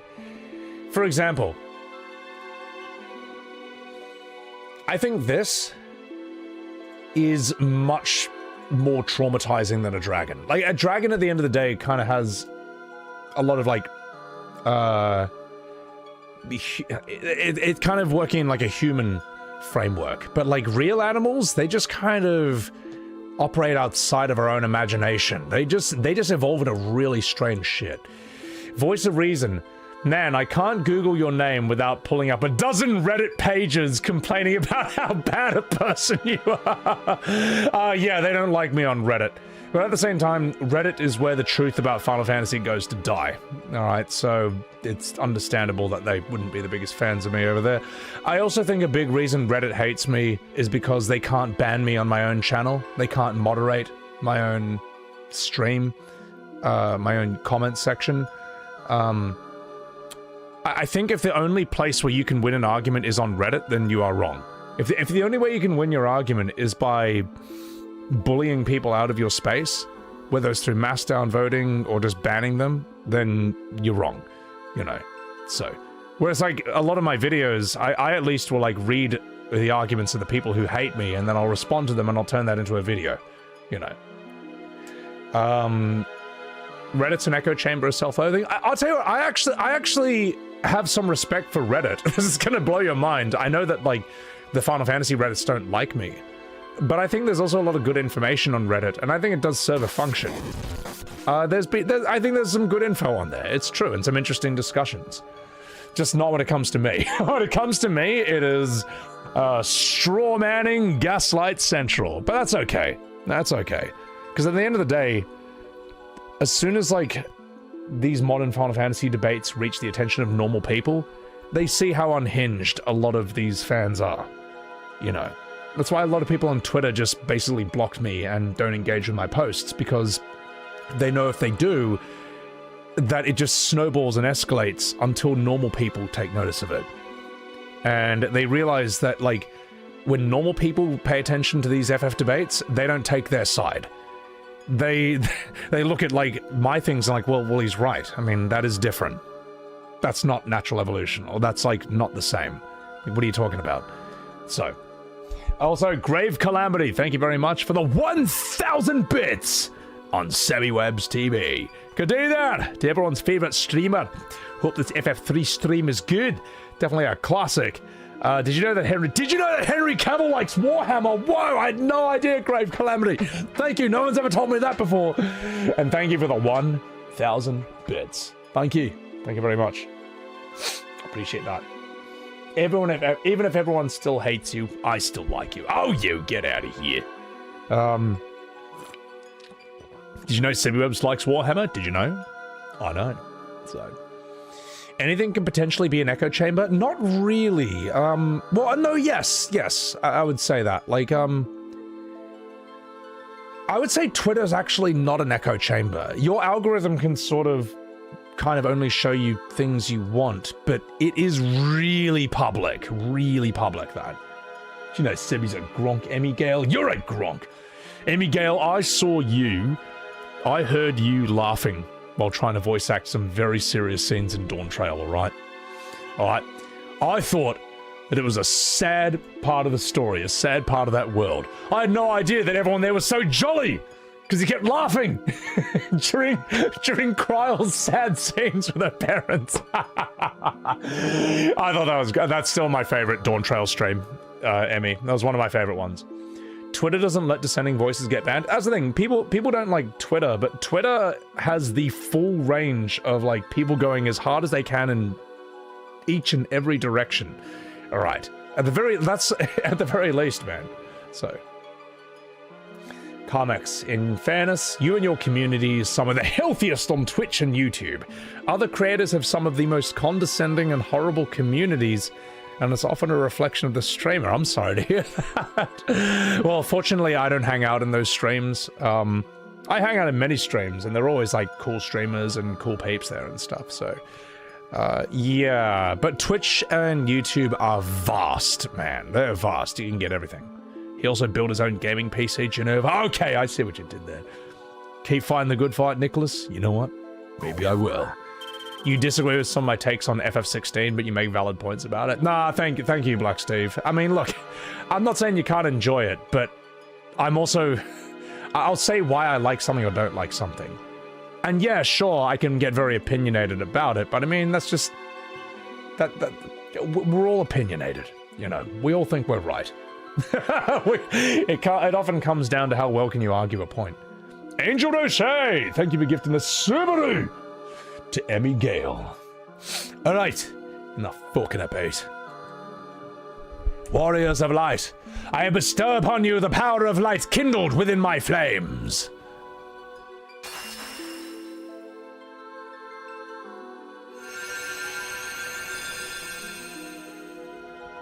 Received a new title from the Fire Crystal. Ranger, Knight, Thief, and Scholar is now available. What are these? I have no idea what these are. Is Scholar good? Scholar seems like it could be a strong thing. You got a question? What's a question? Been a fan since 1997. You love Kingdom Hearts and FF, but you can see criticism and agree. Things are pros and cons. Some people shouldn't have hills they die on. Yeah, I mean, I'll talk about Kingdom Hearts in a second, because there's a very interesting thing I've noticed. So, I appreciate that, Mr. Fave. Appreciate that. I've seen the most fascinating Kingdom Hearts debate go on Twitter, which is that they've teased Kingdom Hearts 4, and apparently there's no Final Fantasy characters in this. And this was a major complaint of Kingdom Hearts 3. Well, guess what? Now the new Kingdom Hearts fans are telling the old Kingdom Hearts fans that Final Fantasy was never a part of KH's identity at all. It was never an integral part of it. And even if it was, well, guess what, old man? Times have changed, and it doesn't need them anymore. It's got its own identity. Doesn't need Final Fantasy anymore. And you know what? I have just been sitting back with my popcorn, just watching the sparks fly, because I have no dog on this fight. I don't think Kingdom Hearts is bad, but I don't really care too much about it. But it's very interesting watching the Kingdom Hearts fans who fucking hated me when I pushed back against a lot of their historical revisionism against FF7. It's interesting watching them have it done to them now, and have to argue with all these young fans like, no, Final Fantasy's, I was there. Yes, I have played these games, you know, and so on and so forth. It's like, you know how you know if you're a Kingdom Hearts fan? If you like Kingdom Hearts. That's what they're saying. So it is funny. It is funny watching people who shat on me. As I say, shat on me for defending OG FF7 in its historical context. Have their childhoods get rewritten in real time by new Kingdom Hearts fans. It's very funny to watch that. Now, I haven't tweeted about it. I haven't said anything about that. But I'm like, Will. Looks like the shoe's on the other foot now. Seems like the tables have turned, Mr. Bond. So.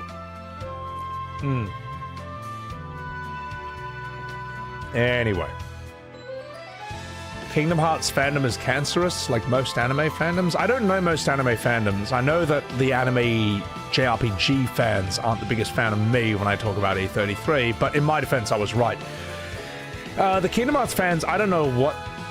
They sometimes get angry at me, but they don't know my opinions about those games. They think I hate Kingdom Hearts. It's like, no, I'm just saying Kingdom Hearts... I'm saying Final Fantasy shouldn't be like Kingdom Hearts. They should be like their own separate things, right? Like, I like Souls. I like Devil May Cry. But I don't think Final Fantasy should be like Souls or Devil May Cry, alright? Which is what we got with FF16, which is like a main complaint about this. I'm like, they just don't get it, man. They don't get it. But I mean, what can you expect from a bunch of 38-year-old men who think that Mickey Mouse wearing a black hoodie is peak? Right, now, let's move on. Let's go. I'm sorry, that was mean. That was mean. But you know what? Alright? They fucking deserve it, okay? Alright, these people, the things they've said to me, not so funny when I make fun of you, is it? Eh? Not so funny when I do it backwards, eh? Anyway, they get it, they just purposely misunderstand. Yeah, absolutely.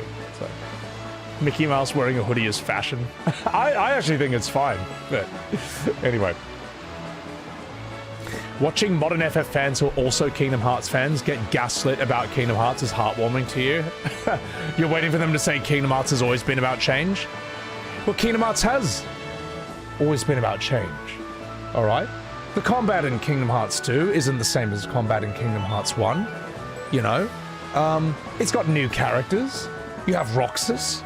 You know? You've got Pete, Goofy's neighbor, instead of the other characters. Kingdom Hearts has always been about change. You know? What's the game in between 1 and 2? I think it's Chain Memories. It's a card game. It's a card game. Kingdom Hearts combat and story has always been about change. Alright?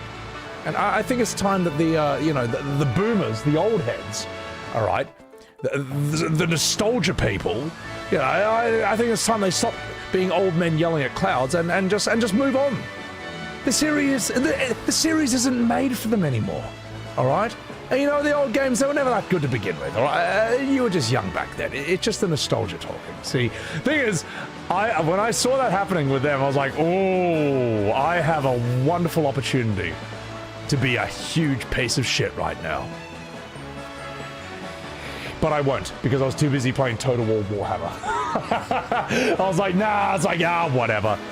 I'll keep that as a card up my sleeve, just in case those people have a go at me later on. Alright. But you know what? No one's been an asshole to me on Twitter for a while. So I will simply let it be. Alright. And in a way, many of them have kind of like taken the advice I've given them. I've said to them, guys, like, if you keep being assholes to me, I can keep making videos about you being assholes to me. Those videos get a lot of views, they grow my channel, and they make me money, alright? Do you want me to make less money? Do you want my channel not to grow from those videos? Then stop being dickheads to me, alright? It's very simple. And you know what the nice thing is? Some of them have finally taken the advice. So yeah. Alright. Going to save your peace, Geneva? Well, sometimes you gotta. Also, where the fuck do I go next? I'm lost! Where's the yellow paint? Where's the yellow paint? Where's the yellow paint? I don't know where to go. I don't know where to go. Yeah. Diego, well, there you go, mate. I saw what you said. Return to the dwarf cave. Thank you. Oh, yeah, that's true. The thing is, I could figure this out on my own, but I am, like, responding to chat a lot of the time, and that distracts me. Tabasco, it had to be done. I'm baiting you? You're damn straight I'm baiting you, Turnbull. Hannah, what upcoming game are you terrified is going to get delayed into oblivion after all the hype? I don't know. GTA 6? You make Sebi no money except when you say FF13 is a good game. I have terrible news for you, Angel Roche. I have an Xbox Series S with FF13, all 3 parts, and Lost Odyssey on it. I got it this week. And I dread the day. Alright, I'm gonna have to stream it. It's all ready to go. But I'm not gonna do it until my September holiday is over, alright? I'm taking 4 weeks off for all of September. I need it. I need it, guys. I need a break from everything. I was walking around Sydney, I'm like, I'm bored of everything here. I need to get out of the country for a bit. So, that's what I'm gonna do. And then I'll come back where FF13 will be waiting for me when I get home. But until then, it's gonna be great. It's gonna be a great set of streams. I think 13 is gonna be a hilarious set of streams. So, Elsa Angel, thank you for the 100 bits. Don't unite the soy against you, silent observer. It had to be done. Ali G in the house! Welcome in, you fucking dog. Hey, I need to click on this. I need to click on this. And then I'll read your thing. Thank you for the $23. Take my money, you puppet of the real Billy Webbs here. I watched the Berserk anime from 2016 when Guts gets his Berserk armor. Great stuff. Also, play Witcher 3 instead of FF3. But anyways, you alright. Thank you for that $23 super chat. Absolutely massive. I appreciate that. I've only seen the 90s Berserk anime, so I can't speak on the 2016 one, but I hope it's good. Alright, chat. Let's do this. Mickey Mouse wearing a hoodie is fashion. I actually think it's fine, but anyway. Watching modern FF fans who are also Kingdom Hearts fans get gaslit about Kingdom Hearts is heartwarming to you.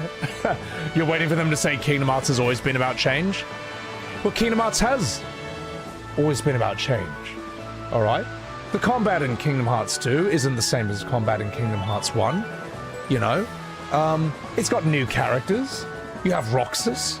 You know? You've got Pete, Goofy's neighbor, instead of the other characters. Kingdom Hearts has always been about change. You know, what's the game in between 1 and 2? I think it's Chain Memories. It's a card game. It's a card game. Kingdom Hearts combat and story has always been about change. All right? And I think it's time that the boomers, the old heads, all right, the nostalgia people, I think it's time they stop being old men yelling at... Fuck, I am so using this for a short. Hang on, let me just timestamp that. That's great. What was that? I feel like I should. I feel like the Kingdom Hearts fandom does deserve another short from me. You know. Hey, mate. You know, they could have been nice people, but they didn't know how. So, what timestamp was that? I think it's around here. Kingdom Hearts has always been about change. Oh my god. Man, there were some Atlas fans who were really angry when I said that, like, Persona games have always been about change. That's why Persona 6 needs to play, like, FF16 or Kingdom Hearts. You know? I was like, oh, wait. Well, hey, mate, you know, a lot of that fandom were incredibly unpleasant to me with my Modern FF shorts on TikTok. It's like, alright, tell you what if I bring all your rhetoric for defending modern Final Fantasy into Persona and into Atlas? Alright? What if I start making shorts about how those games need to become action? I could spam 100 shorts of that if I wanted. Why not? Or maybe you can shut the fuck up when it comes to modern Final Fantasy discussions. I don't know. It's whatever. That's just me spitballing. That's just me talking out loud. Alright? You use these bad arguments to defend Modern FF at your own peril, because I'll just turn them around on your favorite game series. For fun! And I won't even mean it. But I'll do it. Because it's funny. Keep Final Fantasy's name out your goddamn mouth! That's what I should say, yeah. Well, I mean, as I say, you can use those arguments all you want, but if you do, then I'll just use that on, like, other games. And, see how that goes. Anyway. Enough fucking about. I just want to read this chat and then we'll continue. Have I seen the weird fighting game as Atlas where you can play as Grandma's throwing dentures? No, but that sounds really funny. Sounds good. That clip was amazing. About to light fires with that clip. It's got to be done, man. You're doing the Lord's work, Kenji. Thank you. Appreciate that. I'm evil, Hatter? No. I've just played too much Final Fantasy. Persona has always been about change. Don't you know that, like, it's a different story with a different set of characters every time? And the gameplay has changed as well. That's why Persona 6 has to play like Devil May Cry. You don't understand. You need to let these series evolve. You need to let them change. You boomers, you nostalgia people. Oh, Warriors of Light, you have to help us. Ugh. What happened?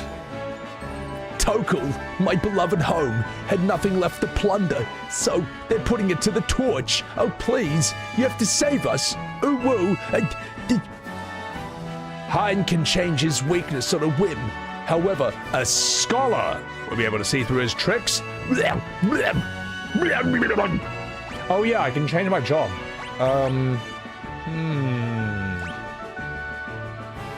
The Rod, what's going on? No, FF2 is worse than this.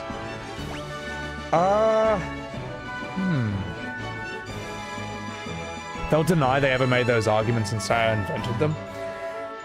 I mean, they can, but I've got my comment sections, alright? I have a never-ending supply of those people having said that shit. Also, Yezu, as a Persona 3 and 5 lover, you are right. You know what, Yezu? You are right. I am looking forward to maybe streaming Persona 5 or 6 one day. So... Maime, you're sorry you love FF15 too much, but you agree with everything you say about Modern FF. Love your content, man. You know what, Maime? You alright. Alright, so... what can these guys do? What's their deal? A scholar. Oh, fuck.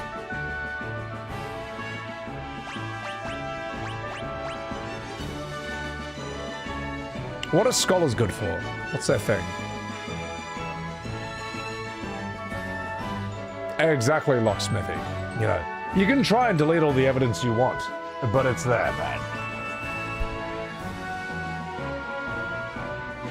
thief. He's got a mustache. What is knight good for?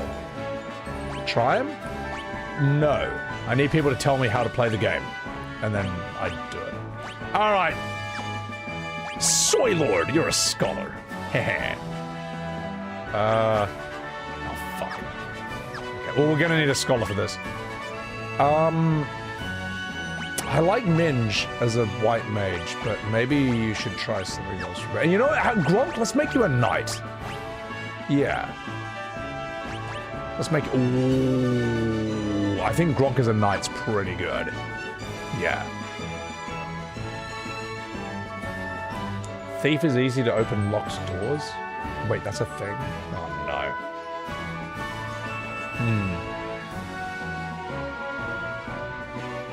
Yeah, Mad Neo. I mean, you know that these changes are not fan things. It's just like shareholders thinking that will make more money, but just doing it the other way around. It's counterproductive. I like Minge.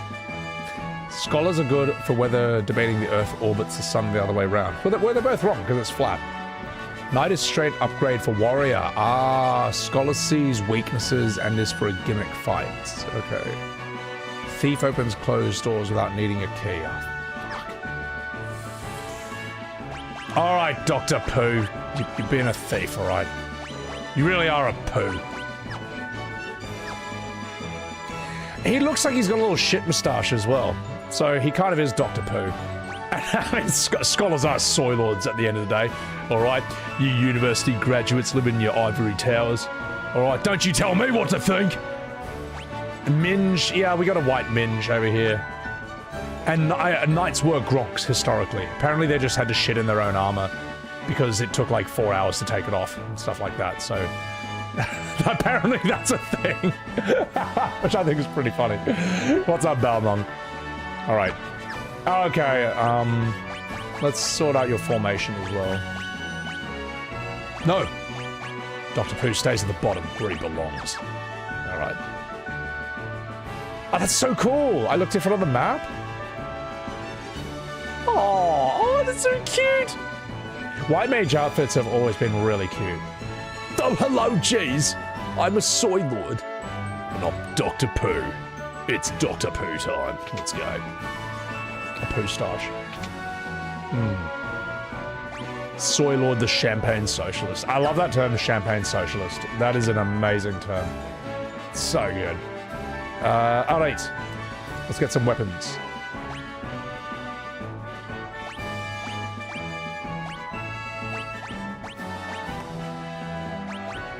We need a... Oh, we need a bow and arrow for this stupid bastard. Scholar doubles item effectiveness. I had no idea. Okay, that's good to know. That's really good to know. Look how Dr. Pooh celebrates, man. Oh my god. Alright, you Pooh. There you go. What else can we do here? No, we need a... Where can we get a bow and arrow from? iPhone socialist?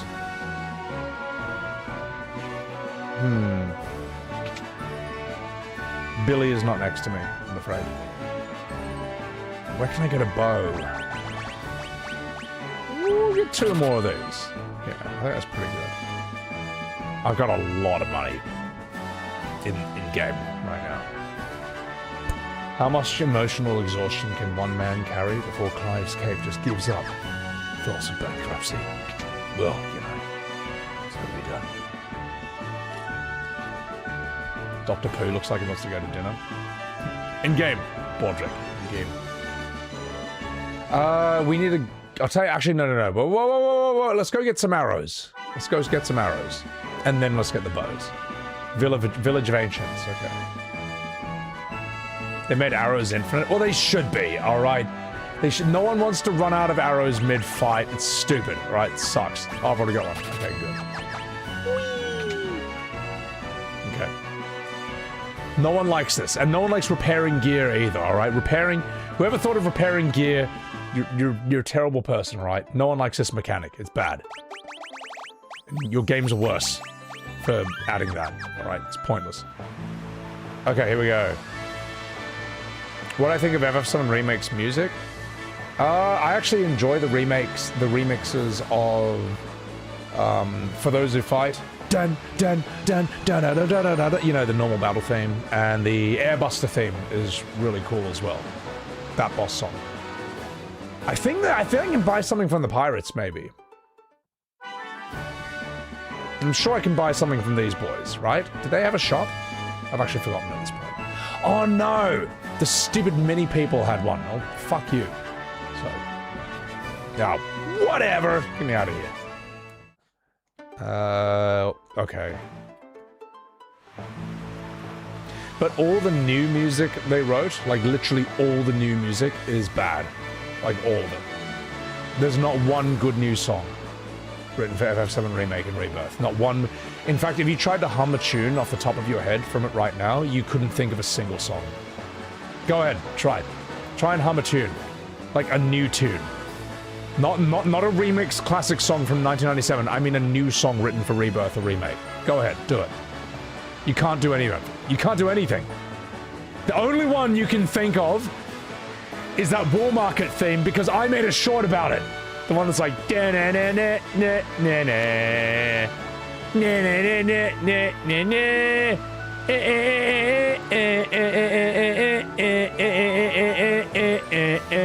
trash. Nothing else. You can't remember a single other song. Not one. That's how you know it's bad. That's how you know it's not good. So. Alright. So. Stamps theme? Oh, piss off. Wrong. Wrong answer. So. Just some guy who played Remake a few months ago, you can't remember? Yeah, exactly, man. So. What should we do now?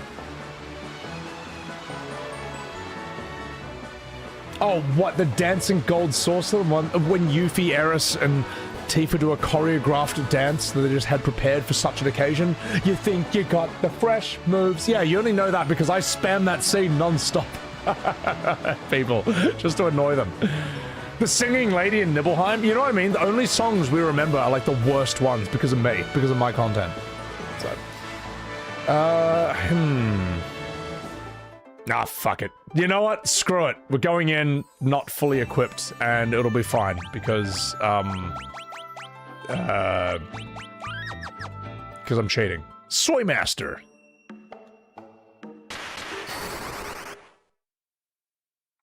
Can't move!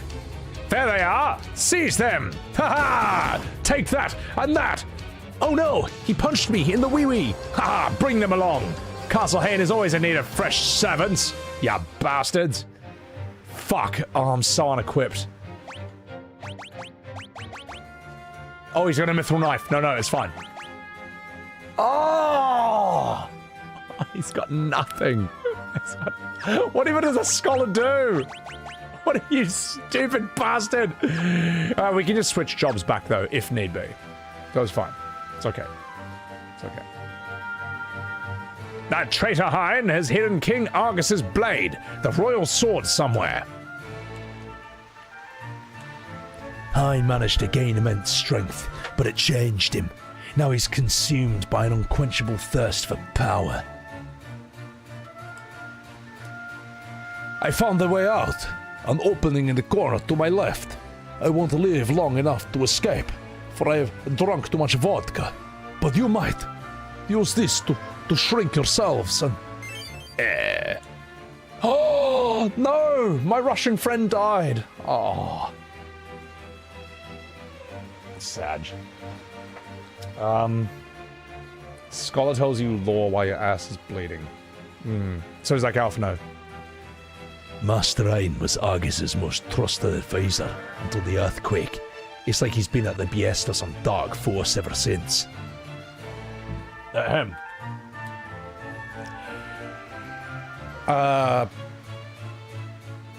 What's up, dude?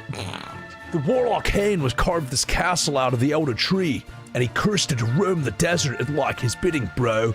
Anyway, I'm like a time traveler from California. I'm not supposed to be here, dude. Hoa! I'm Al Pacino in the role of King Argus. the ruler of this castle north of the desert. But I can hardly call myself a king when all my subjects are missing and my wife has a great ass. Hain cursed my soldiers like a fairy, bending them to his will, and he also bent them over a coffee table and he had his way with them. Hooah! Blast it all! He was once my most trusted advisor. Are you all right, Your Majesty? Oh, I'll be fine. What matters is that you find Hain and defeat him like an asshole. And scene. That was some free acting, ladies and gentlemen. Hooah! Why does my Al Pacino sound like Jared Leto as Joker? Because I'm not doing a very good job of it, apparently. That's why. Justin, thank you for the $2 super chat. Are we winning yet? No. I think we're stuck. Yeah. Tyler Wilkinson, the War Marker thing, it does sound like that Aladdin thing. Like, I can show you the world. Da-na-na-na-na-na-na. I think the best Aladdin thing that caught people by surprise was the Ultra Instinct theme from DBZ. It was like dun dun dun dun dun dun dun dun, and someone layered it over with Aladdin, and it syncs up perfectly. Where she's like, "Still, I think he's rather tasty." It like matches up perfectly, but you wouldn't think it because no one's thinking about Aladdin when they're watching Dragon Ball Super. All right, get me out of here. You know what I'm talking about, right? I'll see if I can find it. It cracked me up when I first saw this. I think I'll get away with this. I don't think this will demonetize the thing. Aladdin Ultra Instinct. Who the fuck heard this, man? Where is it?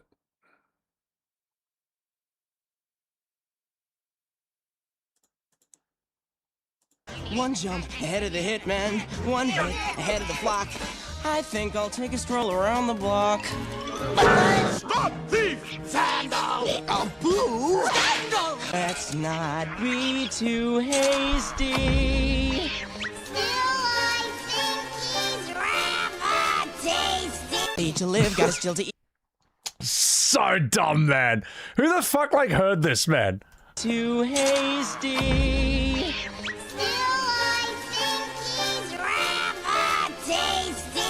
So, there's a better version of this. Sorry, there's like shitter versions of this. I think this is it. Riff raff! Straight rat! Scoundrel! Take that! Just No, that's just whatever. I think this is it. Let's not be too hasty. Still, I think he's rather tasty. Who the fuck sits there? Who notices a thing like that, man? So dumb, man. I'm probably having to censor that from the VOD, but it's fine. It's fine. Now you know.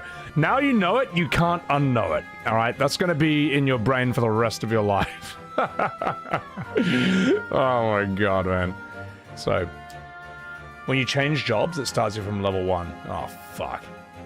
But I mean, we don't have the summoning sickness or the job changing sickness, thankfully. So, true blue Australian, that's bloody you. Right, let's fucking do this. Ahem. Stop hitting him! Smooth! Whee! Alright, okay, buddy, everyone's miniaturized. Let's go. Whee! Can I unminiaturize myself? Whee! Yay! Alright. Do some fighting.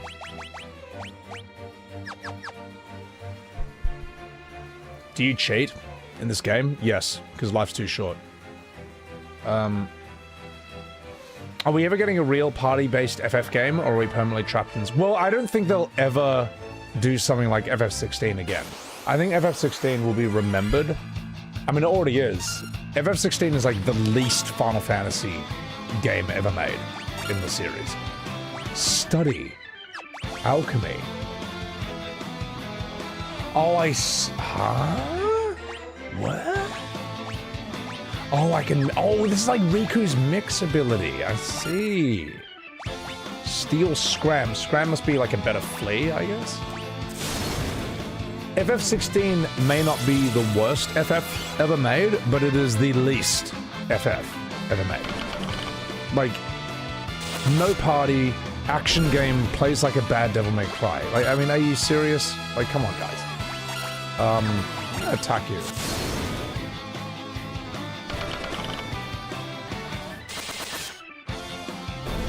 Okay, you can do some damage. The Scholar's just...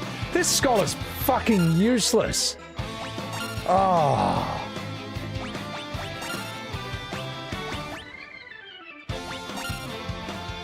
Wait a minute. If the Scholar mixes together two... You know, like Antarctic Wind that uses, like, Blizzard and stuff? If he mixes two of those together, it should be something very strong, right? I think that's, yeah, that's gotta be it. Yeah. He's a nerd! You know, like, I think FF15 is bad, but it feels more Final Fantasy than 16. 16 is like... 16 shows how far they've lost their way. You know. FF17... I think it's a coin toss. I think FF17, there's a 50-50 chance that it might play like 7 Remake, or it might just be a really shit ripoff of Expedition 33. Like, I'm sorry, it's just one of those two options. I don't see what else Square would think of. Yeah. Not great. So, I'm gonna change his job. I think this... I will turn into a scholar when I need to, but right now, he sucks ass. And I like him being a monk, okay? Dr. Pooh can remain a thief. I think he's kind of handy. Ashtakoi! Welcome in. Guys, Chuck Ashtakoi, a wee follow, please. And thank you for the cat blushes. That emoji cracks me up so much. Minge, yes, ladies and gentlemen, welcome in. We have... These are the adventures of Gronk, Minge, Soy Lord, and Dr. Pooh. The worst one of them all. See, look at that. He's even got a little poo stash right there. True to his name. I just don't think, I don't think Square knows what they're gonna do for FF17. I don't. Yeah, I think it's pretty obvious what they should do, but I don't think they're gonna do it. So, yeah. That's the tough part. You butt plug.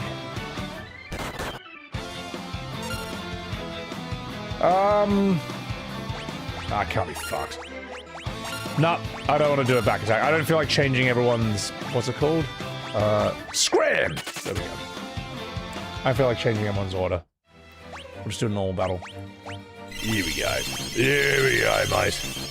Get your potions in. Where am I supposed to go here? Hang on. Flea makes you defenseless.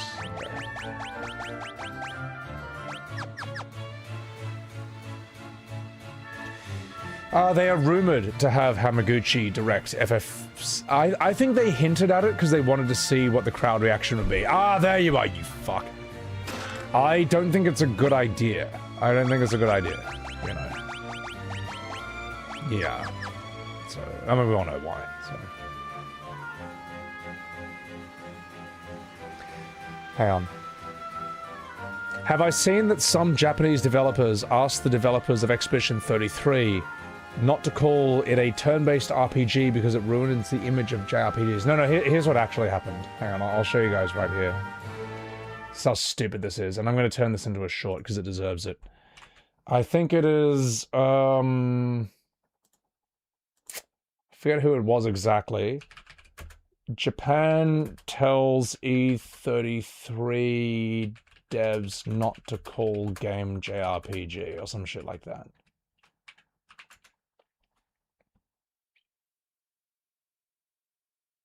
Here it is.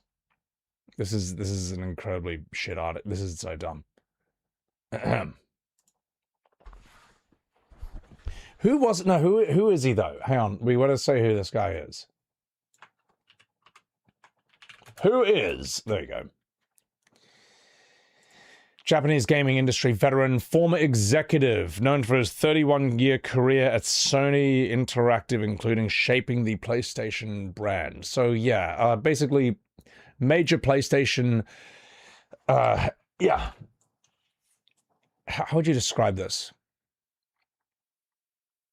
Yeah, former PlayStation executive tells the Expedition 33 developers to not call it a turn-based JRPG due to the negative JRPG stigma at the time.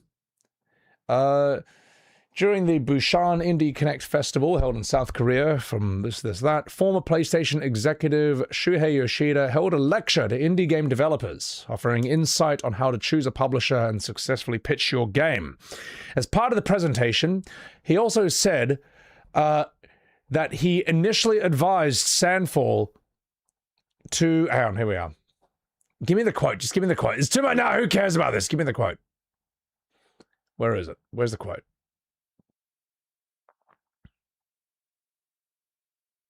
Here we go, yeah. Despite being personally impressed by Clair Obscure's gameplay, he observed a tendency for turn-based JRPGs to be dismissed as outdated at the time. So he advised the developers at Sandfall Interactive not to label it as one. Quote, "It's incredibly well made, but it would be better not to call it a turn-based RPG. That alone might cause players to overlook it." Unquote. Yeah, let's find the tweet where it's from. Actually, I think the tweet's better, and this is too bright as well. I don't like it. PlayStation dev tells Sandfall. Here we go. There's a tweet that just sums it up better. Not to call E33 turn-based. Here we go. Where are you? There you go, you fuck. Just give me the X. Give me the tweet. There we go. All right, close enough. This basically sums it up. Former PlayStation boss Shuhei Yoshida says, quote, "It's really funny that turn-based RPGs are now so popular after he once advised the devs of Clair Obscure Expedition 33 to not call it a turn-based JRPG. He warned Sandfall Interactive that using that description, quote, might lose the interest of many consumers, and suggested they come up with a different name for the combat system. That didn't age very well, because Clair Obscure went on to become one of the most awarded games ever, while turn-based games like Baldur's Gate 3 became huge successes. Baldur's Gate 3 is irrelevant to the turn-based Final Fantasy discussion, though, by the way. It's irrelevant. Quote, "A lot of developers are now pitching new turn-based JRPG-like games to publishers, so it's really funny." Well, like, here's the problem. It's not just that E33 became one of the most awarded games ever. It sold 8 million copies in its first year, while FF16 and FF7 Rebirth, these games still to this day, there's no 5 million sales announcement, which Square Enix does every time one of their games sells 5 million copies, as we know. Octopath series, Bravely Default series, and what's the other one? Oh, and the FF Pixel remasters. This was never really true. I mean, at least it was never true for Final Fantasy. Like, yeah, sure, turn-based games, I'm sure in like some indies or whatever, like, maybe those fell out of fashion, sure, but like, how do I word this? Turn-based was never dated for Final Fantasy. Okay, we all know that the PS3, Xbox era, that is the peak turn-based is dead era. And yet,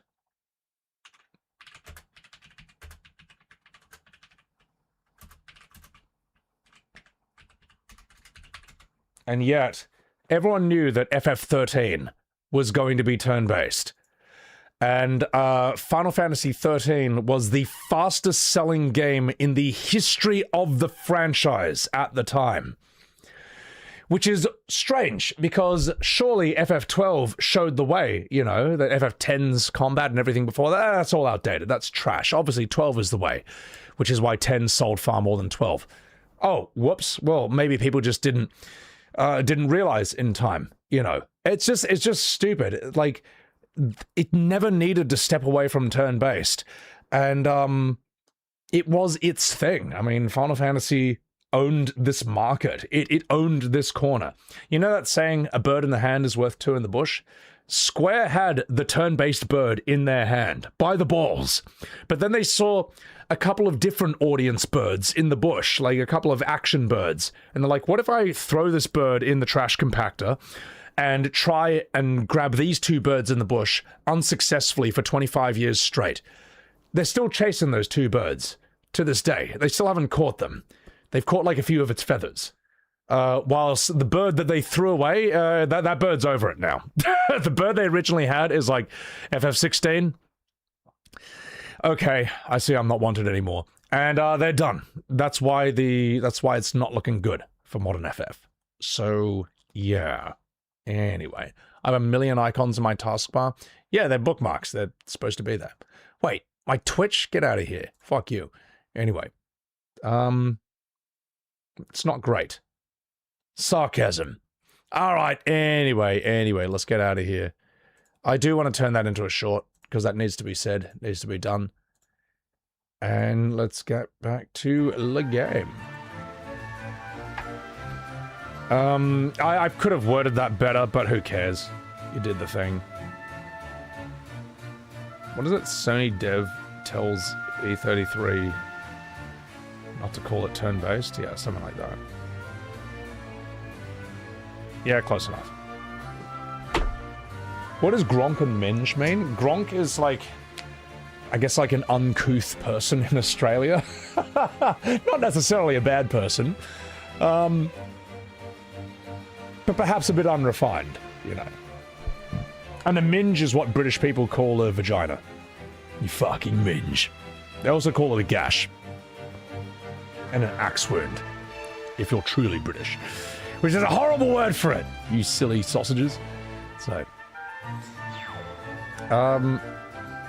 Also, Midnight, thank you for the $20 super chat. Love the gorgeous cut. Oh, you. Did you know that Henry Cavill is into Warhammer? I think you should check it out. You dig it. I'm off to the gym. Oh, gosh. Hey, did you know that he built his own PC as well? Bet you never heard that one before. Thank you, Midnight. Thank you for the $20 donation. I appreciate that. Appreciate that. So.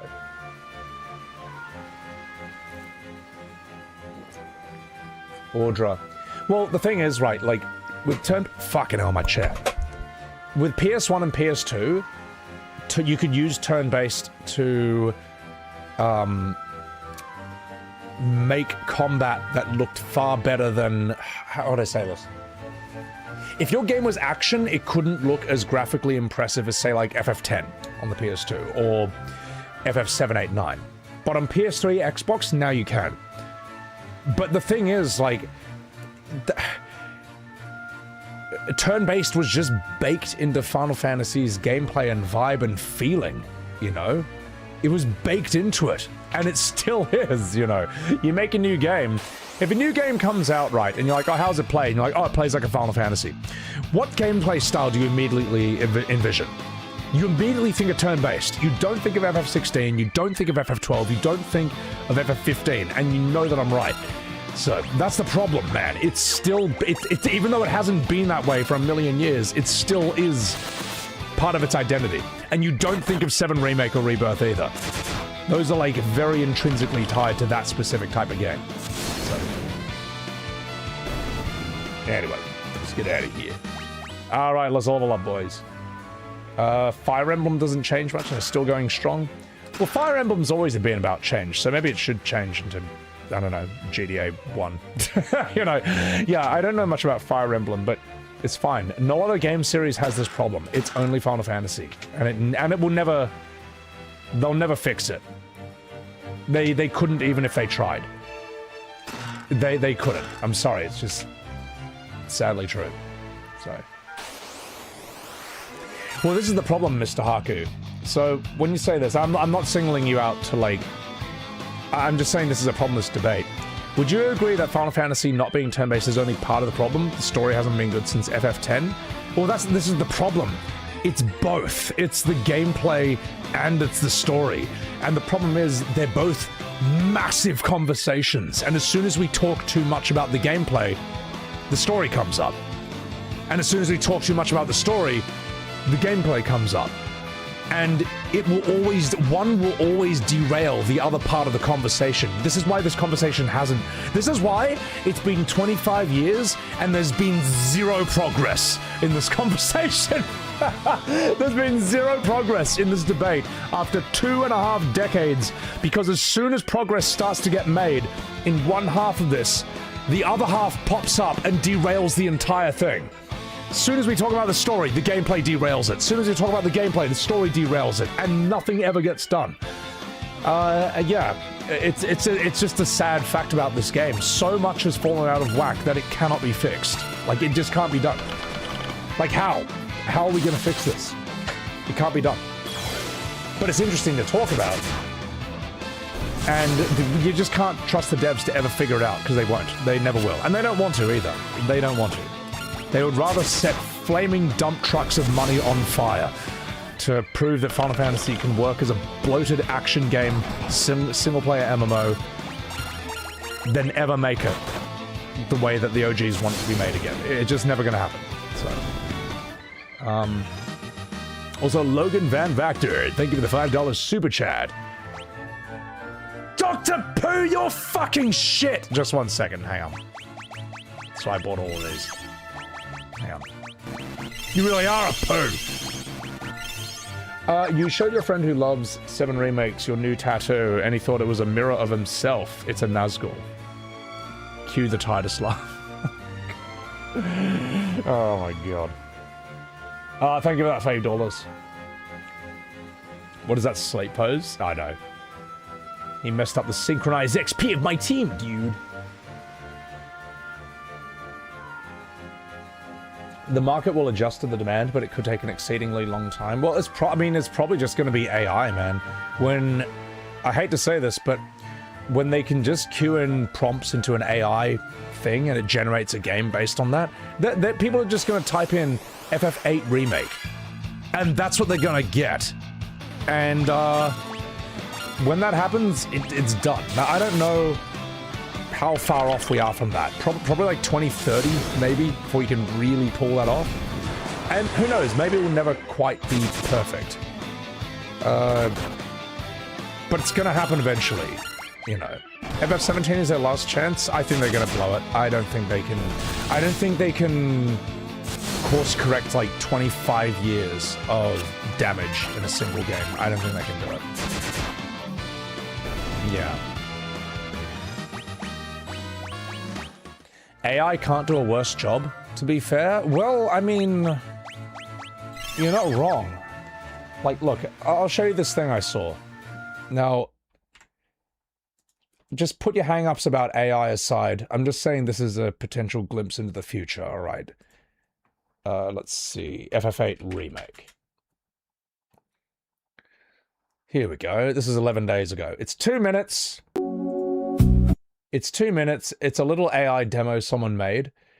This is probably it probably cost, probably drained an entire waterfall or a beautiful lake to make this, but you know what? It's fine, because this is, you're never going to get this from Square.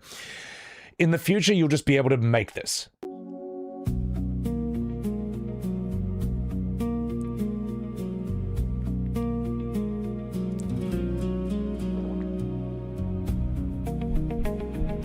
So someone has just gone to their AI prompt and they said, generate me a demo of what an FF8 remake would look like.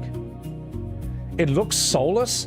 I think if Square Enix came out and made this, or said that they made this, you would think it looked good. All right?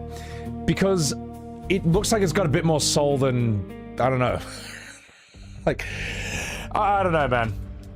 I think soulless is a thing a lot of people say about AI, but if you ask them, well, what do you mean exactly, they don't have an answer. This is better than anything they put out. I mean, it looks like, what do you think looks better, this or Costa del Sol and FF7 Rebirth? You know. I think if Square Enix came out and this is exactly what they made, you would think it looks good. You wouldn't say it looks soulless. So, it looks good but unsettling. Well, the thing is, you can still tell it's AI. You know a person didn't make this. So, The lighting, yeah, the lighting looks better than 7 Rebirth. I think everyone can agree on that. So, it looks AI, but looks good as fuck. Yeah, I mean, yeah. Now, this is obviously, like, very rough, but the thing is, you know for a fact that in 2030, this little experiment here is going to look 10 times better. Sorry, 100 times better. Platinum, thank you for sleeping to my stream. So... See, notice how they just spelt research wrong? There's the AI right there.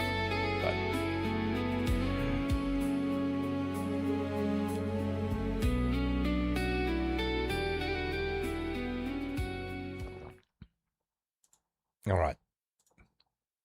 Okay, so that's an AI idea of what FF Remake might look like. Let's see what humans are up to.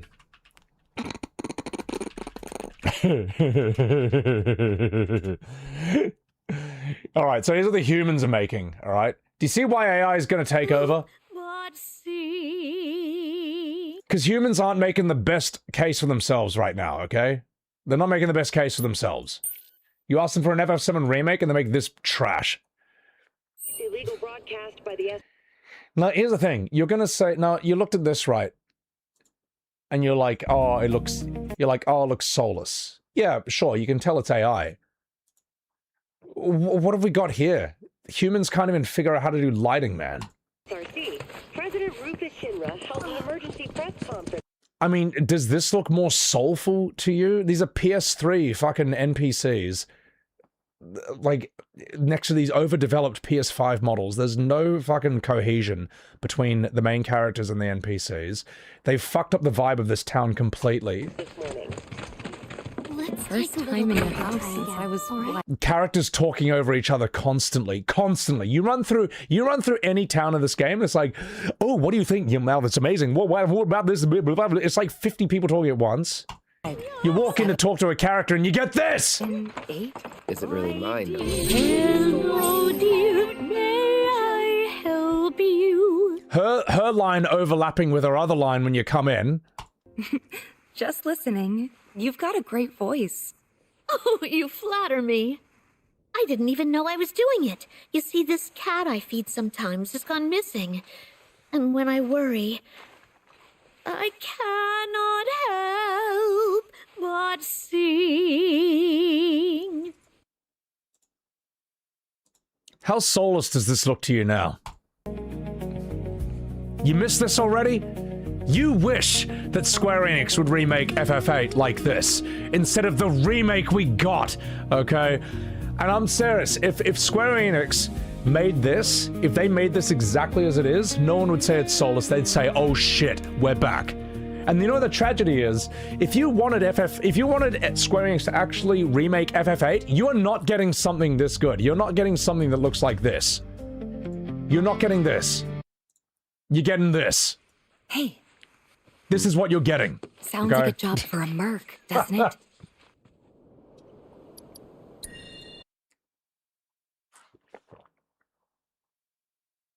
Where is it? Where's the fun part? This is what you're getting if you ask for an FF8 remake from these people. They'll want for nothing. Long I've dreamed of opening my home to little ones to play and romp and love. La la la la la la la la la la la la la la la la. If I'm going to take these cats in, they're going to need names. You've got such. Does this look terrible to you now? I'm not even, I'm not for AI or against AI. I'm just saying that, like, I'm just saying we humans have to stick together. We humans need to make a better case for ourselves if we don't want this shit to take our jobs, all right? People are like, oh no, it's gonna take people's jobs. Okay, whose job is it to make this right now? Whose job is it to make it this right now? Whose job is it to do this? That's right, no one!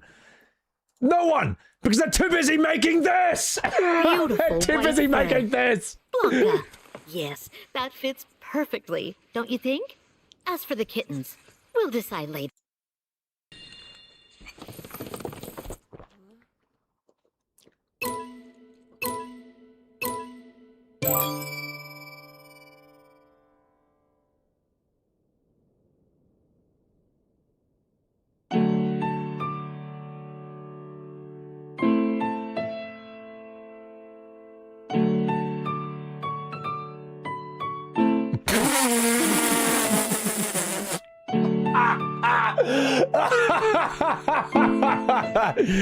Oh, there you go. There you go. Ah, back to the cozy world of AI, okay? Where I'm not gonna have Red 13 moonwalk out and splooge on my face. Well, a bunch of assholes tell me he splooged on my face in 1997 too, but I just didn't remember it, okay? You see what I mean? Like, yes, a 2-minute fucking demo. Yeah, whatever. Artifacting, whatever, the flaws here and there. A finger, wow. People are gonna, this is how people are gonna get their remakes of Final Fantasy. It's just, this is how people are gonna... This will be a thing one day. Now, I'm not saying you have to like it. I'm not saying I'm for it or against it. I'm just saying, like, that's a glimpse of the future, alright? It's a glimpse of the future. And you know what? I'm not entirely upset about that, because you know what the present is? The present is Red 13 moonwalking into my room and splooging a big old load of doggy cum on my face. And then people on Twitter tell me that he splooged on my face in 1997. I just didn't remember. So yeah, 7 Remake is a sad tragedy. It is, isn't it? Isn't it? The money will go to the funner option? Yeah, sorry, I could have worded that better. I could have worded that better. But I think you know what I mean. So, alright.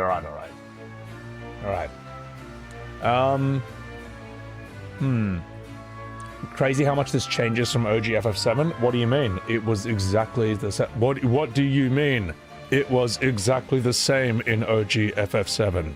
It was exactly like that the whole time. You know what I mean? It's like arguing lunatics, mate. I don't want AI to take over either, but it will. If humans keep making dog shit like this, man, my God. You have to do better, Senator. We have to do better, Senator. We have to do better. So, alright. Gaming industry isn't being operated by people who love games. Well, I mean, I don't know what's going on with a certain series that we've been talking about. You know, that should be my stream opening scene. Oh my God. Alright. Let's do this. This looks great, Growfile. Oh my God. Burn the town and... yeah, burn the town again. Just burn the town again. Sephiroth just shows up and is like, I will save you from this cringe. The media literacy. Nomura should have followed his dreams and joined the theater. Done costume design, make musicals. I mean, Nomura's character designs are amazing. Just, that's just what he should be hired to do, though. Like, do you hire your set designer to write your movie? Do you hire your costume designer to write your script? Like, what are we doing here? Alright, Dr. Pooh. Let's go. Vorsigable, welcome in, Mamma Mia. ICI drops, thank you for the $2 super chat. It's not over till that fat lady sings. Well, you know what she just did. So what are you gonna do now, brother? What are you gonna do now?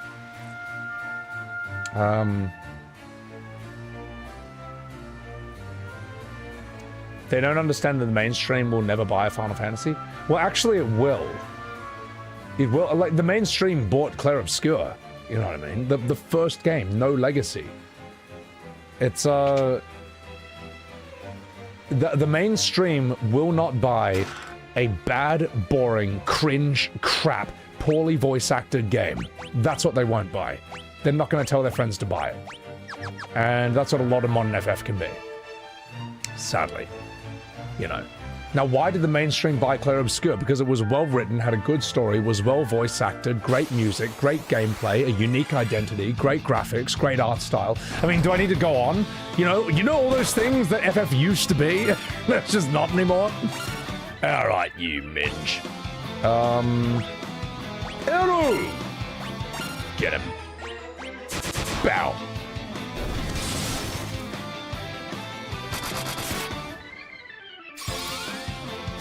How much damage is this going to do?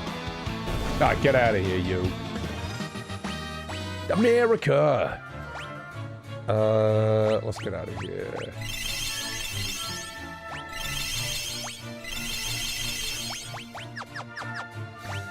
So I'm gonna do this, guys. I'm gonna give you an example right here.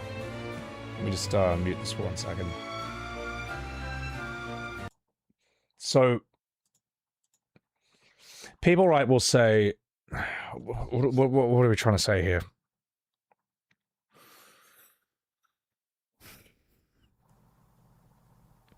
You say the mainstream will never buy Final Fantasy, right? This actually isn't true. Anyone who's lived through its golden age knows this. So, take FF7 Rebirth, for example. You know, it sold 2 million on launch on the PS5, followed by 91% drop-off straight after.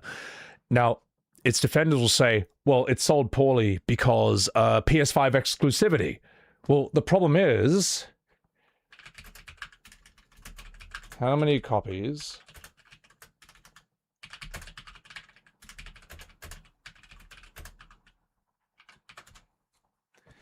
Problem is, console exclusivity was not an issue for Spider-Man 2. It sold over 18 million copies, with like 92% of those, like 16 million, and let me just rephrase that. Like, this wasn't an issue for Spider-Man 2. Nearly 17 million copies on the PlayStation 5. Now, what they're going to say next is, oh, well, it's Spider-Man. Of course it's going to sell more than Final Fantasy. Again, you're 20 years old. You don't know how it was back in the 90s. Because how many copies did Spider-Man... Here we go.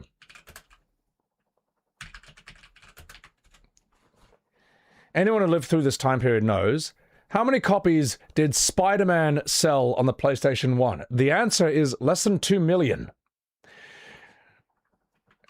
How many copies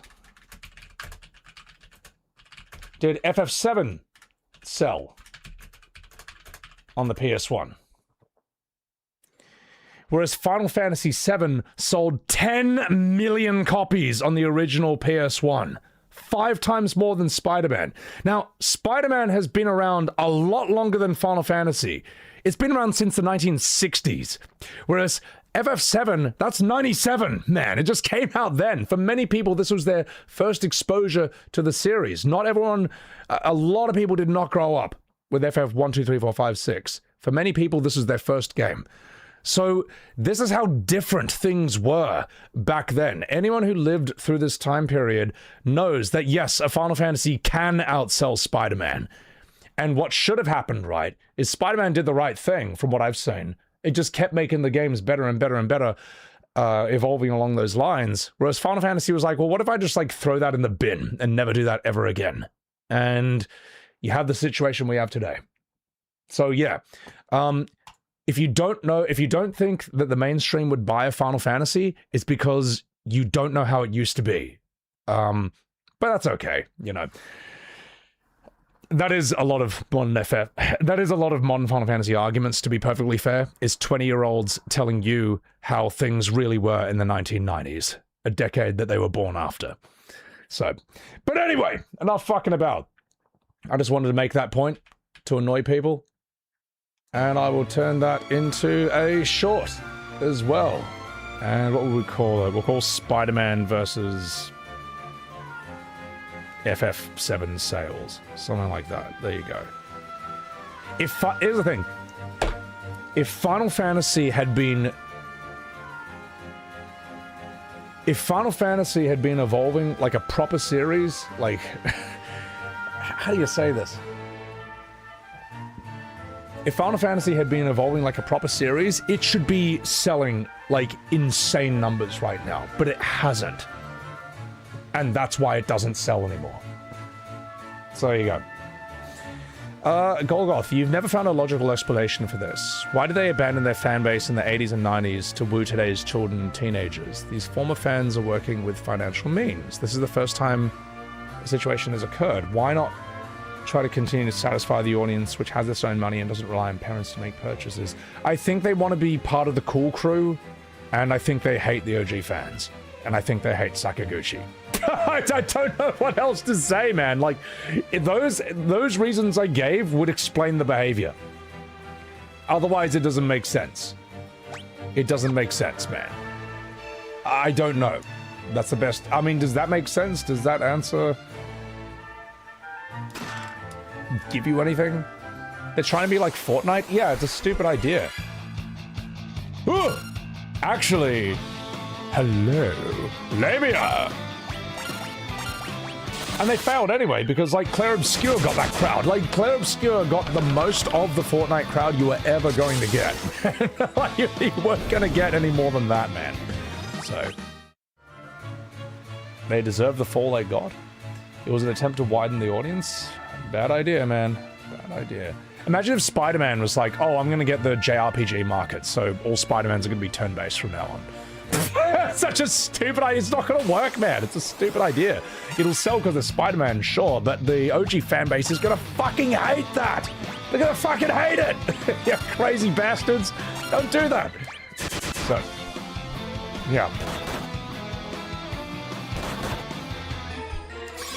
Spider-Man is a much more popular IP now. You would argue that the game would sell 30 million if it was multi-platform, but it's consistency that got them there. Well, Spider-Man has been around since the 1960s. It's had shows. It's had, like, multiple TV shows leading before the PlayStation 1 thing. But the thing that really blew it up, I would say, was the 2000 movie with Tobey Maguire and Kirsten Dunst and Willem Dafoe.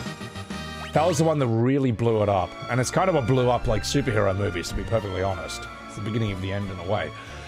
But,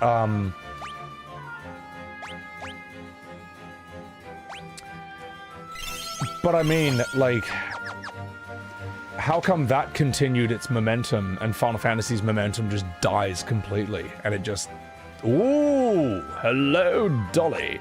And it just keeps getting worse and worse. I mean, it's pretty clear what the problem is. So, yeah.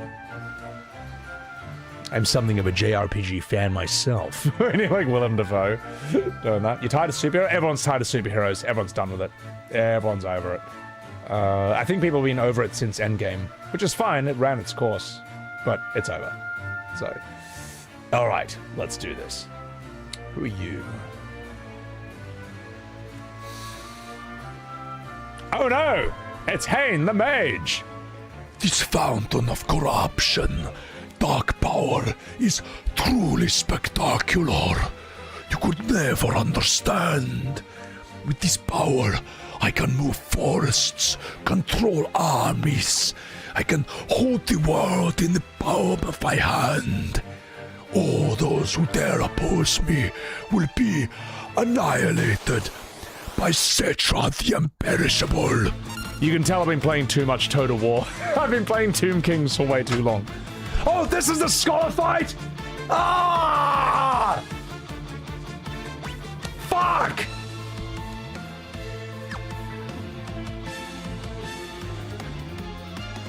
Oh! Whoops! The game closed by accident. For no input. No reason. Better boot it up again. Oh gosh. What a pity I have an autosave right in that room. Right before I go in. No, fuck it. Fuck this guy. Look, this is why we have a scholar, alright? This is why we have a fucking scholar. Okay? Hey, look, if you ain't cheating, you ain't trying. I'm walking here! Cheating is actually... cheating has always been about change. Final Fantasy has always been about change, which is why I had to change to this save and turn this character into a scholar.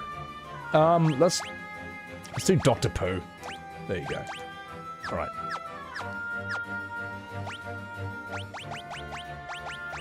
Let's put you there, put you there. Behold! Behold. Final Fantasy has always been about cheese. So, there's no such thing as too much Total War? You're damn straight, brother. No, I've been listening to too much Cetra the Imperishable. He sounds so sick.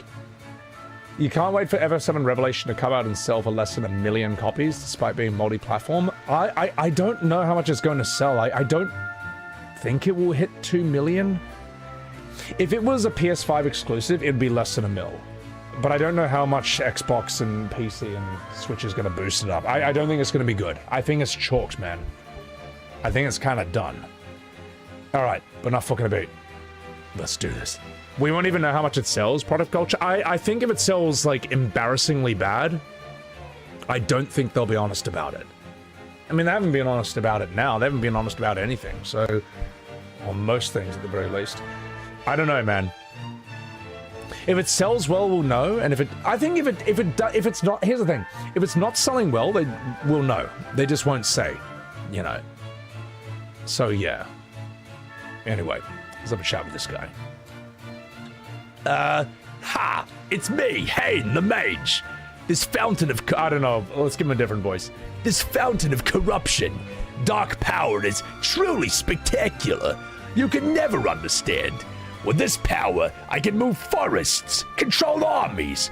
I can hold the world in the palm of my hand. And all those who oppose me will be annihilated, just like a woman. I can't do Skeletor, but that's close enough. Okay, whatever. Right. Let's do this. Oh no! Hang on.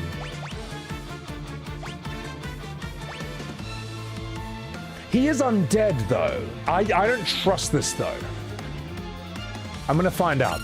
I'm gonna find out. Alright, let's study him.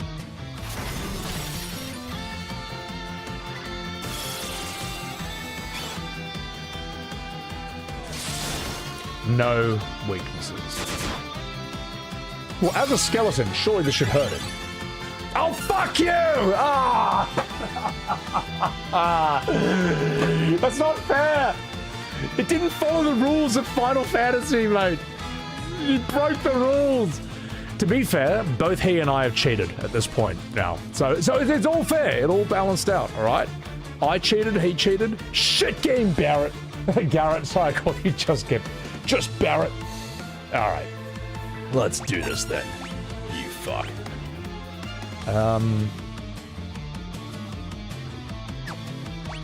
Let's arrow you. Sweet word. Now look at me. What if I do this?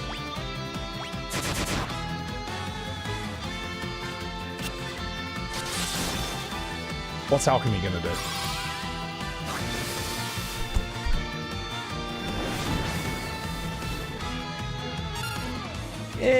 Whatever. Captain Jack Marrow, I like that. That's funny. Study. No weaknesses. Alright. Ah, there you go. There you go, boys. Ooh, I think it's physical. Let's see what you got.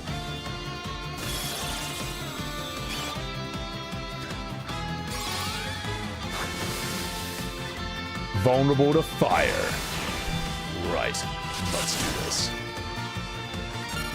Karonku! Bomb fragment. Killer!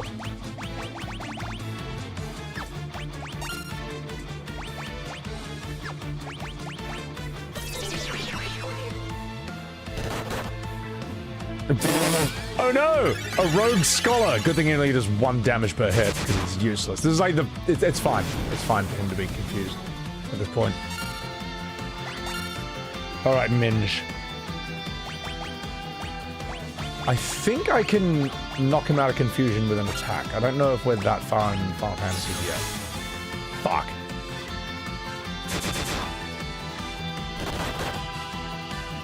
Aha! Oh, I just bashed him anyway.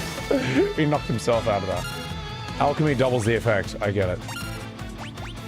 Let's try... Let's just pop this on you. Study him. This is the purpose of this.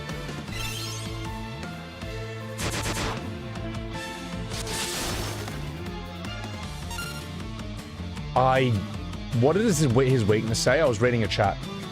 Hey, thanks a lot, ramen noodles. All right, you distracted me. You distracted me with this. You were celebrating finally hitting 50,000 channel points, which means that you can use them to highlight a message. And here's the fun part. Here's the fun part, ramen. I can't even see it. I can't even see it because I use multi-chat. This is how I'm reading YouTube chat and Twitch chat at the same time. I didn't even see it. You saved 50,000 channel points and it was wasted. It was for nothing. It's for nothing. Nothing! You'll never be acknowledged. Also, I'm sorry, mate. I need to remove that channel point thing because people are like using it and I'm not seeing it like at all, and then they get angry. So, what can you do with 200k? Nothing. Nothing. Nothing. I could tell because of what your message said. I could tell. I was like, that. You definitely spent 50,000 to write a thing like that, but I just need to get rid of it. Period. I need to get rid of it. Period. Oh. Okay, I'm gonna pay attention to what I studied.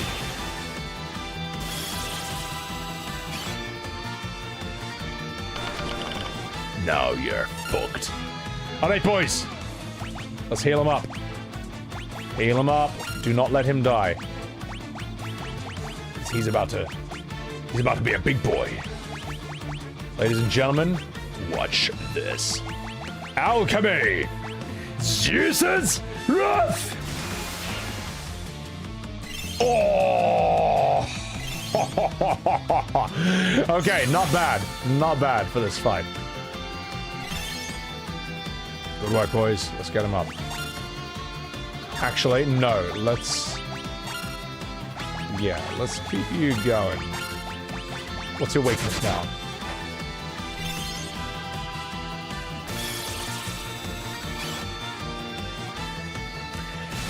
Well, poo. I don't have any more fire items. Alright, we'll just have to do what we do.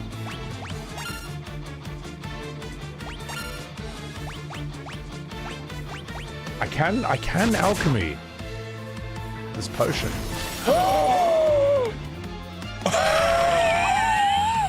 Soy Lord! You stupid bastard! Stupid Soy Lord! Oh god, he dies every boss fight. God damn it. Well, I don't even know what order they're gonna do shit in. That's what pisses me off.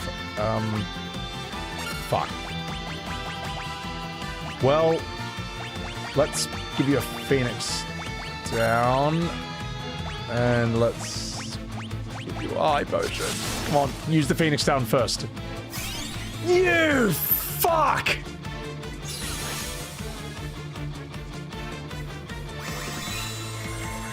What's up, Eris? I know, Dr. Pooh. Dr. Pooh's carrying the fight. Alright, I need this guy to live. I need him to not die. So we're gonna double up on this. And you're just gonna study it.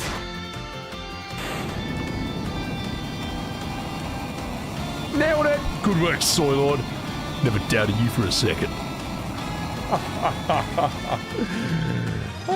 Xander Prime, 50,000 points. Here's $2! Thank you, Xander. I appreciate that. Appreciate that.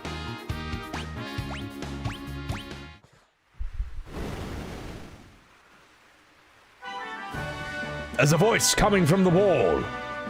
Warriors, I thank you. Wait a minute. Did this wall just bloody speak? We'll give him a proper voice. I am the Elder Tree of the Living Woods. Hain cast a powerful curse upon me. Thanks to you, that curse is now broken. I am in your debt.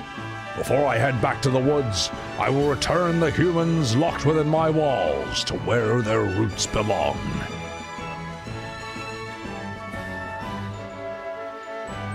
Hoa! Thank you! I'm Al Pacino, in the role of the king. Hoa! Let us be off. The journey may not be smooth, but journeys seldom are.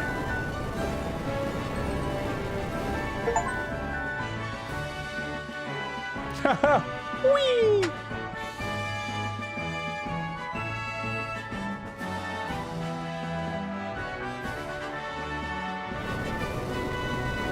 I love the looking left to right nervously. We have arrived, saplings. You may alight, transform, and roll out. Let's get down, boys. Fucking get out of here. This place sucks. The fairies are hilarious. At long last, I am back where I belong, with these hot, sexy fairies. Oh gosh, you saved our woods. How heroic. Darkness threatens to envelop our world. You have been chosen by the light to ensure the balance is not upset. Take this with you. Use it to find your way when darkness blocks your path. Obtained the Fang of Wind. Hain's atrocities wrought havoc within my roots and trunks. I fear I must refuse visitors to these woods for at least a millennium while I heal and get my knobbly tree knobs sucked off by these sexy fairies. Warriors, you have my thanks. Now go, dispel the darkness of the world. You are our last hope. I'll just stay here with these hot, sexy fairies. And scene. I'm sorry, chat. We'll save at the very least. And then we'll move on. There we go. Save and get the hell out of here. Suikoden? I need to do that one day. Tyrax, thank you. 1,000 years to heal seems excessive. Ah, he's a tree. Time works differently for them. Hang on. Come here.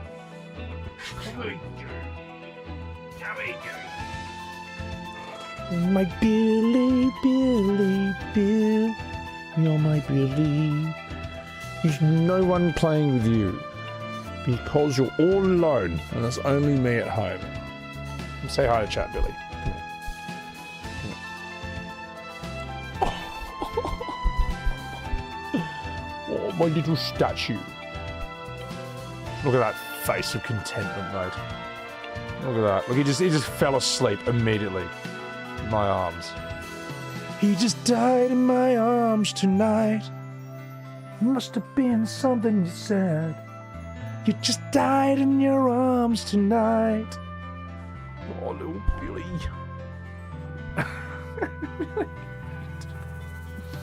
Billy. You alright, mate?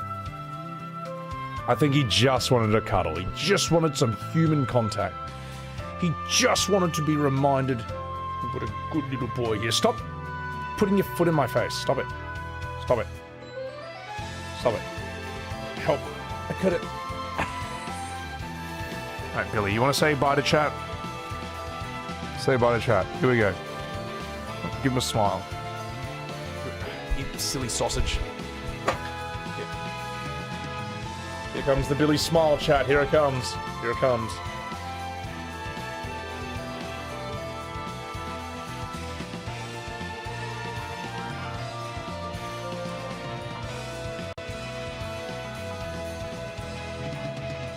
Oh, he fell asleep. Well, he's not asleep. He's just in a state of zen. All right, Billy. Wave goodbye. Wave goodbye, Billy. Alright, he's waved. Off you go. I'm gonna put you in your bed up here, alright? Up you go on your beddy pie. You want to chill cat like that? How does he not meow ever? I don't know. This was not intentional. I don't know why he doesn't meow. I think it's a very uncommon trait. I think at least Burmese girls talk a lot. I don't know if Burmese boys talk. I need to know, chat. I'm actually gonna look this up. So, has he ever meowed? Yes. Very occasionally. He'll make like a little, if he wants your attention, he'll just be like, boop. Like, you'll hear like the tiniest of squeaks. When I was away in Texas doing OTK's top streamer, I was away for like 2 months. And, I think he was staying with some other people for a bit, because my housemates were also away for a portion of that time. When I came back, it was almost like I knew he hadn't seen me in 2 months, and he needed like just a second to recognize me, and he looked skinny as well. And, as soon as he like recognized me, after like 10 seconds, he just like flopped on the floor, so I could like pat him. And then he meowed quite a bit to get my attention, like that day or two or something. I think he'd been a bit distressed. But otherwise, he never meows. Like, you can tell he's content, because because he's silent. But I need to know this. Is it uncommon for Burmese cats to not meow ever?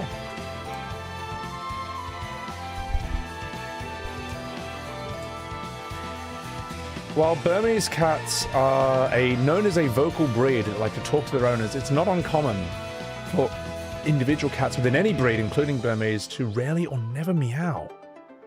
Just like people, cats have unique personalities. Some are chatty while others are nearly quiet wallflowers who never vocalize. They communicate through non-verbal cues such as body language. Billy certainly does that. Or like eye contact. Billy will just sit there and just like stare at me like that, waiting for me to do something. It's like, oh, all right. Yeah, he chirps sometimes. He makes a little chirp. Yeah, I don't know. He's just always been like that, man. I don't know why. He's very cute though. Very sweet. Autistic kitty? I mean, maybe he's autistic, but I mean, aren't we all? I mean, we're on Twitch, we're on YouTube. Like, it's 2026. I think we're all on the spectrum at this point, including my cat. So that wouldn't be a surprise. Otherwise, Billy's a grumpy little cat. Nah, he's a beautiful kitty. So, Gilly Bean, welcome in. You want to say good luck on FF3? I appreciate that. Appreciate that. So, your dog is not much of a talker, like you? Yeah. You got a rare, shiny one. Yeah. Kern Tunes, thank you for the 200 bits. I appreciate that. Will I stream FF7 Revelations? Unfortunately. Unfortunately, yes. Elmo, you're studying in Malaysia, and your dog was super excited after you got home after a full year. Oh my god. I haven't been home. Oh, I'm sorry, man. I'm sorry, Elmo. I didn't read the last part of that. I'm sorry to hear that. I hope you're alright, at the very least. But yeah. You're on the opinion that everyone's on the spectrum after all? Well, the thing is, like, when you start actually learning about autism and stuff on a scientific level, you start to realize that more people than a lot of people who are just kind of normal to you in your life, like, hey, I know they do have a little bit of it here or there, or like slightly there, but it makes sense. I mean, not necessarily a disadvantage. It's a good thing to think a lot and care deeply about like a specific thing, you know, if you apply it. Now let's see. You know, so if everyone's on the spectrum, then no one really is. You're making me think of like the guy, what's his name, Syndrome from The Incredibles. God, that name is more appropriate than ever considering the joke I'm gonna make. It's almost like he's saying, and when everyone's on the spectrum, no one will be.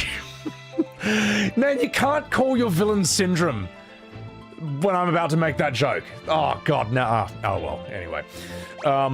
Yeah, let's move to a different part of the game. Oh, that sounds so bad. Alright. I like that villain. I actually thought he was really cool. That he had no powers, but he was more dangerous than all of them. So, yeah. And I can't believe that, like, it wasn't until decades after the Incredibles that someone thought of turning Syndrome into, like, the Reddit guy. You know, the Reddit thing was like, yes! You can never look at Syndrome the same way ever again after that. Oh my god. Alright, I'm gonna refill my whiskey and I'll be right back. So, and when everyone's on the spectrum, no one will be. Oh my god, someone's gonna meme that. You sly dog, you caught me monologuing. That The Incredibles was a great example of making a superhero movie, subverting your expectations, but it's still being 10 out of 10 across the board. Still being S tier. Fucking amazing film. I need to rewatch that, actually. I need to rewatch it. Alright, I'm gonna get some whiskey, and then I'm gonna try and figure out where to go next, because I'm lost and I need yellow paint. So, alright! I'll be right back, boys! Elastigirl is S tier? What? Oh, I see what you mean. I see what you mean. She got that Pixar mom ass. Okay, no, I almost thought you were dissing my girl, Elastigirl. We all want a lady like Elastigirl. Don't lie. All right, yummy.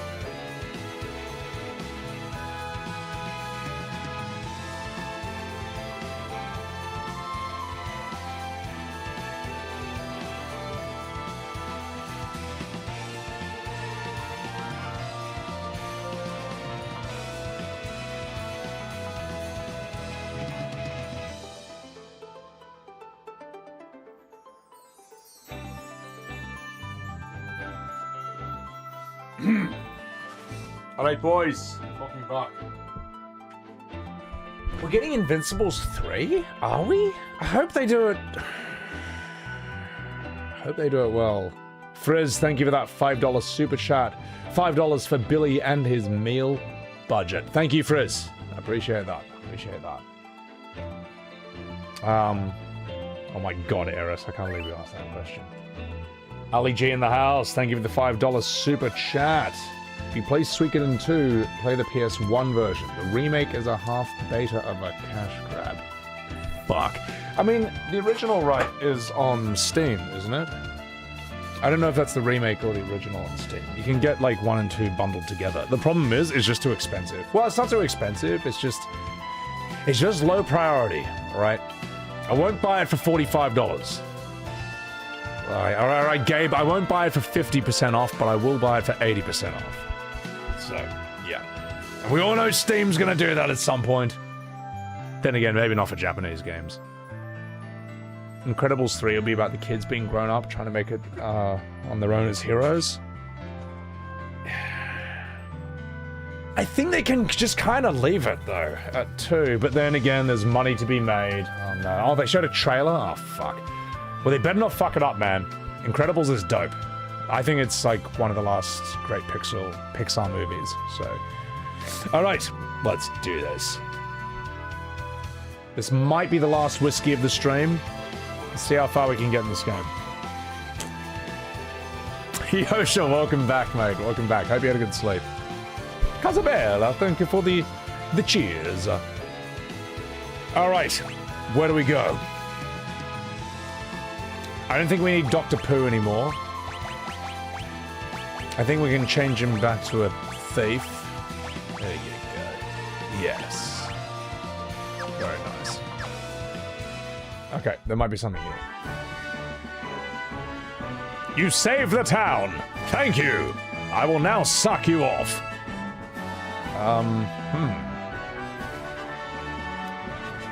Beyond the desert, far, far to the west, is a village full of eccentric people who claim to be descended from the ancients. Whatever that means. What do they think this is, FF7? Anyway, fuck off. The folks who were captured by Hein's men have returned. Thank you for rescuing them. What a greeting, Blasted Moogle. What a greeting indeed. I don't think I'll stream too late. Yeah, I don't know. I don't think I'll stream too late. Like, 12-hour streams are like a bit of a meme. We all know that at this point. But I really should end it past, like, the 10-hour mark. Just to be a normal person. So...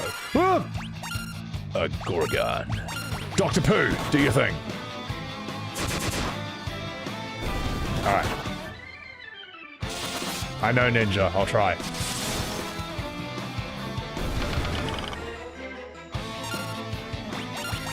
I agree, Chris Plotnick. People do want to see what happens with the baby in The Incredibles. I just don't trust filmmakers today to do a good job with it. Devereaux, thank you for the 200 bits. 3 a.m. for Christ's sake. Hope you have a great stream. Keep kicking ass, you handsome bastard. Thank you. I appreciate that. Appreciate that. So we got Hayne. Why did we want to stop Hayne again?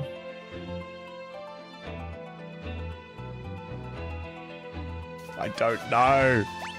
I don't know the story in this game at all. I find the story even less sensible than FF2's. This is cool though. This is sick. I've never seen a Final Fantasy where this is the world map. You floating on this giant island. This is sick.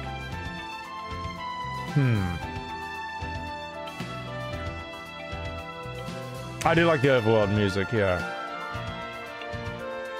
I wanted him to stop creating the sorceresses. Okay.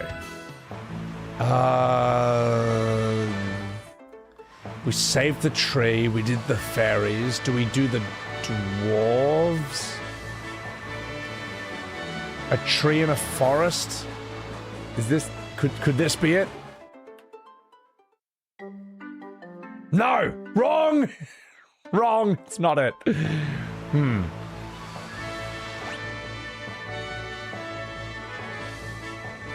You know what? Fuck it.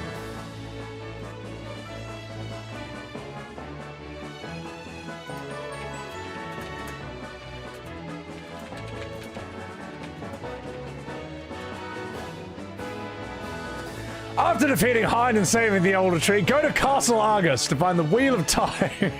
Take it to Sid and Canaan to upgrade your airship. Alright, I know what to do next. I know what to do. Castle Argus. Alright, let's get out of here. Let's just get out of this horrible place. Oh, I think my standards have gone out the window at this point, mate. I think this has become a low standard stream, chat. Very low standard stream.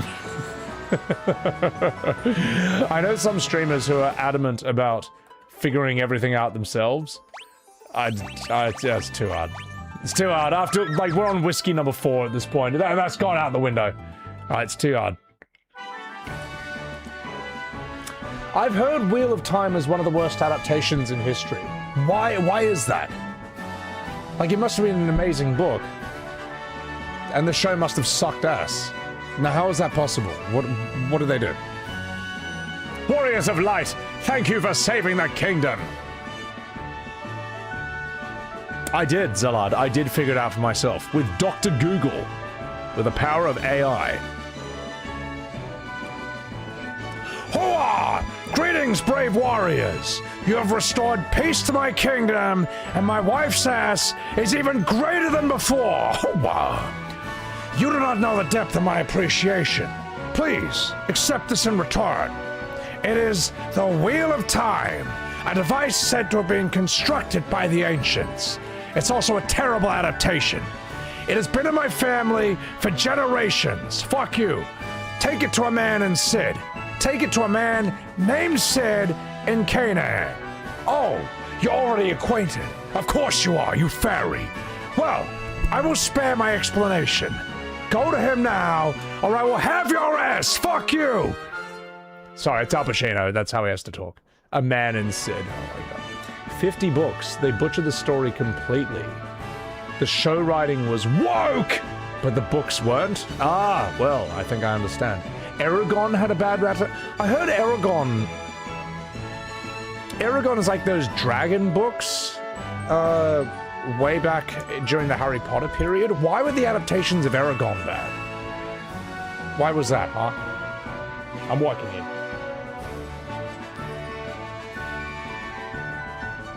The original premise was that men and women get over prejudices, whereas the show makes men simps for women. Well, art has to reflect life, and, you know, men are simps for women in real life, so that's the rationale. There you go. Imagine AI slop before AI slop was a thing. Really was that bad. Fuck. That's a shame. I'm walking here. That's a pity, because I like the idea of Eragon. I thought, okay, we've had Harry Potter, you know, we've had Lord of the Rings. Let's see some dragons. I'm walking here. So, a man in Sid. I tried. A friend read you the book and said it was basically prawn. The books aren't that great either. They're making a series now. The first Wheel of Time was terrible. It was literally chapters of the character milling about walking somewhere. The highlights are the one character finding an evil dagger thing in the last fight. Okay.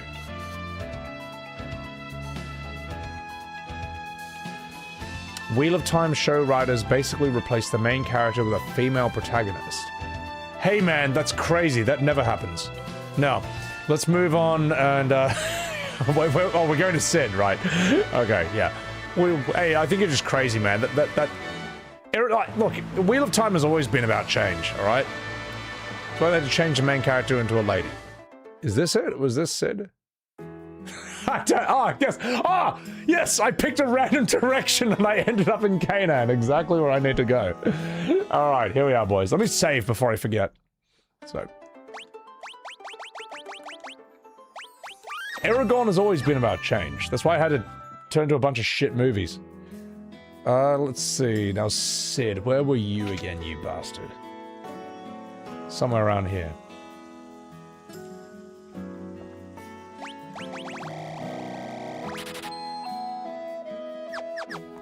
Oh, we should get some armor. Yes. Yes. Let's chuck it. Let's turn one into a scholar. And sort out your armor. Soy Lord! Not a bad scholar, my friend. Here we go. What can I do for you?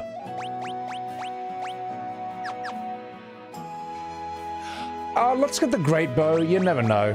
You never know. May as well have one. So. You want to see Aragorn with broccoli hair? No, you don't.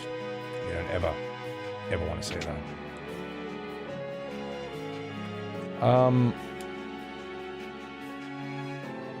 The sticking with a source material? Why would you do that? People want you to do that. You can't do that. You gotta do what people hate. That's how we adapt things. Ooh. Yeah, we'll give you mithril gloves. Fucking Dr. Pooh's celebration looks so dumb, man. Alright, Dr. Pooh. Enjoy your mithril gloves, you bastard. There you are. And let's sort out your formation. There we go.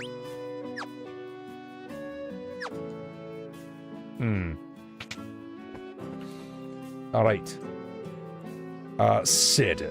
Now, where are you? I think he's in here. No. That's the whole different thing. Sid. Where are you, you bastard? You're probably in here. Best character? I don't know about that, mate. Alright. I need a smoke signal, someone said. Listen, mate, this ain't FF7 Rebirth, alright? This is a real Final Fantasy. I'm lost. Where's the yellow paint? Where's the yellow paint? If this is a real Final Fantasy, the yellow paint would tell me where to go next. He said go to Canaan, though.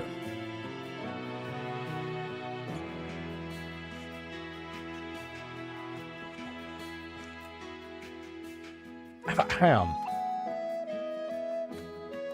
Ah, fuck. You know what? Northwest corner? Oh, good. I was about to Google image. I was about to Google my. Oh! Well, look at this house! Oh, look at this house that was here the whole time that I was too lazy to explore. See, this is why AI is going to nuke all of us, alright? It just makes everything too easy, alright? If I want to know where this is, I could have asked AI instead of a real person. Ah, shit. If only we had the Wheel of Time instead of the dog shit adaptation we got instead. Oh, yeah? How about this? Oh, fuck me! The Wheel of Time! With this, I can make you a new airship and a bottle of Johnny Walker Blue. Just a wee second. I'll make the Enterprise into the finest airship of all. Back in a jiffy. Man, his model looks hilarious, man.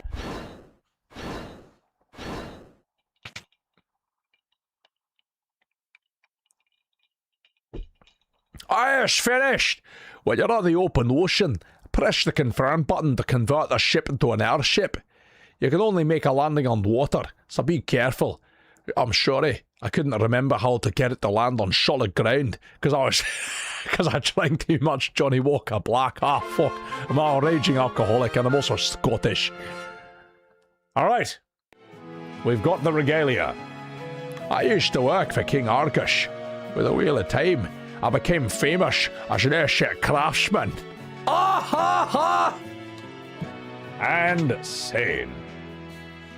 Good night, Dark Typhlosion. Take care of yourself. Have a good time at work. Let's get the fuck out of there. Whee! Alright. Let's do this.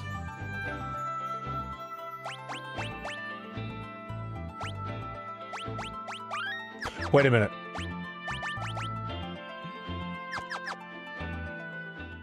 I gotta do the Dungeons and Dragons thing and rest so I can get my magic spells back. There we go. Whee! FF14 is a giant hallway, no way to get lost. I bet you I'll find a way. Like I've gone down like a hallway, gotten distracted talking to chat, and then ended up at the beginning of it again. I've gotten lost in a straight line. You don't know what you're dealing with, okay? You don't understand the levels of bad direction. I have. It's like next level. It's like Zorro level from One Piece.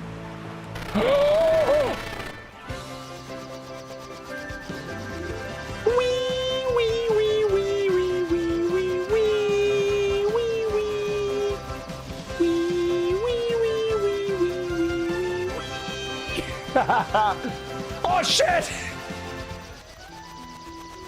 What? What is this? What is this nonsense? What? Wait, hold on. I didn't know you could do this, man. What happened here? What happened to Earth? It's fucked. It's completely fucked. What happened here? This is cool. This is unexpected. Wow. I did not expect this from a Final Fantasy this early. This is like pretty experimental.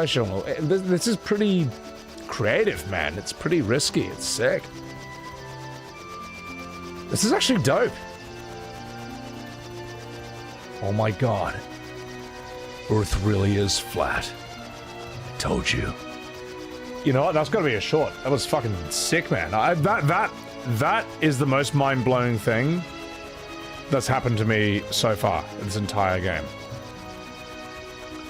Alright.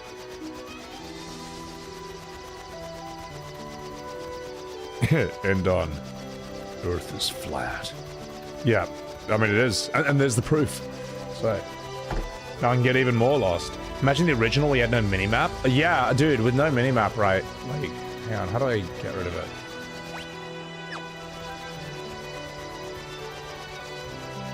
With no minimap at all, it's like, oh my god, where the fuck even am I? This is crazy. What's up, Vegas? They call me a madman. A madman!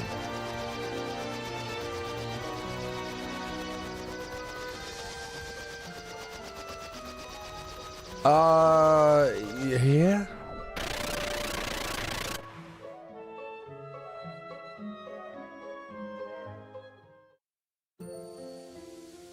The wrecked ship.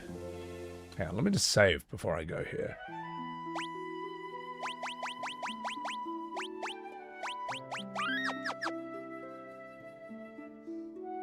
The original had no minimap? No, this is like the late 80s, man. Minimaps were not a thing in the 80s or the 90s. That's like FF10 was revolutionary for having a minimap. That was very unusual. I remember not liking it at first. I was like, what do you mean? I don't need a map, I'll never get lost. And then I did. Let's see, let's turn on encounters. Let's see how strong these guys are. And let's turn you back into a black mage. Yes, yes. Now you're real. No, Soy Lord, you're meant to be a monk. There we go. Dr. Pooh! You're meant to be a black mage. There you go. Alright, sort your formation.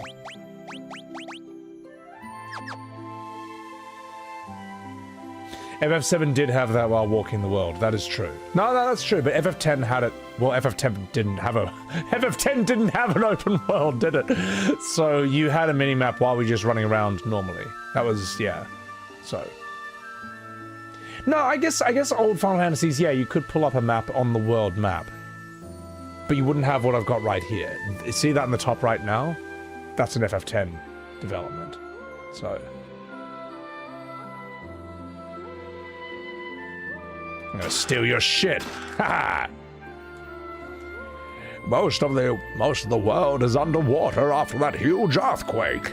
I was on a boat at the time. Luckily, I saved a young lady as she was clinging to a piece of driftwood. We're the only survivors, as far as I'm aware. Are you? Let me save the young lady. An antidote. Oh gosh, where am I? Who are you? Oh, what is this power I feel within you? Is it a sword in your pants, or are you just happy to see me? Okay, alright, no, sorry, that's not, sorry. Try it again. Oh gosh, is it light? You must be the warriors who were gifted with the powers of the crystal. Oh goodness, thank goodness you're here. I am Arya, priestess of the Temple of Water. What happened? The Earth's power caused a great tremor and buried the water crystal deep underground. Without the water crystal to protect them, the people were turned into stone and sent plummeting into the ocean's depths. Oh God! Please, take me to the Temple of Water. A shard of the water crystal remains there. If I can return to the crystal, it might break the curse. But you're injured. I will be fine. What matters is the fate of the world.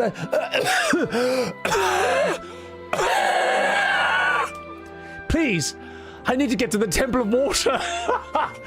Well, okay. Oh, thank you.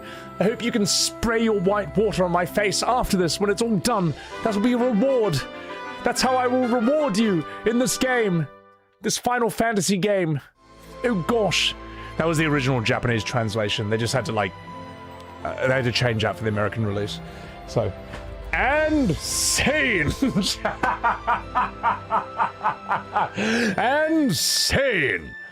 So, only on SebiWebs TV do you get voice acting this quality. Oh my god. Alright, the VA is on point. I think my coughs were rather good. I think my coughs were rather decent. I'll just call it cough water spray VA. That can be fun. What did you miss? Pure Aura? You don't want to know. You actually don't. So, this is one of the nicest songs in the game, Tyler, and I ruined it. I ruined it! What time is it? Is it 4 a.m.? Oh, fuck, it is 3:30 a.m. Oh, but I want to keep ruining the story. I want to keep ruining the game. Oh. Alright. Wish me luck. Let's get out of here.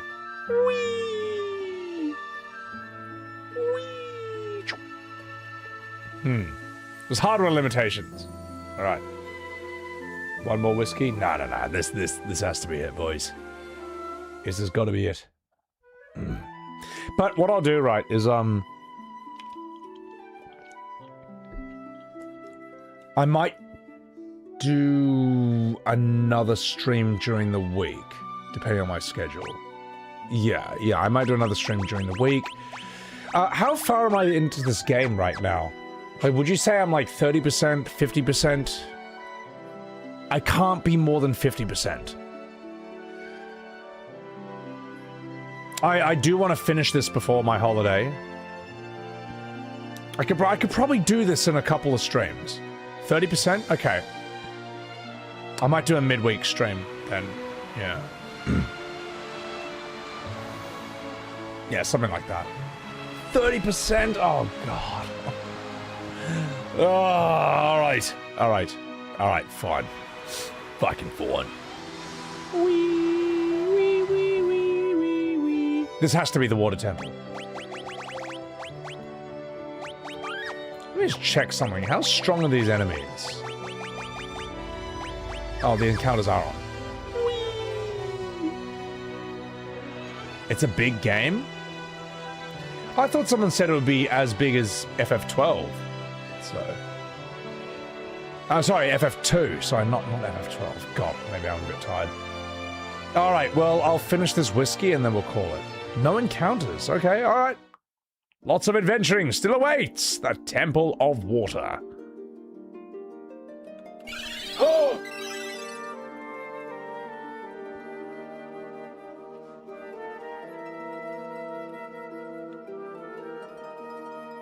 The game gets harder from here? Fuck. Oh, thank goodness. The light has not left the shard completely. Arya took that crystal shard, and she smoked it. Come, we must take this shard to the cavern north of here, before I smoke it, because I'm an absolute druggo. I'm a crystal meth addict, and I'll do it. I'll do it in front of all of you. I don't care. Because the world's flooded and it's fucked anyway. The Cave of Tides. Behold.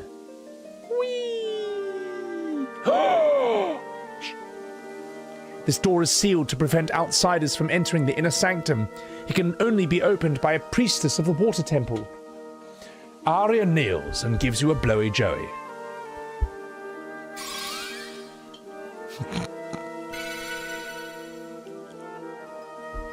You erupt in a fountain of coom. Alright, I'm sorry. The seal of the door has dissipated. It looks sort of like Anyway, shall we proceed? Oh gosh. Sorry, Chad, I may have gone off the deep end at this point. Behold, a fight.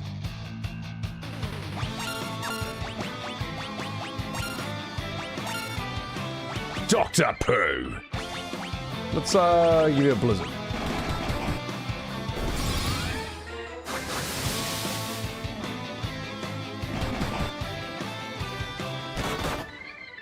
I think we're okay. Yeah, I think we'll be fine. Nailed it! Luckily, we get the true original Japanese translation with Sebastian. You're damn straight. With Sebi Webbs, you get the real story. Ever since walkthroughs came out, beating this game felt like less of accomplishment and more of a chore. Yeah, I mean, like, a lot of old school JRPGs, you know, yeah. There's old game design. But at the time, this was insane. Like, the fact that you could, like... The fact you could make the thing on the screen move was nuts, man. That's nuts. Now, it's like normal to us at this point, you know? A game is no longer amazing just for being a game. And now we've got to work with that, so... Switch to the original soundtrack? Oh, alright, let's hear it for a wee bit. One more whiskey? Never. Oh!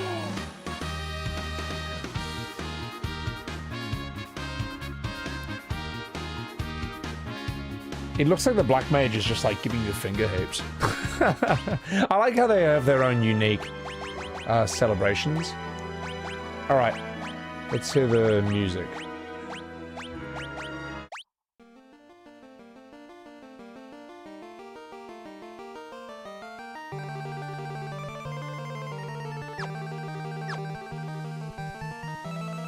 Wow, look out, man, the vibe changes like crazy with the OG.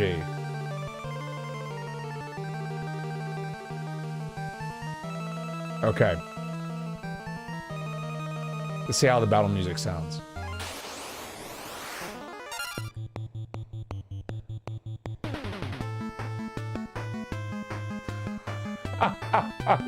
Okay, let's go.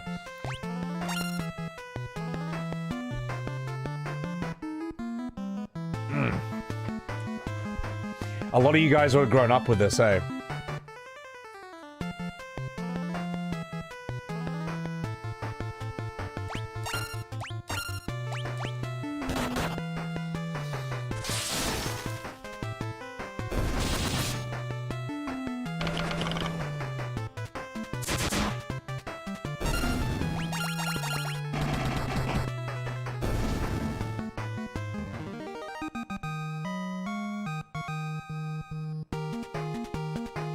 It's crazy how different it hits, the OG music, yeah.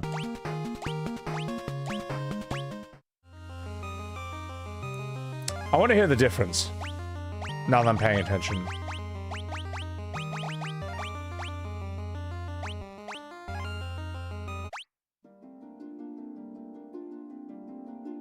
It's almost like it's a different song.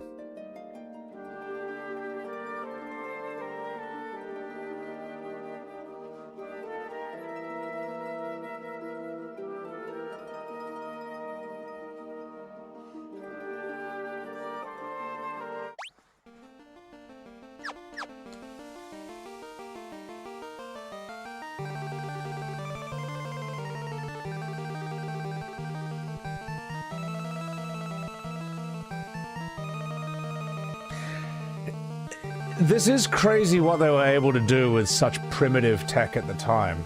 Like, it still sounds good. It still sounds good, doesn't it? Like, it... There's like a weird sort of charm and mystery to it. Yeah, we'll go with the OG for a bit. I like this. Hang on. Oh, Billy! Hang on. Billy. He's making little chirp noises. I know, Billy. We'll hang on a bit.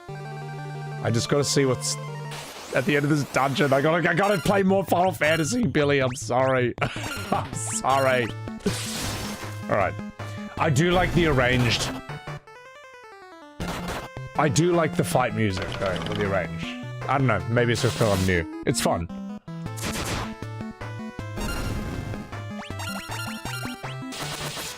If you listen closely, it's telling you that Henry Cavill likes Warhammer. Thank you for that contribution.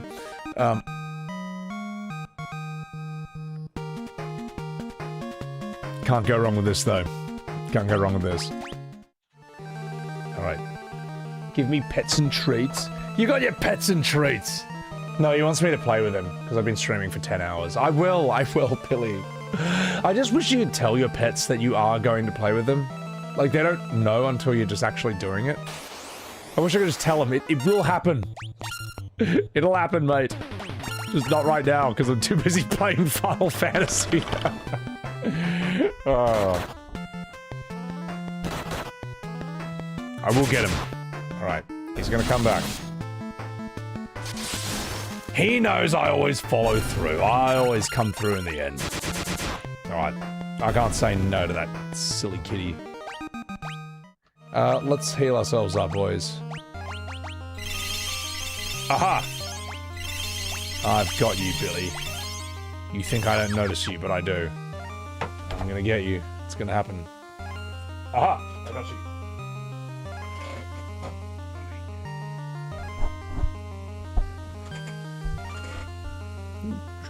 Billy. Come here. Let's have a little zoom in.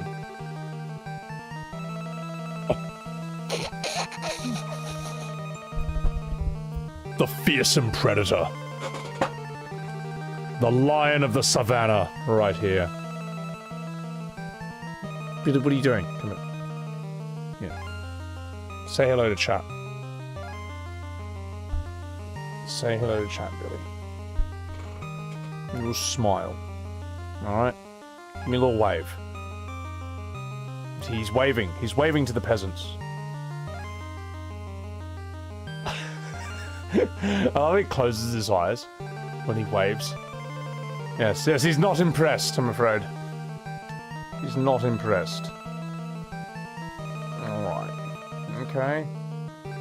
He looks legit pissed. Well, he wants me to play with him right now. But Billy, I'm still on stream. We'll play afterwards, Billy. We'll play afterwards, mate. Play afterwards. He's like, yes, perhaps I'll allow it. I'll allow it. All you peasants there. See, he's pointing at you, see? Look at all you peasants in chat. All you peasants watching me. Young Billy Webbs. I'll see you on the next stream. You silly goose. Oh. Billy with the guts music was peak. I know. Look at pure disgust. Alright, Billy, I'm gonna put you down, alright? We'll hang out after stream. I'm just gonna finish this one bit of Final Fantasy. Just one bit. One bit of Final Fantasy, Billy. Alright, one bit. One bit. Okay, off you go. Billy! He's melted, chat. He's melted. He's melted into a fluffy liquid. Billy! Please. Alright, I'm gonna deposit him somewhere. Off you go. Up you go there. Up you go. Right. Silly goose. Silly sausage. Alright, I put him on his bed. He looks so comfy. No, he's really comfy. He's a lazy boy. He's a very lazy boy, I can tell you that. You're watching this playing the card game Kingdom Hearts. It's so bad, but you have to finish it because you've committed to it, hoping it would get better. Welcome to being a modern Square Enix fan. Alright. You just can't quit.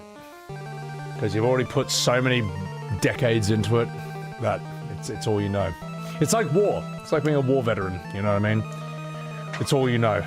So I'm thinking of it, you know that Goofy Mickey thing? Where it's like they're from Vietnam, and Mickey's like, you don't understand, Goofy. War's the only thing that gives me purpose.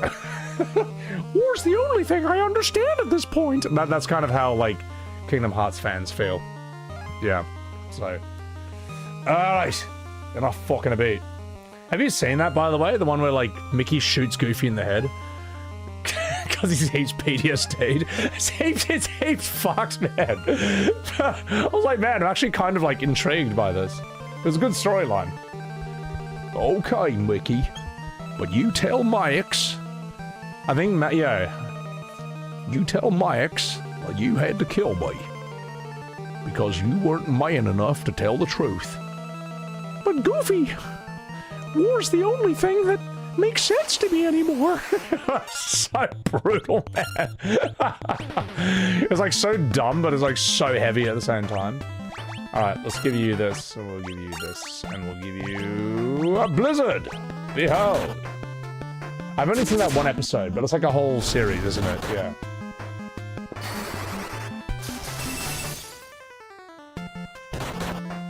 Billy's just sitting on his desk, like bed, just staring at me. He's like, you silly goose, don't look at me like that. Don't look at me like that, alright?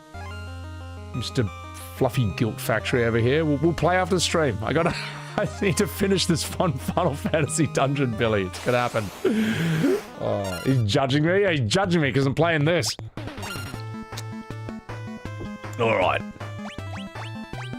Oh my god, what are these things? Agia Agalia Rept. I see. Behold. Are the Final Fantasies before FF7 a must-play? I would actually say, depends. 6 is very iconic for Final Fantasy's identity. 4 is important to see the first great FF, the first great story, great cast of characters and stuff. It's a good game. 1 is like a museum piece. It's just where it all began. And, 5 is just really fun. 5 is light. It's lighter than 4 and 6, but it's very fun. I would not recommend 2 or 3. I think you can skip 2 and 3. And would you say you must play them? I mean, only if you want to. Don't go into, like, FF... like 6 expecting to be as blown away today as he would have been in the early 90s. Like, it's just like a very important game within the series. So, look at it in its time period. Yeah, I would say. I mean, you kind of have to do that with all of them, unfortunately, because the last great Final Fantasy was 10 in 2001, so that was like 25 years ago. You have to look at them all in their historical context, so I get it.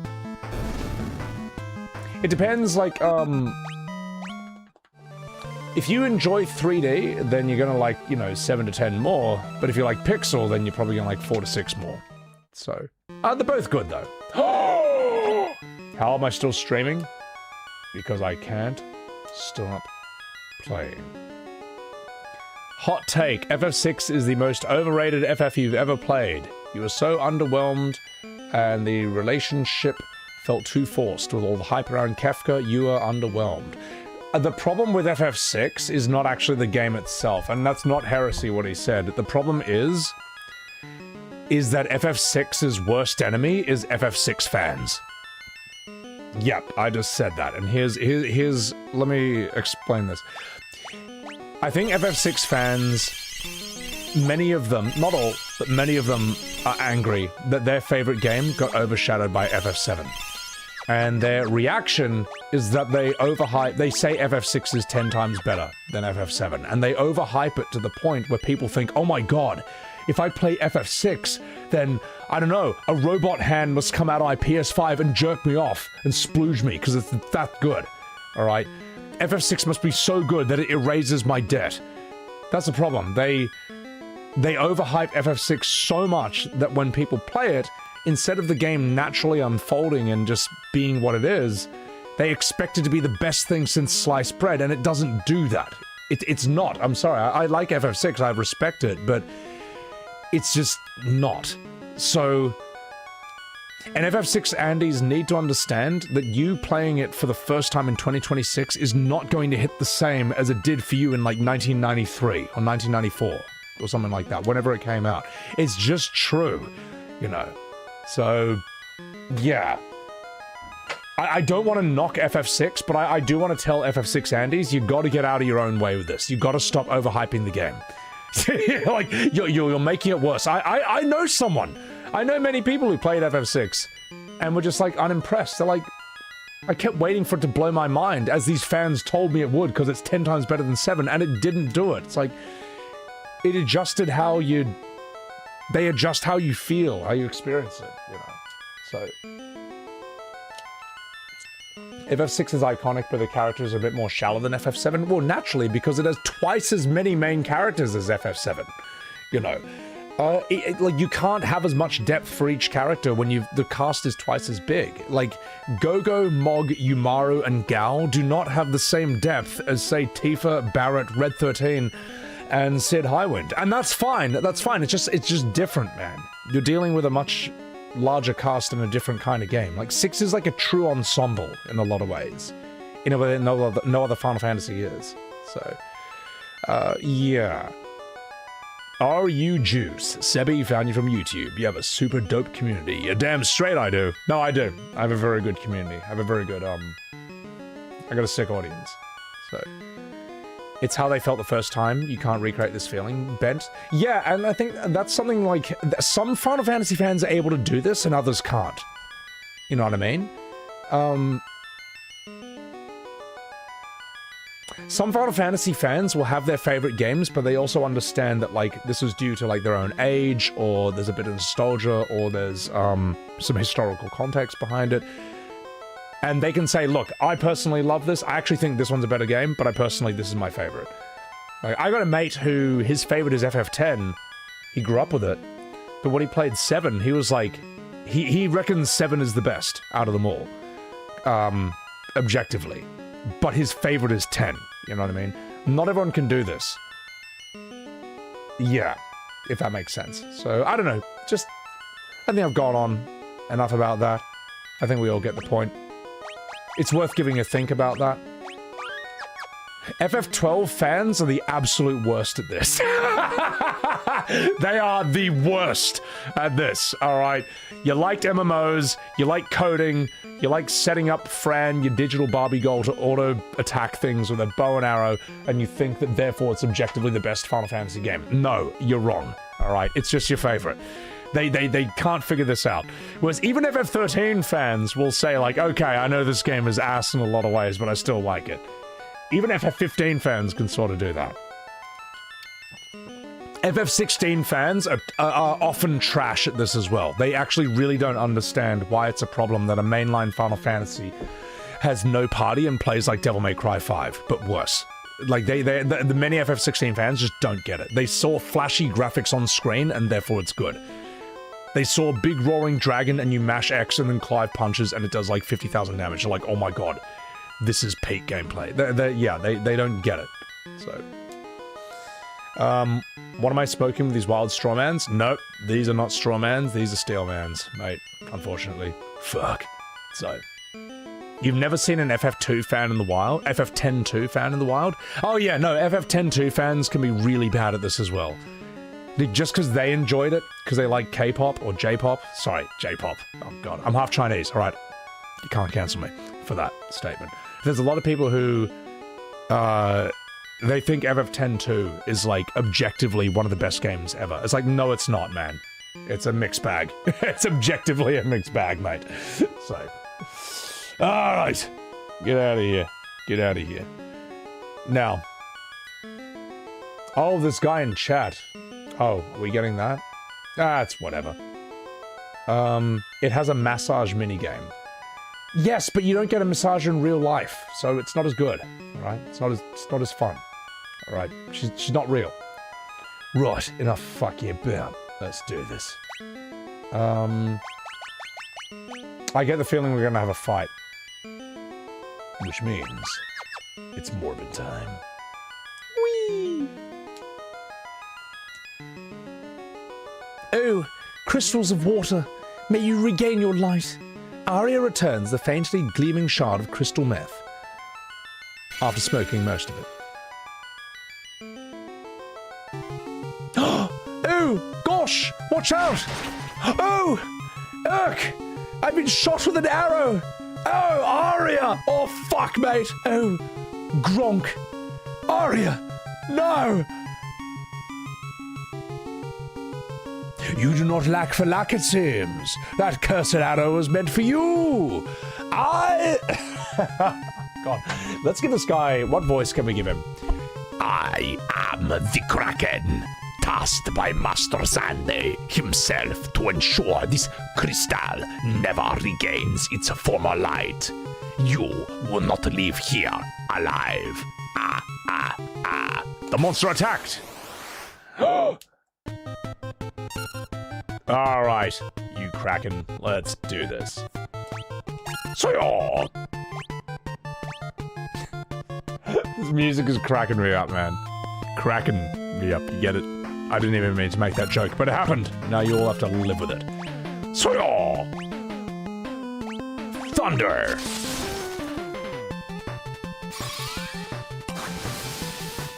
Yeah, I know she's a stand user now, because she has the cursed arrow. That's how it works.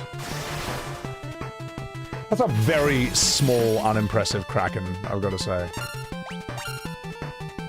You're right, Minge. Give us a Kira. Soy Master! Thunder!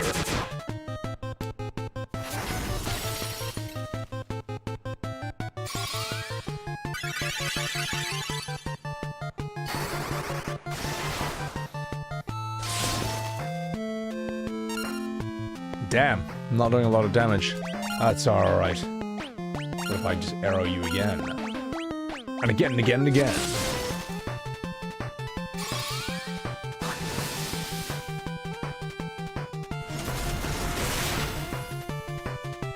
Blizzaga? Ah, we can handle it.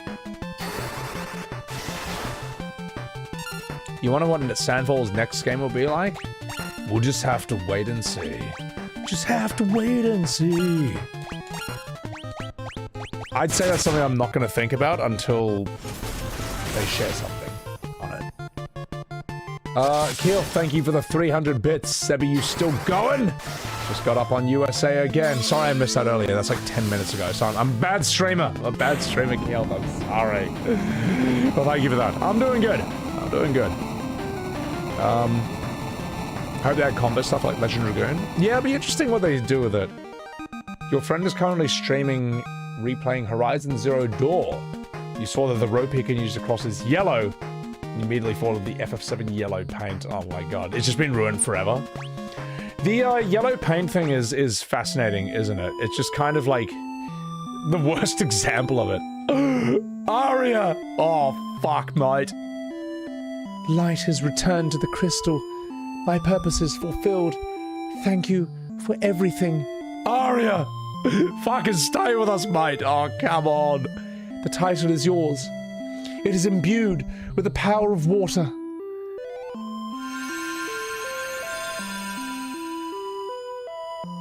You received a title from Arya that holds the power of water. Geomancer, Dragoon, ooh, Viking, Black Belt, Dark Knight, Evoker, Bard, oh fuck, Morty. Okay, that's very cool. Arya, I shouldn't be so happy about you dying, but I just got like a huge upgrade. Arya, fucking hang in there, mate. It is my time. You must continue your journey without me. The world needs light to dispel the darkness. You do this for me. Bring back peace. Arya! Farewell. No! Arya! Oh, fucking hell.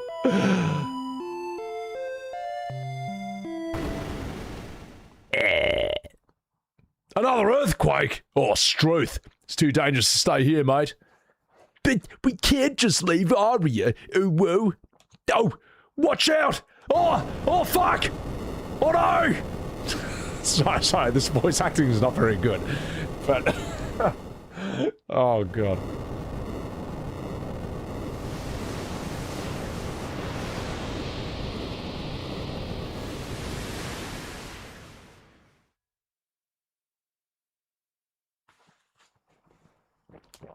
Oh, shit!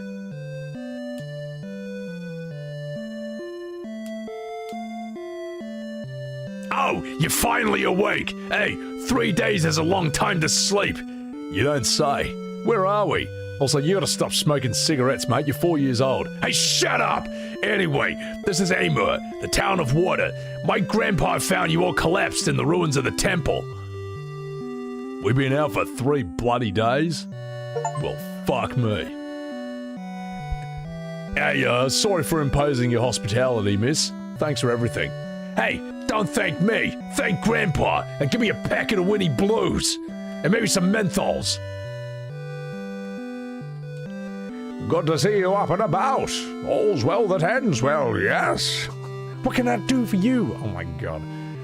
Well, we may as well max out high potions. I mean, we basically have 76,000 gold. Ooh, let's grab a few of these. Yeah, whatever. This voice acting as gold is fucking shocking, mate. It's so shocking.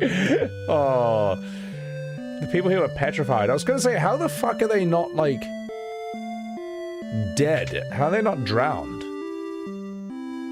I'll tell you what, let's go and save. And then we'll continue, alright? Let's just save.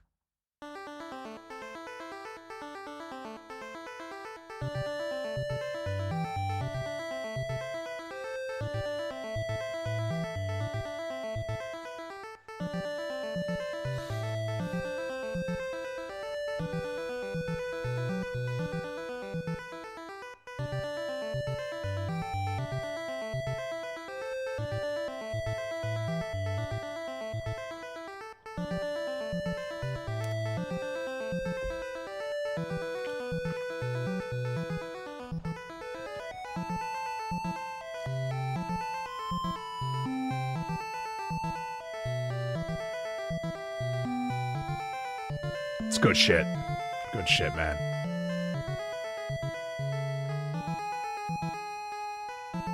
And I ruined it. I ruined it. No, I need to talk to these people. You made a clip? Let me see it. Let me see this shocking clip. Oh no. Oh no! Sorry, this voice acting is not very good. But... oh god.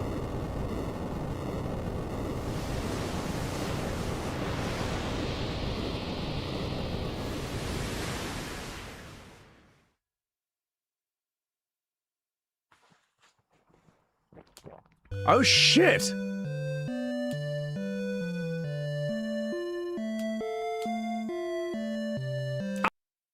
Ah, we missed out my cigarette voice acting.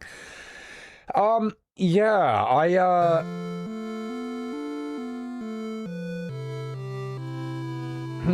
like how you got the whiskey, gulp. This whole continent was underwater? These people are fucked.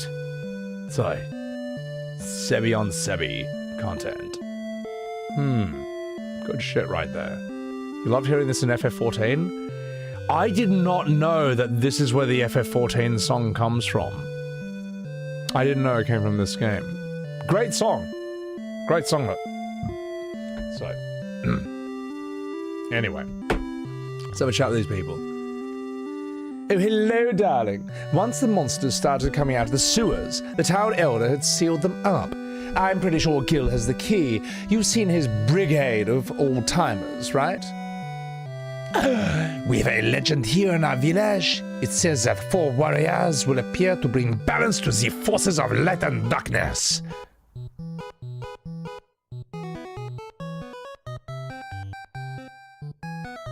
Hey! Off we go, boys!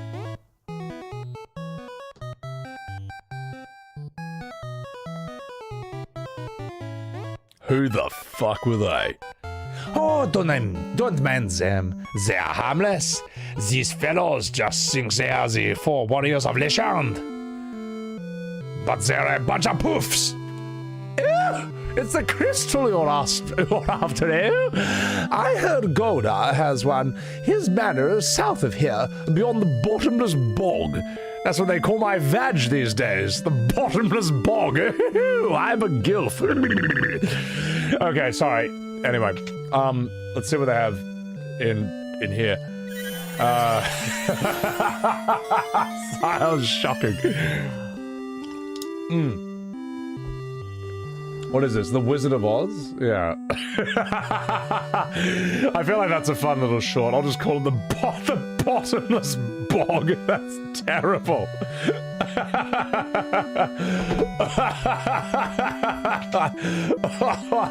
Oh, this is shocking. Swan Knight, thank you very much for the Prime. How close do you think that 3 is to 4 in 5 in terms of quality? I think that FF1, 2, and 3 are experimental journeys. I think they're all experiments, and I think 4 is really the first Final Fantasy that's like a truly great game. I think 1 to 3 are experiments. So, oh, check the jobs. Oh yeah, of course. I forgot about that. All right, what do we got? Dragoon.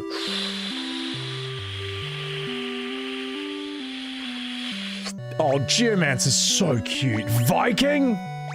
Viking has to be Berserker.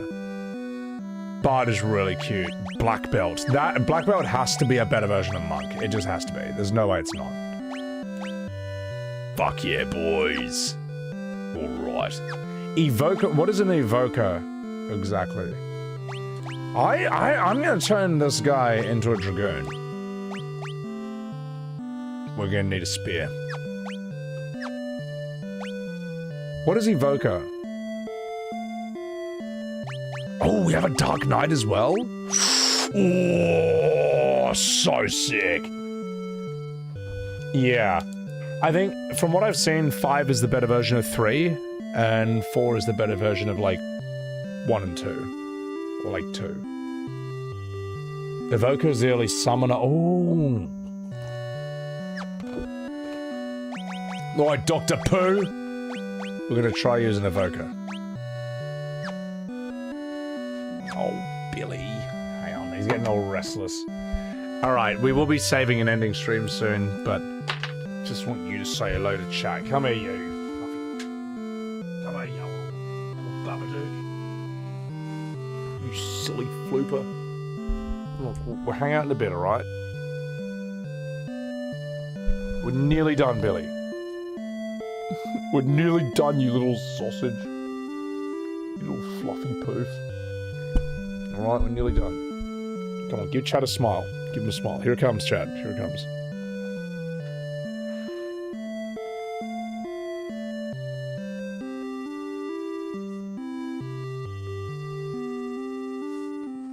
Just look at the smile on that cat.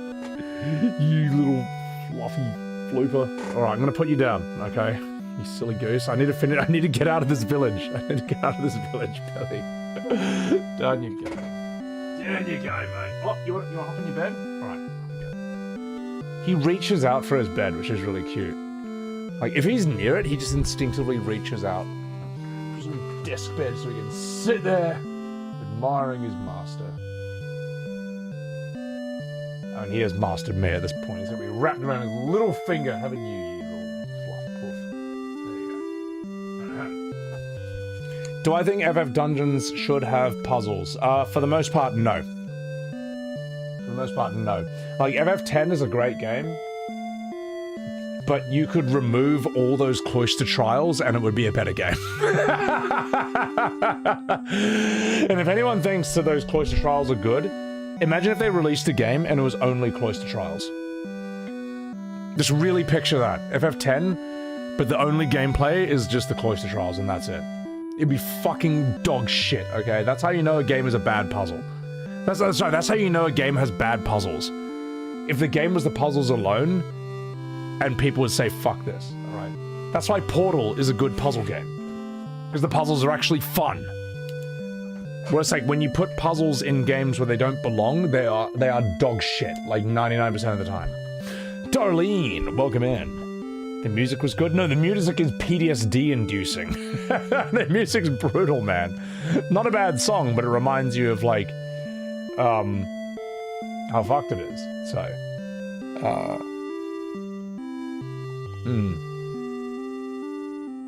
He's so pissed. He's not, though. That's just his normal face, so. Alright. Enough fucking about.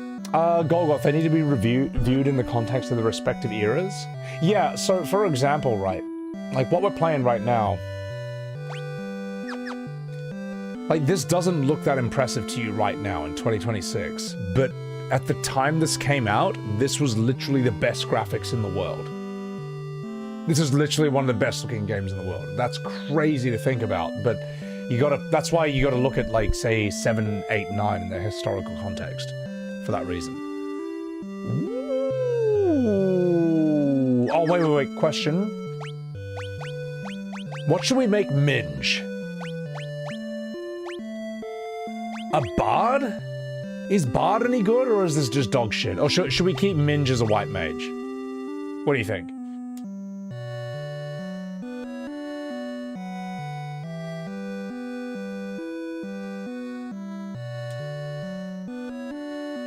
Make Minge into a Viking?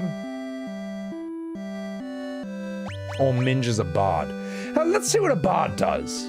Or Geomancer? That could be cute. I don't know what these do. Bard equals gay. Well, musical theater is gay, so I mean, you know, you're not wrong. Bard buffs and debuffs. I guess that's what a white mage is doing at the end of the day. So, what do you think's better, Geomancer or a bard? Imagine the Pixel Remaster was in Amano style. Well, I think an Amano style game would have to be... It would look very different. I would say your best bet if you're making an Amano style game. Oh god, man. What could it look like? Your best bet might be something like Child of Light. I don't know. This is a little indie game. I actually enjoyed playing this. I wouldn't mind streaming this at some point. I think it'd be fun to voice act. Because the whole game is written in rhyme. Not always great rhyme, but I do respect the attempt that they wrote the entire game's dialogue in rhyme. And it's an interesting little story. I think it's got a good soundtrack. Let's see, is this the one we want? Let's have a look at this. I remember buying this game. I just bought a PS5, and I was just intrigued by the hair physics. I just thought the hair physics looked really good, and I just wanted to see what that was like. It's okay. This could be better. But maybe this is your best shot at... This is the closest you might ever see to something that looks like an Amano art style game. I don't know, maybe. Or how it might look.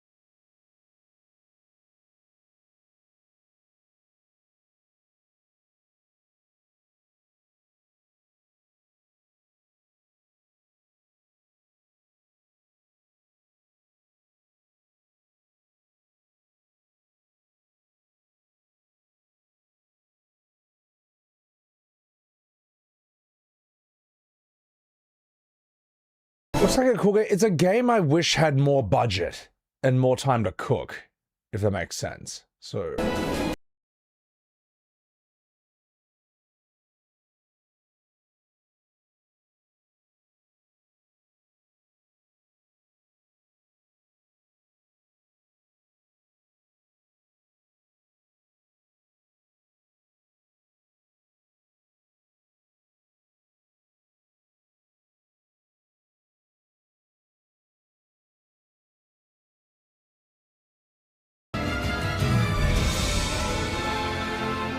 Yeah, I don't know. Goes in your bucket list on instant. I mean, it's a game that, like, it's weird. I want it to be better. I don't think it's bad. I just want it to have more budget. And But I enjoyed it at the same time. There's a reason I still remember it, even though it's been like 10 years since I played it. I'll tell you what, I'll stream it one day. Let's see if it's as good as I remember it. And I'll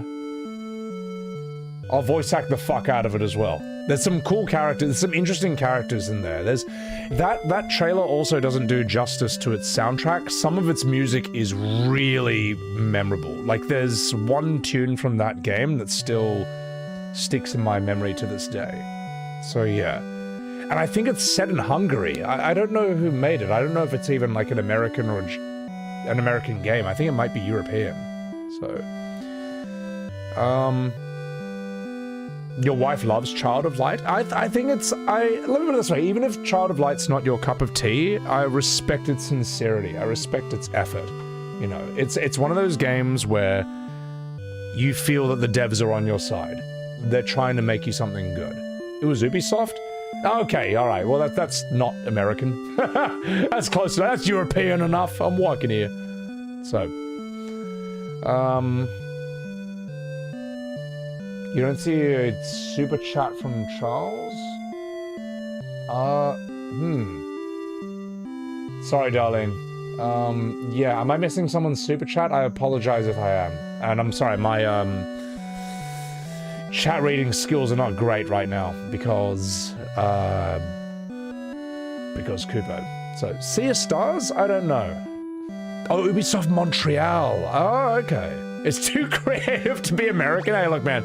Americans don't write them off. You know. I missed your question, Hannah. I don't know what it was. You can say it again, though, and I'll try not to miss it this time. I'm gonna make her... I'm gonna make Ninja Bard. Yeah, we're gonna make her a bard for a bit. We're gonna see what it's like. Fuck, we're so different now, mate. Fuck. Right. Now, let's guess you up. Black Cow. Chakra Band. Black Belt Key. Ah, fuck it. Oh, close enough. Are modern FF stories actually deep, or do they just use slow dramatic staring to hide the plot holes?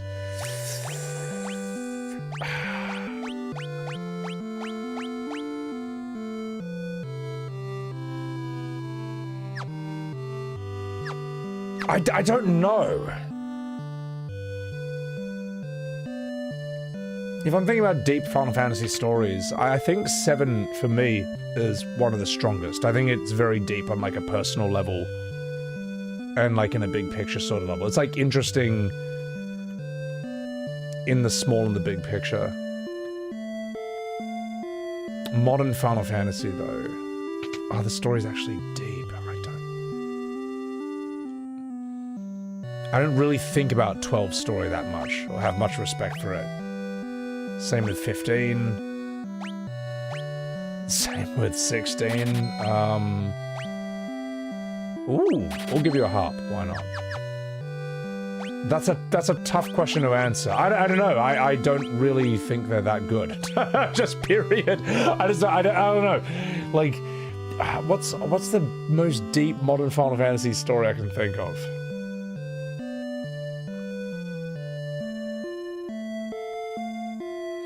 Probably parts of Shadowbringers with Emmett Selk, I would say.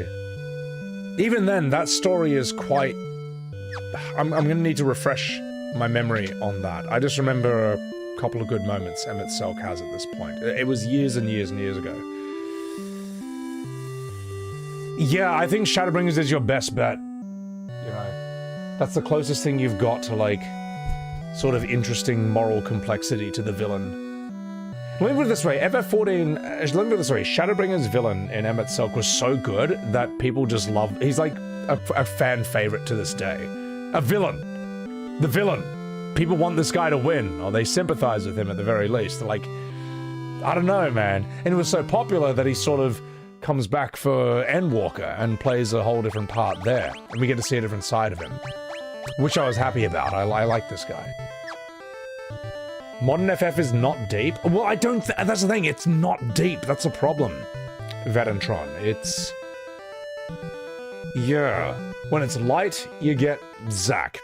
And when it's light, you get Zack from Crisis Core and Rebirth. And when it tries to go edgy and dark, you get Clive.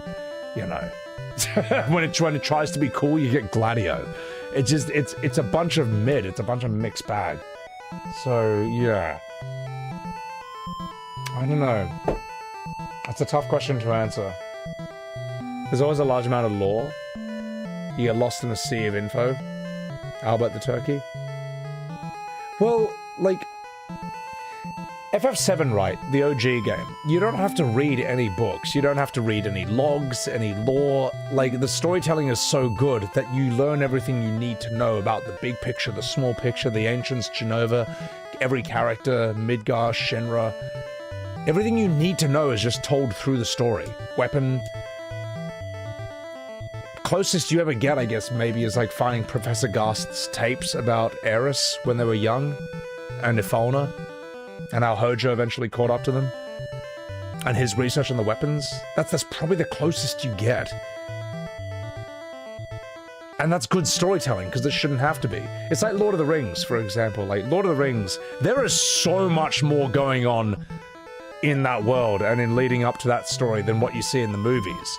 But everything you need to know about the story of Lord of the Rings is in the films themselves. But if you want, you can learn about the Silmarillion and just like... What are their names? Like the god Iluvatar, and how he sang music into the world and created all these angels.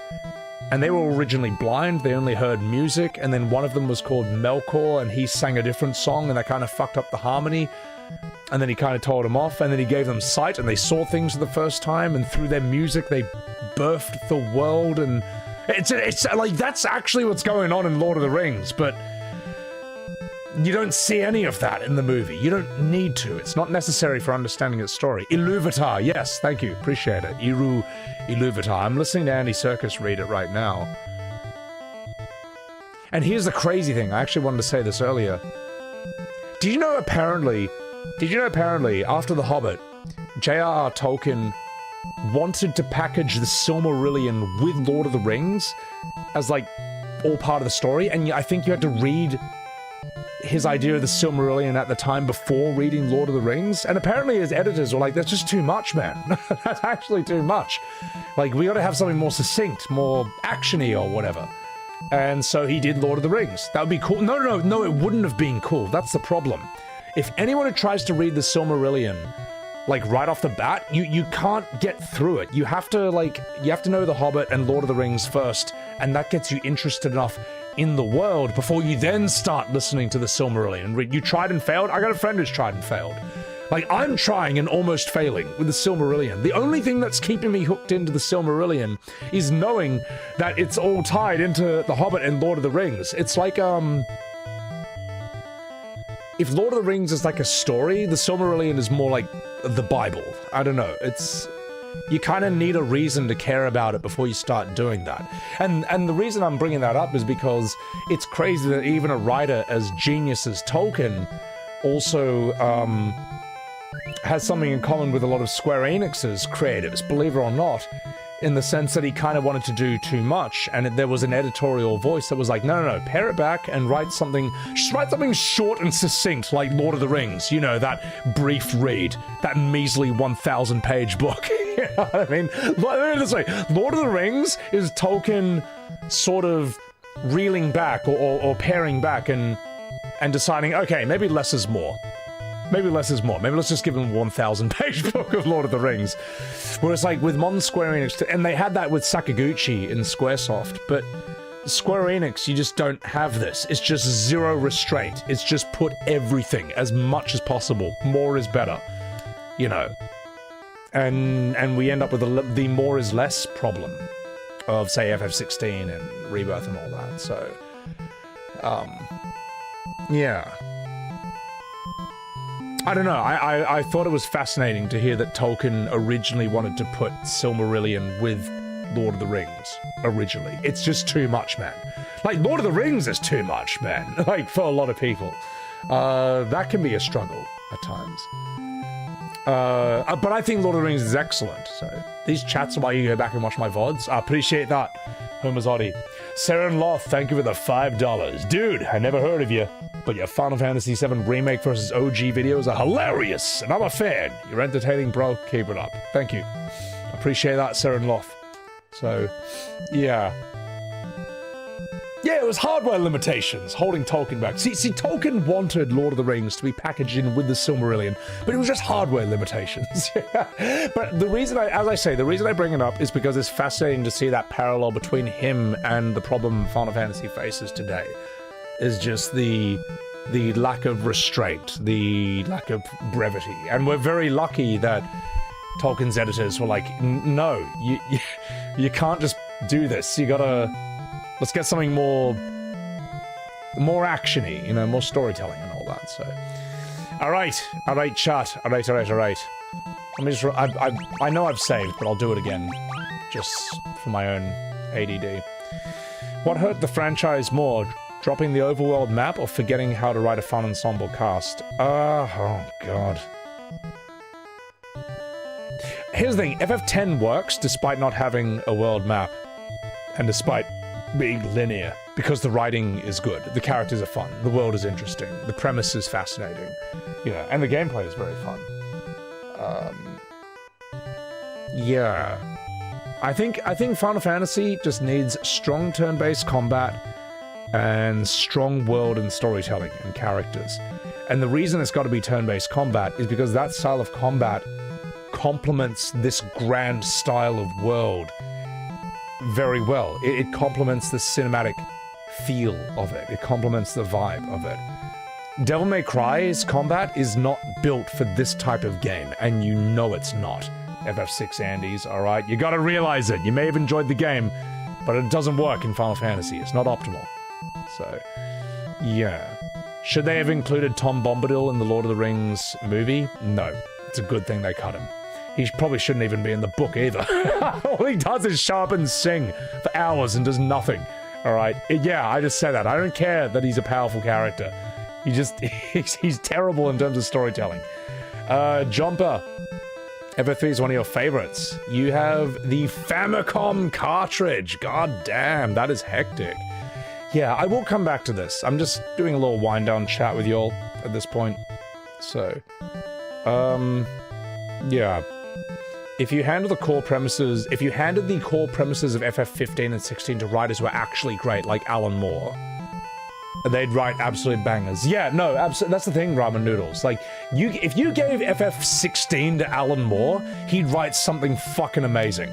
He'd write something incredible. But they didn't. It's just... That's why it's not good. You gotta give it to good writers, man, so... Yeah. FF10 worked without a world map because it was that pilgrimage. I'm trying to picture FF10 with a world map, and it's difficult, because I don't know anything else, yeah. When's the next stream? I don't know, man. Maybe sometime during this week. Also, thank you for the 100 bits. I do want to knock it out before I go on holiday. So, I'll figure it out. Sooner than later. Probably in a few days. Because I do want to finish 3 before I take a month off. So, the comic wizard himself. No, Alan Moore, yeah, that's the thing. Alan Moore is, like, top tier. I did hear about that, Jacob. Yeah, it was sad. There's a lot of singing in Lord of the Rings. I think the singing is actually a bad idea. I think it's okay in written form, but I'm glad it's not in the movies for the most part. And even in audiobook form, I tried, man. Okay. I listened to Tom Bombadil sing for an hour straight. Never again. Never again, alright? When I hear singing after that, I just fast forward. And you know what? I regret nothing. Okay? Good choice every time. You can't say I didn't give it a go. It's brutal, man. It's fucking brutal. So, yeah, pretty much, Gamer Daddy. You kind of summed it up. ATVA, welcome in. Alright, enough fucking a beat, chat. Enough fucking a beat. This is a lot of fun. But I need to give Billy some playtime. I need to eat some food. And I need to have a big fucking sleep. So, guys, this was the beginning of my Final Fantasy 3 streams. Was it interesting? I don't know, but I hope you guys have enjoyed this on your Saturday morning or whatever it is for you, you Brits, you Europeans. Probably nighttime for you guys or afternoon for you. But here's what we're gonna do. We're gonna play Raid Shadow Legends. Start now for free. We're gonna raid someone. And also, please join the Discord. These streams will be on my VODs channel. If you just search on YouTube, SebiWeb's VODs, it'll be there. You can follow me on Twitter if you want to yell at me. You're probably already subbed to my YouTube. Yeah, you're probably already there. Ooh, could do you.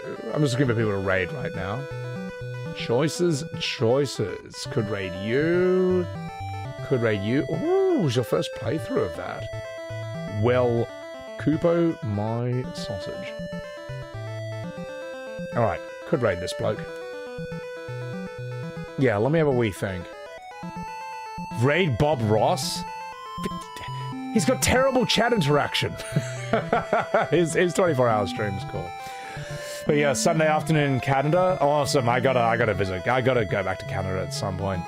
Yeah, take out yourself, Tiny B. And yeah, you know, Instagram, TikTok, and so on and so forth. Great stream. Thank you, Sunzu. Appreciate it. There was a lot of questionable voice acting today. There's a lot of... I think with FF2, I kind of just gave up with the voice acting, because I know there's not much story. So every character's just giving each other a blowy joey at this point, and it's shocking. Carmack from Ireland. I appreciate that. Sorry, that was a bad Scottish accent from me. Swedes. All right. Oh, you Hannah, get out of here.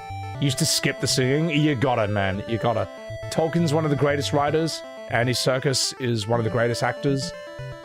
And yet the Tom Bombadil singing scenes are completely unlistenable. Oh yeah, we had Jordan Peterson as a villain. That was hilarious. All right, who can we raid? Can we raid you? You know what? Fuck it, let's raid this bloke. Let's raid into another Final Fantasy stream. Ladies and gentlemen, we're gonna raid into the one and the only Ponto, who's a filthy Irish person himself, and he is currently streaming FF14. And it's his Sunday stream, there's a lot of news apparently, there's relics, and so on and so forth. I think you'll enjoy his stream. And also ask him how good my Irish accent was, because he's going to tell you that it was 10 out of 10. So, good night, guys. Thank you, everyone, for the follows, for the subs. Thank you for the gifted subs, and thank you for just, like, helping backseat me in this game. Thank you for the advice. Thank you for the chats.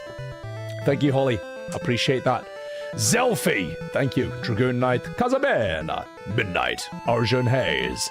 DDDDD Darlene, Yoja, Hannah, J-Rags, Gizmo Heath, Les Enfants Terribles, come here, you. Say goodbye to chat, Billy. Say goodbye to chat. Give him a wave, Billy. Give him a wave. Good night, product of culture. Take care of yourself. Twitch, YouTube, I appreciate you guys. You old Toby. Take care. Say bye, Billy. Say bye, Billy, you little squisher. He's secretly sick of this. He's ready for a play. He's ready to hang out. Alright, guys. Say hello to Ponto. I will finish this game before my holiday. Alright? And then we have only FF13 left. Oh, God. Oh, God, help me. Help me, Billy. Save me from FF13.